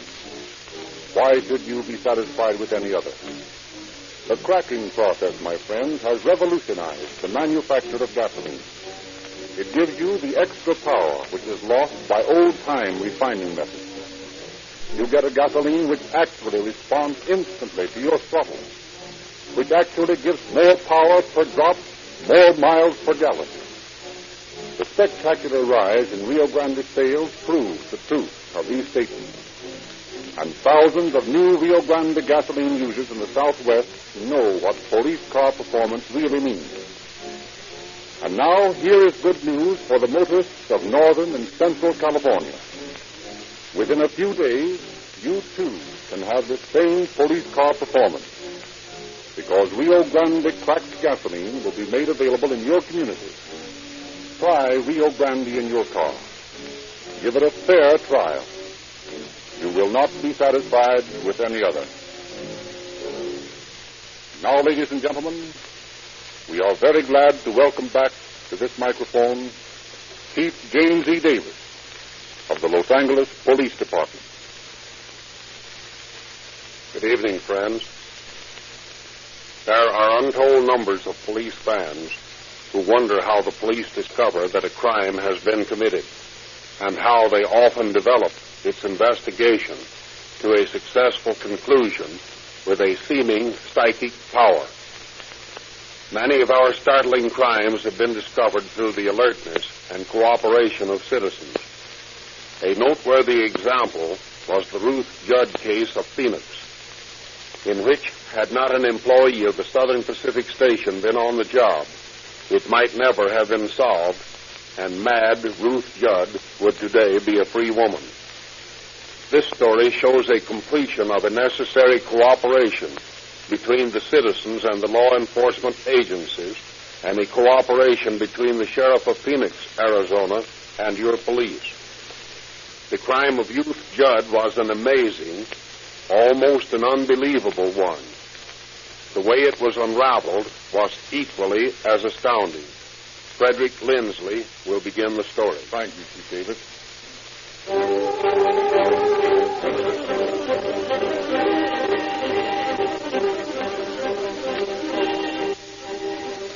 At 7:45 on the morning of October 19th, 1931, train number 3 rose into the Southern Pacific Station from Phoenix, Arizona. Hi, Andy. Oh, hello, Bill. What do you got? Oh, not much. 4 or 5 trunks, and a couple of them stink like the typhus. Oh, a deer hunter's trying to slip some contraband over on us, huh? Yeah, I guess so. I'd be mighty glad to get them off the car, I can tell you that. Oh, hey, I don't wonder. Gee, they're pretty bad, all right.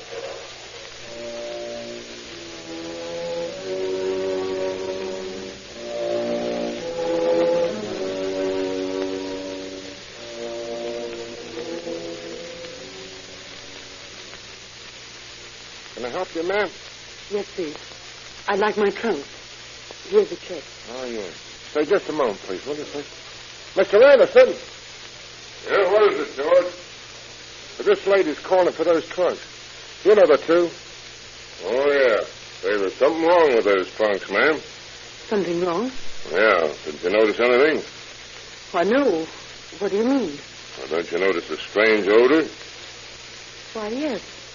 Now that you mention it, I think I do. What's in those trunks, Ruth? Why, I have no idea what could smell like that, Burton.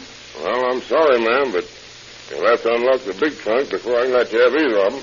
Well, that's a little silly. Can't help it, ma'am. This is mighty suspicious. You ain't been hunting deer, have you? No, I haven't been hunting deer. Well, you'll have to open them up. But I haven't any keys with me. Well, perhaps I can find a key to fit the trunk. Oh, I wouldn't do that. It might embarrass my sister. Well, I'll have to get the keys from my husband. I'll be back later in the day.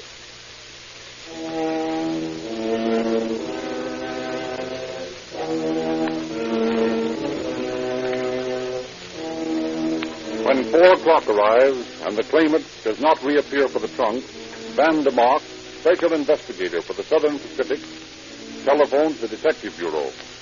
And Detective Ryan is dispatched to the station where he hears the story from Anderson and Van de Mark. And that's about all there is to it. I never showed up again. Well, where are the trunks? I had to move them out on the platform. Let's look at them. Sure, this way. Well, there they are. No deer meat ever smells like that.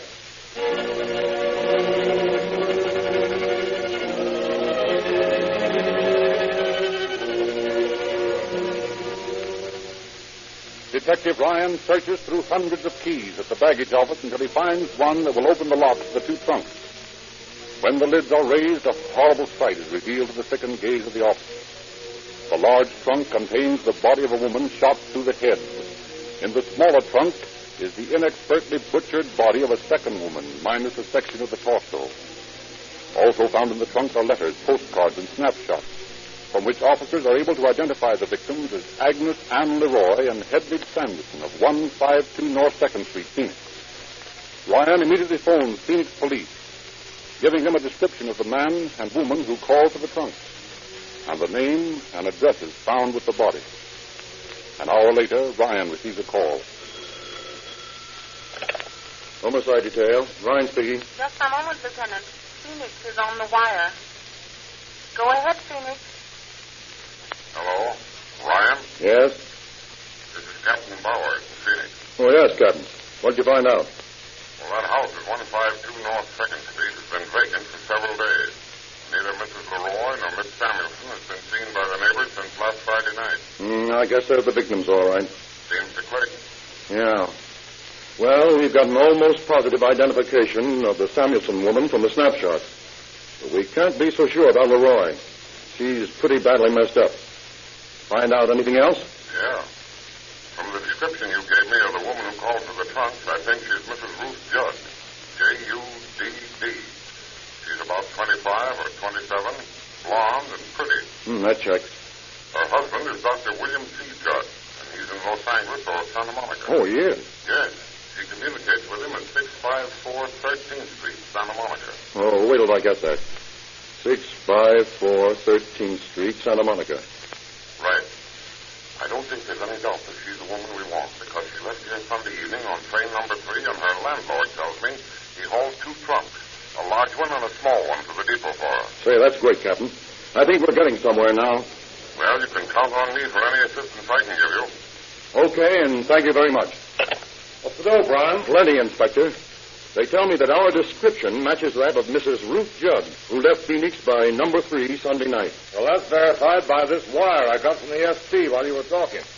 They say that those trunks were checked by a woman who gave her name as Mrs. McKennell. But the same woman bought her ticket under the name of Mrs. Judd. I'll get it. Homicide detail, Inspector Davidson speaking. Torrey speaking, Inspector.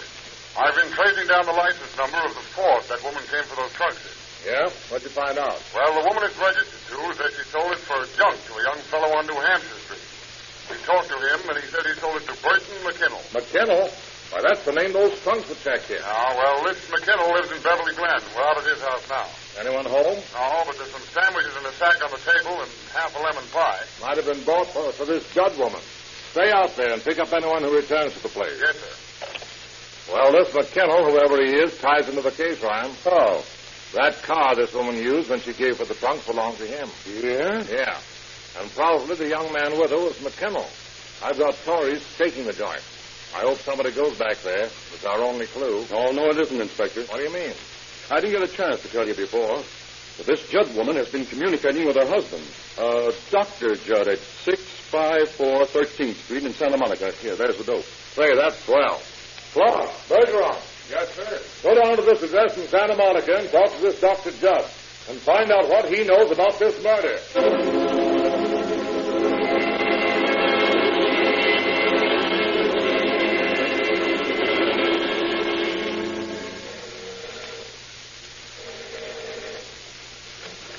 What is it? Is this where Dr. Judd lives? Yes, Who are you? I'm his sister. Is he home? Yes. We want to talk to him. Well, come in, please. Thank you. William, here's a couple of gentlemen to see you. Oh, yes? We're from police headquarters, Dr. Judd. Well, I thought you'd be here. I've been expecting you. Who's this young man with you? That's my brother-in-law. What's your name? Burton McKinnell. Burton McKinnell, huh? You're Ruth Judd's brother? Yes. Were you with her when she went to the Southern Pacific Station to claim some trunks this morning? Yes. You know what has happened, Dr. Judd? Only what Burton has told me. Has your wife been in touch with you? No, I haven't heard from her. What do you know about this thing, young man? Very little. Where's your sister now? I don't know. Frankly, if I did, I wouldn't tell you. You can't blame me for that, can you? We want to know everything you know about this. Well, I don't know where Ruth is. Well, exactly what happened this morning? Well, when I came out of my 11 o'clock class at the university, Ruth was waiting there for me. Yes? She said she wanted me to drive her down to the station and get some trunks and to hurry. Well, when we got there, we couldn't get them. The baggage man said there was something wrong with them. Ruth seemed to be awfully nervous, but when I asked her what was wrong, she wouldn't tell me. Just said something about being able to justify herself later. Mm-hmm. Well, anyway, she wanted to go to 7th and Broadway, so I drove her there and gave her $5, all the money I had with me, and she left me. And that's the last I saw of her. Well, when did you come out here to see Dr. Judd? I came out about a half hour ago, fully expecting to see officers waiting for me, but there was no one here. I asked the doctor if he'd heard from Ruth recently, and he said he'd had a letter this morning, but he hadn't received any phone calls or anything. And I showed him the newspaper. It was a terrible shock to him. Yes, it was, Lieutenant. I can't believe that Ruth is guilty. She's not a criminal type. She was never even flighty or a flapper. She was a sweet, steady girl and a beautiful wife.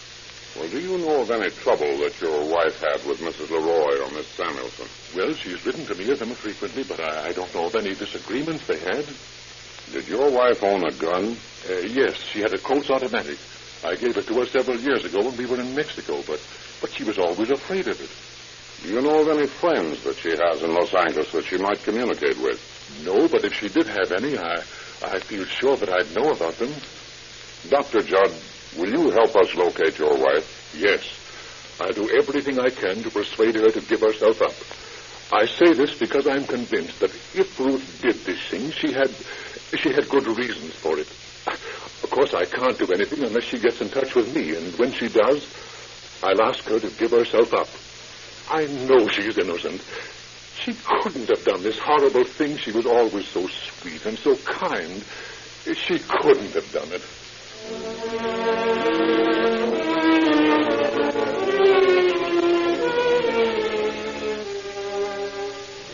Later that night, the missing section of Hedvig Samuelson's body is found, jammed into a suitcase, which had been left in charge of the matron in the ladies' restroom at the Southern Pacific Station. The matron's description tallies with the other descriptions of Ruth Judd.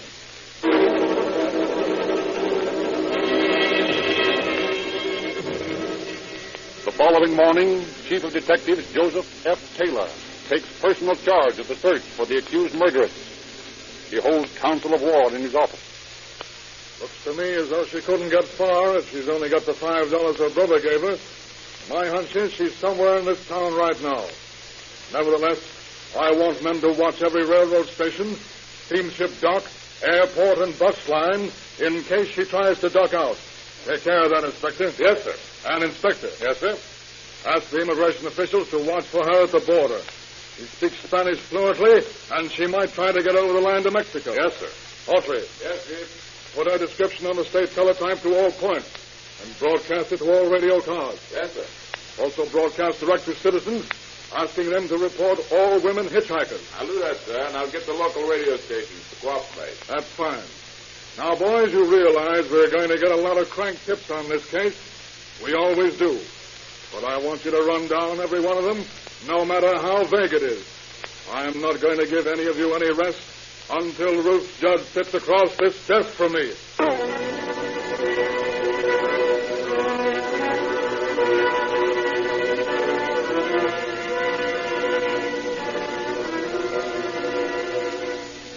While scores of police search for Mrs. Judd, while Dr. Judd and Burton McKinnell are kept under constant surveillance, while an officer is stationed in the house of Dr. Judd's sister in Santa Monica to investigate every telephone call, while newspapers scream headlines characterizing Winnie Ruth Judd as a velvet tigress, 3 long, fruitless days go by, during which nothing develops but a tangled welter of statements from Phoenix acquaintances of the principals of the crime that makes the motive for the crime more and more obscure.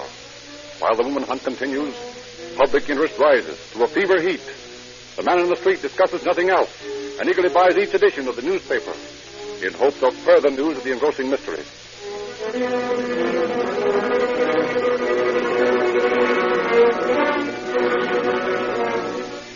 Tuesday morning, the Los Angeles Examiner offers a $1,000 reward for information leading to the apprehension of Ruth Judd.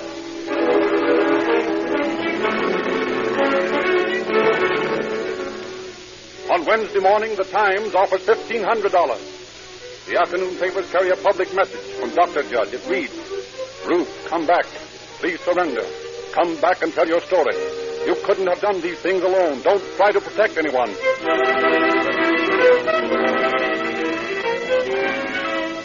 On Thursday, Dr. Judd states, that if he could have but 5 minutes alone with his wife, he could persuade her to give herself up, whether she is right or wrong. Friday, the tension grows. As men stop to discuss the case on the streets, as housewives chat with neighbors about this amazing member of their sex, across the entire city sweeps the feeling that something has to happen. Then, shortly after noon, in the office of the attorney retained by Dr. Judd, the phone rings. Hello? Dr. Judd, Why, no, not right now. Who is it? this is Ruth Judd. Oh, yes. I must speak to the doctor. Well, I can't talk right now. There are too many people around. You call Mutual 8331 in an hour, and I'll have him there.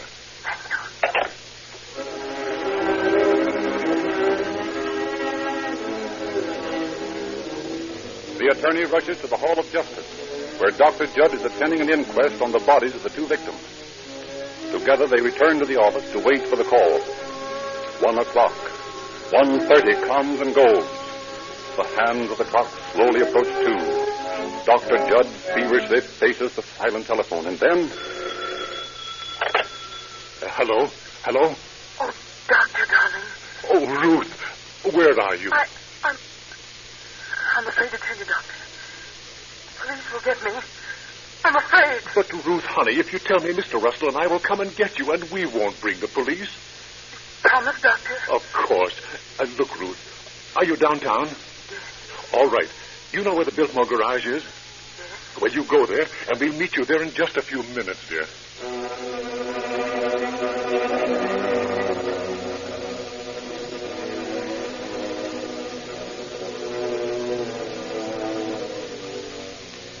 Judge Russell arranges with a friend of his who owns an undertaking parlor on Bunker Hill to meet them with a car at the Biltmore garage and take them to his establishment until he can question his clients. Then the doctor and the attorney hurry down Olive Street to 5th and up 5th to the Biltmore garage. Dr. Judd recognizes his frightened wife and gestures to her to enter the garage. Then he goes in by another entrance and motions her to get into the funeral director's car. He follows her a moment later. Oh, Doctor, darling, don't let the police get me. Don't let them get me. Don't you worry, darling. You'd better crouch down on the floor, Mrs. Judd. All right. Okay, Dave, let's go.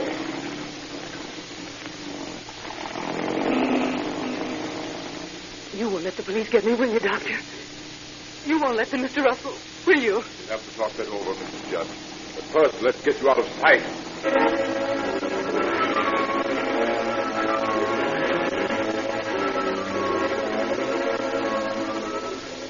And at about the same time in Chief Taylor's office in the city hall, a tense group of cigarette-smoking reporters wait, their eyes hollow from 3 sleepless nights on the job. Well, if you ask me, she'll come drifting in on the beach one of these days. She was going to throw those trunks in the ocean. She's probably done the same thing with herself by this time. No, I think you're all wrong there. Now, my theory is that she... Hey, pipe down. Madeline's got a call. Chief Taylor's office. Yes, he's in his office. Just a minute, please. Sounds hot. Who was that, Madeline? Just a personal call. Oh, come on, Madeline, don't hold down. Yeah, will you break down? Well, if you must know, that was the chief's wife wanting to know if he'd be home to dinner. Well, whose call is he waiting for, Madeline? I told you, boys, I don't know. And we thought you were our pal. Sure I am, but I don't know any more about this than you do. Wait a minute. Maybe this is it. Chief Taylor's office. Just a moment. For you, Al. Well, thanks. Hello? Oh, yeah? Oh, yeah. Yeah. Okay. Well, what was it? Oh, nothing. The desk just phoned to be sure that I was here. That's all. They got your number, all right. Checking up on you, huh? Yeah, well, I guess I'll be running along. Running along? Where? Well, where do you suppose? Do I have to raise my hand? That doesn't sound right to me. I'll bet he's got a tip. Chief Taylor's office. Yes, just a minute, please. For the chief? Yes. Well, who was it this time? His grandma? Miss Hannah. Yes, Chief. Come in, please. Yes, sir. Close the door. I want you to phone the Alexandria Hotel and tell District Attorney Andrews to come down here and wait for me. He was returning to Phoenix tonight.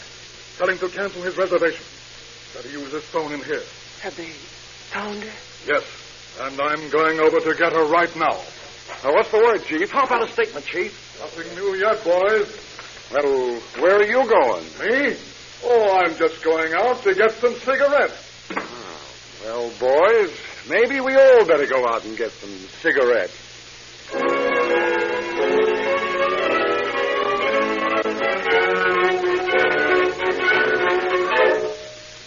While Chief Taylor rushes to the undertaking establishment where Ruth Judd has been taken by her husband and his attorney, the hunted woman is being treated for a wound in her hand by Dr. Judd.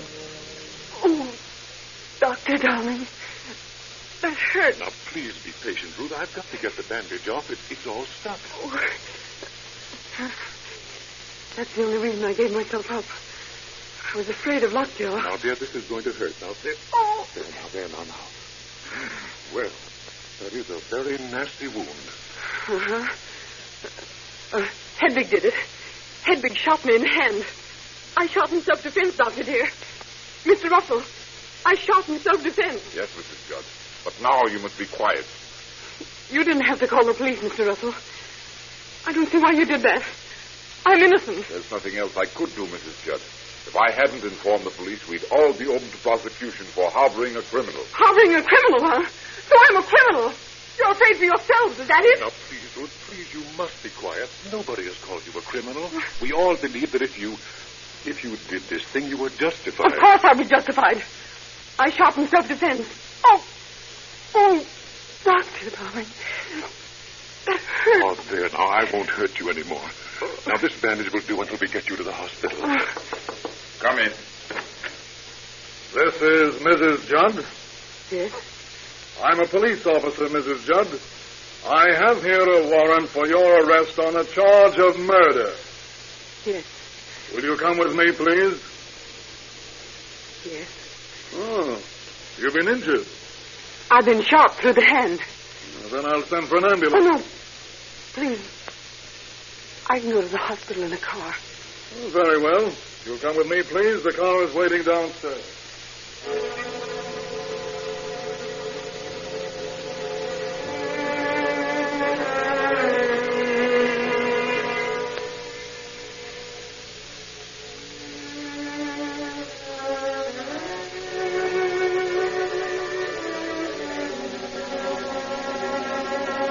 After her hand is dressed, Ruth Judd is escorted to police headquarters, but on advice of counsel refuses to answer any of the police officers' questions.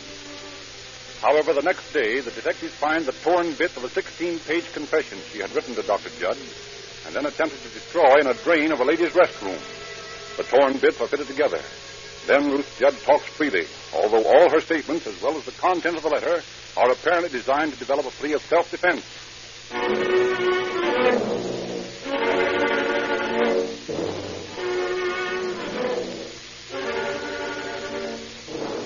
On October 29th, Ruth Judd is removed to Phoenix. And on January 19th, 1932, she goes on trial for her life.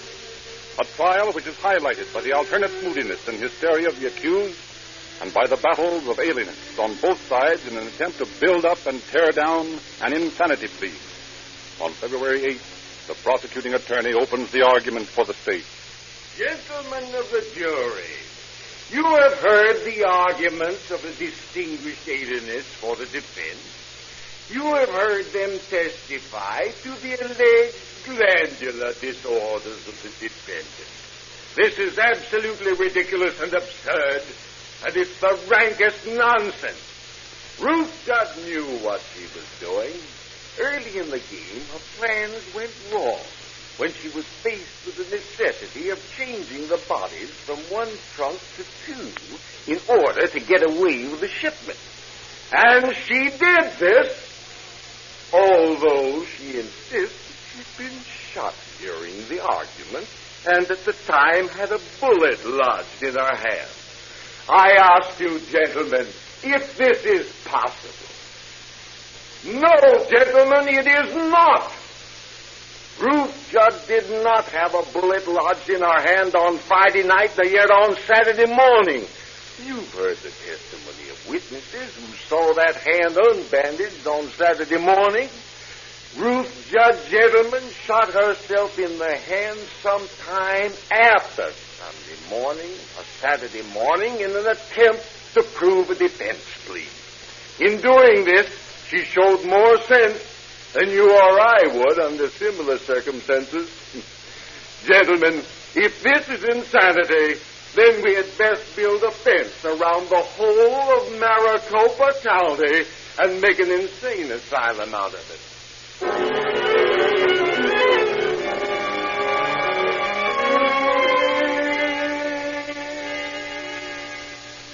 This trial has been a ridiculous farce, a weak attempt on the part of my honored colleagues, the prosecution. For, gentlemen of the jury, the state has not even proved that Mrs. Judd has committed this crime. The state has failed to show that Mrs. Judd was even at the murder apartment. You have heard the testimony regarding the pitiful delusions of motherhood suffered by the accused. You have heard of her unbalanced nature. Poor creature, a victim of a hereditary strain of insanity, she is not at all times responsible for her acts. I ask you, gentlemen of the jury, deal with her as you might with an erring sister. Understand her as you might a sick child. I ask you, gentlemen, to bring back a verdict of not guilty by reason of insanity, and let the state take care of this woman as a sick person and not as a corpse.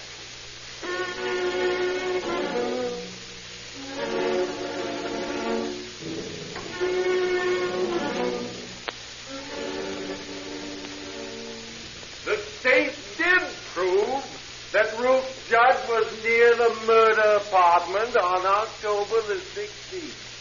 You've heard the testimony of P.W. Jergamy, the streetcar conductor, who stated that he had seen Ruth Judd alight from his car near the bungalow where the crime occurred at 10 o'clock on either Friday or Saturday night.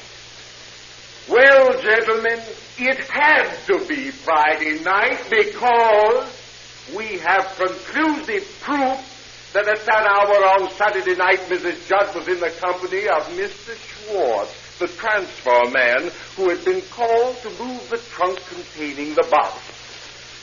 This woman, Ruth Judd, is a cold-blooded murderer to attain her ends. Now, when we qualified you as jurors in this case, you told us you believed in the assessment of the death penalty in the proper case, that you thought the death penalty law as written on the statute books of the state of Arizona was a good law. If this is not a proper case for the assessment of the death penalty, then I know of no such case.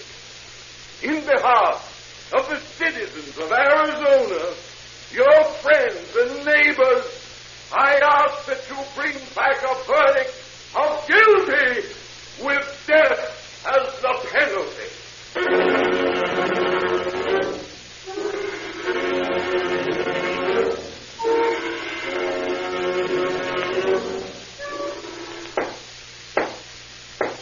Have you reached a verdict? We have, Your Honor. Let the clerk read it. We, the jury, find the defendant guilty of first-degree murder as charged and fix the penalty at death.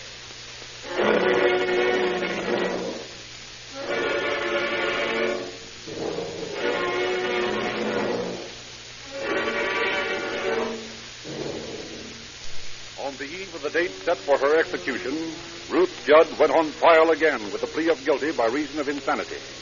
Her second appearance before the bar of justice resulted in her escape from death to incarceration in the Arizona State Hospital for the Insane, where she is still held.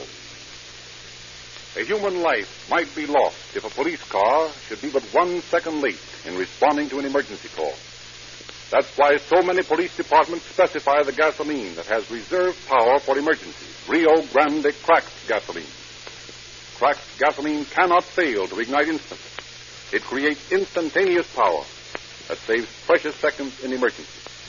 When you hear police sirens screaming, remember you can get police car performance in your own car by filling up with Rio Grande cracked gasoline at an independent service station. And remember that this fine gasoline will soon be available in northern and central California.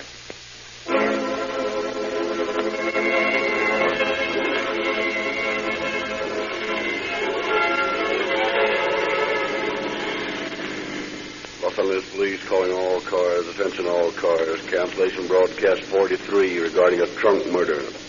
Suspect in this case now in custody. That's all. Rosencliff.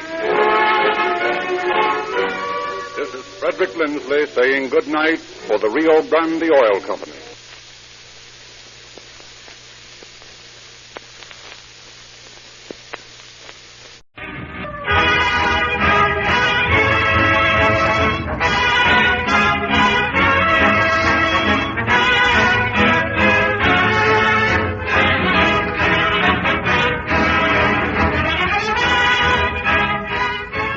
Most powerful motor cars on the road today are emergency cars.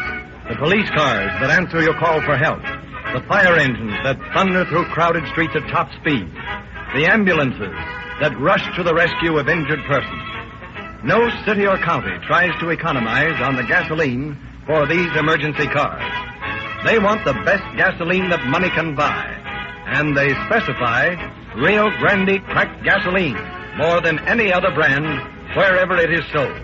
Yet, surprising as it may seem, the cost of Rio Grande cracked gasoline is no higher than ordinary brands that lack the outstanding speed and power of crack. All extra features of greater speed, greater power, faster acceleration are just extra values that Rio Grande gives you. Now you can use the same gasoline that has powered the emergency cars of Los Angeles, Oakland, Berkeley, Fresno, Merced, San Diego County, and Maricopa County in Arizona, and many, many others. Drive into the independent service station in your neighborhood that features Rio Grande cracked gasoline and Sinclair motor oil. Ask for a tankful of Rio Grande cracked gasoline, and you'll quickly realize the extra value that has made this gasoline so successful. It costs no more to get police car performance in your own car.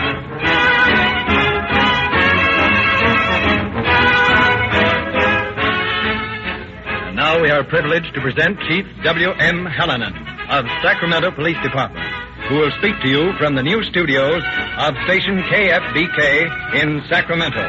Chief Hallinan. Good evening. The case you are about to hear tonight, although from the files of my department, is really not my case. It is the case of Ed Cox, sergeant in charge of the narcotic detail of the Sacramento Police Department. This broadcast, in fact, might be considered a tribute to Sergeant Cox, who for more than 20 years have been an extraordinary police officer. Sergeant Cox is an internationally recognized authority on narcotic criminology. He adds to his extraordinary zeal as a police officer a true crusading spirit against the drug traffic. For years he has fought it with all the powers legally vested in him, and he goes further than the line of duty, for he carries on an insistent campaign for narcotic control all over the United States, agitating for adequate legislation, campaigning for wider public education to the dangers of narcotics. It is a great pleasure for me to be able publicly to commend Sergeant Cox for his splendid work.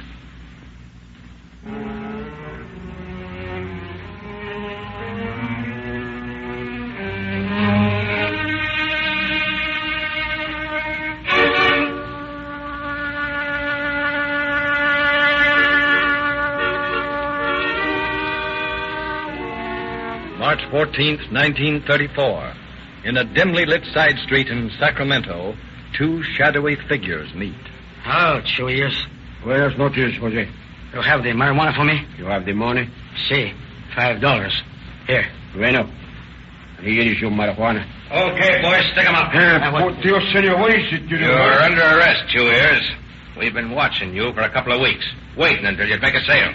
Shake him down, Thomas. All right. Yeah, but, senor, I did... Save your breath, Garcia. You know better. We got you in the act of a sale, and you can't talk your way out of it. Come on, pile in the car here. You better drive, Thomas. Okay. Senor, if you will permit the question. Yeah? This Jose, you do not arrest him? Jose? I should say not. He works for us. Come on, get in. You get in the front seat with Thomas, Jose. Okay, Sergeant.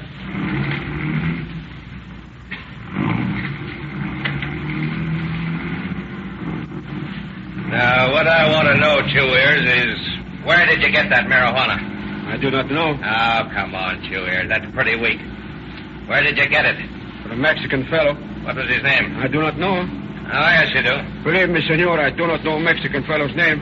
What did he look like? Well, he looked like any other Mexican fellow. Now, listen, Chew Ears. Quit the stalling. Well, he was like any other Mexican fellow, except he had warts on his hands.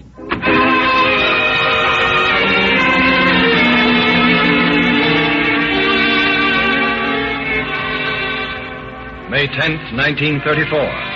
Sergeant Cox and his partner, Detective W.A. Thomas, working day and night to stem the rapidly rising flow of marijuana cigarettes into Sacramento, raid a rooming house near the river.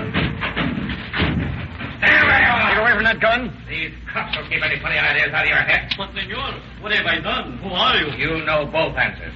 Looks like he's got enough marijuana here to make a couple of thousand cigarettes, eh? Yeah. What's your name? Joe Ramirez. Where did you get this marijuana? I cannot say. You'd better say. I would be killed, and besides, I do not know. What do you mean you don't know? I do not know. You married? See? You got any kids? See? Two. It's gonna be tough on them when we put you away for a nice long sleep up in Quentin. Where are they gonna live on? ¿Quién sabe? Well, if you're smart, you'll help us out. Where did you get this marijuana? Mexican fellow. What Mexican fellow? I do not know. What was his name? Only name I know is Mexican Jim. Mexican Jim, eh? What does he look like? I said they kill me. I cannot tell you. They can't kill you up in Quentin, and that's where you're going. Now, what did this Mexican Jim look like? Well, he had warts on his hands. You hear that, Thomas? Yeah. Our man with the warts on his hand is named Mexican Jim. Well, where did he get the stuff, Ramirez? I do not know. But I heard he has the biggest marijuana field in the world. The biggest marijuana field in the world, huh? Where? Where is it? ¿Quién sabe? You'd better tell us, Ramirez. Por favor, senor, I do not know. It is in California someplace. That is all I heard. But where? There are 58 counties in California. I am sorry, senor. I do not know anymore.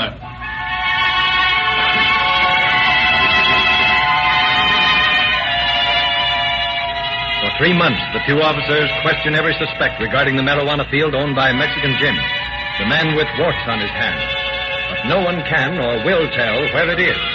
And then, following a raid in August, Jose, the squad's undercover man, excitedly reports to Cox. Yeah, Jose, what's on your mind? Listen, Sergeant. You know that Estrada we brought in on that raid this morning? Yeah? I heard him say in Spanish while we were bringing them over. He said, Mexican Jim over in Yolo had better get that 500 pounds to L.A. before Cox catches him and grabs his field. Mexican Jim. Yolo. Grab his field. You hear that, Thomas? Yeah. That's the break we've been looking for. Not much of a break. Must be several hundred ranches in Yolo County. Several hundred ranches in Yolo County. That's okay. We'll visit them all.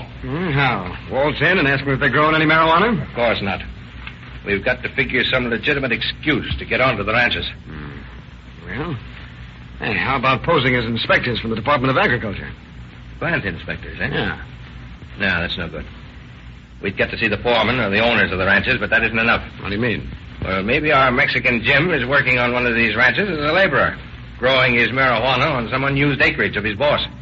That's possible. The boss might never get wise. It only takes marijuana 90 days to mature. It looks like a weed when it's growing. Yeah, that's right. You see, we've got to figure out some kind of a gag that'll get us among the Mexican ranch hands. Jose. Hey, Sergeant. You worked on some of the ranches around here. You got any ideas how we could get close to the ranch hands? Well, you might sell them something, Sergeant. Sell them something? Oh, of course. Jose, you'll go far in this policing business. Gracias, senor. Sell them something. What will we sell them? Well, they buy a lot of gin. That'd be a nice story. Narcotic officers sell liquor to ranch hands. Might as well go out peddling them reefers. How about books or magazines? No, not enough of them can read. We've got to have a line of goods that will interest them. Interest them. I've got it. Suits. Suits? Sure. These boys go for fancy clothes. These boys go for fancy clothes. We'll get some samples and some order blanks and go into the clothing business. Well, that sounds reasonable. Sure. And it'll get us close enough to them to watch for warts on the hands. After all, that's our only clue. What do you think, Jose? Will the Mexicans be interested in flashy clothes? Sure they will. But they must not be too expensive. These poor fellows, they have not much money. Don't worry. We'll get a cheap enough line of goods. And you're going to help me pick it out. Gracias, senor. And then you're going along with us to act as interpreter. We may need you, Jose.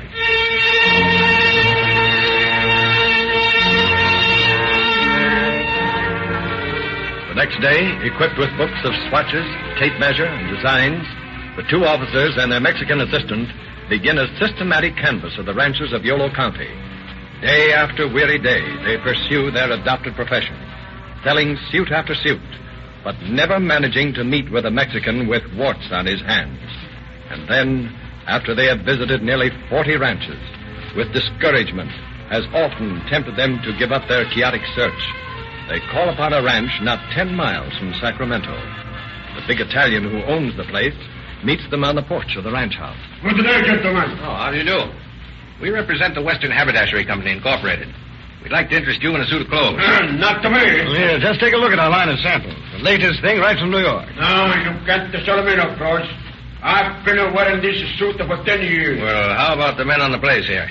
Mind if we show our line to your hands? Well, to tell you the truth, there ain't nobody working for me now. Oh, I thought I noticed a Mexican down by the barn when we drove in. Oh, him? Well, he don't work for me. He's working part of the ranch, you know. He's got the 45 acres on the lease. Think he might be interested in a suit of clothes? I don't know. I won't hurt to ask him. Hey, where you? Yeah? Come over here. Come, my brother, I want to talk to you. Okay. He's a fellow selling a suit. You'll have to look at him. Oh, I don't care. Maybe I need a new suit of clothes. This is Mr. Pena. And, I didn't catch your brother's name. Mine's Edwards. This is Mr. Smith and Mr. Valentino. How do you do? Glad to know you. Well, let's see these suits you're selling. Yes, get out the samples, Valentino. Right away. Thomas, did you see that? He has warts on his hands. Yeah, I noticed it. Here are the samples. Now, Mr. Pena, this is a very popular number. Blue serge is just what they're wearing in New York. I don't like that.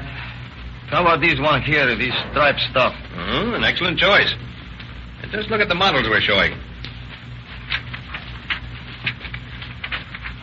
Say, you'd look like a fashion plate in this double-breasted model, Mr. Pena. Yeah, I kind of like that. How much it cost to make me a suit like that? Well, we can fix you up with this model for $40. $40? What do you think I am? Oh, of course, we have some others almost as good for as low as $25. I guess we can't do any business then. Well, the qualities are very best for the money. Listen, my friend, I'm not one who pays $40 for a suit of clothes. When I buy clothes, I buy the best. I expect to pay $100 or more for a suit. Oh, I didn't understand you at first. This stuff is too cheap for me. I don't buy junk like these peons wear. Come around sometime when you got some good stuff. Now, just a minute, Mr. Pena. My friend Valentino here has some very fine samples up in Sacramento. You know, it's a pity you didn't bring them along today, isn't it, Valentino? Huh? What? Well, those custom-built suits, that $100 line you're representing. Oh, yeah. I should have brought them. Yes. You see, we didn't expect to encounter a man of your taste, Mr. Pena. Yeah, there ain't many of them around here. But if you could give Valentino an appointment, I'm sure that you'll be pleased with his line. Okay. Where shall we say? I'll be up in Sacramento on Sunday. Want to meet me then? Where? At Valdez Restaurant. You know the place? Oh, yes, I know it. I will meet you this Sunday, say, at 3 o'clock. Yeah, that'll be okay. Adios, gentlemen. So long. Goodbye, boy.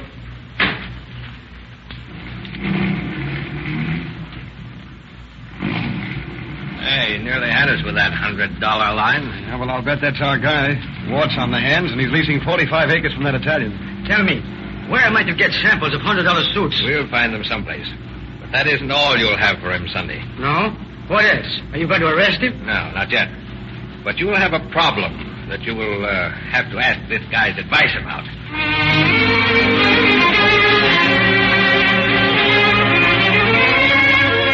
Cox instructs Jose to write himself a letter, which is then sent to the San Francisco police for mailing so that it will bear a San Francisco postmark.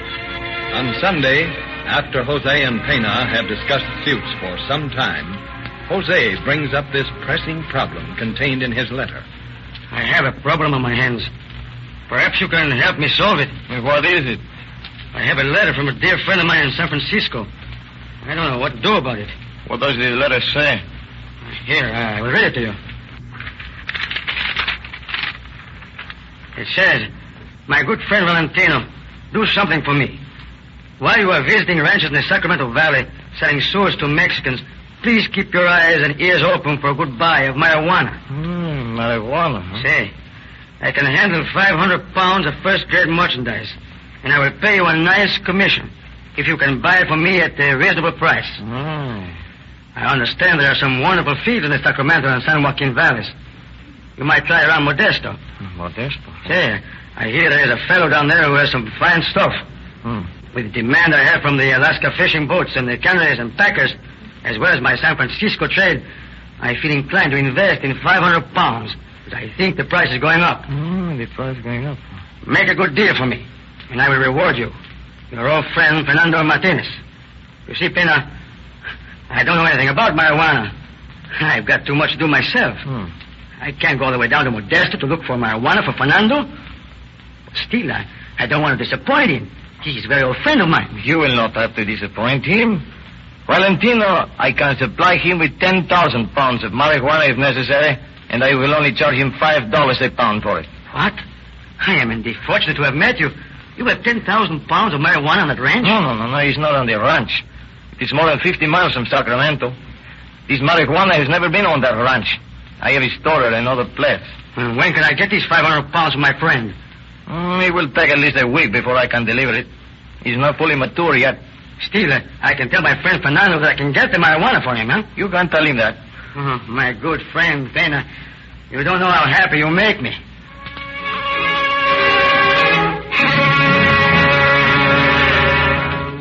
Oh, yes, Sergeant. Another thing. He's known to all the people around Valdez's Mexican Jim. He's our man, all right. But he was lying to you. What do you mean, Ed? Well, he said the marijuana was stored 50 miles from town. Then he said that it would not be fully matured for a week. Marijuana can't be stored until it's fully matured. Hey, that's right. My hunch is that he gave Jose the runaround because the marijuana is on that ranch. I believe you're right, Ed. Yeah, and you remember that Italian told us Pena, or Mexican Jim, or whatever his name is leasing 45 acres. That's probably where the field's located. Then we've got to find the field, first of all. Yeah, and we can't go nosing around there in the daytime. I don't intend to. We're going down there tonight. Oh, and wear some old clothes, Thomas. There's no telling what we may run into.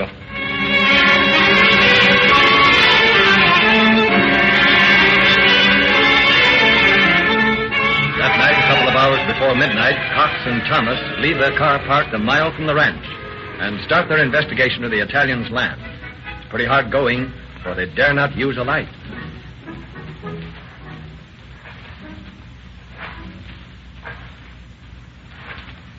Can you tell what this stuff is growing in this field? It looks like lettuce, but it's hard to tell with no light. Yeah, we'll cut into the next field then. Yeah. Moon's rising. Yeah. When it does, we'll have to scram out of here. What's the matter? Down there fell into that irrigation ditch. Yeah, and woke up all the dogs in the cow. Well, I can't help it. I'll fix that. Hey, what are you throwing? Some hunks of meat I brought along. You'll keep them occupied. Looks like tomatoes in this field. Yeah. That's corn on the other side there. You can tell by the height. Oh, wait a minute, Ed. Huh? Look at those leaves catching the moonlight. All silver. Yeah. And they're quivering. There's no wind blowing. That's the marijuana field. Look, he's planted corn around the edges to fake it. Looks as though the marijuana's outgrown the corn. Yeah. Well, we know where the field is now. We'd better get out of here before somebody sees us. Yeah. Well, it looks like we've got our friend Mexican Jim right where we want him, huh? No, not yet. He could beat this evidence in court. Claim that he didn't know what was growing on his land. After all, marijuana's a weed. He could claim it just happened to grow there. Well, if we can't let him get away with this... Don't worry, we won't. Tomorrow morning, we'll give Jose another job to do. Okay, let's get out of here, then. Just a minute. Hey, what are you doing? Collecting a few leaves for souvenirs.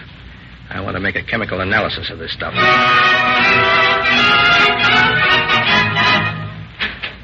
You set for me, Sergeant? Yes, Jose. I want you to go out and see your friend Mexican Jim. Yes? Yeah. We located his field last night, and the chemist reports that the samples we brought in are marijuana, all right. But we don't want any slip-ups. So here's $50. I want you to buy some marijuana from him. Then we'll have him for possession and sale. I understand. Tell him that your friend in San Francisco wants to buy 10 pounds to sample it before he ties up a lot of money and 500 pounds. You fall for it. Okay. Report back to me as soon as you've made the arrangements. Yes, sir.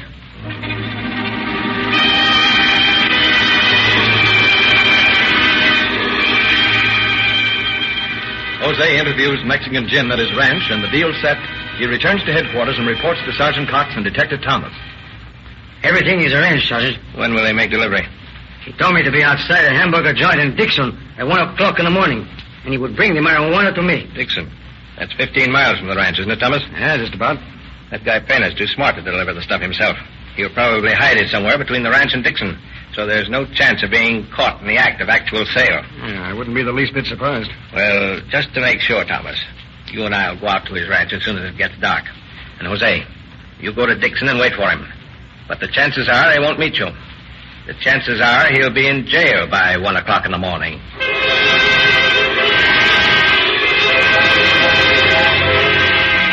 Shortly after sundown that night, Cox and Thomas pulled their car off the road into the little lane leading to the ranch house. A tense couple of hours pass, and then they hear an automobile start from the ranch. Okay, Thomas. Roll it across the road. I'll stay back here where he can't recognize me.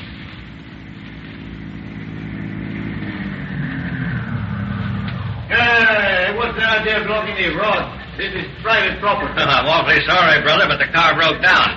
I wonder if you could give us a hand to push it out of the way, huh? Well, okay. Go on, Joe. All right, we'll push him. All right, boys, up with your hands. What is it? Is it a hijack? No, an arrest. Thomas, slap the bracelets on these two. Arrest? For what? Suspicion of possession of narcotics at the moment. Say, haven't I seen you before? Yeah. I tried to sell you a suit. Now I'm going to buy you one. A gray one with a number on it. Here's what we're looking for, Thomas. The 10-pound can of marijuana.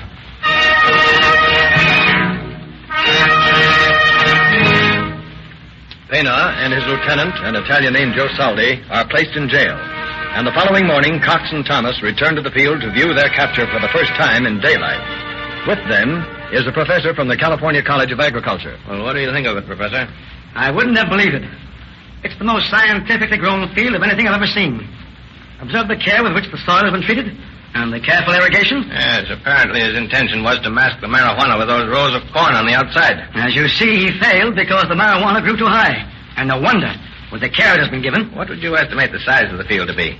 Oh, about 5 acres. 5 acres? Do you hear that, Thomas? Yeah. Do you realize then, Professor, that this constitutes the biggest marijuana seizure in the history of narcotic enforcement? Indeed. Yes, sir. There's never been anything like it before. Enough marijuana for 4 million cigarettes. It's a great pity that the man who grew this couldn't have applied his talents to legal agriculture. What a scientific farmer he would have been. Yeah, Professor. The world would be a better place if a lot of smart crooks were spending their time figuring how to help people instead of how to harm them.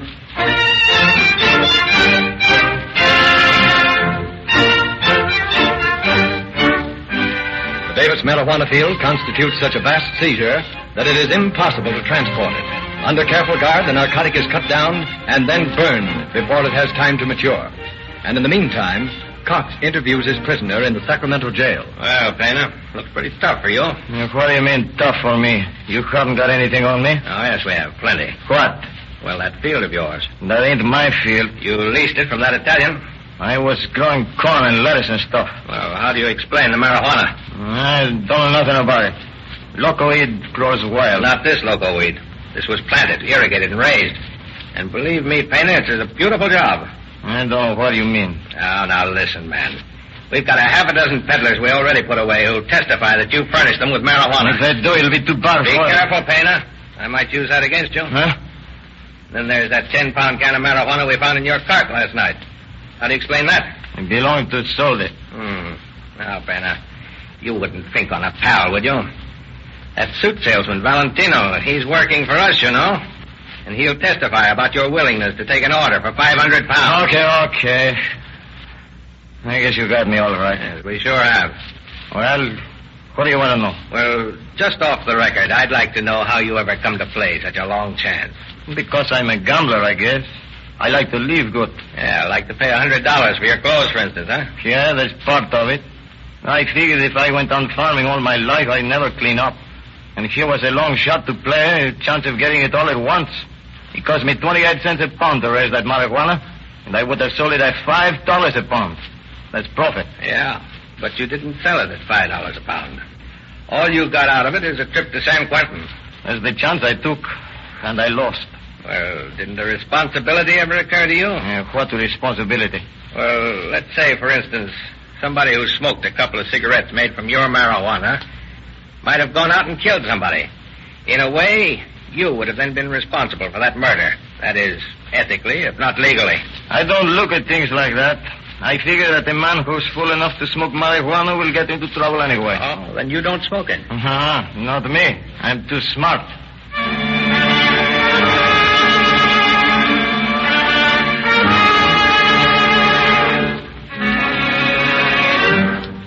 Julio Pena, alias Mexican Jim, was smart.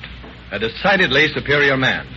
But he wasn't smart enough to see the futility of the gamble that he tried to get away with. He lost to the tune of 6 years in San Quentin, and his partner, Soldi, was deported to Italy. Sergeant Cox received the congratulations of narcotic enforcement agencies all over the world for the excellent work which resulted in the seizure and destruction of the largest field of scientifically grown marijuana ever attempted.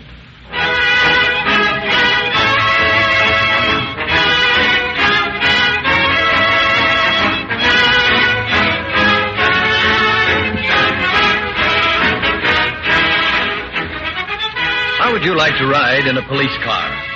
Rio Grande offers you all the thrills and speeds of police car performance in your own car when you use Rio Grande cracked gasoline. The same gasoline that powers more emergency cars than any other brand. You'll be driving faster and further this summer, and you don't want to keep stopping to add an extra quart of oil. Fill up once with Sinclair Motor Oil, sold by all Rio Grande dealers. You'll find that you can use a lighter grade of oil and have it last longer, because Sinclair Motor Oil is refined until all impurities and non-lubricating substances are removed. It doesn't burn up like most motor oils, and you'll actually get more miles for your money with Sinclair. At any Rio Grande station, you can get a free copy of Calling All Cars News that tells you all about these radio programs and also illustrates the complete junior detective outfit that Rio Grande gives away free to all boys and girls.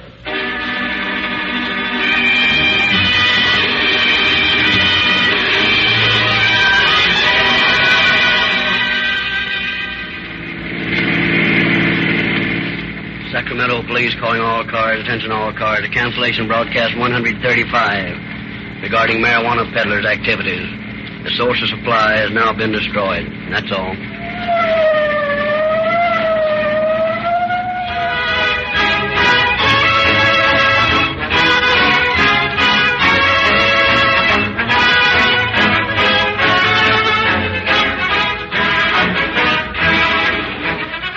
Narrator Gary Breckner bidding you good night for the Rio Grande Oil Company.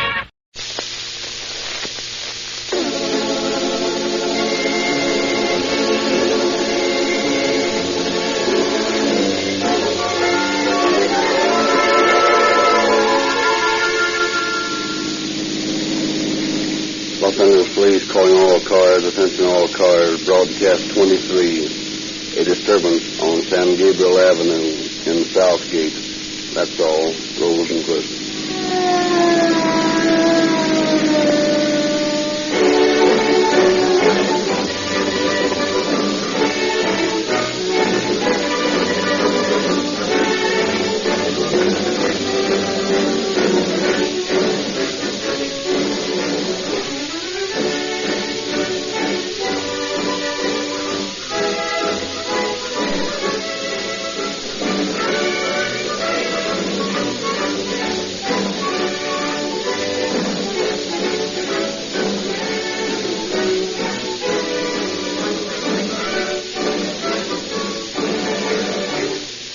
Ladies and gentlemen, here is a little scene that might occur in any home.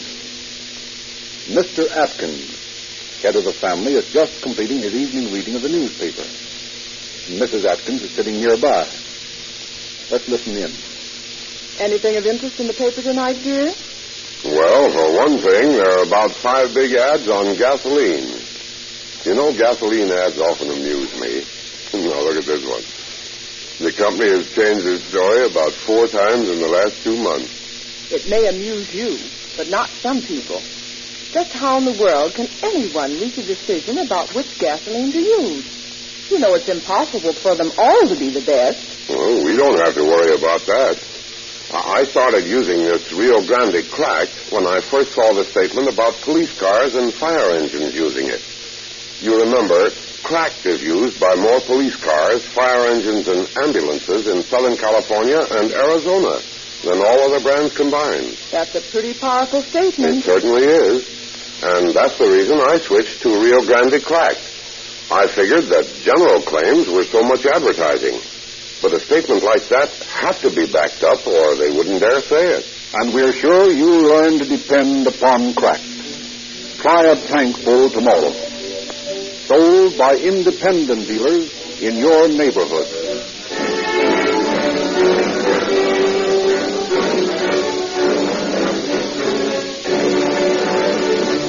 And now it is with great pleasure that we introduce Chief of Detectives Joseph Taylor of the Los Angeles Police Department, who has brought as his guest a prominent Southern California peace officer, whom he will introduce. Chief Taylor. Good evening, ladies and gentlemen. I believe that after you have listened to tonight's Calling All Cars broadcast, you will agree with me that not all the glory for the solution of major crimes is confined to metropolitan police departments. Quite often the police and detective work performed by officers attached to suburban departments is noteworthy from the standpoint of sound reasoning and clever deductive ability. This has never more forcefully demonstrated than in the case around which tonight's story is built. Too much credit cannot be given to Chief Mueller of Southgate and the men of his command who brought this case to a successful solution. I take great pleasure in introducing to you Chief Eugene Muller of the Southgate Police Department. Thank you, Chief Taylor. I feel highly honored to be your guest tonight and to be able to witness the broadcast of the dramatization of the first murder ever to occur in Southgate. A murder which, fortunately, my men were able to solve. In 1932, I was sent to Southgate on a 2-year leave of absence from the Pasadena Police Department, where I was Assistant Superintendent of Criminal Identification. When I took over my new duties in Southgate 2 years ago, I found a unique policing problem to be solved. The town is located almost midway between the harbor and the metropolitan center.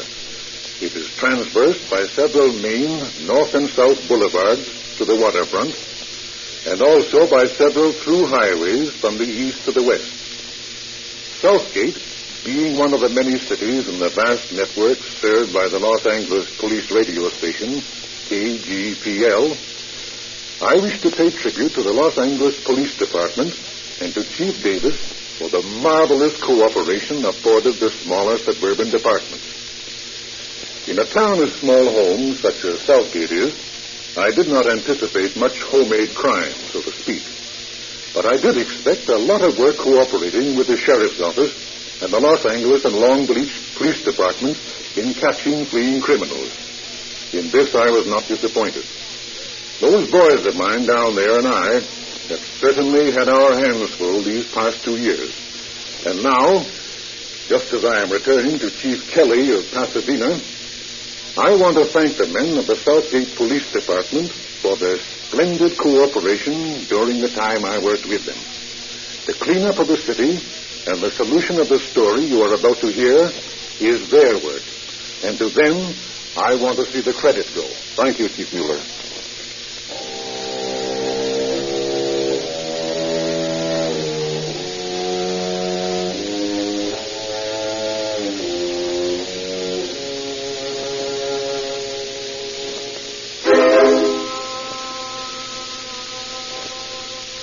Early one Sunday evening in March last year, Marjorie Barr and Rose Hammond, 2 young visitors from Washington, returned to the home of a friend with whom they are staying in Southgate.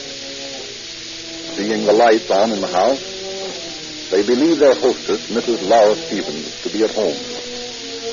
They bid farewell to the boys with whom they have been riding and approach the house.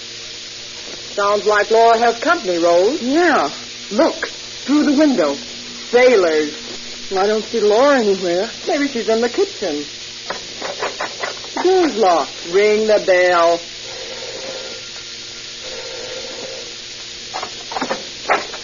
Well, look who's here. Little Mary Sunshine. Come on in, girls. Come on in right away. Where's Laura? Well, she'll be here soon, I guess. What are you boys doing here? Waiting for Laura. Bob is a friend of hers. Aren't you, Bob? Sure. Laura's pal of mine. Good old Laura. Is Laura expecting you? I don't know, but she'll be glad to see us. Well, how'd you get in? The door was locked. Oh, that'll be telling. Well, you've got your nerve breaking in here when Laura isn't home. Oh, yeah? What's it to you, babe? Who are you, anyway? Margie and I are friends of Laura's. Okay. We're staying here with her. Well, that's fine. Come on in. We're all friends of Laura's. Come in, meet the boys, and have a drink. Well, boys, look what I found. Now, don't rush me. Well, I don't know your names, gal, but I'm Bob. This is Bill and Pete and the snake here. When I know you gals better, I'll tell you why he scores me. And now, if I only had your name. Well, I'm Rose, and I'm Marjorie. Well, say, that's swell. Now we'll all know each other. Now, come on now, let's have a little drink. Right over this way. I don't like the looks of this, Marjorie. Why? If you take a drink, I'll kick you around the block. Is that so? Well, it looks like a party to me, and I'm going to have a good time. All right, Smarty, but I'm just warning you. It doesn't look right to me. Hey, come on, babe. Come on, let's drink up. Not for me. Are you going sure of it, huh? How about you, Marjorie? Sure. And the girl? That's the way I like my women. You know, you and I will get along okay. Maybe we are at that. Now, come on, let's drink up. Hey, put that around the table for me. Hey, Rose. Yeah? It's an oat for you lying out on the porch. No, thanks. I'll go get it right away. Hey, somebody's on the radio. What do you want to hear? Something hot. I want to burn little Marjorie Yeah, what is it? This is Laura Lewis. She wants us to come down to 61st and Broadway where Steve works. We ain't got any way to get there. I know that. But maybe that means she won't be back until late. Well, what of it? We've got plenty of company here. Margie, I tell you, I don't like this at all. You come with me, and we'll go into the bedroom and lock the door. Why? Listen, these guys are pretty tight. And they're not going to sober the way they're putting away that rocket. Oh, Rose. Just because you don't drink, you don't like to see anybody have any fun. I tell you, I'm afraid of these fellas if they get any drunker. Oh, don't be a still. Now, listen, you've got to come in there with me, Marjorie. Well, I won't. You may be sorry. Well, I'll worry about that. Hey, come on, babe. I'm getting lonely over here. How about that? Come on, big boy. Marjorie, you're very foolish. Oh, go on to bed, you wet blanket.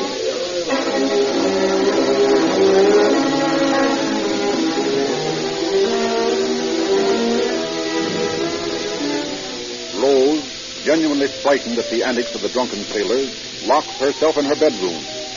A half hour, an hour passes. She is unable to get to sleep.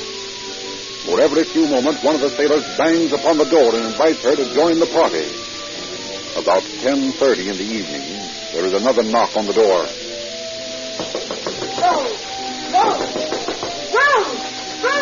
Come in! Come in, you little tramp. Hey, that damn fool! You didn't have to hit her, did you? Come on, we gotta get out of here fast.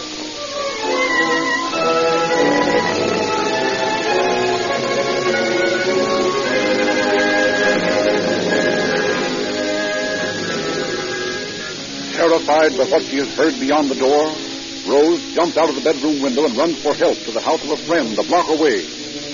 After calling the police, they return to the house on San Gabriel Avenue. Well, there's nobody here. They've all gone, Mr. Thompson. This place certainly is a mess. Well, maybe they've taken Marjorie with them. Marjorie! Marjorie! Oh, she doesn't answer. Door here is locked. That's the room I was in. I locked it from the inside. Let's try the bathroom door. It's locked, too. Oh, she must be in there. Marjorie! Marjorie! Oh, come on, Mr. Thompson. Help me open the door. Have you got a key? No, she's locked it from the inside. Well, we'll have to break it down, I guess. There we are. Turn on the light by the wall. Marjorie! Oh, Marjorie! What's happened? Marjorie, speak to me. Oh, Mr. Thompson. She's dead. No, she isn't. She's breathing. That's a nasty cut she's got on her head. Hold that door open for me while I carry her into the other room, and then call the police and tell them to bring a doctor.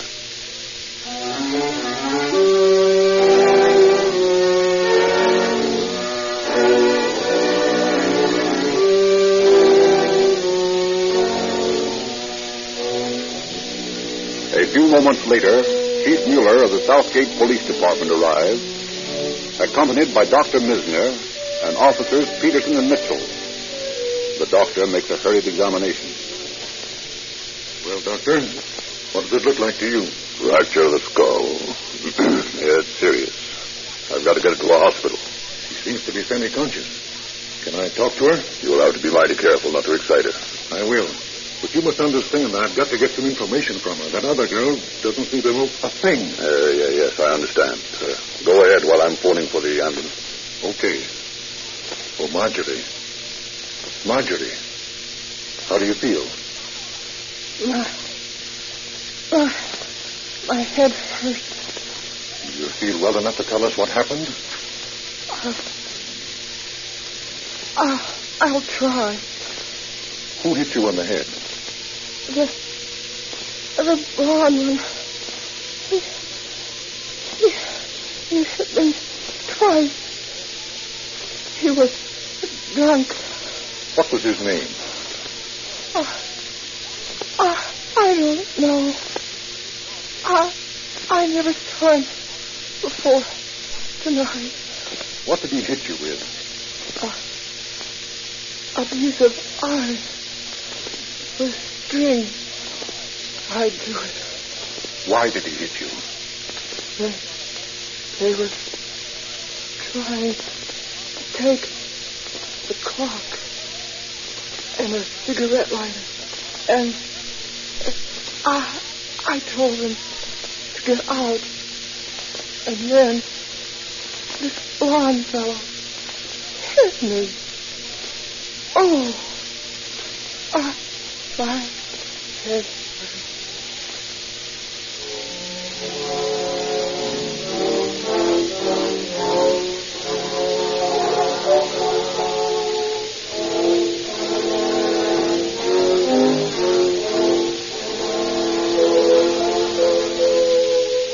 The ambulance quickly arrives, and Marjorie is removed to the General Hospital. Mrs. Stevens, notified at her husband's place of business, quickly returns home. Chief Mueller questions her. Now, Mrs. Stevens, did you leave your house in charge of any sailors? Absolutely not. The only people who had any light in here were Marjorie and Rose. And apparently they gained access through the dining room window. The screen has been pried loose. Have you any idea who could have entered your house in such a manner? No, I haven't. Do you or your husband know any sailors? Why, yes, one. His name is Bob Barnett. Oh, how well do you know him? Well, we have mutual friends in Portland. He spent a leave with us last Christmas. But Bob's not the kind that would do this sort of thing. What boat is this Barnett on? The Oklahoma. Is she in now? I don't know. I haven't heard from Bob since last Christmas. Let's look in the paper here. Let's see, the shipping news. Here it is. Yes, the Oklahoma is in. She sails at daybreak. Say, we've got to work fast. Oh, I'm sure Bob wouldn't do this. Well, you can never be sure what people will do, Mrs. Stevens. Especially when they've been drinking what was in this bottle. Have you a picture of Barnett around here? Well, I'm not sure. Let me look in these drawers here.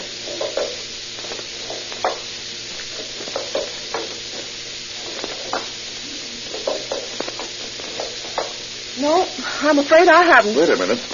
What was that in that last drawer? What? This camera.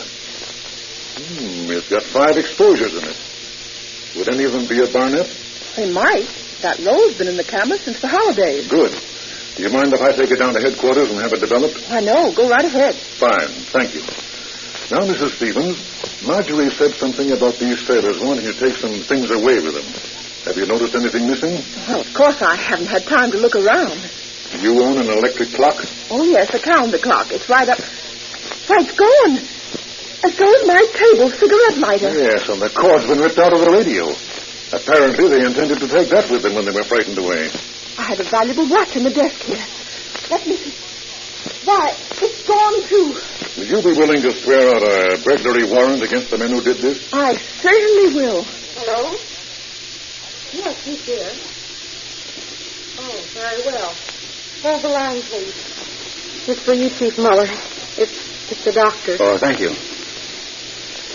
Yes, Doctor? I see. All right, thank you. Yes, I'll be at headquarters. What is it, Chief? Marjorie just died. Fractured skull. Oh, the poor child.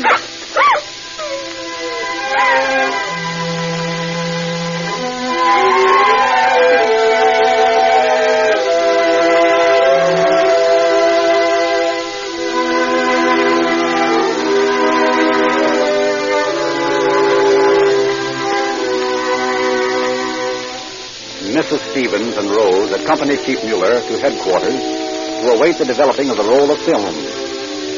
At 2 a.m., the pictures are finished and brought in to the chief. Now, let's see. Yes, here's a picture of a sailor. Rose, do you recognize him? Yes. Yes, that's one of them. He said he was a friend of Laura's. Pass it to Mrs. Stevens, please. Thank you. Well, Mrs. Stevens? Bob, all right. But I can't believe that he'd do it. Well, that's not for us to decide. Captain Brett. Yes, sir. Draw up a complaint on the suspicion of murder and burglary against one Robert Barnett and 3 John Does. Yes, sir. Now, you'll sign those burglary complaints, won't you, Mrs. Stevens? Oh, I hate to get Bob in trouble. He comes from a good family. That may well be, Mrs. Stevens, but as I said before, it isn't for us to decide whether or not he's guilty. But if he is under the slightest suspicion, we want to bring him in and question him. If he's innocent, well, you'd like to see him clear himself as quickly as possible, wouldn't you? Oh, yes, that's true. Then this is the way you can help us most. Well, all right, then. I'll sign the complaint. That's fine. They'll be ready in just a moment. Now, Rose, can you remember the names of any of the other of those sailors? Well, I never heard their whole names, but I heard them call each other Bill and Pete and Bob, and then there was one called Snake. And those are the only names you heard? Yes, sir. Bob, Pete, Bill, and the Snake. Well, that may help us. Here's the complaint, sir. Fine. Now, Mrs. Stevens, if you please sign them right here on this line. Oh, Captain Brett. Yes, sir. Get King and Smith and wait outside in the car. We're heading for the harbor.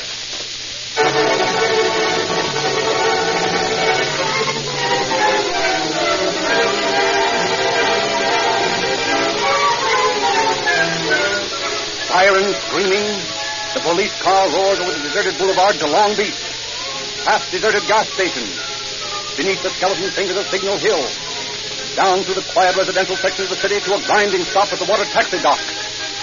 The officers hop aboard the squat red speedboat and cut across the smooth water of the harbor. The boat throws angry spray toward the pale equinoctial moon. Shimmering reflections of the waterfront light, leaving the harbor like golden knives, are chopped into oblivion as the racing boat rounds the breakwater and ducks the open sea for the silent gray mass of the Oklahoma.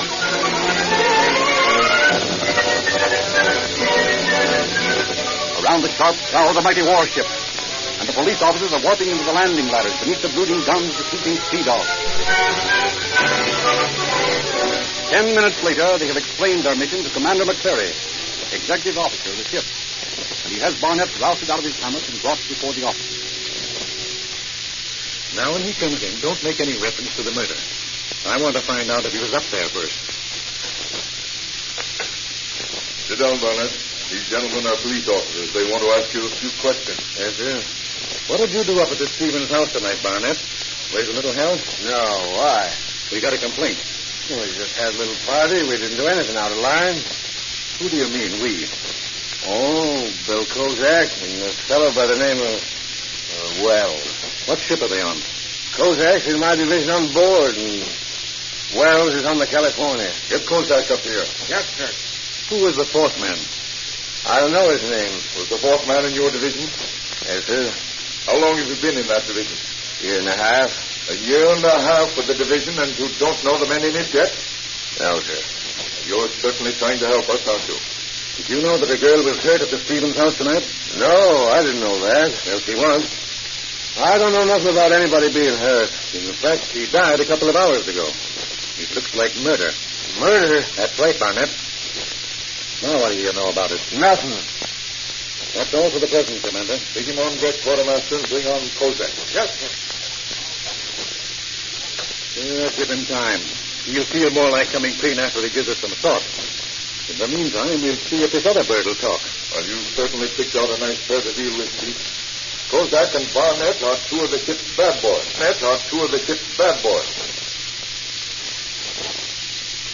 Kozak, we understand you and some of the other boys got into trouble up in the South Cape tonight. Let's hear about it.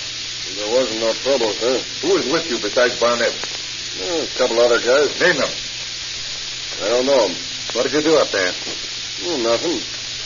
Just had a couple of drinks, that's all. If it was as innocent as that, why don't you name them? I'm still under the weather, sir. I can't remember very well. This is a serious matter, Kozak. More serious than you can imagine. Who were these other men? Well, Harry Peterson was the only other one I knew. Bring Peterson up here, Quartermaster. Yes, sir. And keep Kozak on deck under guard. Aye, sir. Well, it looks like we're getting someplace, Commander. Yes, it does. 3 out of 4. Now tell me, how can I get these men ashore to question them and get statements from them? Well, it'll be necessary to get them bound over to you by a release from the Secretary of the War. Any trouble in obtaining that? None whatsoever. The Navy Department is only too glad to cooperate with the civilian peace officers in matters of this sort. Frankly, Chief, we don't want such men in our personnel. 2 or 3 men of this type aboard ship contaminate the morale of the whole force, like a bad apple in a barrel. Well, you can rest assured that we'll do everything possible to put them away if they're guilty. I know I can depend on that, Chief. Now, this Wells Barnett referred to aboard the California. Will I have time to question him this morning? I'm afraid not, Chief. You see, we sail for maneuvers at dawn. That's too bad. When will you return? Thursday. Of course, there's a chance that Barnett is covering up a shipmate. Possibly our fourth man is aboard the Oklahoma. Yes, that might be. Here's Peterson, sir. What did you do up in Southgate tonight, Peterson? I beg pardon, sir? With Kozak and Barnett. Why, I wasn't with them, sir. Sure about that? Yes, sir. I turned it at lights out. I haven't seen Kozak or Barnett all day. If you're lying, I'll find out about it quick enough. Oh, no, sir. I'm not lying. I swear to God I'm not. Very well. Take him out, Quartermaster, and hold him with the others. Yes, sir. Come along, then. Well, Chief, does he answer any description you have? Of course, my descriptions are so meager. But the victim told me that the man who struck her was a blonde. And this boy's a blonde. That isn't much to go on, of course, but... Beg pardon, sir. What is it? The master at arms just turned these in. What is all this? Well, this thing that looks like a street lamp is a cigarette lighter. Say, that matches the description of the one Mrs. Stevens found missing. And this billy club... Here, let me have that. Yes, sir. A piece of lead with a string tied to it. That's the way the victim described it. Where did you find these? On top of Kozak's locker. We're getting hot, Commander. And this peacoat was found in Peterson's locker with a Liberty packet in it. A Liberty check. He said he turned in his hat. The pack is signed by you, sir. Let me see it. But that's not my handwriting. Forging a Liberty check. Well, Liberty check. Well, if this doesn't turn out to be your man, you'll face a nice penalty for this job. Yeah, it looks more and more like he's mine, Commander. Quartermaster, place these 3 men in the brig at once. Yes, sir. Now, Commander, none of these men fit the description I have for the force. And this description is the most complete of the bunch. What is it? Well, he's short, dark-haired, heavy-set, with a scar on the left cheek. And he wears a white wheel on his sleeve. That would be quartermaster or machinist mate. I'll keep my eyes open for him, Chief, while we're at sea. And when you drop anchor Thursday, I intend to have an order for their release from the Secretary of the Navy. And I'll be glad to get rid of them.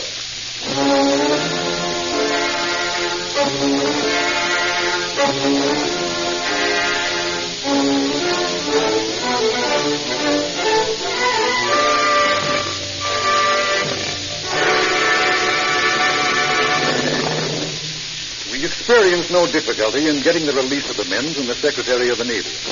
And thanks to some expert sleuthing on the part of Commander McCreary aboard the Oklahoma while she was at battle practice, our fourth man was discovered in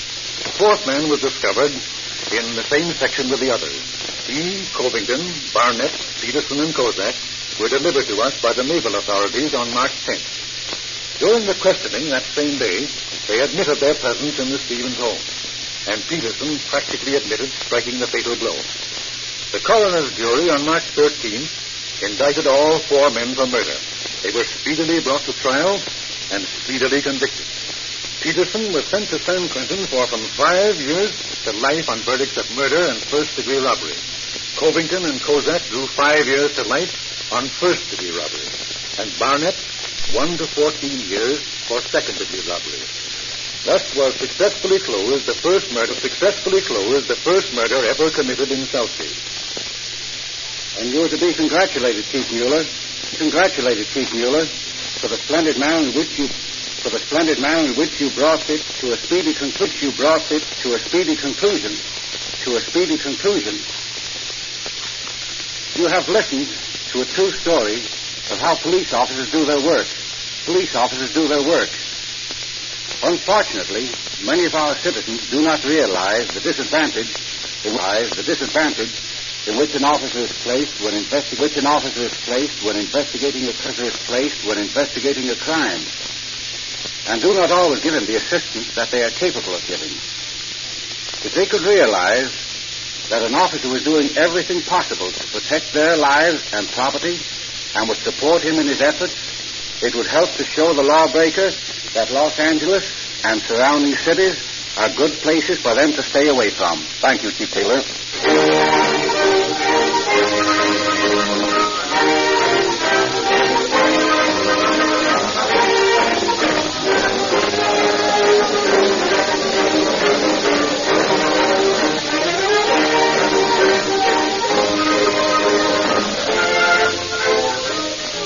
Ladies and gentlemen, the Rio Grande Oil Company is proud and happy to make a most important announcement tonight.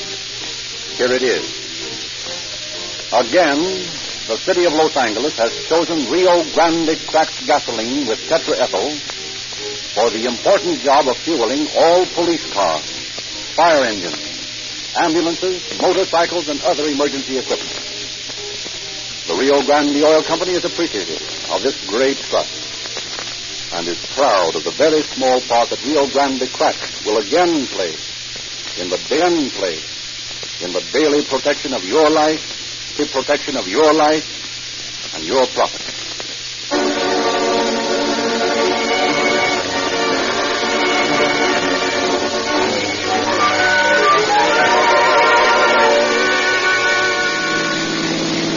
Los Angeles Police calling all cars, attention all cars, cancellation of broadcast 23 regarding a disturbance. Suspects have been apprehended. And that's all. Rolls and close.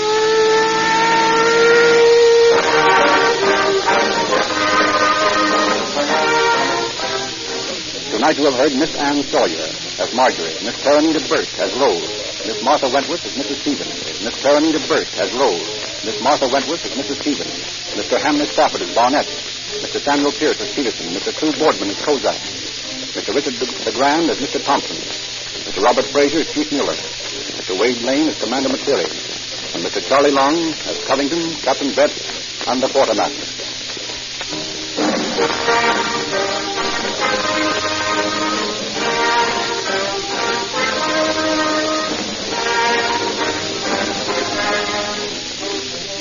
This is Frederick Lindsley saying good night for the Rio Grande Oil Company.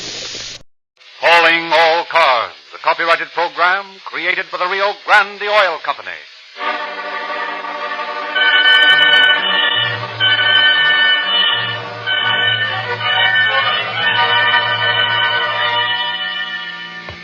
San Diego police calling all cars, attention all cars, broadcast 7. Regarding a holdup and murder on the National City dike. Bandits wearing tan coveralls, dark glasses, and driving a black Ford Roadster without a windshield. These men are armed, so be careful. That's all.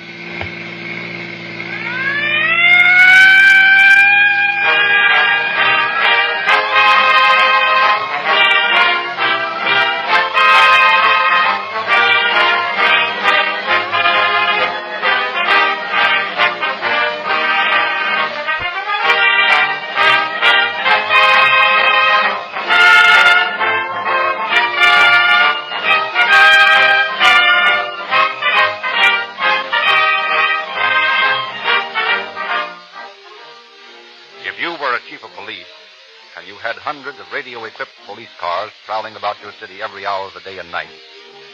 Would you risk your reputation by letting ordinary gasoline slacken the speed and cut down the power of your emergency cars? Or would you select the finest gasoline money could buy, so your police cars could answer emergency calls at top speed, so they could catch any criminal getaway car in a chase? Many of your brother police chiefs would advise you that Rio Grande cracked gasoline has the reputation in police circles of being the fastest, most efficient gasoline made. The police chiefs of Los Angeles, Oakland, Berkeley, or Maricopa County, Arizona, and many, many other cities and counties use Rio Grande cracked gasoline exclusively because it comes as close as possible to perfect performance. Yet it fits expense budgets. For the cost records of these cities show year after year that Rio Grande cracked gasoline delivers more miles as well as faster miles from every gallon. Every motorist can get this same gasoline that powers more police and emergency cars than any other brand from the independent Rio Grande dealer in your neighborhood. Ask for Rio Grande cracked and enjoy the thrill of police car performance in your car.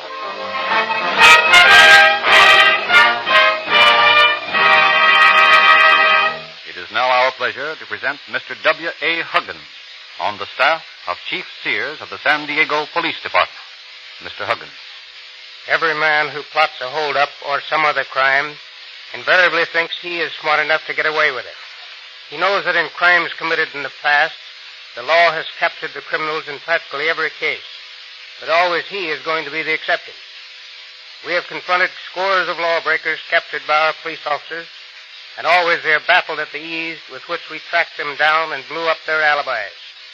They marvel at the apparent uncanny ability shown by the police in singling the right man out of the many who might have committed the crime. The secret of our success is simply that we take advantage of the mistakes every lawbreaker makes. Carefully as he plans his crime, there's always some detail he overlooks. Our job is simply to discover these mistakes and use common sense. There's always one or more clues to lead us to the criminals. The case you will now hear, for example, was carefully planned and daringly executed. But the hold-up men made plenty of mistakes. They were not smart robbers. They were stupid. All criminals are stupid. The story that follows is proof that crime cannot pay.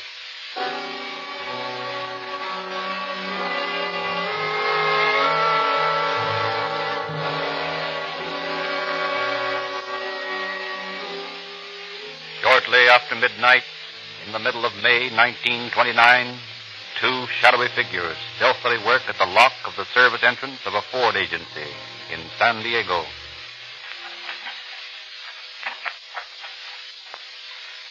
How you coming? None of these keys seem to fit. That's funny. Well, here's the last one. I'll try it.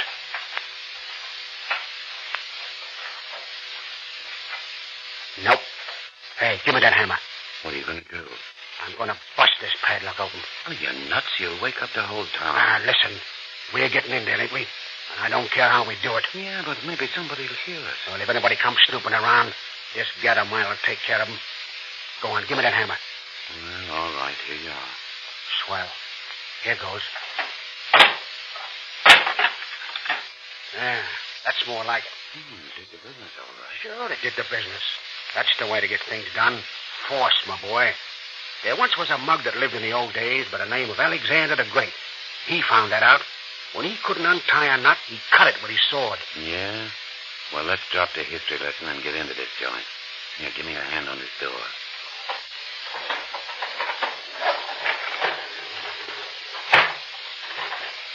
Sure there's no watchman here? I told you I cased the joint, didn't I? Yeah.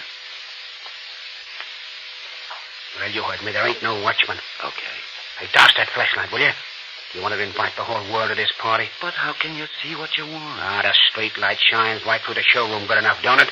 You're going to take a new car? Sure. Right off the floor. Yeah, but that's taking a chance. They can spot a new car. Not when we get through with it. I think it'd be a better idea to take one of these into service.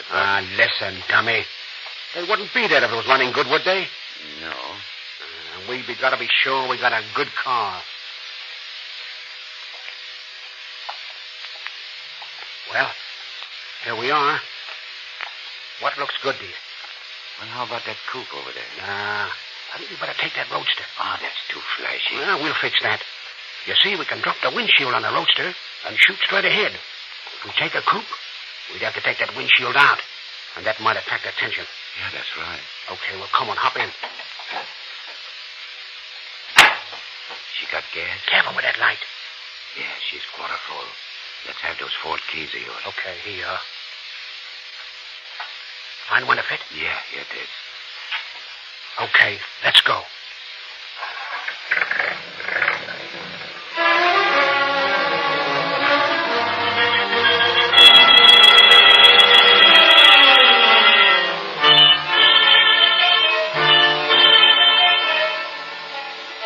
While police scour San Diego for the stolen car, Cochran and Colson are working on it in the garage back of their bungalow. Finally, after 2 days of secret activity, they pridefully view the result of their labor. That's a big difference from the shiny gray job we drove off to Florida the other night, eh, Morty? Yeah.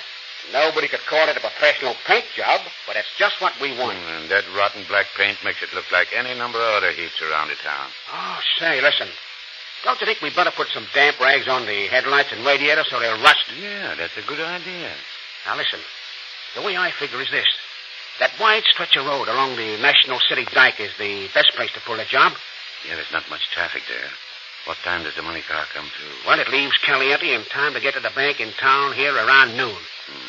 So it'll come along and, well, about 11:30. We'll knock over Monday, see, you know, when they're bringing in the tape for the weekend. Figure we'll have much trouble with the Mex guards? Nah, there's only 2 of them. They bring the dough over in a coupe. They've never been knocked over before, have they? No, that's why they're so careless, I guess. But if they get tough, why, we'll just bump them off. Oh, gee, we don't have to do that, do we? Might. What of it? Ain't $100,000 worth of beef? Yeah, I guess so, but... Remember that mug Alexander? He had the right idea. Cut right through the knot.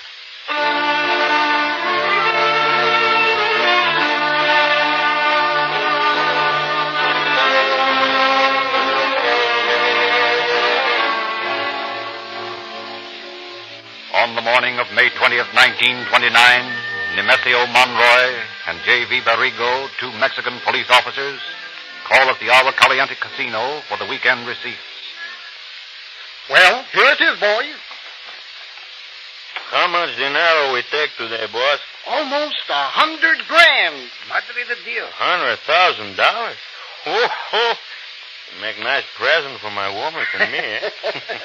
Yeah, so it would. But don't you go waltzing off with that dough, or I'll beat your ears in, Nemesio. Oh, do not worry.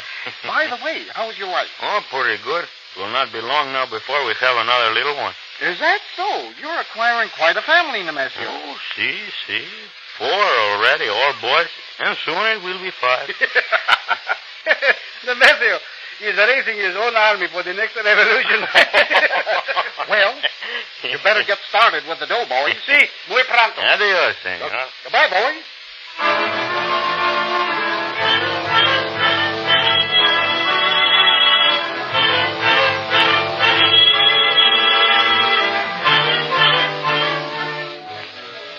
Parked on a side street from which they can see far up the highway along the National City Dike, Cochran and Colson await their victims. Ignorant of their peril, they are approaching, laughing and joking as they drive through Tijuana, bumping along the dirt road to the customs gate. They pass over the line, through San Isidro, and on into National City. Hey, it's 11:30. Maybe we missed them. How could we? We've been here since 8 o'clock this morning. But maybe they went the other way, through Chula Vista. Hey, listen. I tell you, this is the route they take. You don't think I'd go into this thing before I checked every angle, do you? Well, no. Hey, that looks like them now. Yeah. See that big coupe coming down the road? Yeah. Yep. Them's the boys. All right, kick that motor over. Okay. All right. Pull over there and get in right behind them. Boy, oh boy, what a break this is, eh? Not another car in sight.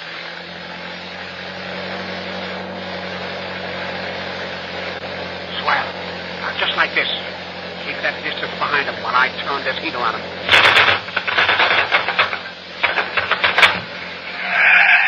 There you are. That pulled them over all right. Hey, just a minute. What's the matter? This tomcat's jammed. Wait till I clear it. Ah, darn it. All right, there it is. Okay, let's go. You take that side, and I'll take this one. Come on now. What do you men want from us? All right, boys. Hand over that dough. Caramba, what's the big idea of shooting at us? Let him have it, Lee. Let him have it. But, Marty... Shut up. Let him have it, I say. What's the matter, Marty? Oh, you darn fool. You didn't have to hit me, did you? I'm sorry, Marty. Well, it could have been worse. Oh, you only got me in the arm. There's the satchel. Come on, grab it. Okay.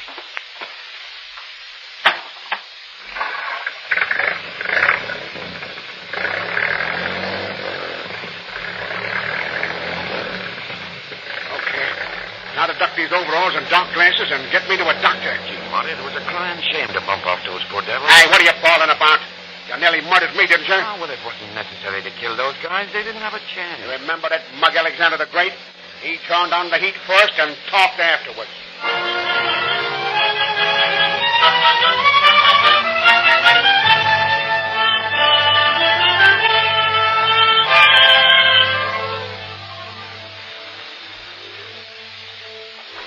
Detective Bureau, Sergeant Kelly speaking. Yeah? Where? On the National City Dike? Yeah? Okay. Be right out. What's up? Murder, O'Connor. Come on.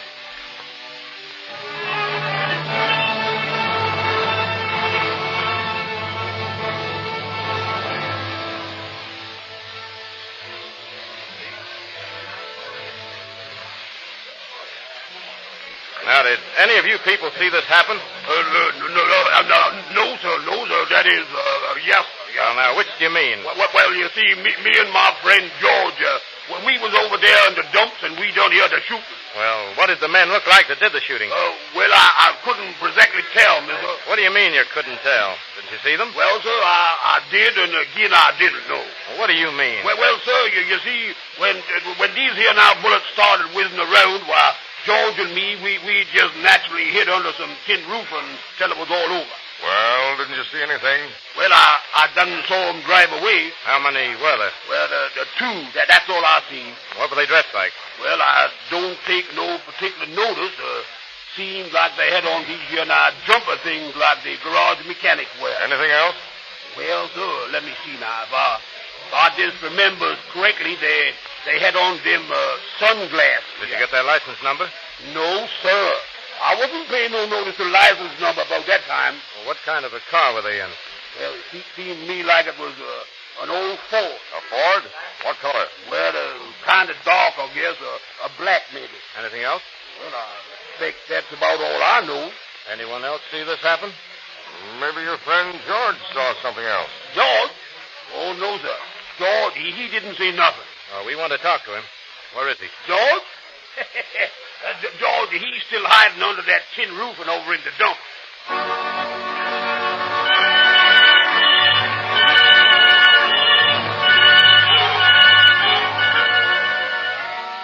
Meager are the clues the police have on which to work.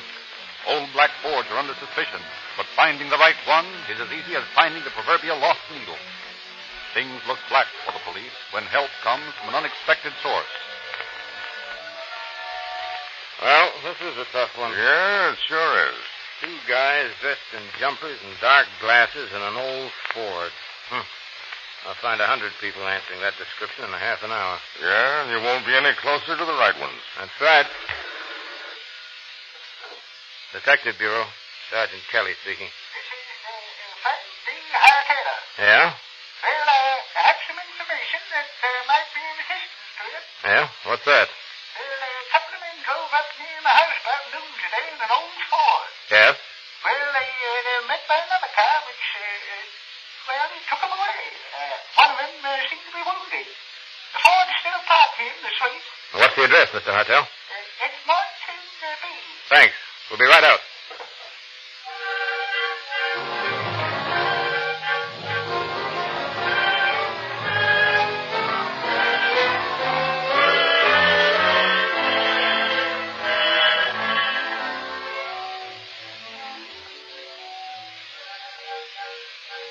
Now, what did these men look like, Mr. Hartel? Well, they were both about 25 years old. One was around 5 feet 5 inches tall, and the other one was maybe 2 inches taller. How were they dressed? Oh, had on some old clothes. Did you identify them if you saw them again? Absolutely. Well, here's hoping you get a chance to. Well, let's have a look at this car. Dealer's license. Is that number on your hot sheet, O'Connor? Let's see. Yeah. That's the number of the car stolen from the Ford agency last week. But this is an old Ford. The one that was stolen was a new car. Oh, just a minute. So this is a new car, too. Take a look at the position of the brake and gear shift. Oh, this is a new car. Painted over, huh? Sure. Hey, wait a minute. What's this? What? Something stuffed into the corner under the brake pedal. Well. The jumpers and the dark glasses. Well, what's that mean, hey? That means this is the car the murderers used, Mr. Hartel.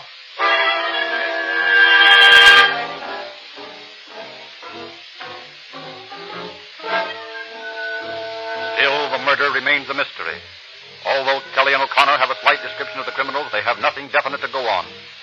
But the fact that a machine gun was used starts them on an inquiry among underworld characters. Well, Kelly, I got a lead. You have? I found out that Ted Barnes has a submachine gun. Or at least, he did have one a week ago. Ted Barnes. Oh, yes. He's that bootlegger up the line, isn't he? Yeah, that's the guy. But as I remember him, he doesn't fit the description of these mugs. He's about 6 feet tall, and he's fat. The guys that did this job were both short. They were young fellas, too. Sure, that's right. But Barnes might have lent them his machine gun, mightn't he? Yeah? Well, it won't hurt to go up there and look Barnes' joint over. Okay, let's do that.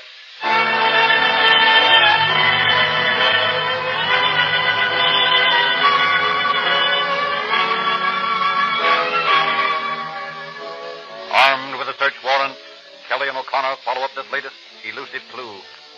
More than sure that it will end nowhere.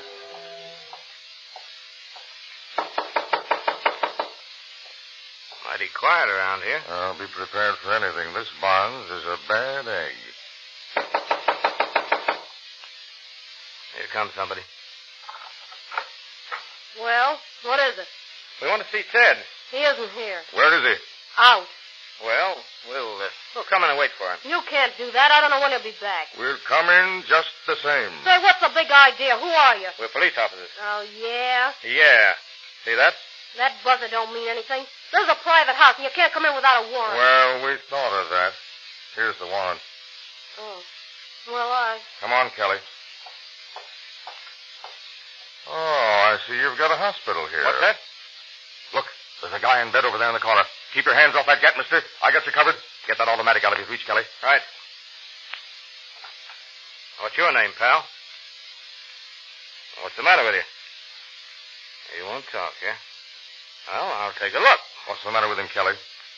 Bullet wound in his arm. This looks like our man. Who is this guy? I ain't saying nothing. Well, you're Barnes' wife, aren't you? Yeah? Well, where is he?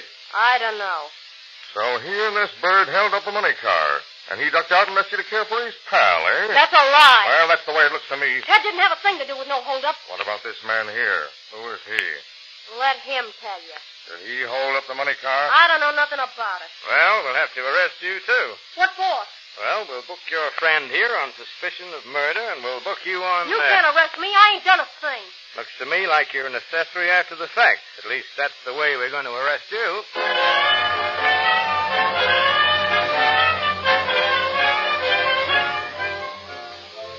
Hartel positively identifies the wounded man as one of the two he saw leave the Ford 2 days before. Police cover the town and discover the bungalow court in which an apartment was taken by a Joseph Renane, who answers the wounded man's description. However, effects discovered in the apartment identify Renane as one Marty Colson, an ex-convict on parole, after serving part of a sentence on an arson charge committed in Los Angeles County. Papers in the apartment show that his partner is one Lee Cochran. Mrs. Barnes is the important link in the chain of suspects. Police question her closely. Now, look here, Mrs. Barnes. We've got this case just about sewed up. Yes, it isn't going to do you any good to hold out on us. Listen, I don't know anything about it. Now, that's not true, Mrs. Barnes. It is true. I don't know a thing. Now, we know that Ted wasn't in on this job. What are you trying to do? Trap me? Why, of course not. You told us yourself he had nothing to do with it. And that's true, isn't it? Sure, it's true. But Marty Colson, the man you were caring for in your house yesterday, he was on the job. I don't know. How did you find out his name? Oh, never mind. And Lee Cochran, his pal, was the other bandit. We know that. So, Marty Cochran, eh? Looks like it.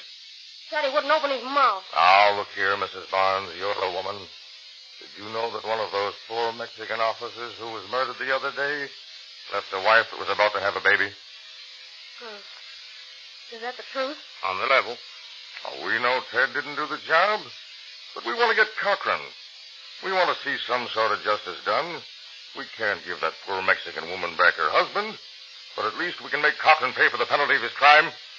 Now, if you were in that poor woman's place, and if Ted had been murdered, you'd want to see justice done, now wouldn't you? Yeah. Yeah, I guess I would. All right. You can help us. Oh, we want Cochran. Where did he go? Well, I think he went up to L.A. He and Ted. Oh, I mean he. Oh, so Ted is with him, huh? Listen, you said you wanted Cochran. I ain't talking about Ted. I got constitutional rights. You can't make me testify against my husband.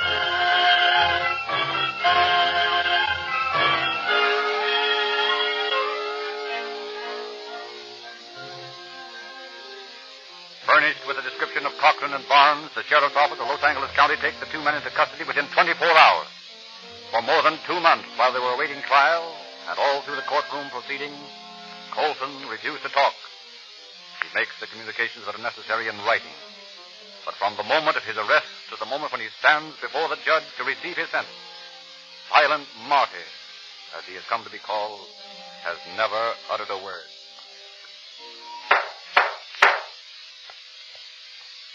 Martin Colson, Lee Cochran, you've heard the jury's verdict of guilty of murder in the first degree.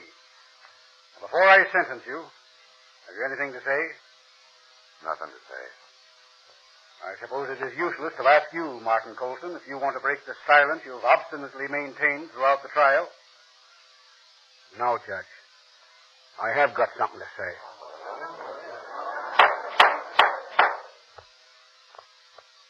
Before you sentence me, I got something important to say, Your Honor.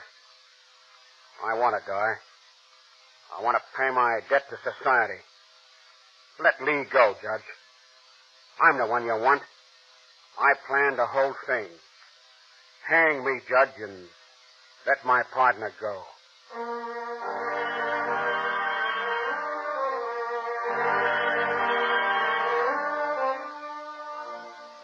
But Colson's magnanimous offer is refused, and he and Cochran are both sentenced to life imprisonment in Folsom Prison.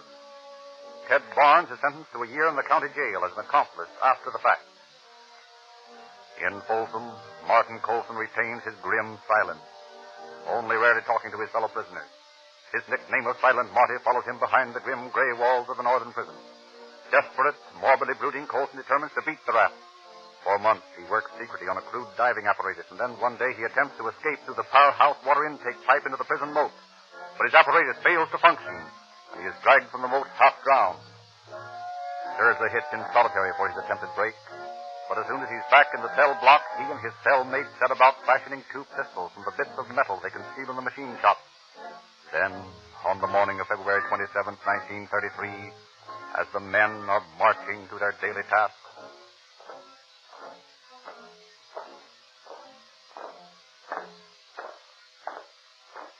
All set, pal. Right.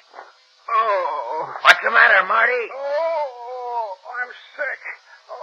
Hey, keep going there. What's holding up the line? My pal here's sick. Come on, don't go. Oh, quit prodding me, will you? Oh, on the up and up. I got cramps, something awful. You better let me take him to the hospital. Okay, Paul.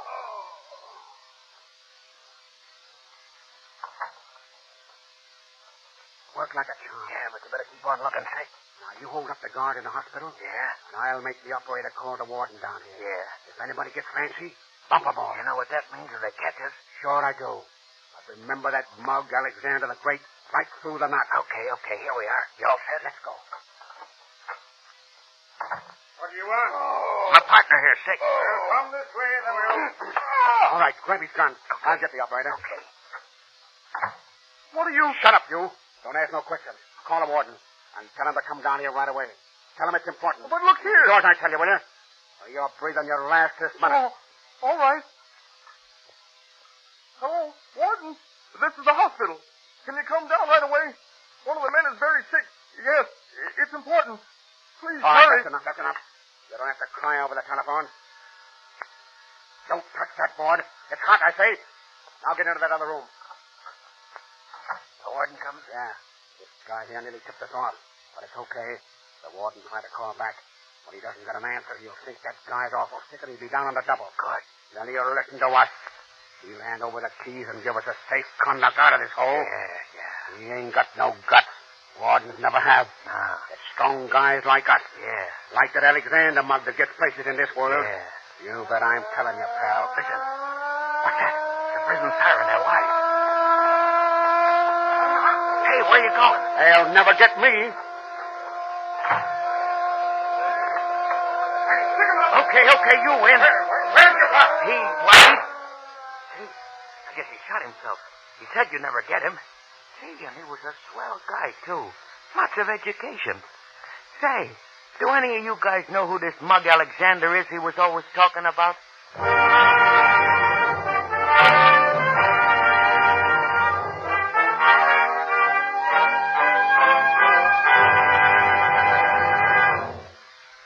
And so ends the career of the man who thought he was smart enough to beat the law.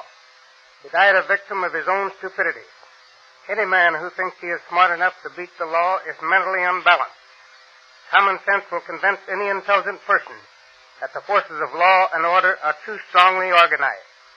Let tonight's story of criminal folly serve as a warning to any criminally minded listener that you can't get away with it. The time-worn old slogan is today truer than ever. Crime does not pay. Thank you, Mr. Huggins.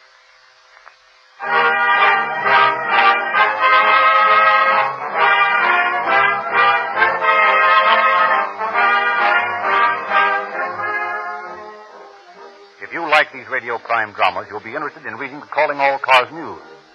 This month's issue illustrates 15 free gifts for boys and girls. Get this unique publication free wherever Rio Grande cracked gasoline is sold.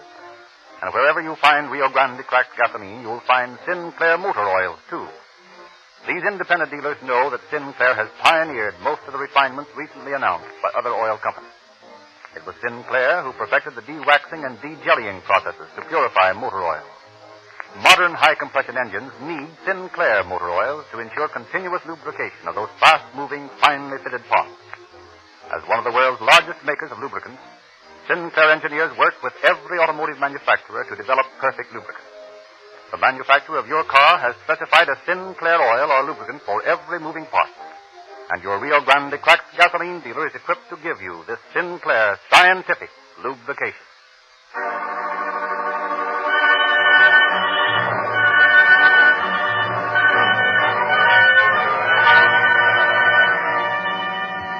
San Diego Police calling all cars, attention all cars, cancellation broadcast 7. Regarding a hold-up and murder on the National City Dike. Suspects in this case are now in custody. That's all.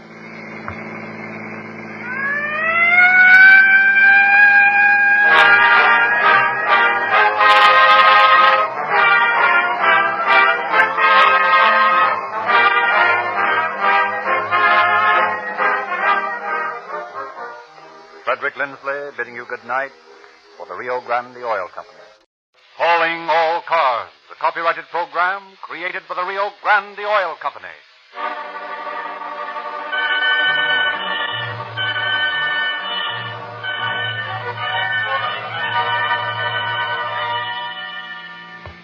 San Diego Police calling all cars, attention all cars, broadcast 7.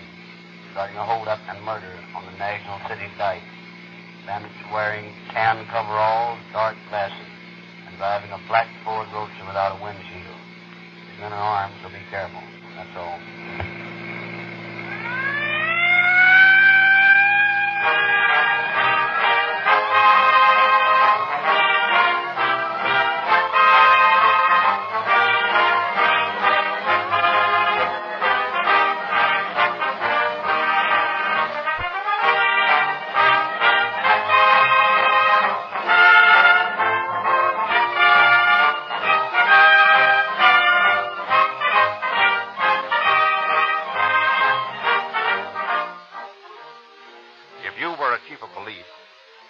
Hundreds of radio-equipped police cars prowling about your city every hour of the day and night.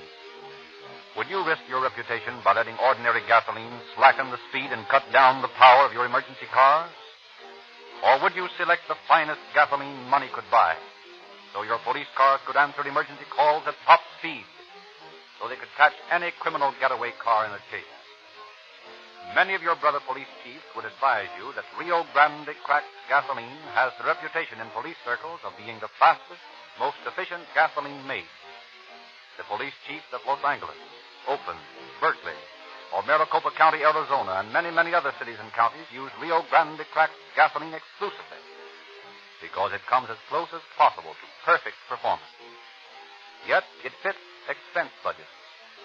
For the cost records of these cities show year after year that Rio Grande cracked gasoline delivers more miles as well as faster miles from every gallon. Every motorist can get this same gasoline that powers more police and emergency cars than any other brand from the independent Rio Grande dealer in your neighborhood. Ask for Rio Grande cracked and enjoy the thrill of police car performance in your car.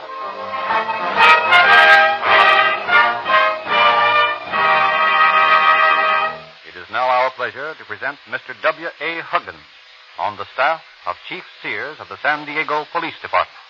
Mr. Huggins. Every man who plots a holdup or some other crime invariably thinks he is smart enough to get away with it. He knows that in crimes committed in the past, the law has captured the criminals in practically every case, but always he is going to be the exception. We have confronted scores of lawbreakers captured by our police officers, and always they are baffled at the ease with which we tracked them down and blew up their alibis. They marvel at the apparent uncanny ability shown by the police in singling the right man out of the many who might have committed the crime. The secret of our success is simply that we take advantage of the mistakes every lawbreaker makes. Carefully as he plans his crime, there's always some detail he overlooks. Our job is simply to discover these mistakes and use common sense. There are always one or more clues to lead us to the criminals. The case you will now hear, for example, was carefully planned and daringly executed. But the hold-up men made plenty of mistakes. They were not smart robbers. They were stupid. All criminals are stupid. The story that follows is proof that crime cannot pay.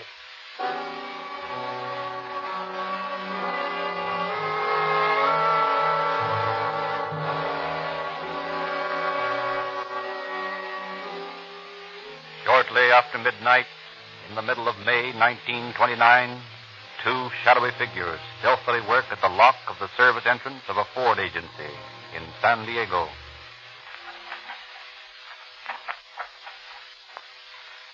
How you coming? None of these keys seem to fit. That's funny. Well, here's the last one. I'll try it.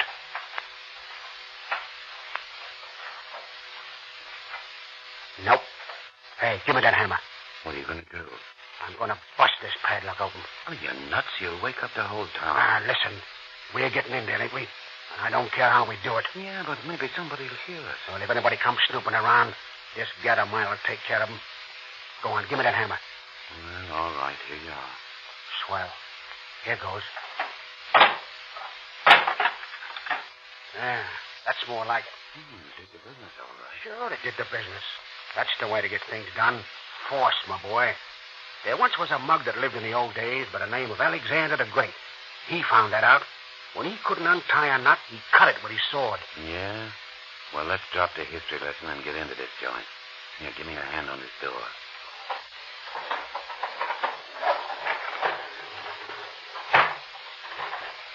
Sure there's no watchman here? I told you I cased the joint, didn't I? Yeah. Well, you heard me. There ain't no watchman. Okay. Hey, douse that flashlight, will you? You wanted to invite the whole world to this party? But how can you see what you want? The street light shines right through the showroom good enough, don't it? You're going to take a new car? Sure. Right off the floor. Yeah, but that's taking a chance. They can spot a new car. Not when we get through with it. I think it'd be a better idea to take one of these into service. Listen, dummy. They wouldn't be there if it was running good, would they? No. We got to be sure we got a good car. Well, here we are. What looks good to you? Well, how about that coupe over there? I think you better take that roadster. That's too flashy. Well, we'll fix that.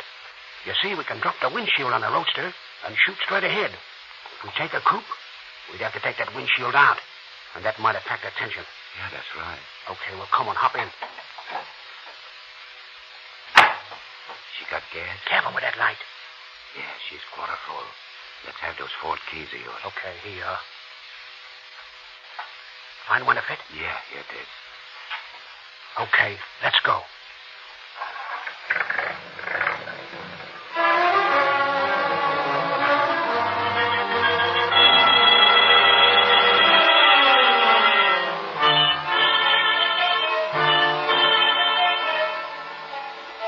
While police scour San Diego for the stolen car, Cochran and Colson are working on it in the garage back of their bungalow.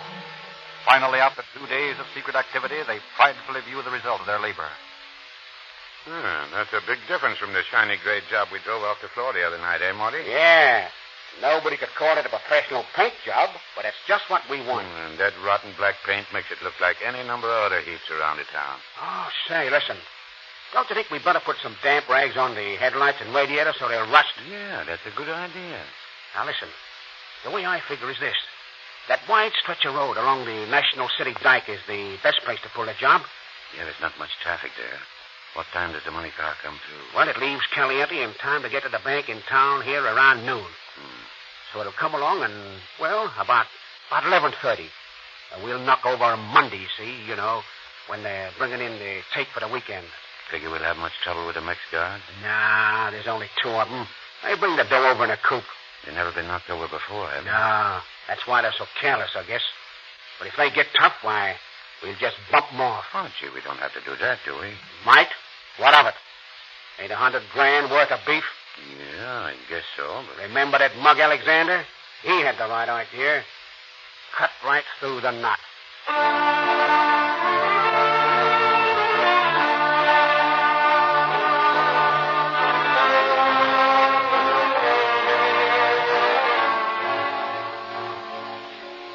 On the morning of May 20th, 1929, Nemesio Monroy and J.V. Barrigo, 2 Mexican police officers, call at the Agua Caliente Casino for the weekend receipts. Well, here it is, boys. How much dinero we take today, boss? Almost $100 grand. Madre de Dios. $100,000? Oh, make nice present for my woman and me, eh? Yeah, so it would. But don't you go waltzing off with that dough, or I'll beat your ears in, Nemesio. Oh, do not worry. By the way, how's your wife? Oh, pretty good. Will not be long now before we have another little one. Is that so? You're acquiring quite a family, Nemesio. Oh, see. 4 already, all boys. And soon it will be 5. Nemesio, he's raising his own army for the next revolution. Well, you better get started with the dough, boys. See, muy pronto. Adios, senor. Goodbye, boys.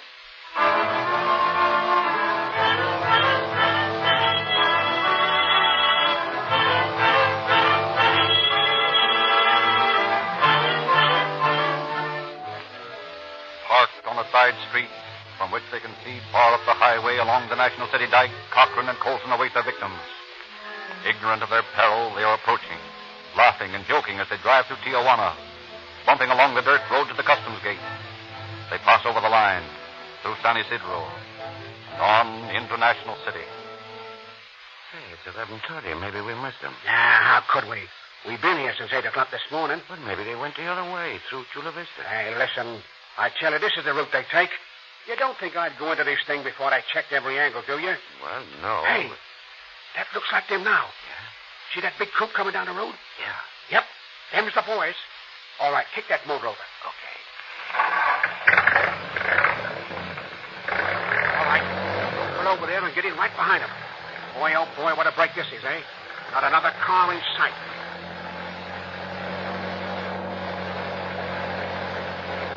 Swell. Now, just like this. Keep that distance behind them while I turn this heater on them.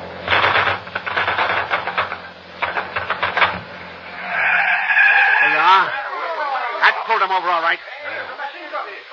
Hey, just a minute. What's the matter? This tomcat's jammed. Wait till I clear it.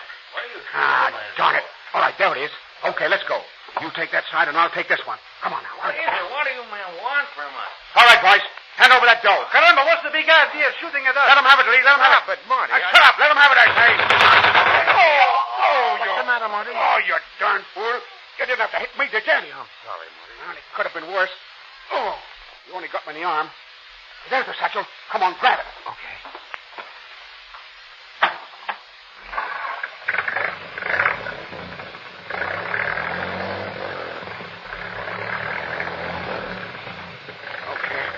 Now to duck these overalls and dark glasses and get me to a doctor. Gee, Marty, it was a crying shame to bump off those poor devils. Hey, what are you bawling about?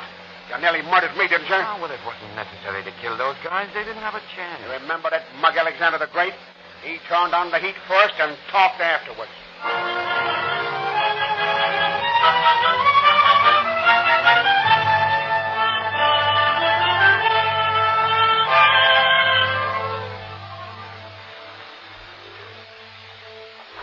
Detective Bureau.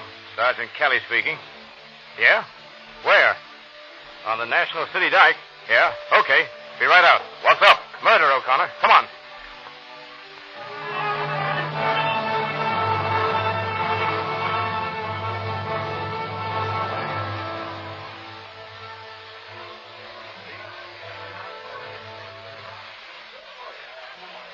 Now, did any of you people see this happen? No, sir. That is, yes, sir. Well, now, which do you mean? Well, you see, me and my friend George, when we was over there in the dumps and we done hear the shooting. Well, what did the men look like that did the shooting? Well, I couldn't exactly tell, mister. What do you mean you couldn't tell? Didn't you see them? Well, sir, I did, and again I didn't know. What do you mean? Well, sir, you see, when these here now bullets started whizzing around, why, George and me, we just naturally hid under some tin roof until it was all over. Well, didn't you see anything? Well, I done saw them drive away. How many were there? Well, the two. That's all I seen. What were they dressed like? Well, I don't take no particular notice. Seems like they had on these here now jumper things like the garage mechanics wear. Anything else? Well, sir, let me see now. If I just remember correctly, they had on them sunglasses. Did you get their license number? No, sir. I wasn't paying no notice to the license number about that time. Well, what kind of a car were they in? Well, it seemed to me like it was an old Ford. A Ford? What color? Well, kind of dark, I guess. A black, maybe. Anything else? Well, I think that's about all I know. Anyone else see this happen? Maybe your friend George saw something else. George? Oh, no, sir. George, he didn't see nothing. Oh, we want to talk to him. Where is he? George? George, he's still hiding under that tin roof and over in the dump.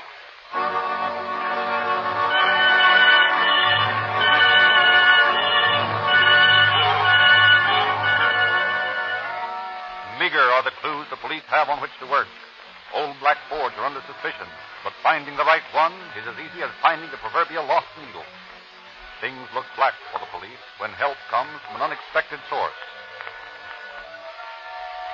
Well, this is a tough one. Yeah, it sure is. Two guys dressed in jumpers and dark glasses in an old Ford. I'll find 100 people answering that description in a half an hour. Yeah, and you won't be any closer to the right ones. That's right. Detective Bureau, Sergeant Kelly speaking. This is Inspector D. Hartaylor. Yeah? Well, I have some information that might be of assistance to you. Yeah? What's that? Well, a couple of men drove up near my house about noon today in an old Ford. Yes? Well, they met by another car, which, they took them away. One of them seemed to be wounded. The Ford's still parked here in the street. What's the address, Mr. Hartel? It's Martin B. Thanks. We'll be right out.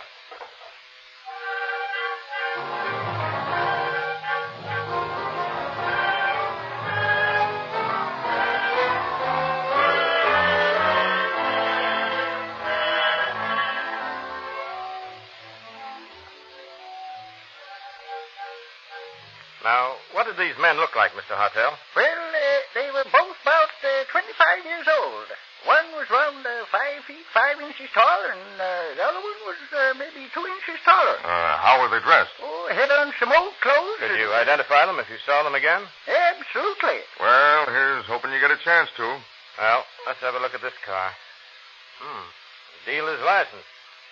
Is that number on your hot sheet, O'Connor? Let's see.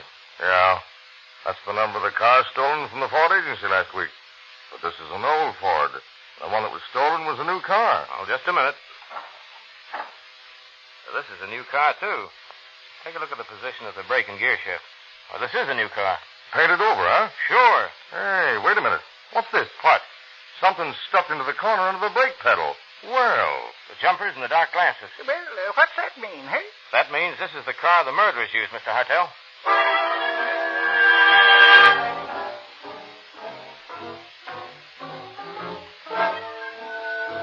Still, the murder remains a mystery. Although Kelly and O'Connor have a slight description of the criminals, they have nothing definite to go on. But the fact that a machine gun was used starts them on an inquiry among underworld characters. Well, Kelly, I got a lead. You have? What is it? I found out that Ted Barnes has a submachine gun. Or at least, he did have one a week ago. Ted Barnes. Oh, yes. He's that bootlegger up the line, isn't he? Yeah, that's the guy. But as I remember him, he doesn't fit the description of these mugs. He's about 6 feet tall, and he's fat. The guys that did this job were both short. They were young fellas, too. Sure, that's right. But Barnes might have lent them his machine gun, mightn't he? Yeah? Well, it won't hurt to go up there and look Barnes' joint over. Okay, let's do that.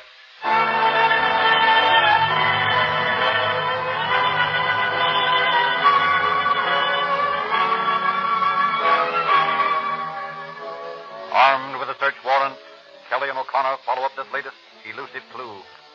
More than sure that it will end nowhere.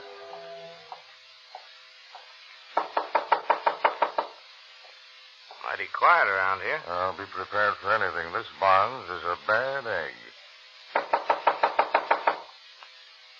Here comes somebody. Well, what is it? We want to see Ted. He isn't here. Where is he? Out. Well, we'll come in and wait for him. You can't do that. I don't know when he'll be back. We'll come in just the same. Say, what's the big idea? Who are you? We're police officers. Oh, yeah? Yeah. See that? That buzzer don't mean anything. This is a private house, and you can't come in without a warrant. Well, we thought of that.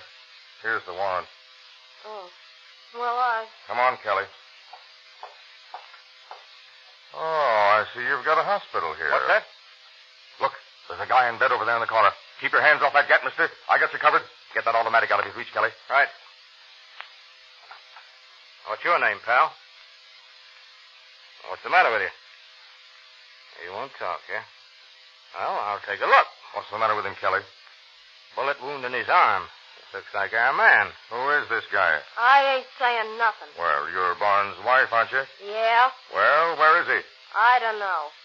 So he and this bird held up the money car, and he ducked out and left you to care for his pal, eh? That's a lie. Well, that's the way it looks to me. Ted didn't have a thing to do with no holdup. What about this man here? Who is he?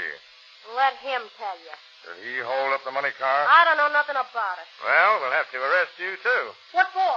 Well, we'll book your friend here on suspicion of murder, and we'll book you on... You can't arrest me. I ain't done a thing. Looks to me like you're an accessory after the fact. At least that's the way we're going to arrest you.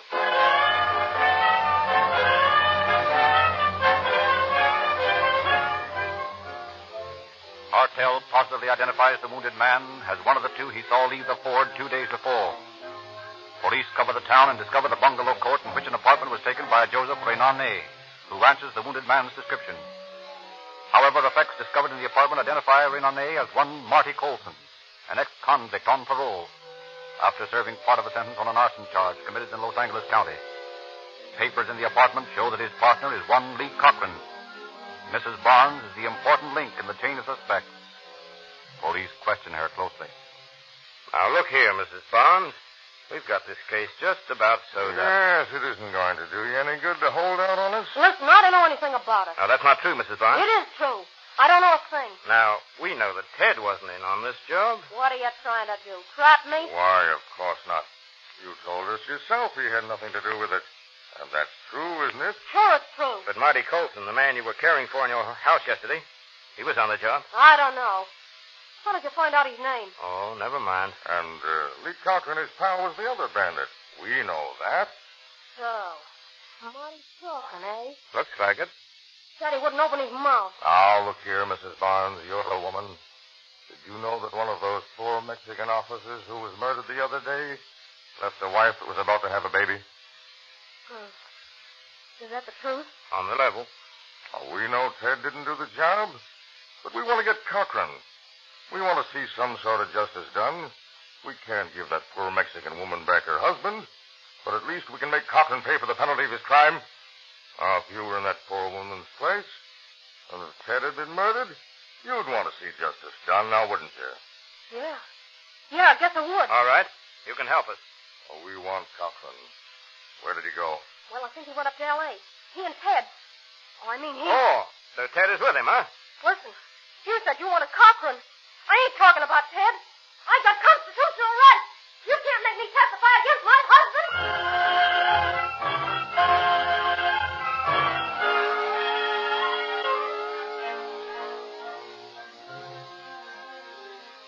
Furnished with a description of Cochran and Barnes, the sheriff's office of Los Angeles County takes the two men into custody within 24 hours.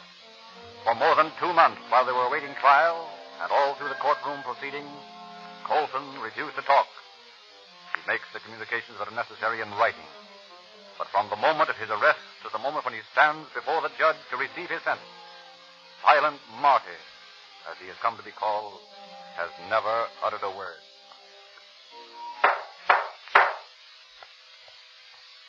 Martin Colson, Lee Cochran, you've heard the jury's verdict of guilty of murder in the first degree.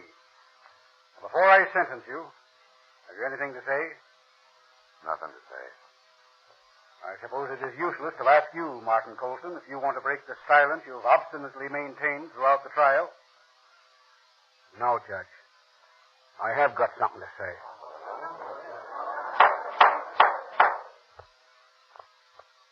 Before you sentence me, I got something important to say, Your Honor. I want to die. I want to pay my debt to society. Let Lee go, Judge. I'm the one you want. I plan the whole thing. Hang me, Judge, and let my partner go.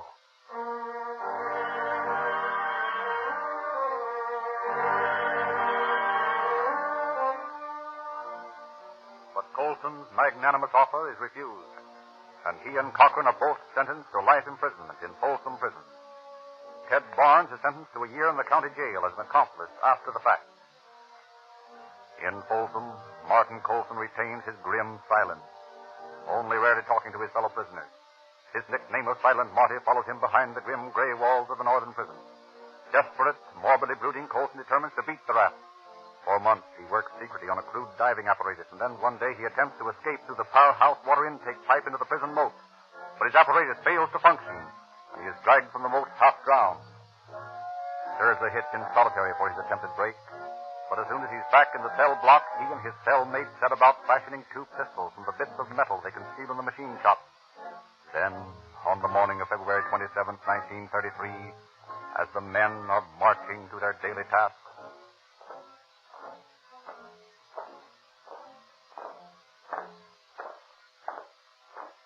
All set, pal. Right. Oh, what's the matter, Marty? Oh, I'm sick.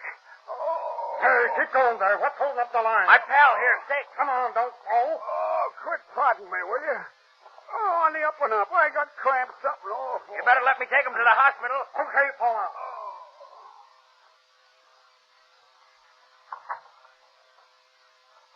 Work like a charm. Yeah, but you better keep on looking sick. Now, you hold up the guard in the hospital. Yeah? And I'll make the operator call the warden down here. Yeah. If anybody gets fancy, bump 'em all. You know what that means if they catch us? Sure I do. But remember that mug, Alexander the Great, right through the knot. Okay, here we are. You all set? Let's go. What do you want? My partner here's sick. Come this way, then we'll... All right, grab his gun. I'll get the operator. Okay. What are you? Shut up, you. Don't ask no questions. Call the warden and tell him to come down here right away. Tell him it's important. But look here. George, I tell you, will you? Or you're breathing your last this minute. Oh, all right. Hello, warden. This is the hospital. Can you come down right away? One of the men is very sick. Yes, it's important. Please All right, hurry. that's enough. You don't have to cry over the telephone. Don't touch that board. It's hot, I say. Now get into that other room. The warden comes? Yeah. This guy here nearly tipped us off. But it's okay. The warden tried to call back. When he doesn't get an answer, he'll think that guy's awful sick and he'll be down on the double. Good. Then he'll listen to us.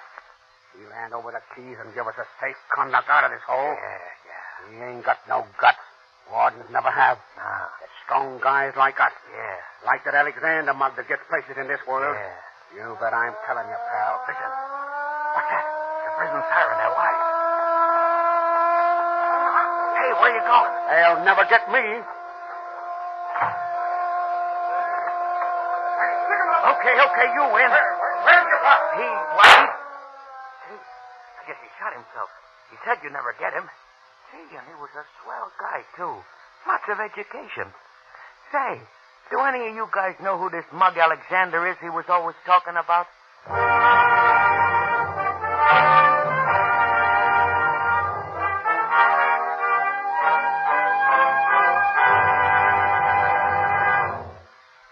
And so ends the career of the man who thought he was smart enough to beat the law.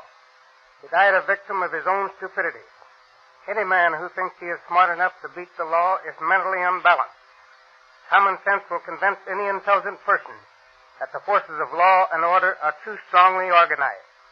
Let tonight's story of criminal folly serve as a warning to any criminally minded listener that you can't get away with it. The time-worn old slogan is today truer than ever. Crime does not pay. Thank you, Mr. Huggins.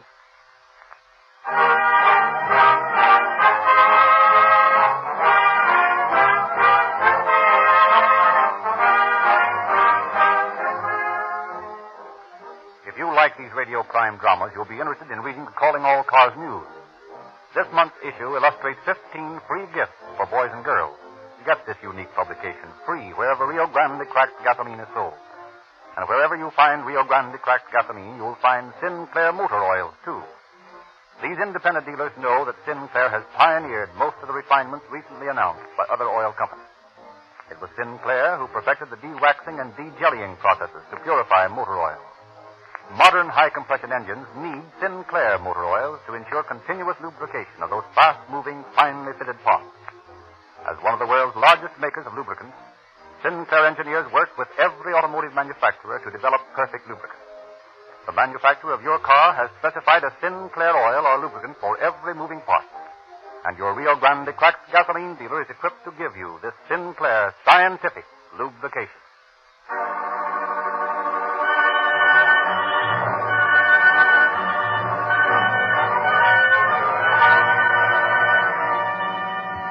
San Diego police calling all cars, attention all cars, cancellation broadcast 7. Regarding a hold-up and murder on National City Dike. Suspects case are now in custody. That's all.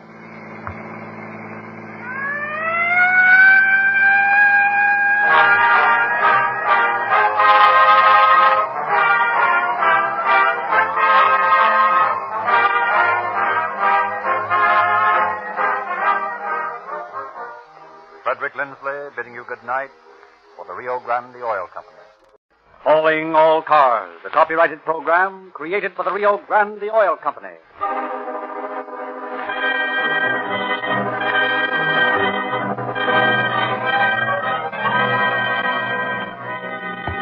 Los Angeles Police calling all cars, attention all cars, broadcast 5, regarding a man wanted for murder.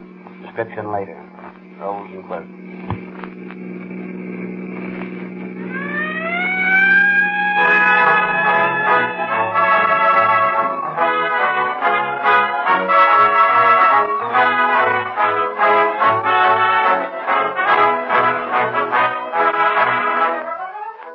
For several years, you have been hearing the statement that more police and emergency cars are powered with Rio Grande cracked wherever it is sold than any other gasoline. Year after year, this statement is true. Can you ask for a more convincing testimonial? The competition is intense, yet no gasoline has yet been made that will outperform Rio Grande cracked. That's why, year in, year out, the leading cities and countries, wherever Rio Grande cracked is sold, select this gasoline above all others. They have yet to find any gasoline which is quicker to start, which accelerates as fast, which is as speedy and powerful. If Rio Grande cracked gasoline performs so superbly in these emergency cars, obviously it will give better performance in your car, too. If you are one of the many who think all gasolines are much alike, we challenge you to try a tank full of police car performance. Hundreds of thousands of motorists have accepted this challenge and have discovered that Rio Grande cracked has remarkable features which other gasolines lack. You can expect unusual performance from your car when you change to Rio Grande cracked gasoline. And now is the time to change.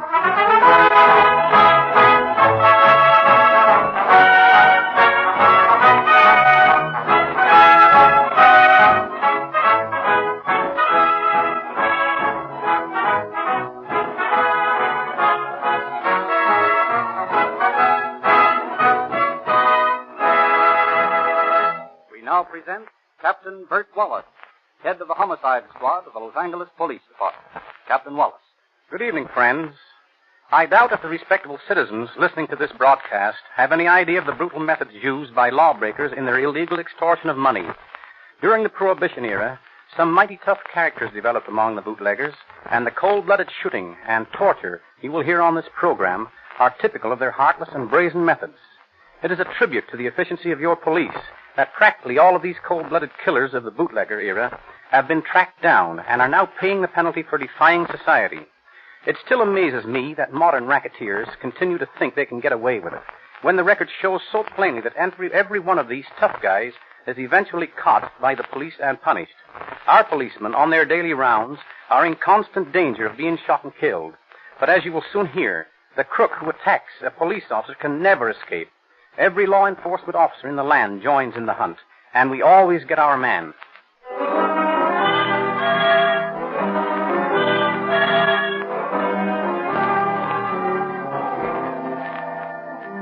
Tonight, we have selected the story of the killing of Deputy Sheriff Cookie Vihar for this episode of Calling All Cars. The story goes back to the middle of November 1932 for its beginning. The activities of the Los Angeles Police Department had made business bad for the bootlegger, and Raleigh McAllister, a petty whiskey peddler, and his friend James Rogan, a sailor bootlegger, are discussing the situation. Can I tell you, Jim, it's getting tougher and tougher. Yeah, I know, Mac. The feds are clamping down so you can't get it in off the boat, and Davis's gang down at City Hall slap you down when you try to sell the stuff you make yourself. Yeah, it's tough, all right. You got another drink there? Yeah, here.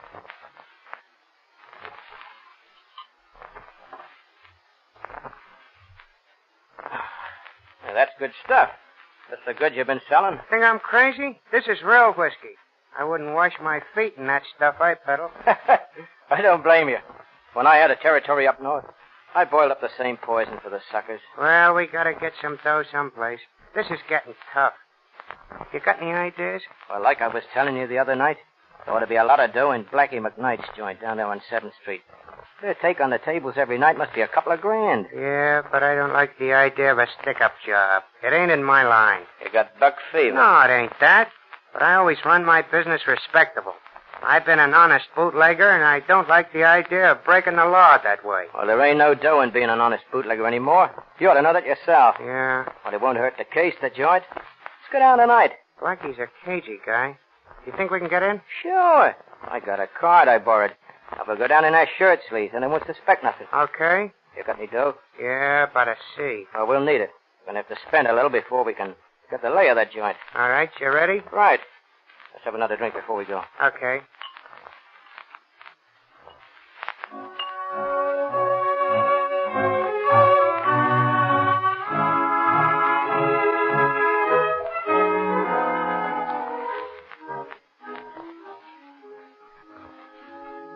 Sorry, boys, I can't let you in.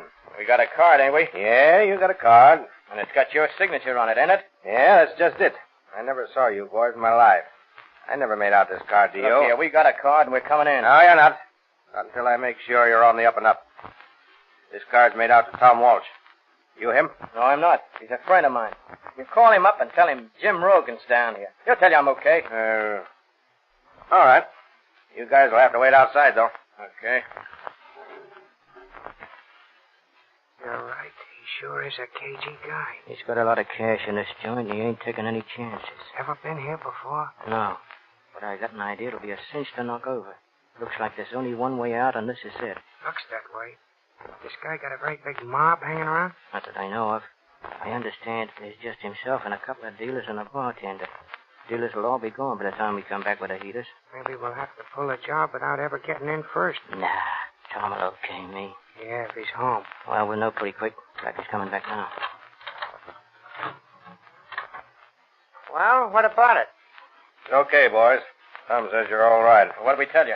Well, you know how it is, boys. You can't afford to take no chances in this business. Yeah.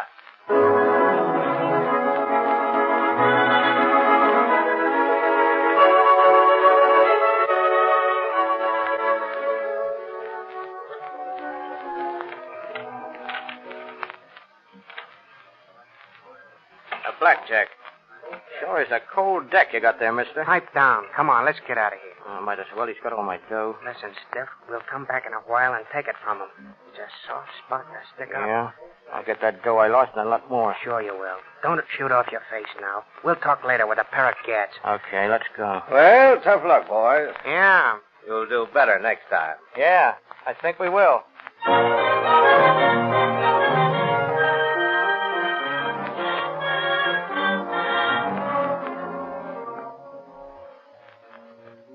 And in the early hours of the same morning, Deputy Sheriff Cookie Vihar drops into Blackie's place looking for a suspect.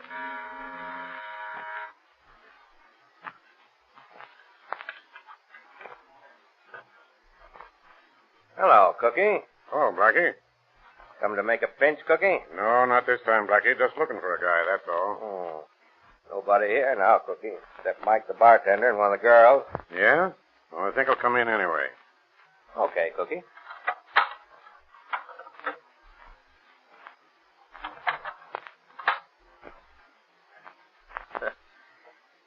See, Cookie? What did I tell you? Yeah. Who's in the back room? Nobody. I'll take a look. Okay, Cookie. You go ahead. I gotta answer the door. Oh, have a drink on the house, Cookie. Not when I'm working.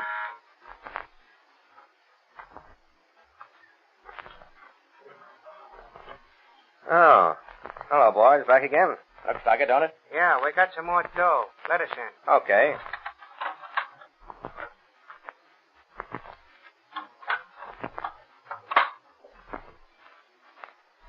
We came back to get back the dough we lost. Where's the blackjack game? Game's all over for tonight. Yeah? Yeah. Well, we came back for the dough. You lost it, didn't you? No. We had it lifted off us by your crooked card. What are you welching about? You lost the dough, and that's that. Yeah? Well, we're getting that dough back. Now, put up your hands. Hey, what's going on in here? You too, Mr. Reach. Now, all of you, over to the side. Now, come on, you behind the bar. All right. Now, sit down on the floor. Me too? No, you can sit on the beach. Hey, over there. Now, all of you, take off your shoes. Hey, you better watch what you're pulling, fella. Cookie here's a deputy sheriff. Yeah? Well, that's just dandy. How do you like looking at the wrong end of a cat, mister? Don't worry me none when there's a yellow rat on the other end. Yeah, you better watch your lip or I'll put a slug to it. Hey, where you going? I'm getting out. I don't want to get mixed up in nothing. Yeah? You're staying right here until this little party's over. Ouch! You're hurting my arm. Oh, go on, get out. Now, Blackie, my boy, where'd you keep the dough? There ain't no dough here. We come back for that dough we lost. Yeah? And any more that's hanging around? Well, there ain't any here. Come on, Blackie, come clean. Listen, boys. I don't know nothing about the dough. I just work here. Oh. You're lying, Blackie. Hey, don't do that. Here's another. Oh. Now, where's that dough? Listen, I tell you, God's honest truth, I ain't got no dough. Got those matches, Mac? Yeah. Here they are. Hold up his feet, Mac. Maybe these will make you talk, Blackie, huh? Oh, boys, now look. Don't do that. Please, boys. Stop your wiggling. Oh. All right, Jim. Hold his feet up. Now, how about it, Blackie? Where's the dough? I tell you, I ain't got that. No! Oh. Is you sure about that, pal? No, I ain't got it. Where is it? Oh! My partner's got it. Jaime's got it. Oh, let him go. Please let him go. You're killing him. He'll live, the rat. Dodge. What's the matter, Jim? And he burned my finger. Come on, Blackie, you're lying. Where's the dough, Blackie? No! Come on, you mugs, let up. He doesn't know where it Oh, is. shut up, Flatfoot. Your turn's next. Yeah? Yeah. Now, come on, Blackie. Tell Papa where the dough is. No! Stop it, Jim. That dick's got a gun. Why, that dirty rat pulling a rod on me. Oh, you killed Cookie. You killed him. Stop your yapping. Stop your yapping. He ain't dead yet, but he got my pal all right through the heart. Well, Mac, old boy, I guess you won't be needing this gat anymore where you're going. And I may find use for it. Hey, you. Who, me? Yeah, you. Hold me a cab. Oh, all right. Now, no funny business. I said a cab and not the police. Well, how are your feet, Blackie? Don't worry again, will you? I've been telling you the truth. I ain't got the dough. Okay, Blackie. I got more important business now. I gotta get myself out of here. The cab will be here in a minute. Thanks. Oh, you're wounded. Sure I am. What of it? Well, can I bandage it for you or something? No, you can't. I don't want any of your help. You realize that you shot a police officer? They'll be looking for you everywhere now. Oh, what of it? You keep your mouth shut and you'll be safe. If that dick hadn't started blazing away, there wouldn't have been any shooting. And my pal would still be alive. I got a good mind to finish that flatfoot right off now. Don't cause any more trouble. Blackie, you're the scariest guy I ever knew of in this racket. Well, maybe I am, but don't bump off, Cookie. He's a good guy. Okay, Blackie. Probably gonna bump off anyway, so I'll leave you here to watch it. Only, Blackie, if you love your life, keep your mouth shut. So long.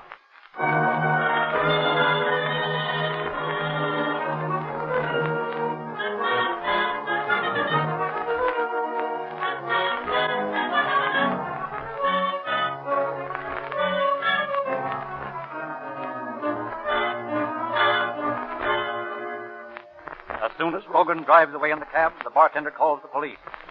A few moments later, Detectives Condapper and Ryan of the homicide squad, arriving on the heels of the ambulance, are investigating the scene of the crime. Yeah, what's it look like to you, Doctor? Well, I doubt if he has a chance. Poor Cookie. Laughing right up to the last. He's a rough hombre, that Cookie. I'll do everything you can for him, Doctor. You can bet we will.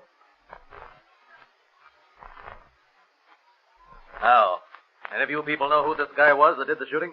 I never saw him before. He had somebody else's card. I phoned and checked on him, and he said he was okay. You don't know what his name was, eh? No, I don't. He did tell me his name, but I forgot. I heard just one here that Dad called him Regan or Rogan or something like that. When was that? When they was in earlier in the evening. Rogan. Let's see. Oh, yeah. Yeah, here's his name in this dead guy's notebook. That's him, all right. Rogan. Jim Rogan.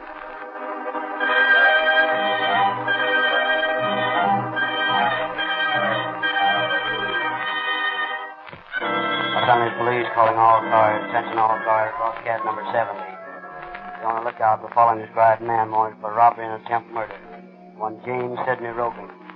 Drives American, 5 feet 10 inches, 165 pounds. Blue eyes, dark chestnut hair. Age 32 years. Nose flattened and large nostrils. This man shot and seriously wounded Deputy Sheriff Pahar during a holdup on West 7th Street early this morning.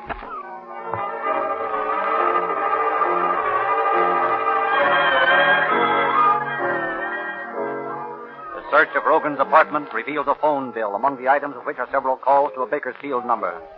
Bakersfield police are asked to trace down this clue. They call at the address where the phone is located. It is a well-known resort. Hello, Amy. Hello, Bert. What you doing down this way? Oh, just paying a call.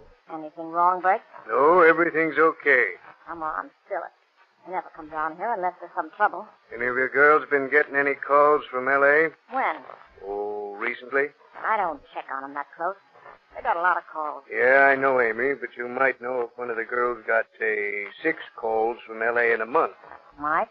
Well, then, what's her name? She ain't here anymore. Where is she? She left for L.A. yesterday on the bus. Yeah? Yeah. What was her name?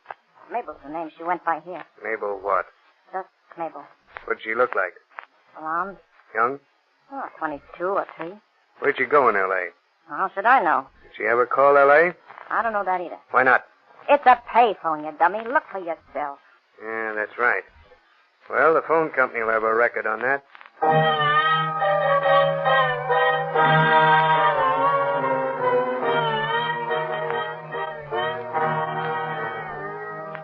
A check with the telephone company in Bakersfield leads to the apartment of Nick Charters, a petty bootlegger. Condapper and Ryan visit the apartment and find Charters and Mabel there. They arrest them on a technical charge of suspicion of murder and bring them in for questioning. Hour after hour, Charters stoutly protests his ignorance of the whole affair. And then...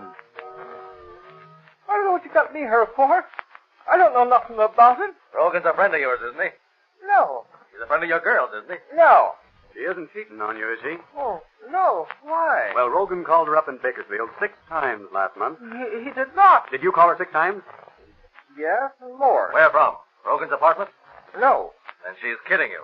Because we know somebody called her from Rogan's apartment 6 times last month. Oh, come on, Charters. We know all about it. Let's not waste any more time. Come on, tell us all you know. I don't know nothing. Oh, yes, you do. Now, look here, Nick. We know you weren't in on the shooting.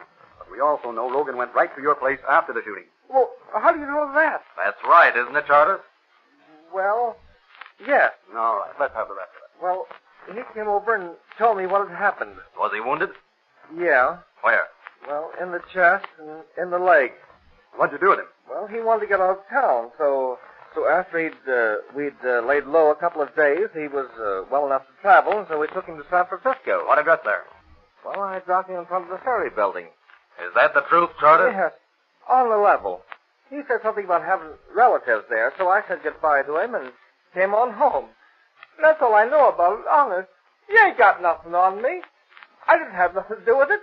Can I go now, huh? Yeah, Nick. Can I go? Yeah, you can go.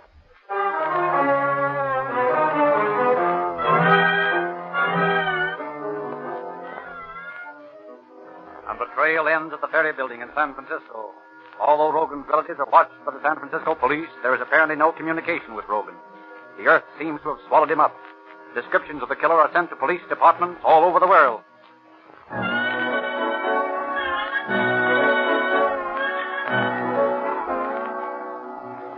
In Balboa, in the Panama Canal Zone, a suspect answering Rogan's description is arrested. Fingerprints from Los Angeles reveal him to be the wrong man.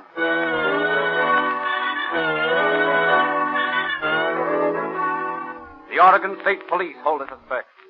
A checkup reveals their man to have a missing finger. He is released.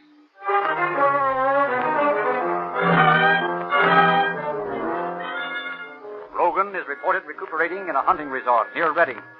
The sheriff of Shasta County investigates the place and finds nothing.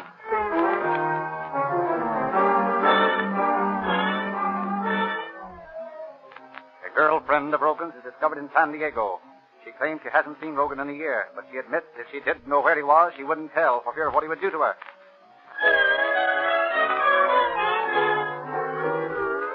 Rogan is reported bound for Hawaii. The chief of police of Honolulu combs the red light district of Evalai and finds nothing.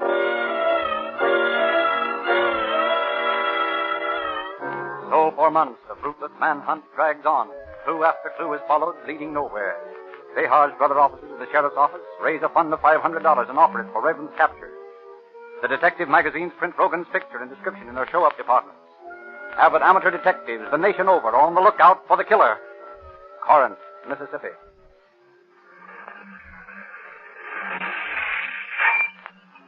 Howdy, stranger. What can I do for y'all? Fill her up. Yes, sir. Reckon you all come some distance from the looks of your car. Maybe I have. Are you going far? Maybe.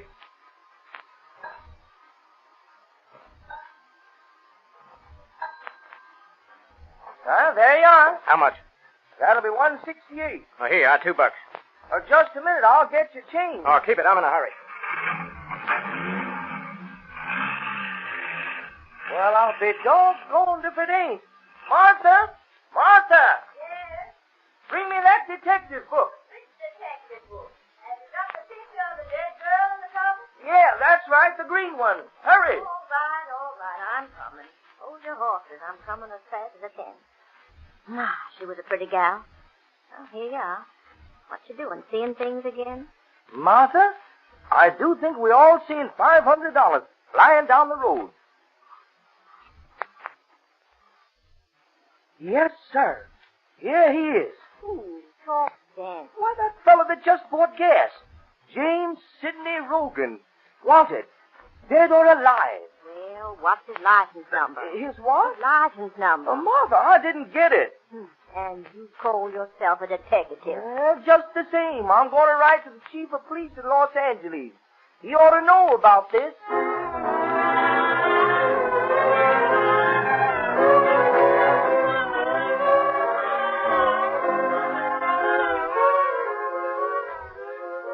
And in Milford, Connecticut, the editor of the local newspaper has a short order cook in a dining car under suspicion. Let me have a donut, too, huh? Coming up. Yeah. Thanks. Oh, tell you might give me some butter. Just put it on the coffee sauce there, huh? Yeah, it's fine. Hey, you ain't been here long, have you? No, a couple weeks. Where'd you come from? Worked over in Jersey City. Yeah? Uh-huh. Yeah, ever been west? Oh, no further west than Newark. Huh. California's a great country, they tell me. Yeah, I guess it is. Sure is, from all I can hear. Oh, say, could I have some more coffee? Sure. Oh, sorry, I stuck my finger in that butter. Wait, I'll get it cleaned off. No, that's all right. You know, it's a silly habit I got when I was a kid, smearing butter around a saucer like that. Oh, I'll get you a clean one. No, this is fine. Say, you don't mind if I drink this over to the office, do you? We're going to press soon. I guess I better get back. It's okay with me. Just leave a dime deposit. Oh, yeah, sure. Yeah. There you are.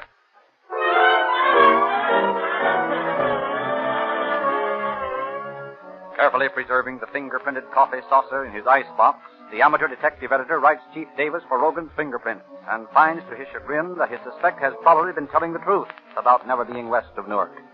At least he is not Rogan. So months pass, and Rogan remains at large, and then one day Inspector Davidson of the homicide detail calls Condapper and Ryan into his office. Well, here's the letter I thought would interest you boys. Yeah, what's it about? Rogan. Well, let's see it. Say, listen to this. Do you really intend paying $500 reward for the information leading to the arrest of Rogan? Because if you do, I can tell you where to find him. Just write me, care of General Delivery, San Francisco. Probably another one of those nuts. Well, what did you do about it? Well, I wrote and told him the reward absolutely would be paid. And we'll see what comes of it.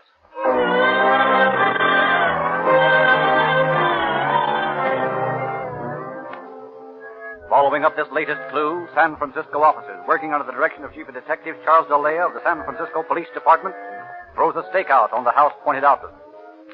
Seeing Rogan enter and leave the place several times, on the night of October 11th, 1933, they close in on the place. Open up. Well, we'll have to break it open. The men all posted around the house? Yeah. All right, let's tear down this thing.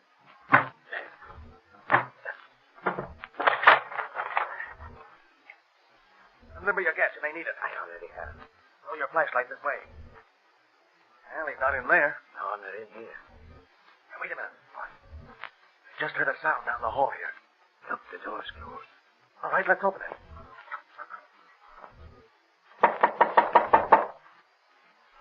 You hear him? Yeah. Come on out of there. I will give you 3, and then I'll shoot through the door. 1, 2... Okay, don't shoot, I'm coming. Hello, Rogan. We're mighty glad to see you. I ain't glad to see you. I don't suppose so. If you'd have come a day later, you'd never had me.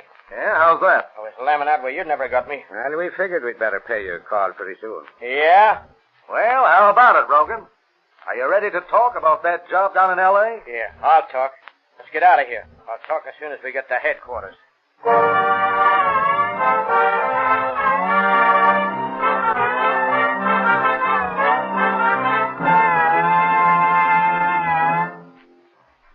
But an attorney was waiting for Rogan at headquarters, and on his advice, Rogan refused to talk. Lieutenant Ryan went to San Francisco a couple of days later and brought Rogan back to face trial. A speedy trial was scheduled and successfully prosecuted by Deputy District Attorneys Grant Cooper and George Stallman. Rogan's attorney tried to enter a plea of guilty to murder in the first degree in exchange for a life sentence, but the prosecution refused this move, and on December the 5th, Rogan was found guilty of murder in the first degree with no recommendation for clemency. On December the 15th, 1933, Rogan was given the death penalty by Judge Fletcher Boren.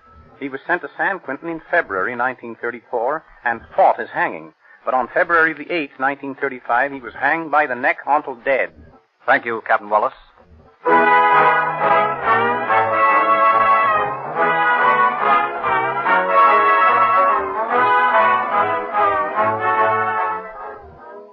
Hundreds of thousands of boys and girls have joined the Rio Grande Junior Police Department.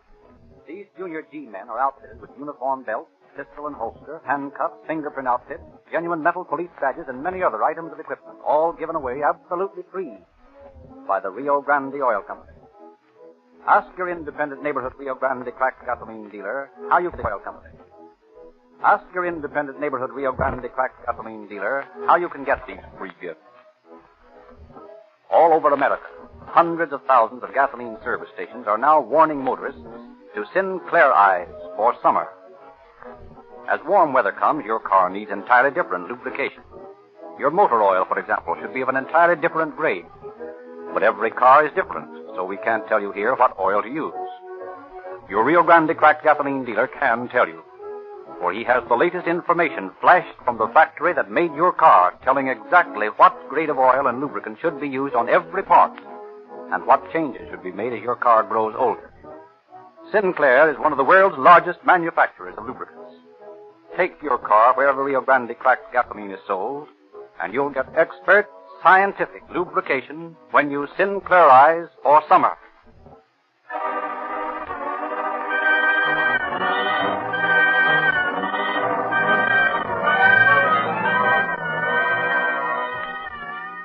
Police calling all cars, attention all cars, cancellation broadcast 5.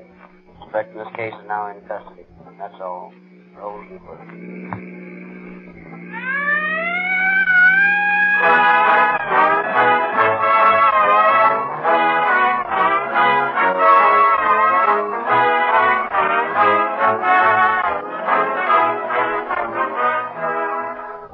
This is Frederick Lindsley bidding you good night for the Rio Grande Oil Company.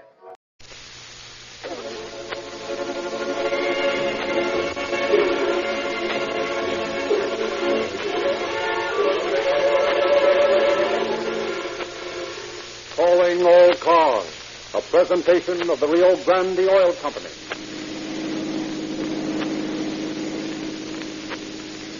Long Beach Police calling all cars, attention all cars, broadcast 44, regarding a hit and run. A Ford sedan, paid 146. 2Y Young 3146. 2 Young 3146. Suspect driving this car struck and injured a young boy at the corner of Pacific and 8th Street. Then drove on, failing to render aid. Bring him in. That's all.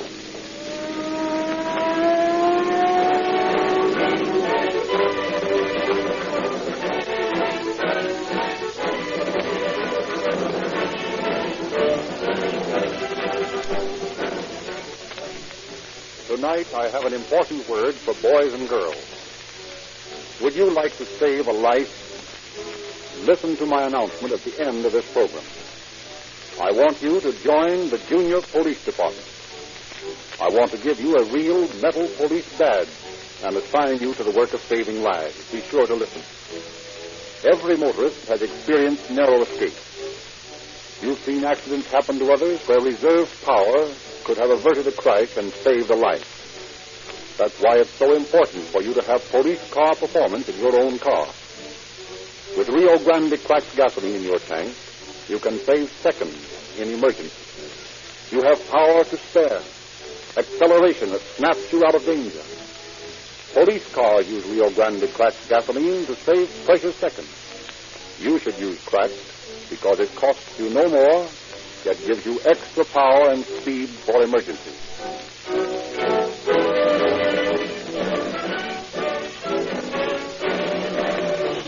It is now our pleasure to introduce Captain C.B. Hall of the Traffic Patrol Division of the Los Angeles Police Department, who has a message for you.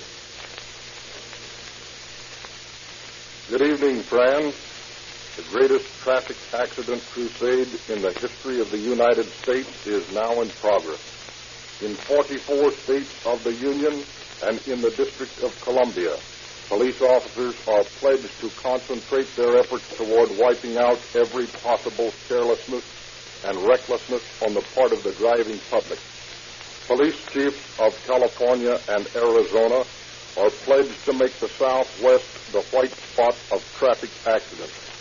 This is by no means a simple or easy task. Every one of you within the sound of my voice must help. The statistics of traffic fatalities in the past year make dour and foolish reading. Consider just one of them.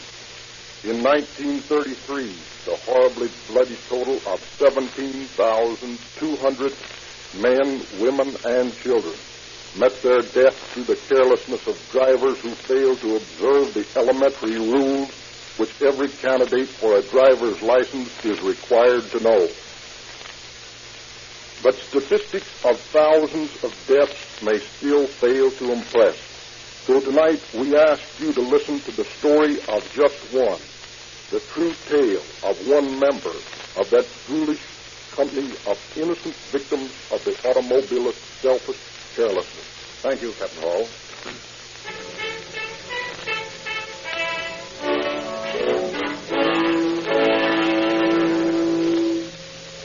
It is 2 days after Christmas last year.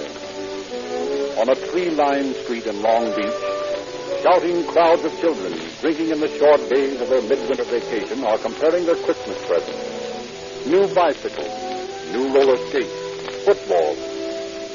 In a vine-covered bungalow halfway down the block, Mrs. Green is distracted from her darning when the mid-afternoon quiet of the house is broken by the slam of the front door. Tommy? Is that you? Yes, Mom. Well, what are you doing coming home at this time of the afternoon? Aren't you going to the movies? Not this afternoon, Mom. I got to deliver my Saturday evening post today. Oh, that's right, Tommy. I'd forgotten this is your busy day. Yeah, and boy, am I going to be busy. I got to get a lot more customers. Well, you've got too many now. Too many? Well, I haven't got new enough yet. All those magazines are so heavy, Tommy. I hate to see you carry such a load. You're such a little boy. I am not, Ma. Gee, I'm 12, going on 13, and I'm as big as any kid my age on the block.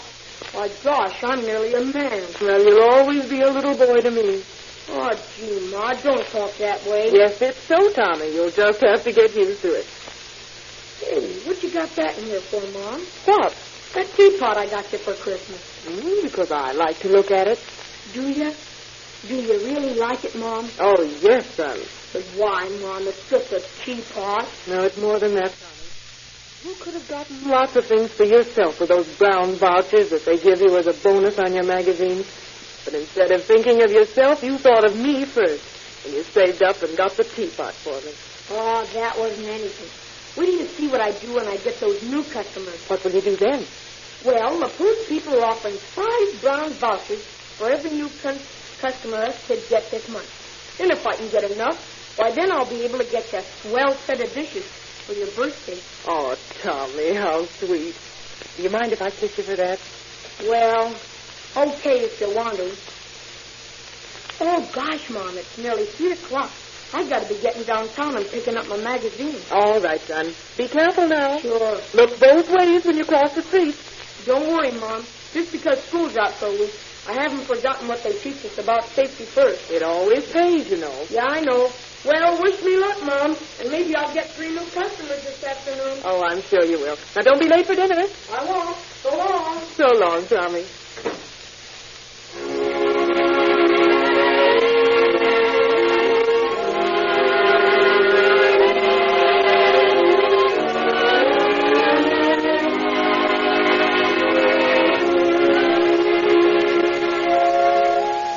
Tommy delivers his magazine that sunny afternoon and is quite successful in getting new customers. His pockets jingling with coins and his thoughts on the brown vouchers he will get toward his mother's set of dishes, he starts for home.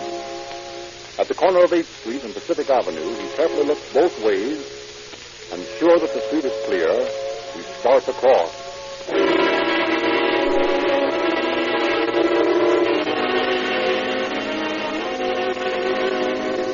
A Ford sedan suddenly weaves around the corner toward the lad. He looks up, horror wrenching his face. He attempts to spring from the automobile's path. It swerves toward him. There is a sickening thud, and Tommy's inert form falls on the concrete as the careening Ford weaves on down Pacific Avenue.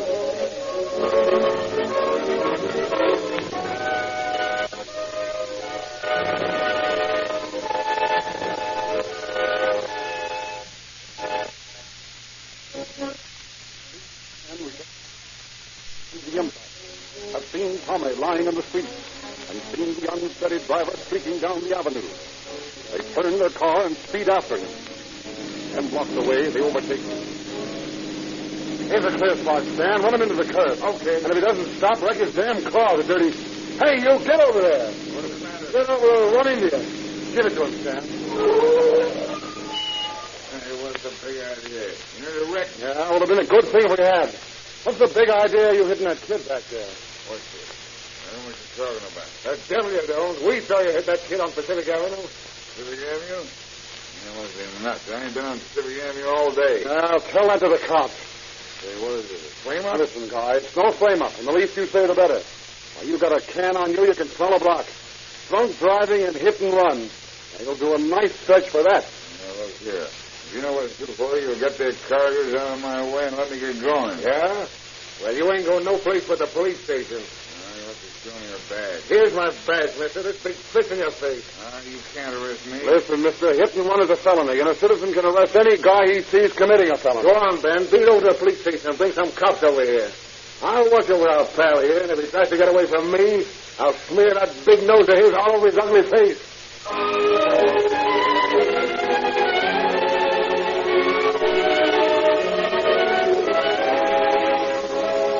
While police are taking the hit-and-run driver into custody, a passing motorist has carried Thomas from the street to a nearby lawn and called the ambulance.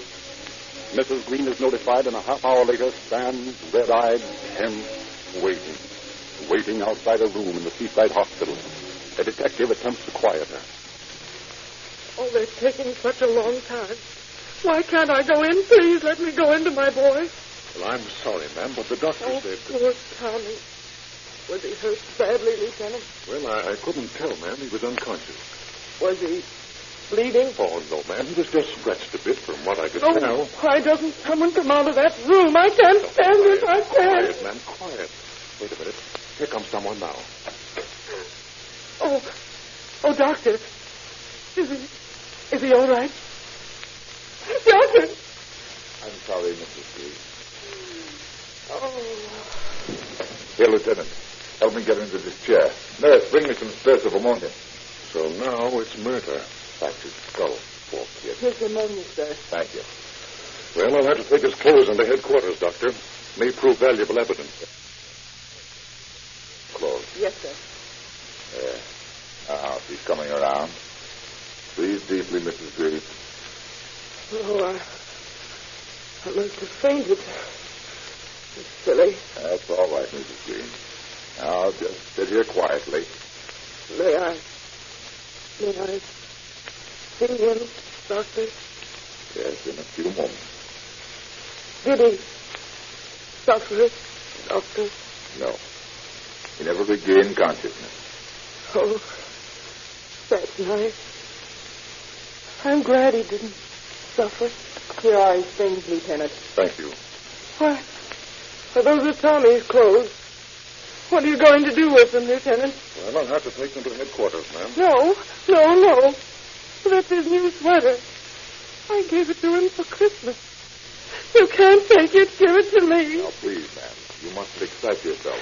He loves it so, Doctor. And he looks so nice in it. Now, please, Mrs. Green. There's a hole in it, Doctor. Where it was stuck. Well, that's why I must take it in. Why? Well, that may give us a clue to the person who killed him. What good will that do? If you do find the driver of that car, if you find him and hang him from the highest tree, it won't bring Tommy back.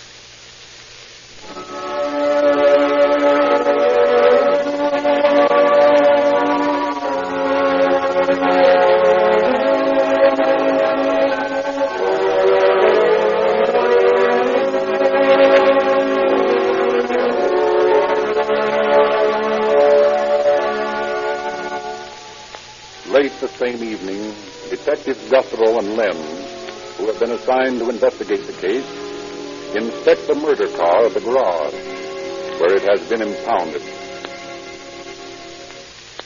There's no doubt about this being the car. Look at the way that headlight's bent. Yep, bent up and to the left. And look at that dent on the radiator. That was made by that poor kid's head. Yeah, must have been doing 40. Hit him hard enough to make the radiator leak, too. You know, Lem, I'd like to see him swing for this. Yeah, so would I. But we're far from getting a case yet. You know that, don't you? Yeah, with no witness to the actual accident, it's going to be hard to convict him. As a matter of fact, we haven't enough so far to get the DA to issue a warrant. If we could only find... Wait a minute. Oh, hey, look here. What is it? See where these radiator pins are bent? Yeah. Well, look closely. Here, wait till I throw my flashlight on it. There. See? Several green fibers from the kid's green sweater. Well, that would be my guess. Now we've got something to go on. Hey, where's that mechanic? Hey, you. Yes, sir? I'm sending a man over to photograph this car. Yes, sir. After he's through, I want you to take that radiator off and send it to me at headquarters. Okay. And don't wipe it off. Don't handle it any more than you have to. Understand? Yes, sir. All right, Len, let's go. Now we've got something to talk to this driver about.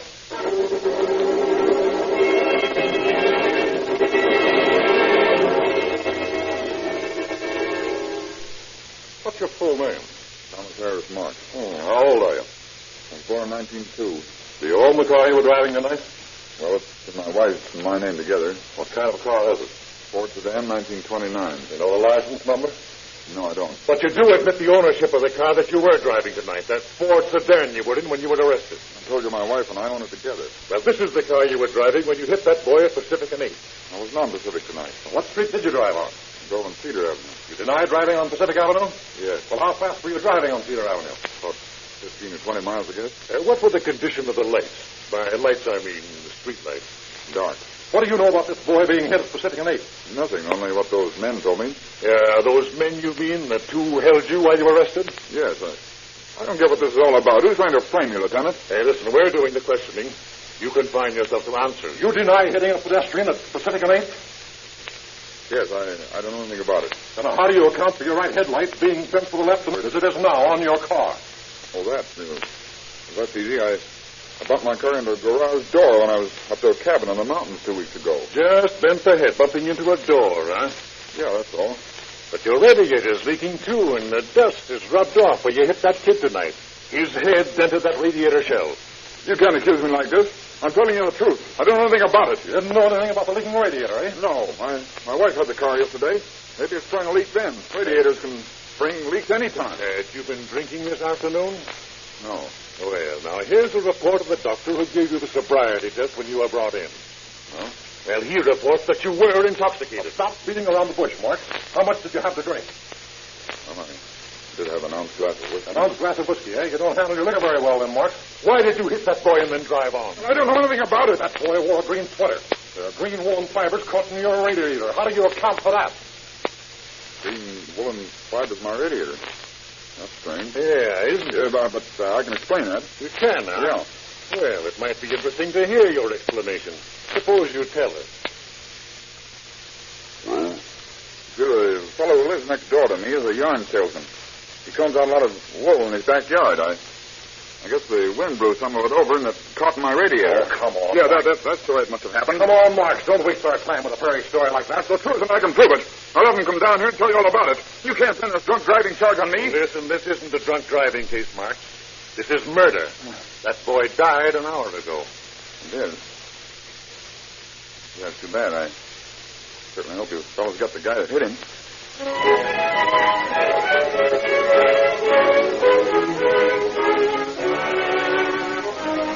The case of the police against Marks is far from complete. When the coroner's inquest is held 2 days later, Marks refuses to testify. The coroner's jury returns a verdict of accidental death as a result of being hit by a Ford sedan, but is unable to name Marks as the driver of the death car. Determined to bring Marks to face a crime of which they are convinced he is guilty, Jethro and Lenz call upon Ray Pinker, chemist of the Los Angeles Police Department, for assistance in identification of the woolen fibers found on the radiator. Burdened down with the radiator and Tommy's clothes, they interview Pinker in the Los Angeles Central Police Headquarters. Here's the radiator, Pinker. You can see the fibers impinged in those bent radiator fins. Oh, yes. And here's the boy's sweater.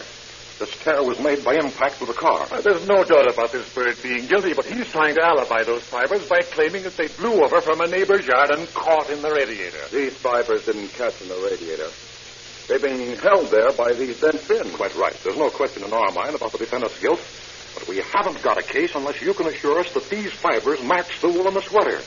No one witnessed the actual accident, you see. Mm-hmm. Well, let me take one of those fibers out of the radiator with these forceps.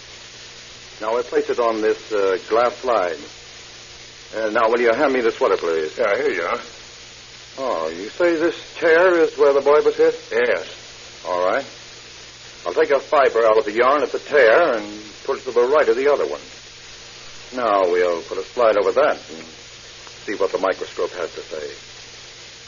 Well, how about it? They're similar. Same color. Same yarn, I should say. Will you testify to that on the stand? Yes.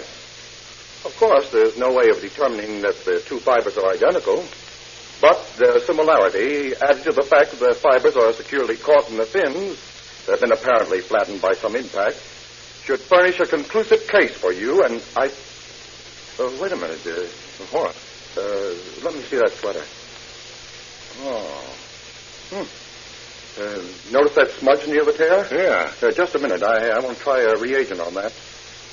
I'll take a bit of that dark stuff and place it in the test tube here. Now, we'll just pour this acid on it. There we are. Now, let me scrape some of that paint off the radiator fin. And we'll do the same thing with that. There. Now, notice. Why, both the test tubes have turned cloudy. That's right. That smudge on the sweater is made from bituminous paint. That's what causes the cloudy appearance of the test tube. Bituminous paint is used for painting the radiators. Then the smudge on the sweater comes from the paint on that radiator. That's right. Then we've got this bird two-way. Well, it isn't as positive as an identification as the fibers.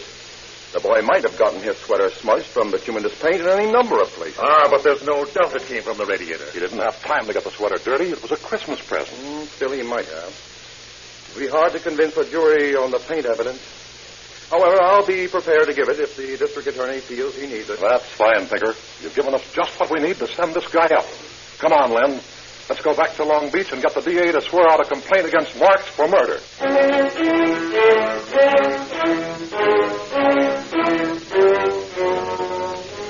Presented with the evidence police science has provided, Deputy District Attorney William Brayton is quick to issue a complaint against Marks, charging him with murder, drunk driving, and hit and run.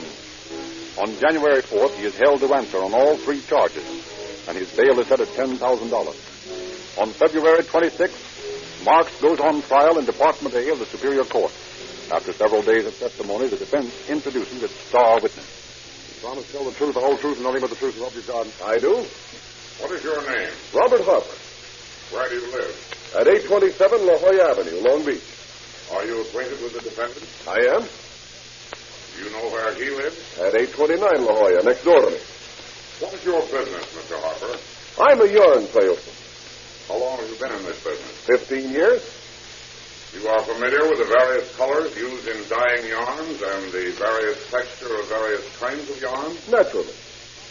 I'll ask you to come over to this table and investigate the wool fibers under these microscopes. The one on the right has been admitted as evidence from the radiator of the defendant's car. The one on the left is from the sweater of the deceased.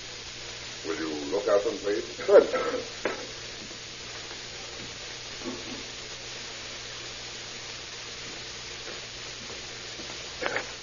You have investigated the two exhibits, Mr. Harper? Yes.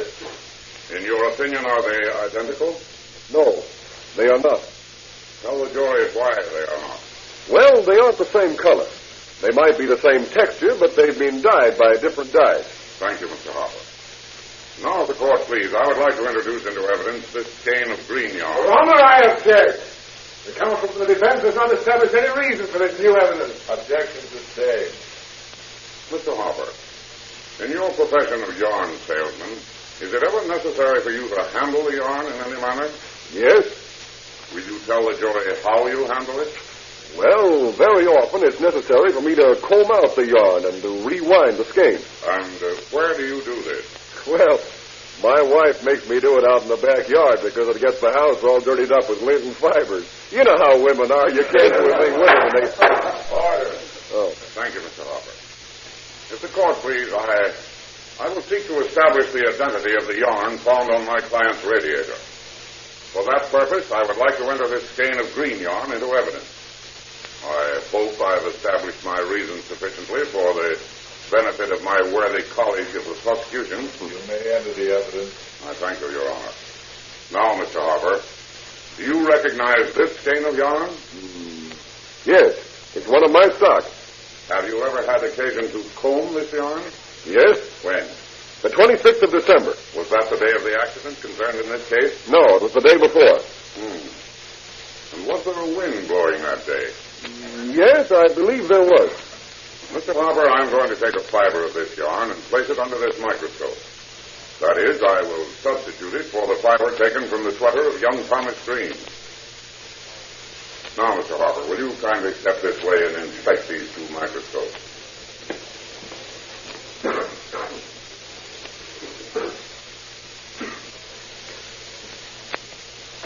In your opinion, Mr. Harper, is there any similarity between these two fibers? That is, the one found in the radiator of the defendant's car and the one from your yarn? Yes, they are identical. And how do you account for the fiber from your yarn being in the defendant's radiator? Well, while I was combing the yarn that day, Mark's car was parked in the driveway.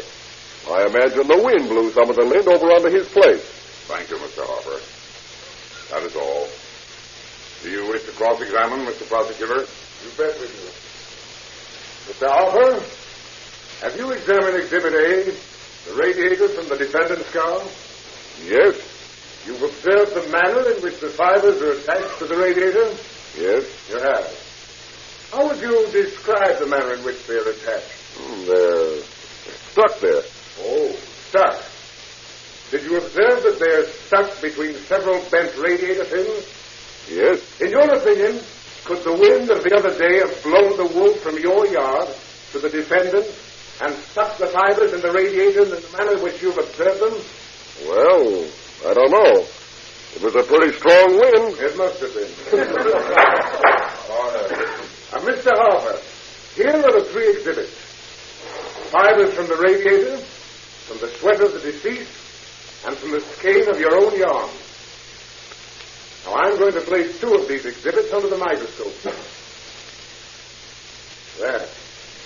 Will you please inspect these two exhibits? Your Honor, I object. The prosecuting attorney is tricking the witness. Your Honor, my learned colleague of the defense has himself established the witness as an expert on yarns.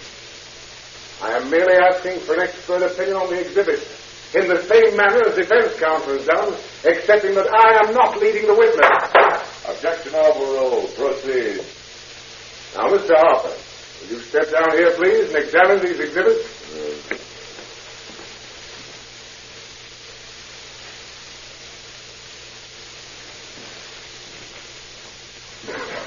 Mr. Harper, in your opinion, are the fibers you've just examined under the microscope similar or not? They are identical. Thank you, Mr. Harper. That is all. I will now pass around the exhibits. You'll observe, ladies and gentlemen of the jury, that they're exhibits C and D. The fibers from the radiator and from the sweater of the deceased. And when permitted to inspect them without being coached, Mr. Harper has found them to be identical.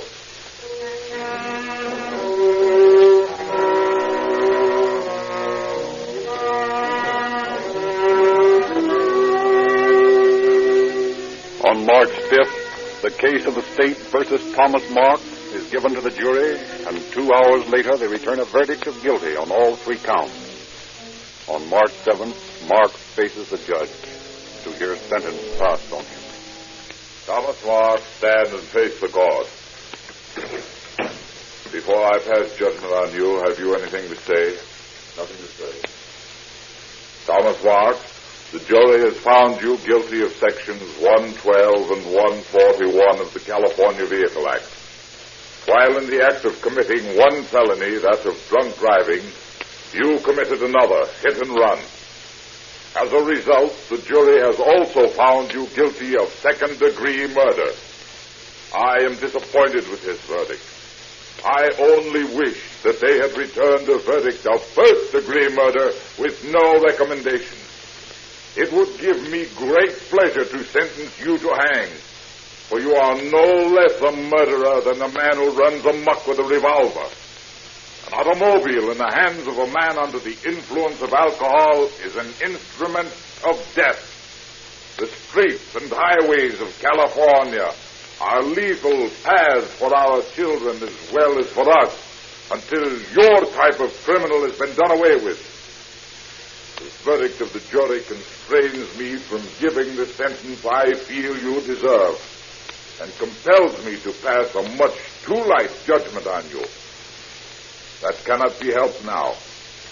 Therefore, Thomas Marks, I hereby sentence you to serve from 5 years to life in San Quentin Penitentiary.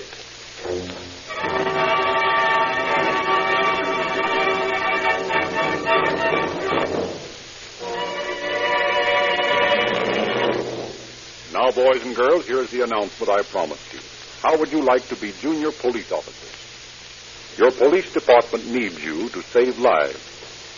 If you wear the official police badge of the junior police department, you can prevent traffic accidents. You can protect your schoolmates, even save a life. It costs you nothing to join the junior police department. You can get a genuine metal police badge free.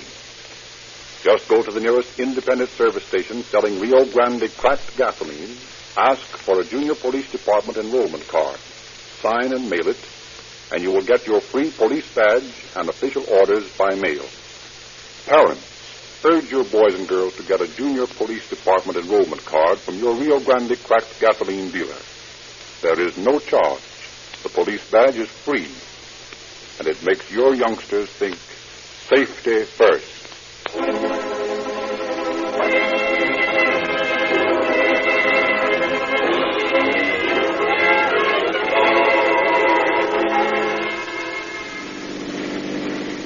Long Beach Police calling all cars, attention all cars, cancellation broadcast 44 regarding a hit and run. Suspect in this case now in custody. That's all.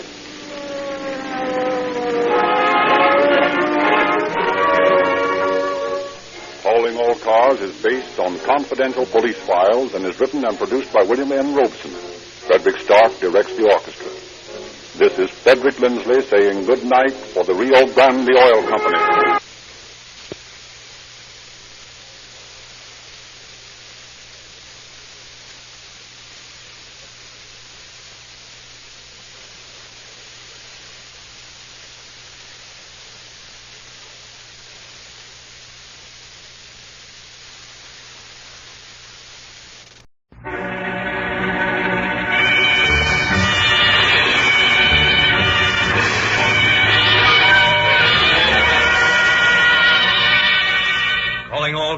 A copyrighted program created by the Rio Grande Oil Company. Los Angeles Police calling all cars. Attention all cars. Broadcast 134. On the Newhall grade, a dead body in a truck. In a trunk. That's all. Rosenquist.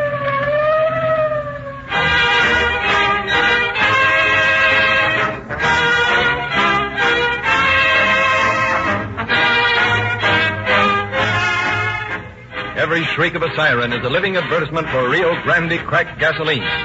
Thousands of times a day a siren screams, and pedestrians and motorists get out of the way while a police car roars by, or a fire engine, or an ambulance, or a motorcycle. Every second counts when the siren's screaming, so the cities and counties that operate these emergency motors pick the fastest gasoline that they can find. The most convincing proof of the all-around superiority of Rio Grande cracked gasoline is the indisputable fact that wherever it is sold, it is specified for more emergency cars than any other brand. How do you choose your gasoline? Do you just buy any gasoline at the most convenient station? Or have you discovered that by driving into the independent Rio Grande station near you, you can get Rio Grande cracked gasoline? The same gasoline that is specified for the finest, fastest, most powerful emergency engines at no extra cost. Then, when a siren screams and when a police car roars past, you will thrill with the knowledge that whenever an emergency arises, you can get police car performance from your own car.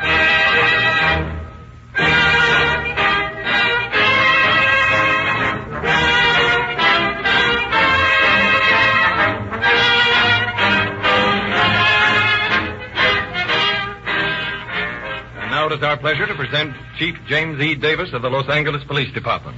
Chief Davis. Good evening, friends. The case you are about to hear dramatized differs from the average police case in that we had no inkling of a missing person or the fact that a crime had been committed until the murderer confessed. It may strike you that as a result, there was no work for the police to do.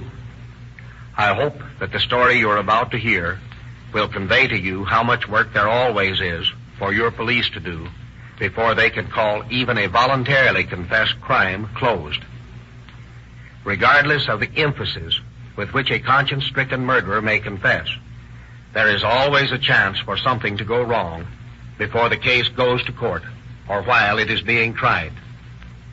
It is the duty of your police, beyond actually making the arrest of a criminal, so completely to investigate every angle of the case that the prosecution may be provided with an airtight case which no amount of legal acrobatics by the defense attorney can break down.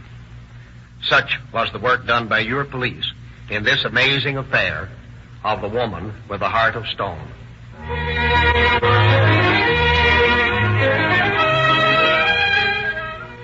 It was a warm evening in April of 1924.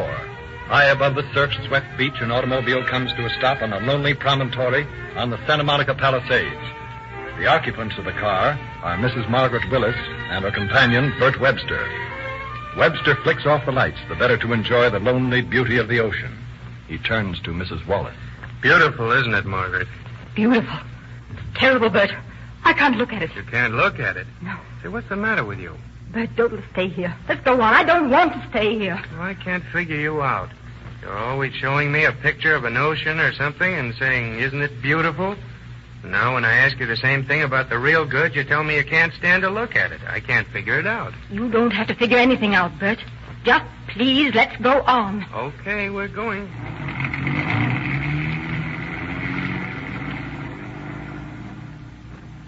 What's the matter, Margaret? Have I done something that's made you sore at me? No, you haven't done anything. And please, Bert, don't talk. I'm not in the mood for it. Well, but what... Oh, well, all right.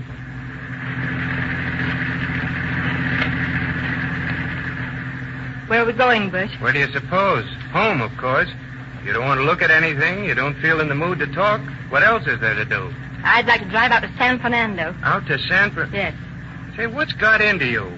I'm not out for a tour of the country tonight. I'm tired. I know, Bert. So am I. But I want to drive out there just the same. Well, I don't know whether you're crazy or what, but I'm not going to do any such thing. I worked hard all day, and I need some rest. All right. Then I guess I'll have to tell you. Tell me what? It's about... It's... Well, go on. What the devil are you driving at? Bert, it's about Dr. Baldwin. Well, what about him? You remember I told you that his wife thought he was in Tijuana? Yes?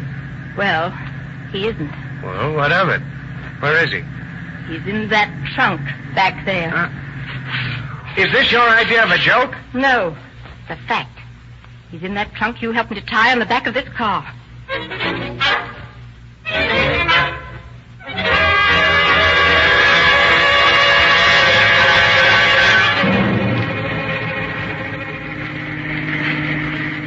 Are you sure you want to go through with this, Peg?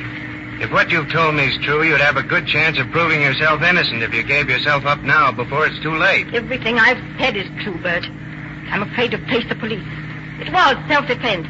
He tried to attack me, and I lost my head and shot him. I can't go back there. I can't do it. All right. I understand. And you will help me, Bert. You won't tell anyone? No, I won't, but I'm scared, Peg. I'm scared stiff. How much farther is it? Only a little ways. We can stop on the Newhall grade, I think. Then hurry. Please hurry. There's the start of the grade right ahead of us. As soon as I see a good place, I'll stop. You've got to be awfully careful, Bert. Suppose someone should see us. That's the chance we take. We'd be arrested. I'd have to go back and answer questions. No one would believe me. There's a spot just ahead there. Do you see any car lights behind? No. No, I don't think so. Then this is it. Nobody in sight. Let's hurry.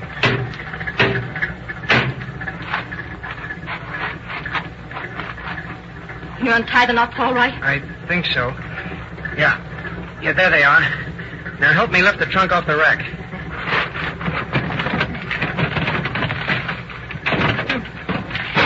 There. Now can you lift up your end? Yes. I've got it. All right. Get it up on top of this guardrail. A little further. There. Hurry, Bert. Oh, hurry. Look over the side and see if it's clear below. We don't want this to hang in some trees. And there's nothing to stop it. Then here it goes.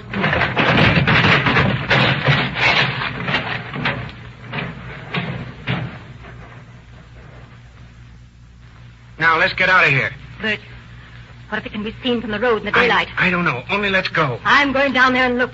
I can't leave until I know it's completely hidden. But, Peg... You drive on up the grade and turn around. I'm going to hear as soon as I can get back up. Go on. Before someone comes. You're making a mistake, Peg, a bad mistake. Go on. All right. Please. I'll be right back.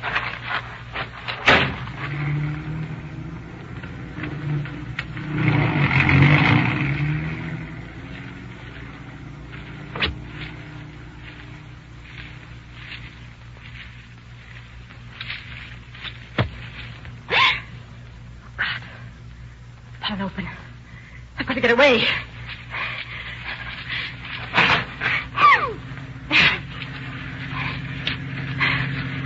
Bert! Bert! Oh, Bert. Thank God it's you. Hurry up. Oh, Bert. It's a terrible mess down there. I'm going to give myself up. Going to give myself up.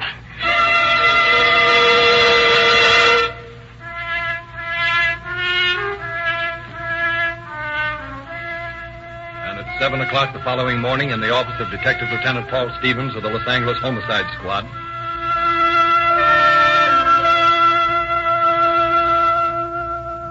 Morning, Mr. Sergeant. Anything exciting today? I'm afraid not, Lieutenant. Nothing more than a dame. A dame? You mean a woman, don't you, Sergeant? Well, woman or dame, whatever she is, she's been sitting in your office there since 6 o'clock this morning. So she's got to see you. All right, Sergeant. If that's the best you can offer, I'll go in and see what her trouble is. And don't forget, Sergeant, it isn't polite to call women dames. Wait till you see her, you'll know what I mean. Good morning. Lieutenant Stevens, That's me. I've been waiting to see you, Lieutenant. I've killed a man. You what? I've killed a man. Well, that's quite a statement. Suppose you tell me who the man is. He was Dr. Benjamin Baldwin. He was drunk and tried to attack me. Would you mind telling me your name? Mrs. Margaret Willis. Thank you, Mrs. Willis. Now, where and when did you kill this man? Friday morning, in my apartment at 1008 West 11th Street. I see. And where is Dr. Baldwin's body now? I can lead you to it. But first, Lieutenant, I want you to see these. Bruises on your arms. Yes, bruises made when he grabbed me and tried to attack me. I wanted you to see them. For future reference, eh?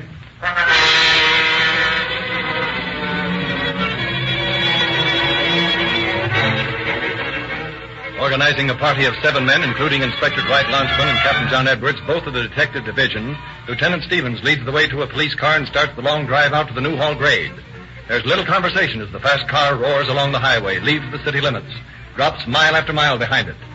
And a little more than 2 hours after leaving Los Angeles, the confessed killer suddenly points to a spot at the side of the road. There's the place. All right, Blackwell. Pull up here and stop. Yes, sir. Now, Mrs. Willis. It's down there. Come on, boys. Down the hill. You too, Mrs. Willis.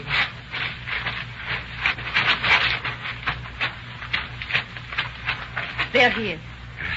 Pretty, isn't it? He's dead, all right. Got a bullet hole in his head. Buckler? Yes, sir? Take this conversation. Right. Mrs. Willis, do you positively identify this body? I do.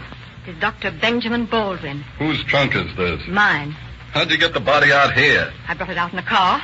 I have a friend who drives. He and I came out here last night. Do you own a car, Mrs. Willis? I do now. Yes. I bought Dr. Baldwin's car. Hey, do you mean to tell me you drove Dr. Baldwin out here in his own car? In my car. It wasn't his any longer. I had the registration slip in my pocketbook. He turned it over to me. I see. Well, I'll take that if you don't mind. Now, just when did you buy the car, Mrs. Willis? Friday? Oh, no. No, it was Thursday, I believe. Yes, Thursday. And when did you say you killed this man? Friday morning. He came to deliver the car on Friday, and he was very drunk. Had you paid him for the car in full? Yes, I paid him in full. I saw him put the money in his breast pocket. I'll swear to that. Is the money still in his pocket, Mrs. Willis? No. But that is... I don't know whether it is or not. I gave it to him on Thursday. Mrs. Willis, who is this friend that drove you out here? Well, now you might as well tell us. It won't do him any good if you lie about it. That, Sergeant? Yes, sir. Good. Tell us about him, Mrs. Willis. well, I've known him for 5 years. Mrs. Willis, are you Webster's common law wife? I'm not now. No. I see.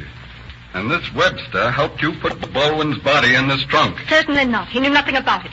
I put it there myself. He was a pretty heavy man, Mrs. Willis. And I'm a very strong woman. tell you, I put the body in this trunk all by myself. May I see your right hand a moment? What? Certainly. Thank you. You don't use that hand very much, do you? Why, no. Well, that is, not as much as my other one. I notice it's smaller than your left hand. Yes, I had an accident years ago. It was crushed in a washing machine. Then how did you get that trunk onto the back of your car? Bert helped me. Oh, then he knew about this all the time. He didn't.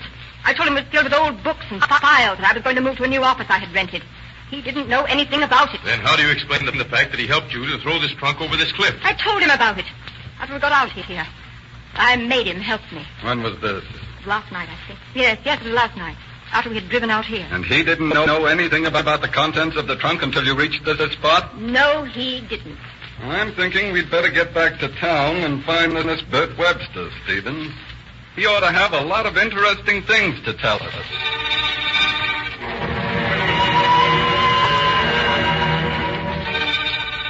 Returning to Los Angeles, Lieutenant Stevens and Inspector Langevin first assigned two detectives the unpleasant task of notifying Mrs. Baldwin of her husband's death.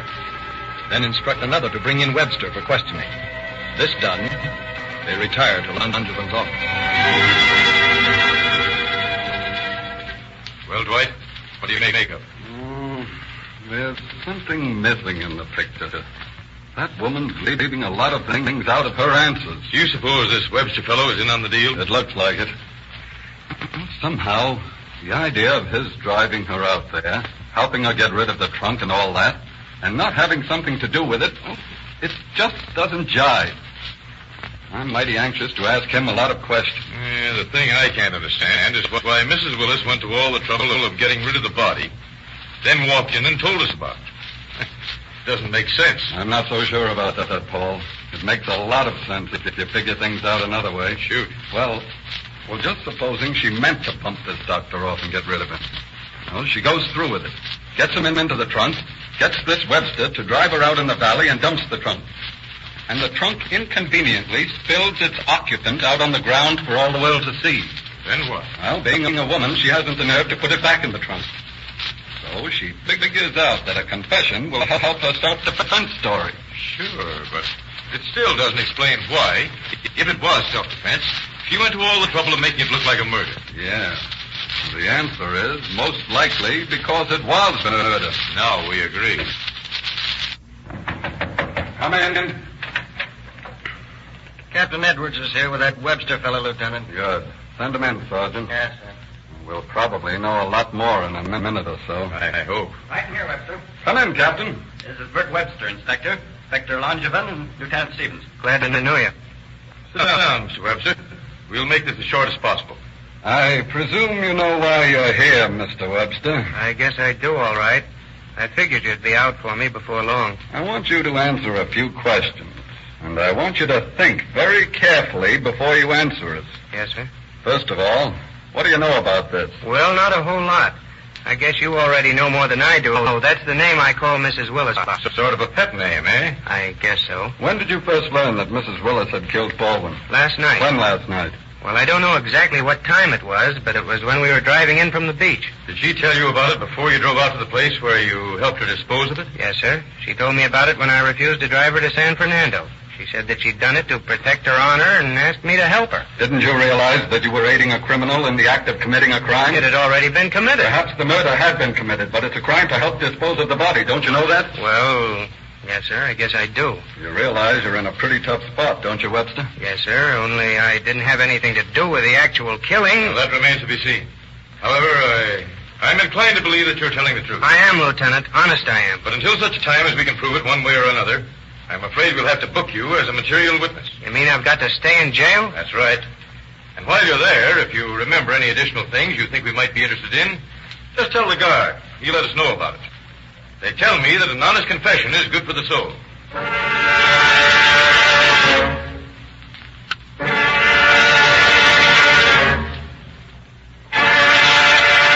Locking up the bewildered Webster for further questioning, Langevin and Stevens drive to the home of Dr. Baldwin's widow.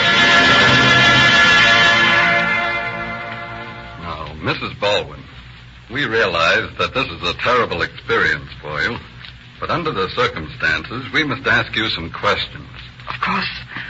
I understand. I will tell you all I can. Thank you. First of all, had Dr. Baldwin mentioned selling his car? Yes. He discussed it with me several times. He was going to sell it to Mrs. Willis? Yes. Can you remember anything about the last few days that might be of interest to us? Well, there were several things that seemed strange to me. But at the time, I didn't realize that there were anything that would lead to this. Easy now, Mrs. Baldwin. Oh, I'm sorry. I didn't mean to. I'm all right now. What were these things that you speak of, Mrs. Baldwin? Well, Thursday night, we had dinner with some friends, and the subject of the car came up. I suggested that the doctor call Mrs. Willis and see if she was ready to buy it. And did he? Yes, he did. I stood right beside him, and I heard him say, "All right, that's fine. I'm glad you got it. I'll be over in the morning to deliver the car." By it, I suppose he meant the money. That's what I thought. Anyway, the next morning, Friday, he left the house early to deliver the car and get the money. You're sure it was Friday, not Thursday? Positive. Go on, Mrs. Baldwin. Well, the doctor's office hours are from 2 to 5. And at 3 o'clock, his nurse telephoned me and asked if I knew when he was coming in because his patients were getting tired of waiting for him. He hadn't been to the office at all? No. So naturally, I called Mrs. Willis. Well, what did she tell you? She said that he had been there early that morning and delivered the car and then left. I remember that I asked her if she'd bought the car, and she replied she had. I asked her how much she paid for it, and she said, "I paid him $750 cash yesterday." That would be Thursday. Yes. But I knew that she couldn't have because I heard him talk to her on the phone Thursday night, as I told you.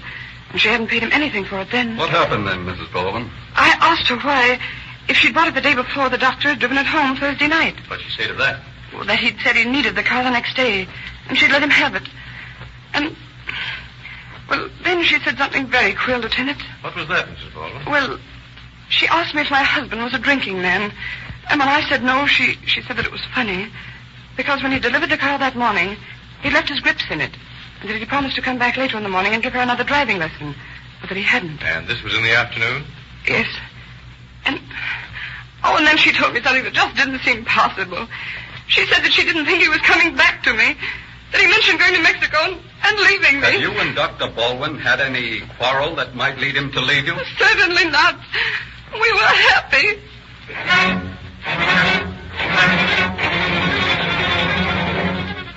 For the next 7 days, the two detectives devote their entire time to questioning witnesses, breaking down Margaret Willis's self-defense story.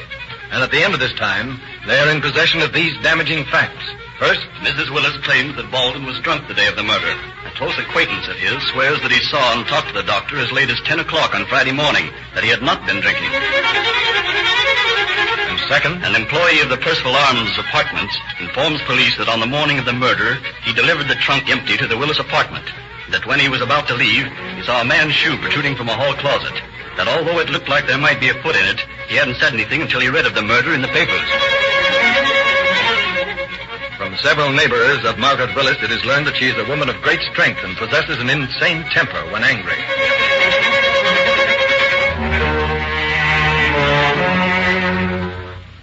And at last, after several weeks of preparation, Margaret Willis is placed on trial for her life before Judge Charles Craig in the Los Angeles Superior Court. Several preliminary witnesses are heard, and then the court crowded to capacity with eager throngs craning for a look at the now famous woman. Deputy District Attorney Hammer calls Margaret Willis to the stand.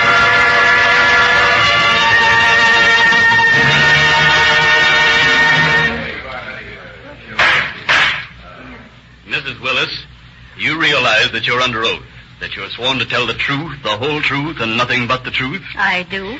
Very well. Now, you say that on Friday morning, April 12th of this year, the deceased came to your house to deliver a car that you had purchased the day before for $750. That is right. And isn't it a fact that in reality you've not paid this man $1 yet? I object, Your Honor. Incompetence, irrelevant, and immaterial. Objection sustained. Very well.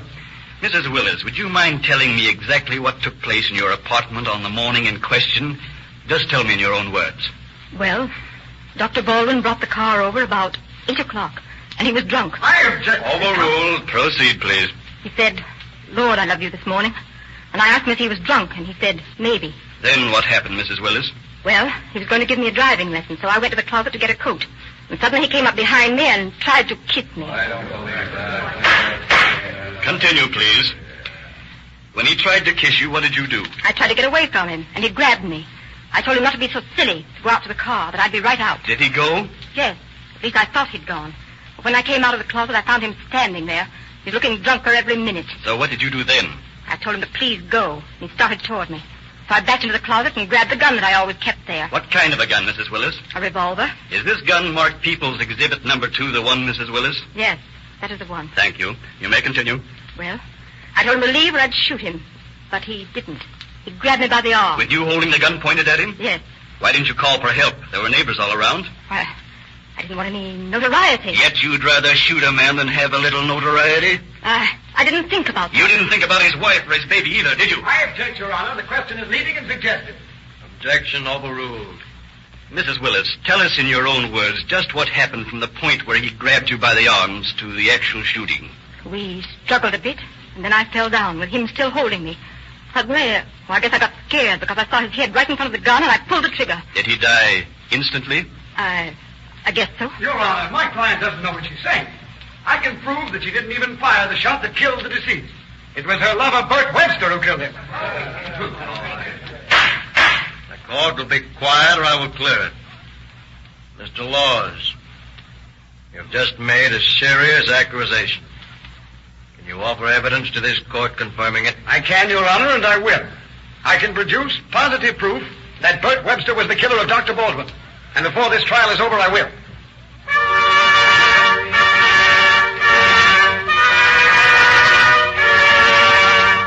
But the defense attorney's statements proved to be no more than a last-minute desperate attempt to bring a retrial.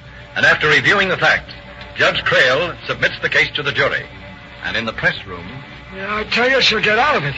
All it takes is a dame and a smart attorney that's a setup. It won't be right, Ed. I never saw it to fail. Doesn't matter whether she's young or old, the jury will fall for the old gag about you can't hang a woman. I wouldn't be surprised to see her get off with 10 years, suspended. Yeah. Well, all I can say is if she does, there ain't no justice.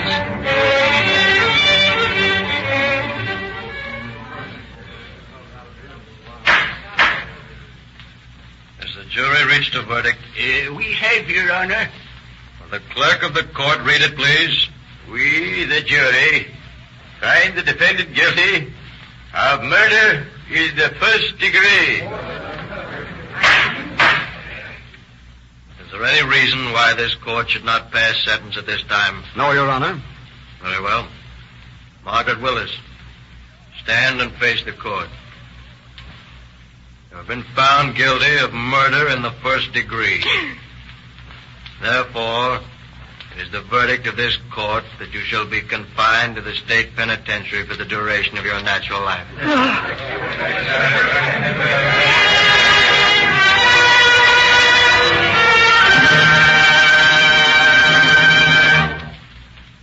So Margaret Willis, murderess, was sent to the penitentiary for life, there to pay the penalty for her crime. A strange crime.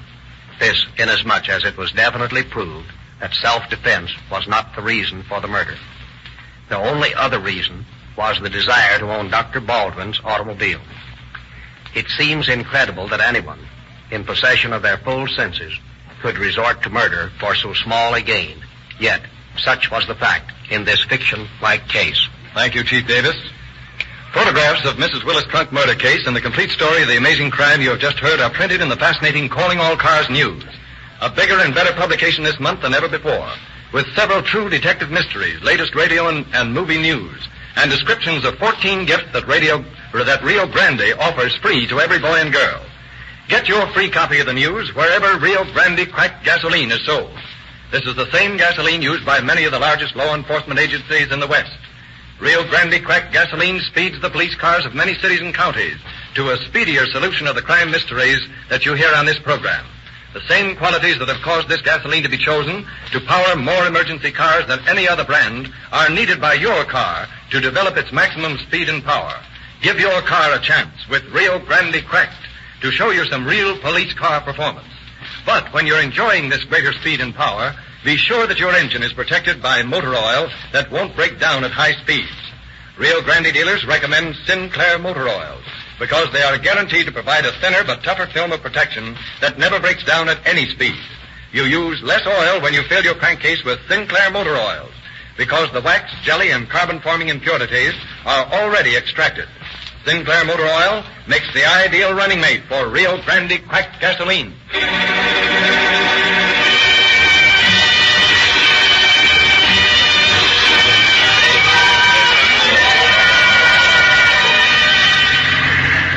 Los Angeles Police calling all cars, attention all cars, a cancellation broadcast 134 regarding a dead body found on Newhall Grade.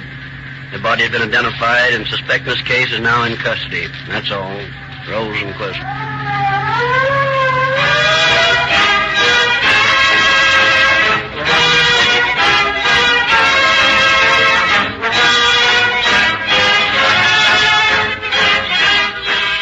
Your narrator, Gary Breckner, bidding you good night for the Rio Grande Oil Company.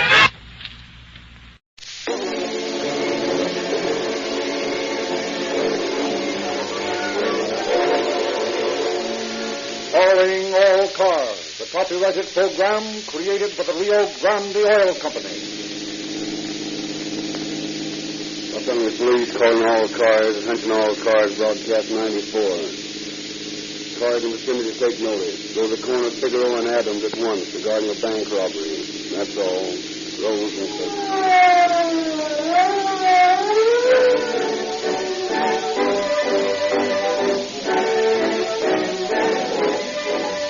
Every boy and every girl listening to Calling All Cars is entitled to a free gift. In fact, you can get several free gifts. Just listen to the announcement at the close of this program. Rio Grande delivers more value than any other gasoline. Besides the free gifts for girls and boys, Rio Grande gives every motorist more value than ever before for his gasoline money. In the first place, you get Tetra Ethyl added to Rio Grande cracked gasoline at no increase in price. You get more speed, more power. It is easy for any gasoline to claim these superiorities, but Rio Grande offers proof that it is the fastest, most powerful gasoline in this market. What greater proof can you ask than the selection of Rio Grande cracked in preference over all other gasolines to power the police cars, fire engines, ambulances, and other emergency equipment of cities like Los Angeles, Oakland, Berkeley, Bakersfield, San Diego County, and Maricopa County, Arizona, and many, many others. Of all the emergency cars operated in this territory, more use Rio Grande cracked than any other brand. Doesn't that prove you will get greater value for your gasoline money when you ask for Rio Grande cracked gasoline?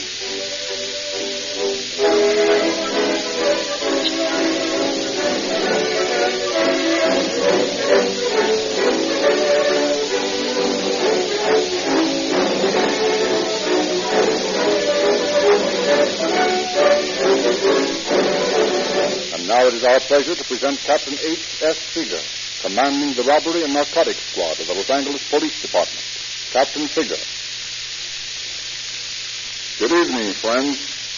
There seems to be no length to which criminals will not go in carefully planning a crime which they believe will put them on easy streets for the rest of their lives. Physical and mental energy is expended in lawless enterprises which, if directed in proper and honest channels, might well return the authors of the plans a much greater compensation than they receive for their criminal activity. For these men always slip up. They forget something. They omit an important detail, and then the law is on their trail. None of them get rich quick. None of them retire to a life of ease. Do you remember Herb Wilson?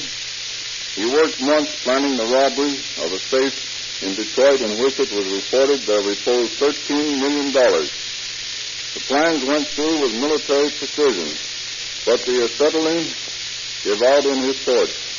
There was only a quarter inch of steel left between him and his fortune. He was a smart man, but he slipped up once, and then again, and again, and finally landed in the penitentiary. His case is similar to the one you are about to hear, in which three young men worked with an intensity they never would have felt in an honest occupation, toiled like slaves in a dark, dank hole underground, burrowing toward a fortune which they never got.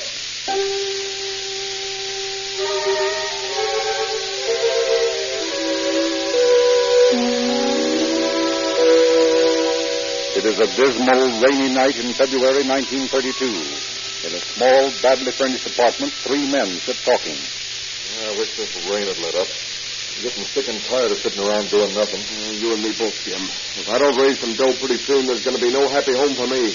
I'm so flat I can't even buy a package of cigarettes. Here, Bill, have one of mine. Oh, thanks. Light? Yeah, I'd need my match. Boy, am I fed up on this bumming cigarettes, meals, and everything else. I don't know how you stand it so well, Mac. I'd go nuts passing out cigarettes to people like me. What would you boys say if I told you of a way to make some dough? Plenty of dough. Huh? Say that again. I got an idea that means plenty of dough to all of us if you boys want to go into it with me. It means a lot of hard work, but it's worth it. Say, listen, I can't think of anything at this point that I wouldn't do for some real cash. What's the dope? Remember a year or so ago, a couple of guys tunneled into a bank and grabbed $15,000 in cool, hard cash? Yeah, I remember. They got caught and sent up. Right, but they made mistakes. Mistakes we can profit by. You mean that you want to rob a bank? That's exactly what I do mean. And I've got it all figured out so there's not a chance in the world for a slip-up if we take our time and make plans carefully. I don't know about that, Mac.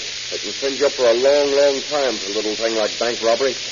I don't know, but what I'd rather bum cigarettes than take such a long chance. Well, of course, if you boys don't want to get in the gravy, it's all right with me. Only I'm sorry to see a couple of guys that need dough turning down a gold mine because they don't have to take a chance. Oh, we made dough all right, but, boy, I still think it's a big risk. Makes us so sure to be safe. Are you interested enough to listen to my ideas? Sure, why not? If we don't like it, we don't have to go, Jim. Might be a good thing at that. Well, it's okay with me to hear what you've got, Mac. I'm not at all sure I'm going to like the idea. Knowing you two boys as well as I do, I've got a hunch you'll like it plenty. Anyway, here's the dope. There's a branch bank at Figueroa and Adams, and right down the middle of the street there's a sewer pipe with not more than a foot of water in it. Now, if we were to get in there and dig a tunnel inside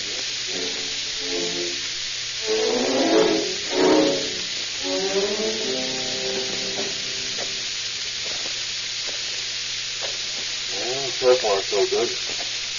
Nobody's seen us, and we've gotten the first part of the tunnel started. All right, told you it was a setup. All we've got to do is to be careful getting in and out of the manholes so nobody will get wise we're not working for the city. A little while we'll be in clover. And I'll be a lot happier when we get it done, get out of this place. This darkness gets on my nerves. It seems as though there were all kinds of things looking at me from that sewer pipe back there.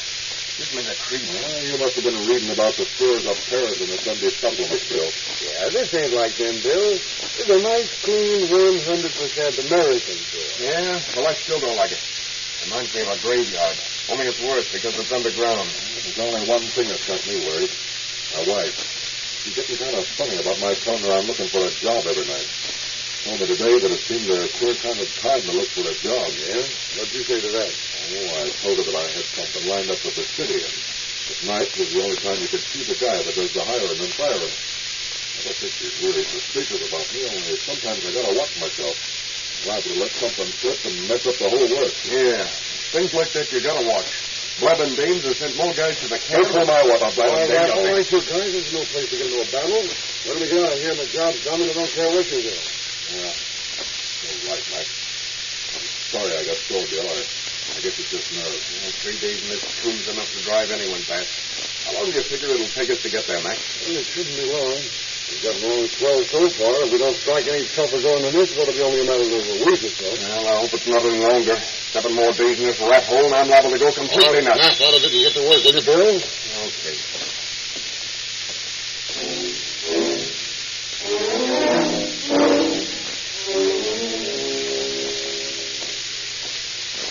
Well, it won't be long now. Yeah, it won't be long now. That's what you've been saying every day for the last 3 weeks. If I'd known it was going to take this long to dig a lousy tunnel, I'd never have gone into this deal. Steady, Bill. Isn't going to do any good to beef about it now. Anyway, Mac's right. According to our plans, we're within 10 feet of the bottom of the vault right now. In that vault, there's a fortune for all of us. Boy, I can just see that dough lying there. The most beautiful thing I can think of. Nice, crisp, cool green bills. Just waiting to be spent. Okay, Jim, cut out the poetry and let's get to work. We ought to get to within cutting distance of that vault in a minute. If we do, we'll strike pay dirt before morning.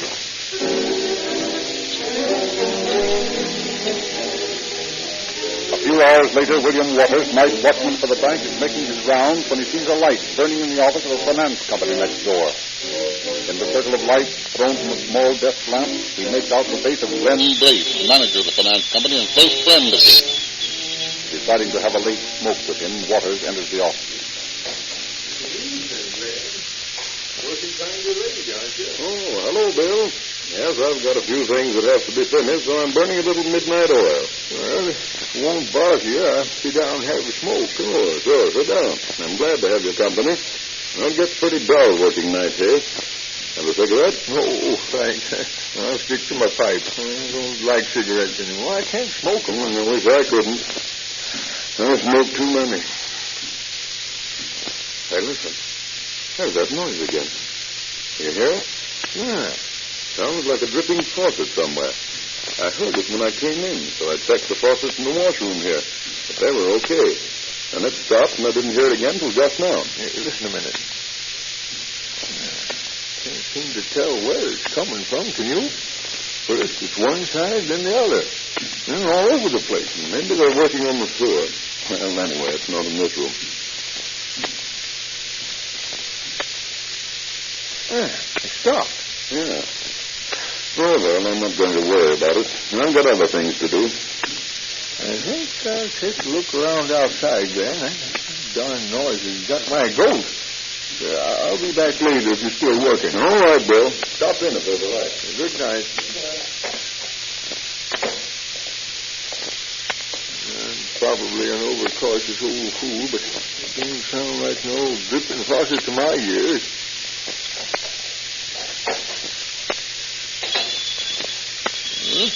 Everything all right in here. My golly. It's coming from down under this bank. And it sounds like a cold chisel on hard steel.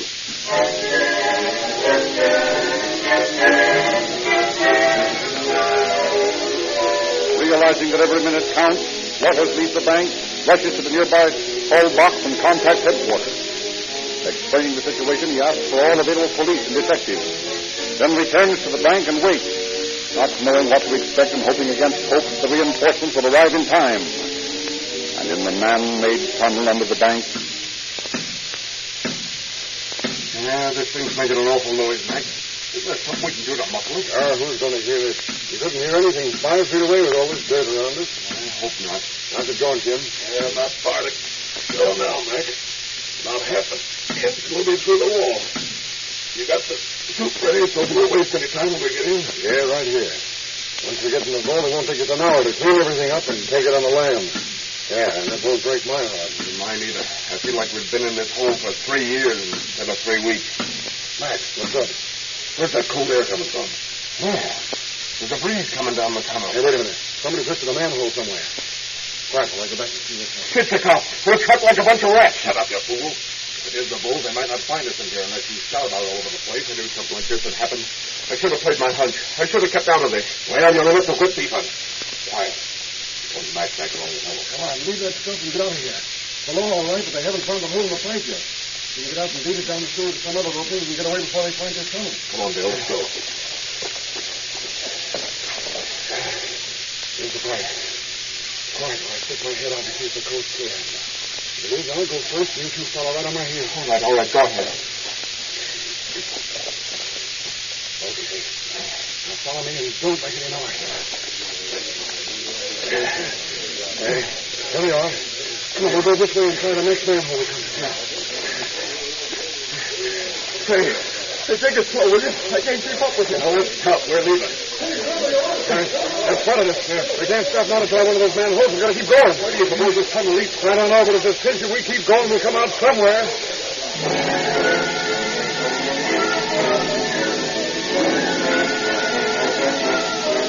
Hammering madly down the slime-covered pipe, falling over one another in their mad haste to gain some exit, the 3 men managed to stay just out of range of the guns of the pursuing police. Mile after mile, the weird chase continues. At last, after 4 miles, the tired officers find themselves at the mouth of the pipe. Footmarks on the mud embankment reveals that the robbers have made good their escape. Discouraged, Detective M.H. Ledbetter, with his partner, Detective Lieutenant H.A. Spencer, returned to the man-made tunnel leading to the vault in a vain hope of picking up some clue to the identity of the suspect. I don't suppose there's much chance of us finding anything of value, but we might as well take a look around. Yeah, there's always a chance of a fingerprint or two.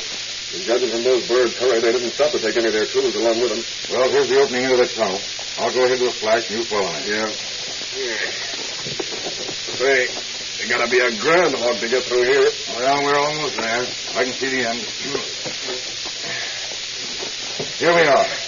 You're right about the tools. There's some candles and a flashlight, hammer, and Hey, what? There's a man's suit coat. By golly, you're right. We ought to be able to get some identification marks out of this. Yeah, we ought to be able to, but we can't. Why not? Because these guys are no dumb crooks. They've torn the maker's name and every bit of identification out of the lining. Now, isn't that just dandy? We might as well take this junk into headquarters and see if we can raise any prints. And if we can, we're going to have one swell time trying to find out who these birds are.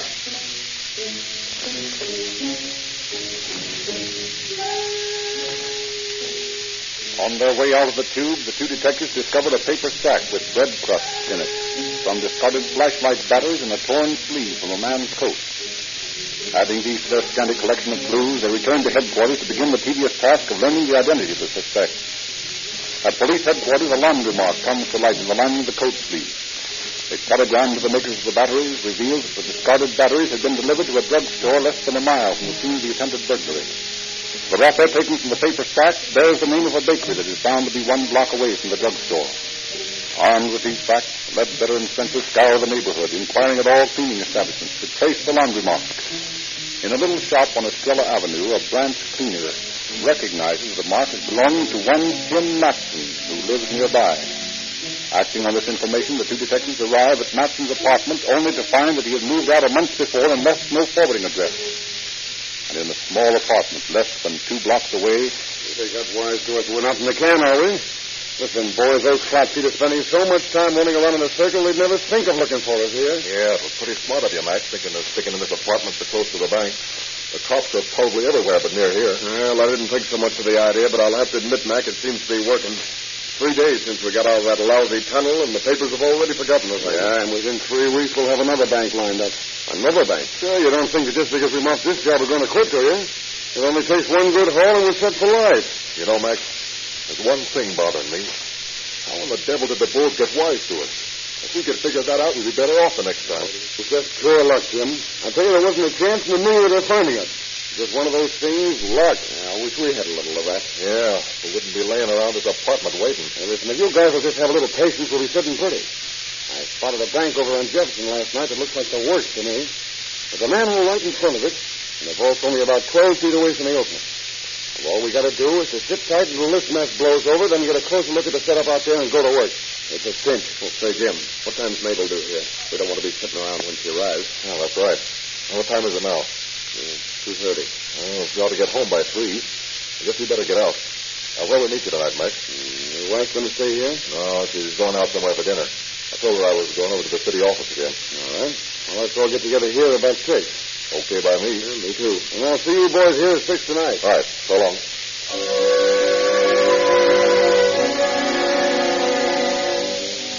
Meanwhile, Detectives Ledbetter and Spencer, canvassing the neighborhood for any scraps of information, run into good luck. There's another apartment house, Herb. Let's ask the landlady. Yeah. You know, I'm beginning to get tired of a fight of apartments. This makes the 15th we've been in today. We've gotten the same answer at all of them. Never heard of any Matson. Well, here goes nothing. You push the buzzer this time, Herb. Maybe it'll bring some luck. Yeah.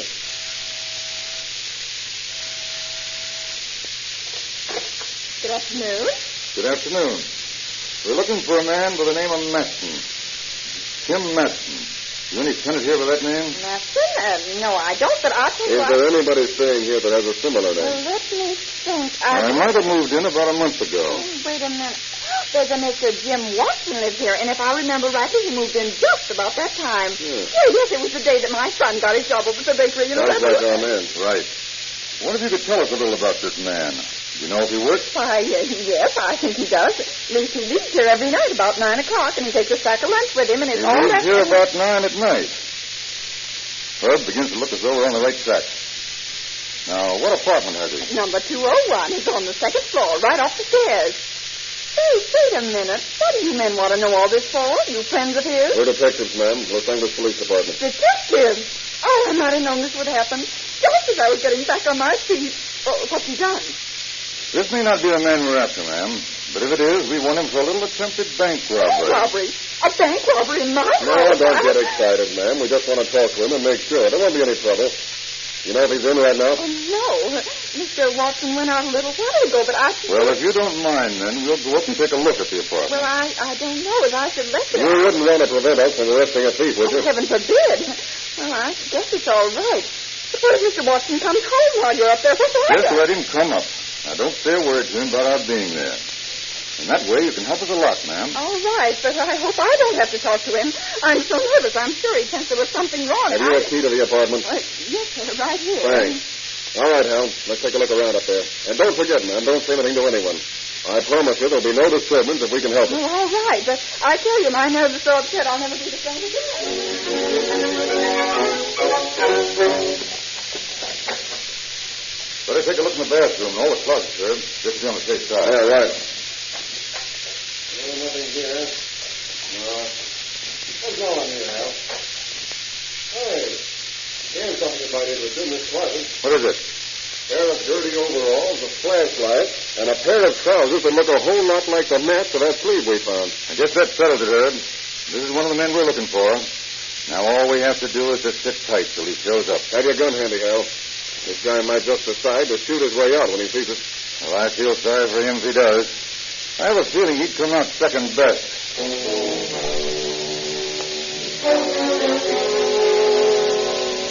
For an hour and a half, the two men sit in a small room waiting for the arrival of their quarry. Nothing happens. Other tenants go by outside, but no one opens the door to apartment 201. Then, suddenly, the detectives become aware of footsteps approaching and stopping outside the door. A key crashes against the metal. The bolt turns in the lock. And as the door swings open, Ledbetter draws his gun, snaps on the light, and faces the newcomer.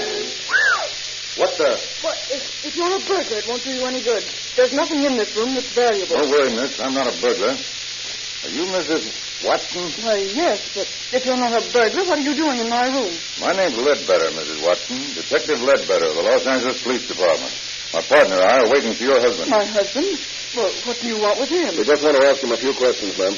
Maybe you could answer them for him. Well, I don't know. I don't know just what to What say. business is your husband in? Well, he's a plumber by trade, but he's been out of work for a long time. Oh, a plumber, eh? Yes, he's been out looking for a job, but with things as they are, he hasn't been able to find anything. Does he happen to go out looking for jobs about 9 o'clock at night? Why, yes, he does. Say, if you think you've got anything on my husband, you're crazy. He's a plumber, and he hasn't done anything wrong. You can't arrest him unless you've got something on him. Now, wait a minute, lady. Take it easy. There's no good in your flying off the handle like that. If he hasn't done anything, you'll be able to explain what he's been doing running around after 9 o'clock. That's a mighty funny time of night to look for work. I don't care. He hasn't done anything. Well, I'm afraid you'll have to get down to the station with my partner here. I'll wait and pick up Watson when he shows up first. Okay, Hal. Come along, Mrs. Watson. I've got a few more questions to ask you when you get to headquarters. But I haven't done anything. Why are you taking me with you? Just to ask a few questions, lady. Just a few questions.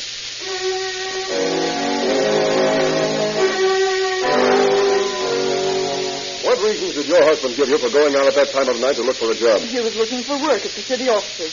He told me that nighttime was the only time he could see the man in charge. Didn't you think that was a little silly at the time? I don't know. I suppose it did enter my mind. But I know Jim, and he's not a liar. I tell you, he hasn't done anything to be arrested for. What about those dirty overalls in the closet at your apartment? Oh, those were his working clothes. He used them to cover up his suit with on his dirty job.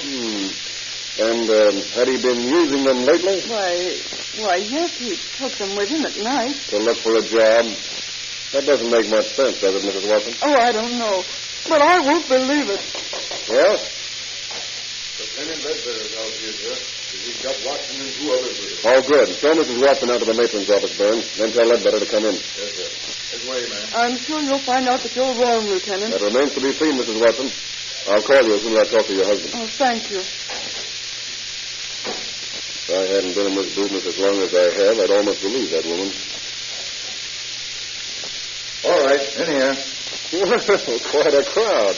Where'd you find the other two? They conveniently walked in, one after another, a little while after you left.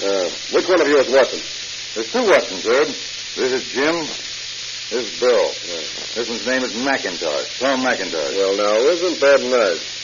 What do you say to all this, Jim? I don't know what this is all about. But I'm telling you right now, it's a pretty lousy thing when you can't even walk into your own apartment without a bunch of flatfeet grabbing you and running you in. And you haven't any idea as to why you're here. No. Well, suppose I have Lieutenant Ledbetter tell you all about it, then. Would you care to tell these gentlemen why they're here, Lieutenant? Certainly. In the first place, there's a bank over on the corner of Figueroa and Adams that has a lot of money in it. And right out in front of that bank, there's a manhole that leads down into the store. Hey, what's the idea of all this chatter? What are we arrested for? That's what we want to know. We'll get to that. Continue with your story, Lieutenant. And about 3 days ago, 3 men were down in a little tunnel that they dug from the sewer pipe to the vault of the bank. As a matter of fact, they were within a half an inch of about $25,000 in banknotes. But unfortunately for them, a night watchman happened to hear the sound of their chisel made on the steel vault and turned in an alarm. I told you that lousy chisel makes too much noise. I told him the chisel makes too much noise, eh, Bill? Well, you were right. Now, what do you boys say to this? Nothing. All right. In the little tunnel, we found several things belonging to the men who managed to get away from us. Among these things was a torn coat sleeve. I have it right here. Have you ever seen this before, Jim? No, I've never seen it. Well, that's funny.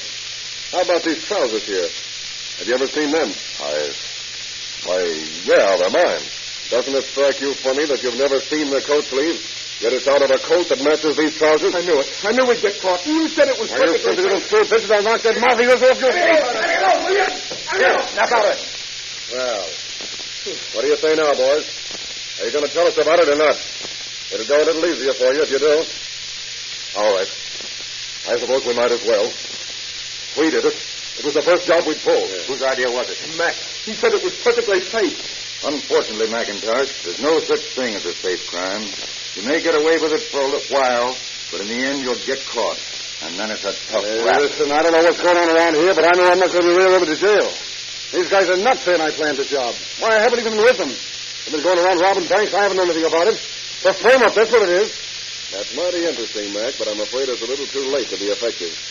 We've got enough evidence on you three to put you safely away for a long, long time. And that's exactly what we're going to do. Solemnly swear to tell the truth, the whole truth, and nothing but the truth, so help me God. I do. Your name? Occupation? Cleaner. Okay.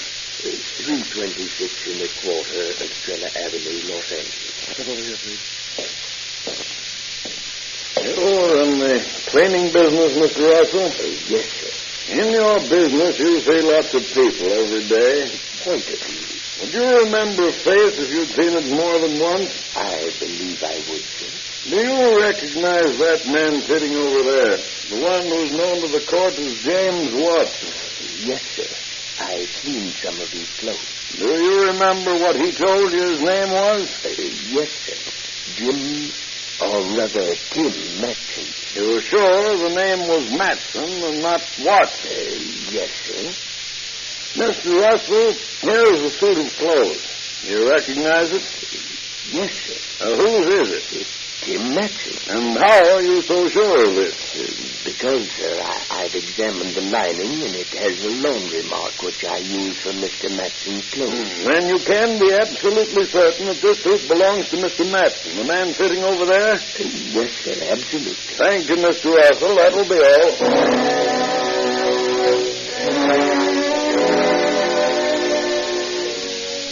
James Watson, William Watson, and Thomas McIntosh stand and face the court.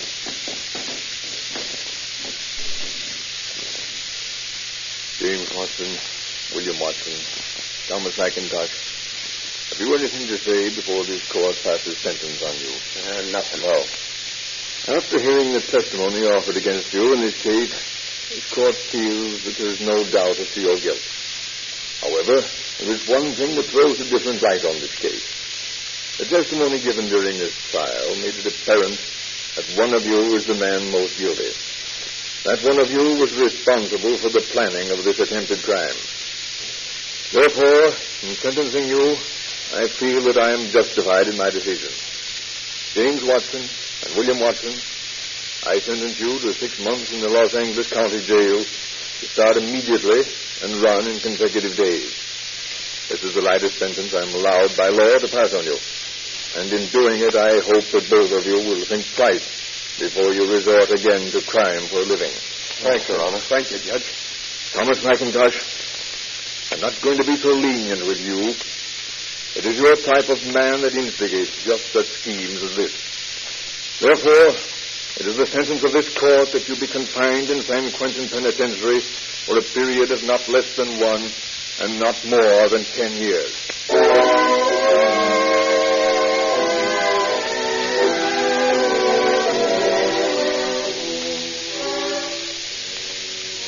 And now to every boy and girl listening, Rio Grande offers several free gifts. To get these gifts, merely go tonight or tomorrow to your neighborhood Rio Grande Cracked Gasoline service station. Ask about Rio Grande's free gift. The attendant will give you the latest copy of the Calling All Cars News, a big double-sized special edition, and it contains illustrations and descriptions of all the free gifts. Choose the ones you want. You can have them all at no cost. Parents will want their boys and girls to have these gifts. We urge you to drive your youngsters to the Rio Grande service station. Get a copy of the Calling All Cars News for yourself. It's full of true detective stories, latest movie news, and interesting articles, and it's free. While you're in the Rio Grande station, try a tank full of Rio Grande Cracked Gasoline. Find out for yourself why it is used in more police cars, fire engines, ambulances, and emergency equipment than any other gasoline. It delivers police car performance at no extra cost.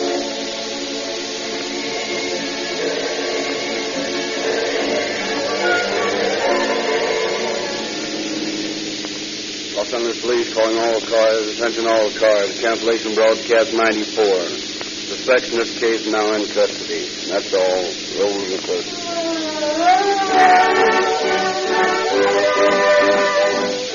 This is Frederick Lindsley bidding you good night for the Rio Grande Oil Company.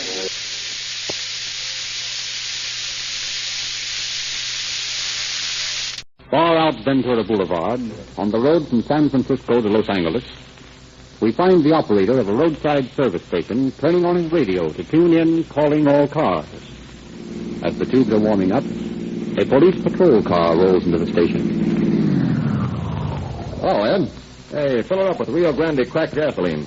We're going to need all the speed we can get tonight. Well, you've come to the right place. Rio Grande Cracked Gasoline will give you all the speed you need and more to spare. You're telling me? The city chemist knows. He's analyzed every gasoline on the market, and he specifies Rio Grande Cracked Gasoline for police cars. And come to think of it, he specifies Rio Grande Cracked Gasoline for fire engines, ambulances, and motorcycles, too. So I guess it must be the speediest gasoline, or the city wouldn't tell us to use it. Hey, this tetraethyl has something to do with cracked speed, hasn't it, Ed? Yeah, Ed. What is the dope on tetraethyl? Well, Rio Grande tells me that tetraethyl keeps your motor cooler. You know, when you're getting all that extra speed and power out of Rio Grande, you need some dope to sort of keep your engine from getting too hot and pinging on you. Say, speaking of dope, Ed, do us a favor, will you? Sure. What is it? We're looking for a gang of dope smugglers. If you see any cars coming through here from the north tonight with Chinese in them, make a note of the license numbers, will you? Sure, be glad to. Say, look, here comes a car now. Let's play detective. Hey, boy, oh, boy, you know, it sure is good to get out and stretch the legs. Yes, I should say it is, yeah. Yeah, it's a long drive from San Francisco to Los Angeles in one day. Well, I'll sell you some good gasoline to get you there faster. You mean Rio Grande Cracked? Well, what do you suppose I drove in here for? That's the kind I've been using all the way from San Francisco. And believe me, boy, you're selling good gasoline.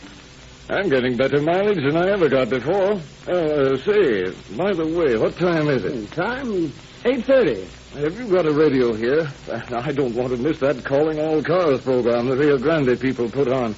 Been thinking about it all day while I've been enjoying this police car performance they talk about. Hey, that's right. You know that dope case that Chitworth is on tonight? Hey, what do you say, Bill? We can watch the road from here, then we can all listen. Okay. Well, right this way, gentlemen. Sit down. I'll turn it on loud.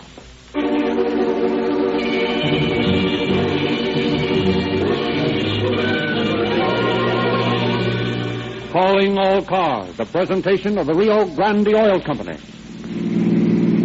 Los Angeles Police calling all cars, attention all cars, broadcast 51. A narcotic ring is operating out of a Chinese restaurant in Hollywood. Watch out for suspect. That's all. Rosenquist.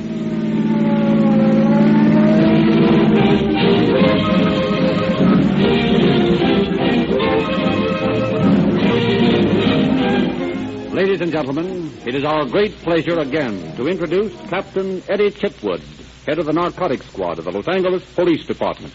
Captain Chitwood. Good evening. Chief Davis has gone into the files of my detail for the material for tonight's dramatization. The work of the men on the narcotics squad is especially hazardous, for they are called upon constantly to deal with criminals who not only are naturally desperate, but very often are stimulated to an unmanageable degree by drugs. The type of man who stoops so low as to traffic in human misery and grow rich on the weaknesses of others could not be expected to stop at mere murder. An interesting thing about narcotic cases is the possibility of discovering an international ring through a single arrest at a point of sale. The worldwide operation of dope peddlers makes necessary constant cooperation between municipal, state, and federal officers. Such is the case in tonight's story. Our logical operations began the untangling of a web which stretched across the continent and all the way to Europe. But I'm getting ahead of the story. We'll let the actors tell that.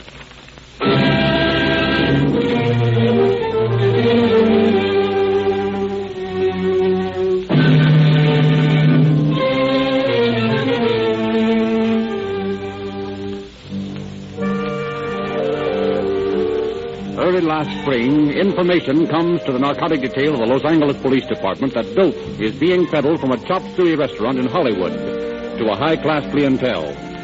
Captain Chitwood places a careful stake on the place. And for weeks, officers inside and outside of the restaurant become acquainted with the movements of the habitués of the resort. As the days go by, the officer's interest centers on a well-known actor, son of a world-famous woman. Out of deference to this prominent woman, we will refer to her unfortunate son as Mr. X. The officers permit Mr. X to make a purchase of narcotics from Fong, a Chinese connected with the establishment. And then after the young man has left the place, Chitwood and his men follow him to his home. As he is about to enter the house, Chitwood steps out of the shadows in front of him. I beg your pardon, Mr. X. You're under arrest. Under arrest? What for? Possession of narcotics. But there must be some mistake. Risk him, boys. Well, look here. This is an outrage. Do you realize who I am? Why, I'll have you thrown off the force. Here it is, Captain. In his upper right-hand vest pocket. Good. Now, you'd better quiet down, Mr. X. You see, we're mighty certain of what we're doing before we make an arrest of this sort. All right, come along. Well, what are you going to do to me? Lock you up. But you can't do that. You mustn't do it. It would ruin me. It would kill my mother. Well, you should have thought of that before you started playing around with this stuff. Listen, you must realize I'm no Main Street hype. Sure, I've got a habit, but I don't do anyone any harm. I'm no criminal. Yeah, you're a lawbreaker. Yes, but there must be some other way. Think of my mother. There might be another way. What is it? Tell me. Can I trust you? Well, of course you can. You know, you're in a tough spot, Mr. X. I know that. I can send you up. I know that, too. But in my business, I'm interested in more than the confiscation of the result of a single sale. I'm after the mob that's peddling this stuff. Where'd you get this from? From Fong at the White Lotus. Yeah, we know that, but who'd he get it from? I don't know. Are you sure you don't? Positive. Will you help us find out? Well, I don't know. That is... Well, it's your only way out. Now, you arrange with Fong for another purchase. If you play square with us, I promise you we won't press charges against you. Well, you don't give me much choice. Well, you have an alternative. You can go to jail. No, I can't do that. Very well. Be in my office tomorrow morning at 10 o'clock, and I'll have the marked money ready for you. Contact Fong tomorrow afternoon and tell him you want another ounce. We'll do the rest.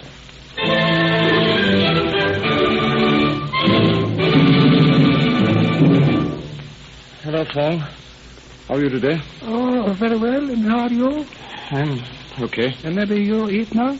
No, I don't know. I'm not very hungry. Just a small order of chop suey. Yes, sir. You had pleasant sleep last night? Yes. Fine. And Fong. Yes, sir. I'll want some more. Some more sleeping powder? Yes.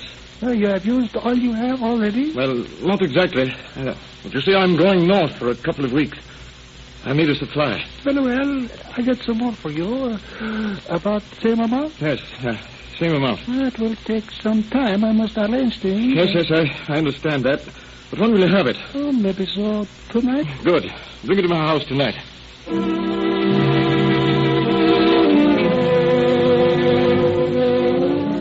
Employing state narcotic officers as well as his own men, Chitwood tails the Chinese from the restaurant to a Hollywood apartment where Fong contacts one Peter Benson. While one pair of officers continues to tail Fong, another follows Benson, who drives out Whittier Boulevard to the home of Max Weber in Belvedere. Here, Benson procures a package. Permitting Benson to return to Fong under the unseen convoy of a group of officers, Chitwood takes Weber into custody. In his place, officers discover a large quantity of narcotics, and on Weber's person a portion of the marked money. Weber is escorted to headquarters in Officer Robinson's private car, while other officers are arresting Benson as soon as he turns over the narcotics to Fong, and arresting Fong at the moment that he gives the dope to Mr. X. In his office, Captain Chitwood and a brother officer are discussing their great good luck as they await Officer Robinson's return from Lincoln Heights Jail, where he has gone to book the prisoners. Well, Ed, not a bad night's work, huh? I should say not. We knocked over that mob like duck pin. That's the way it goes. You put in weeks getting information and laying the trap, and then it's all over in a single night. It is a neat planting on this job, Chitwood. We've got marked money on every one of those guys. That's part way due to their own stupidity. You know, they're so overcautious that they're a pushover for a smart cop. Yeah, right. And when you knock them over, you get them all. I'll bet this is one of the biggest outfits in town. Oh, no question about it. And it looks like we got them all, from Weber the big shot on down. Oh, here's Robinson at last. Hey, where the devil you been? Oh, I had a flat tire and had to change it myself, and it was a lucky thing I did. Oh, what do you mean? Now take a look at these. What is it? All I can see is about 1,000 pieces of paper. That's right, but get this. I found these stuffed down between the cushions and the rear seat when I pulled it up to get my jack. Well, what of it? Well, they were stuffed behind the seat where Weber was sitting. Oh, I see. Hey, how good are you at jigsaw puzzles? Well, I don't know, but I think we got a full night's work ahead of us in piecing these things together. Now, let's get started then.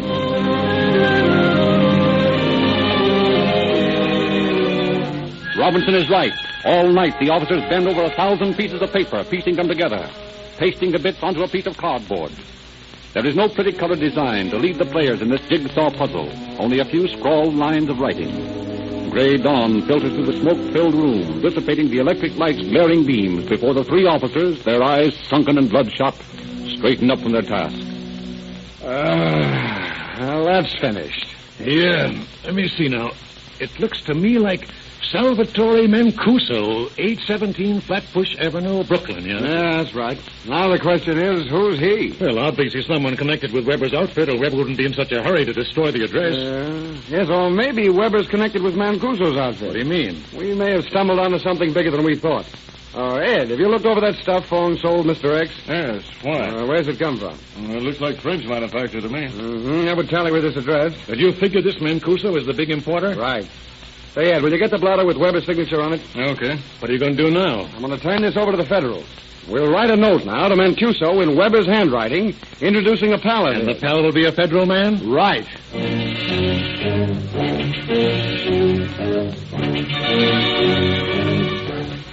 And while Captain Chitwood has been running down the narcotic ring in Los Angeles, a sailor aboard a French liner unsuspectingly begins his role in this stranger-than-fiction story.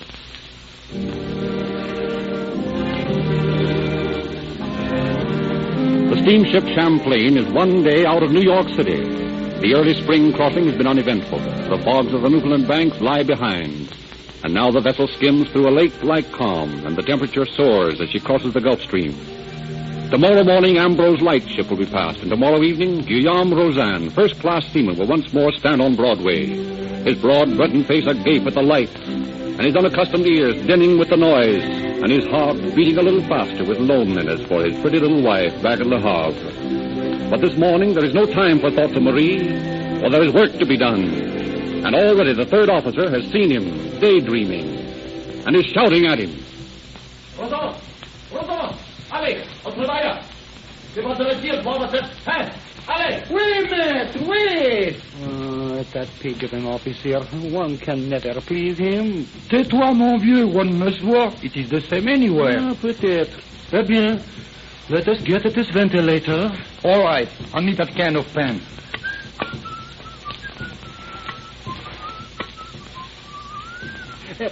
Vous savez, Jules, me, I'm tired of this sea. I think I shall quit next trip. Quit? Then what will you do? Oh, get a little farm for Marie and me, raise légumes, et peut-être des enfants. I have been saying the same thing for 15 years, mon vieux. But I never left the sea. Ah, bien, I mean to do so. I want to... Mais alors, regarde. Look at this. Qu'est-ce que c'est? Un package mur in the ventilator. Now, what could that be? Je ne sais pas. It smells funny. Better turn it to the third officer. And have him blame me for it? Vous savez, if the compass did not work, I believe that that one would blame me for moving the North Star. Well, what are you going to do with this? Just this. Rosen, you shouldn't have done that. You should not have thrown it overboard. Why not? It might have contained something valuable. Maybe diamonds. Do people leave diamonds in the ventilators?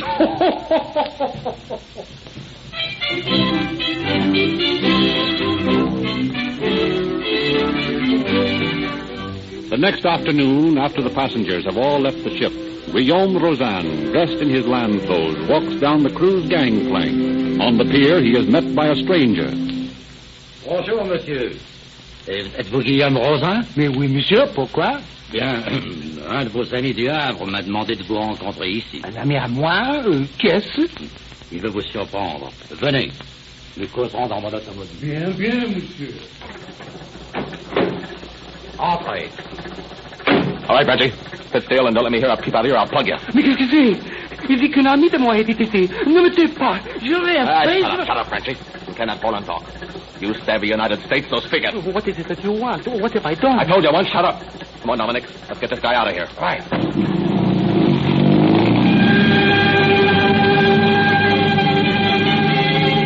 The astonished and frightened sailor is whisked through New York streets to a flat in Brooklyn. His hands bound behind his back, he is hurled into a chair and questioned by his swarthy captors. You was working on the hurricane deck of the Champlain yesterday, wasn't you? Oui, monsieur. Yes, sir. You was painting ventilators, wasn't you? Yes, sir. Did you find anything in one of them ventilators? No. Hold his hand open, Dominic. Good. Now hand me that cigarette. There. Oh! Can't stand getting the heat, eh, Frenchie? All right, then, come clean. Did you find anything in them ventilators? Mais oui. Yes. A package. It was disinfectant, I think. Disinfectant, huh? Yeah, that's right. That's what it was. What'd you do with it? I threw it overboard. You what? Are you dirty? Now, wait a minute, Blackie. We can't have anything. You brought him up? Maybe he's lying. Well, all right. Was it yours, monsieur, this little package? Yes, it was ours. And it was no disinfectant. It was morphine. 40,000 francs worth. 40,000 francs. Now we want the truth from you. What did you do with it? If you want to live, you'd better tell what you did with that package. Monsieur, I was lying before. I sold it. You sold it? How much you get for it? Over $3,000. That'd be about right. Where's the money? I have it not. Now, listen, Fancy, I'm losing patience with you. How would you like this cigarette in one of your eyes? No, do not do that, please. Well, then talk and talk fast. Where's the money? I sold it to Marie, my wife, in France. Now, look here. How would you like to spend the rest of your life tied to this chair? No. When you get that dough back from France. Mais oui, I will try, sir. You better start trying right now. Here's a pen and some paper. I'm going to unfasten your hand. You write a letter to your wife telling her to send that money back to you right away. Don't tell her you've been here or anything else, huh? Just tell her to send back the dough. Oui, but... Or they'll find your corpse riding out past Staten Island some night.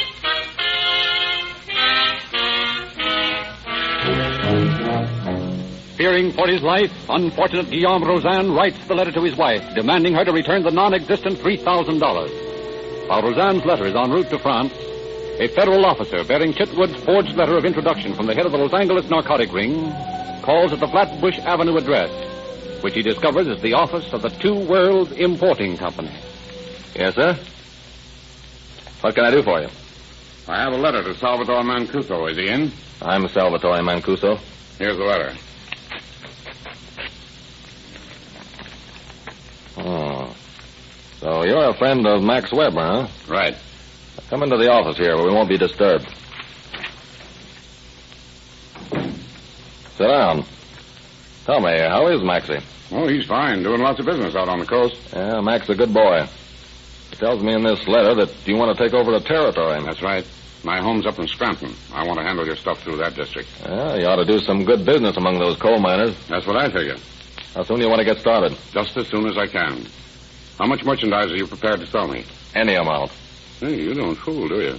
Where do you keep it, here? No, this office is just a blind. The stuff's over at the apartment. Well, I'd like to begin easy, say about $5,000, huh? Okay. When can I get it? Right now, if you want. No, I got some people I want to see today, but I want to get the 8:45 for Scranton tonight. Suppose I pick it up just before I get the train, say a little past 7. All right. Where do I get it? 62 Kingsland Avenue. 62 Kingsland Avenue. I'll be there with bells on.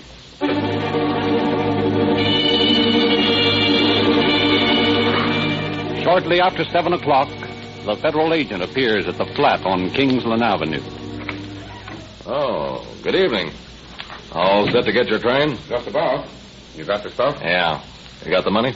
Right here. $5,000 even. Count it. It looks right to me. Here's your package. Thanks. Now you can stick up your hand. Dominic, it's a raid. Shut up and reach for the ceiling. The boys at the back will take care of Dominic. Now, look here. Ah, hold it. Save your breath. We got you with all the evidence we need, and you know it. If it's any encouragement to you, your friend Max Weber was pinched in Los Angeles 10 days ago.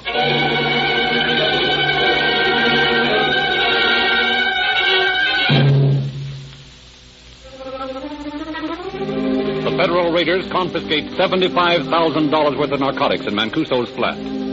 The dope smuggler is released on a $20,000 bail at about the same time as a very puzzled young Frenchwoman calls upon the Prefet of Police in Le Havre. Bonjour, madame. What can I do for you? Oh, Monsieur le Préfet, I have here a letter from my husband. It is very strange. Let me see. Ma chérie Marie, please send back to me 40,000 francs I sent you. Address it to me, care of the Two Worlds Importing Company, 817 Flatbush Avenue, Brooklyn, New York. États-Unis, Guillaume. Well, madame, what is it so strange about that?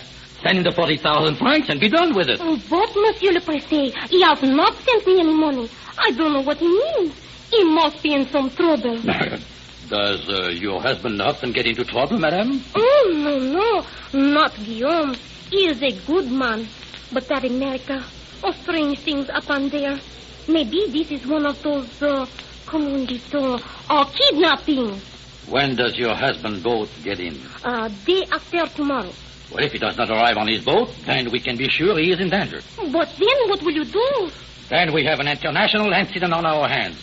I will turn this information over to the Sûreté, and they will at once notify the New York police.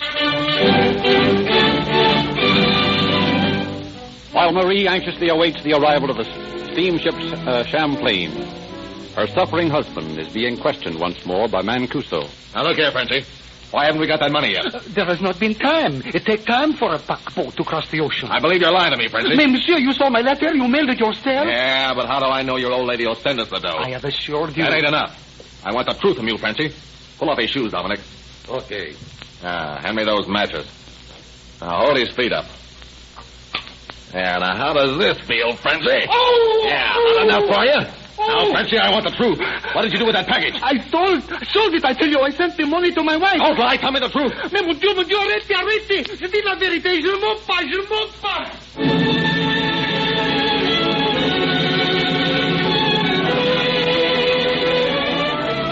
And no amount of torture can sway Roseanne from his story, for he is convinced that his captors will surely murder him if they discover the real truth.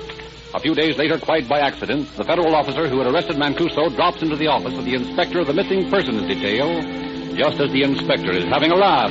You know, here's one for you, Harry. Some French sailor jumps ship over here, and he rates his wife for a lot of dough. And the old lady takes her to the Prefet of Police, and now they're writing us. I suppose they expect us to turn the whole New York Police Department to hunt for one missing mariner. Oh, probably got tired of the old lady and got himself a new cherie on this side, I suppose. Here, read this letter. It's a panic.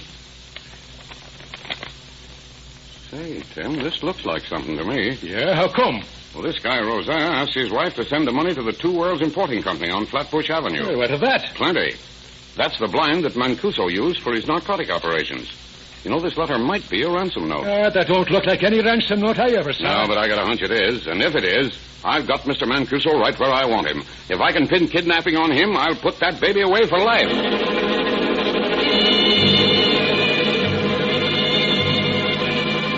During his freedom on bail, Mancuso has been constantly shadowed by federal officers, and each of his several hideouts is known.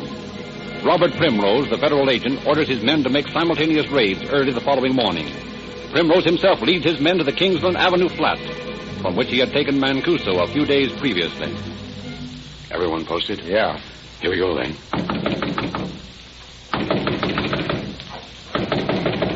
Who's there? Officer Primrose, I want to talk to you. I'll come around tomorrow. I've gone to bed. You want me to break this door in? Hey, can a guy get his rest? All right, boys, let's break it down. Now, wait a minute. I'll let you in. All right, now what do you want? I don't know yet, but I'm going to find out. Keep your eye on him, Steve. All right. Hey, you big palooka! What's the idea? Oh, I'm sorry, ma'am. You better get some clothes on and get out in the front room. The place is pinched.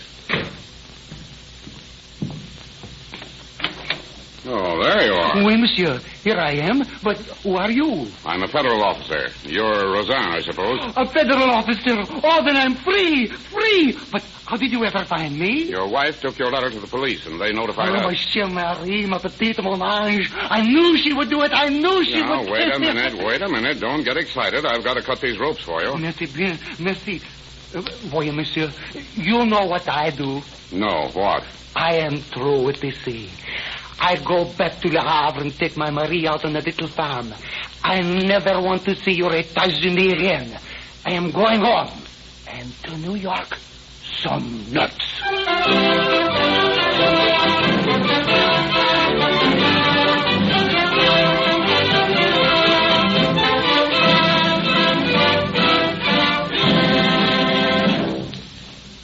Weber, Benson, and Fong, the Los Angeles members of the International Narcotic Ring, were all sentenced to Leavenworth for terms prescribed by law. And Mancuso and his wife, Dominic, are at present awaiting federal trial on charges of violating the Lindbergh anti-kidnap law. It is to be hoped that they will receive life sentences under the law. But even if they should receive shorter terms, the narcotic charges against them assure us that they will be out of the way of society for some years to come. Thank you, Captain Chitwood. And now let's go back to that highway service station. Hey, our friend Chitwood certainly started something. I guess we better get back on the job, Jim, and make heroes out of ourselves, too. Okay, Bill. Well, so long, Jim. So long. So long, boys. Look at him pick up speed. Those police cars really do use Rio Grande cracked gasoline, eh? I thought it was just one of those advertising guys. No, sir. Why, wherever Rio Grande cracked gasoline is sold, more police cars use it than any other brand. I wonder why. Well, you found out today, didn't you? That cracking process makes Rio Grande gasoline work wonders in your motor. You get more speed, and you get more power, and, well, you yourself said that you get more mileage. For example, you remember how that dope peddler on the program we just heard tore a piece of paper into 1,000 bits? Yes. Well, that's what Rio Grande's cracking process does. It tears the crude oil apart and tears every drop to pieces. It releases millions of elements of energy that go to waste in uncracked gasoline. Now, wait a minute. I'm sold. I've been using Rio Grande cracked gasoline ever since that radio program Calling All Cars sold it to me. But I do need some oil. Well, I've got a canned oil here made by the same people who control the Rio Grande Oil Company. Wait a minute. Here it is. Sinclair Opaline motor oil. You see the dinosaur on the can? You've seen Sinclair's advertising about the dinosaurs who lived 80 million years ago when this oil was first beginning to mellow. Well, any oil that's 80 million years old costs too much. Give me a 25-cent oil. Now, this is it. Sinclair Opaline. Only 25 cents a can for a quart can. Now, you can't beat that. No fooling. Well, then give me a can of Sinclair oil. That's a good buy. Guess I'll get all my oil as well as my gas at Rio Grande stations from now on.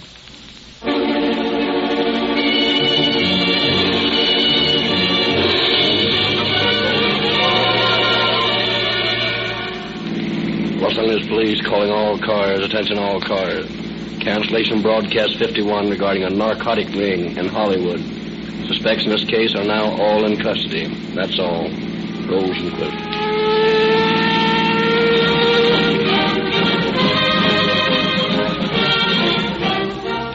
Calling All Cars is written and produced by William N. Robeson.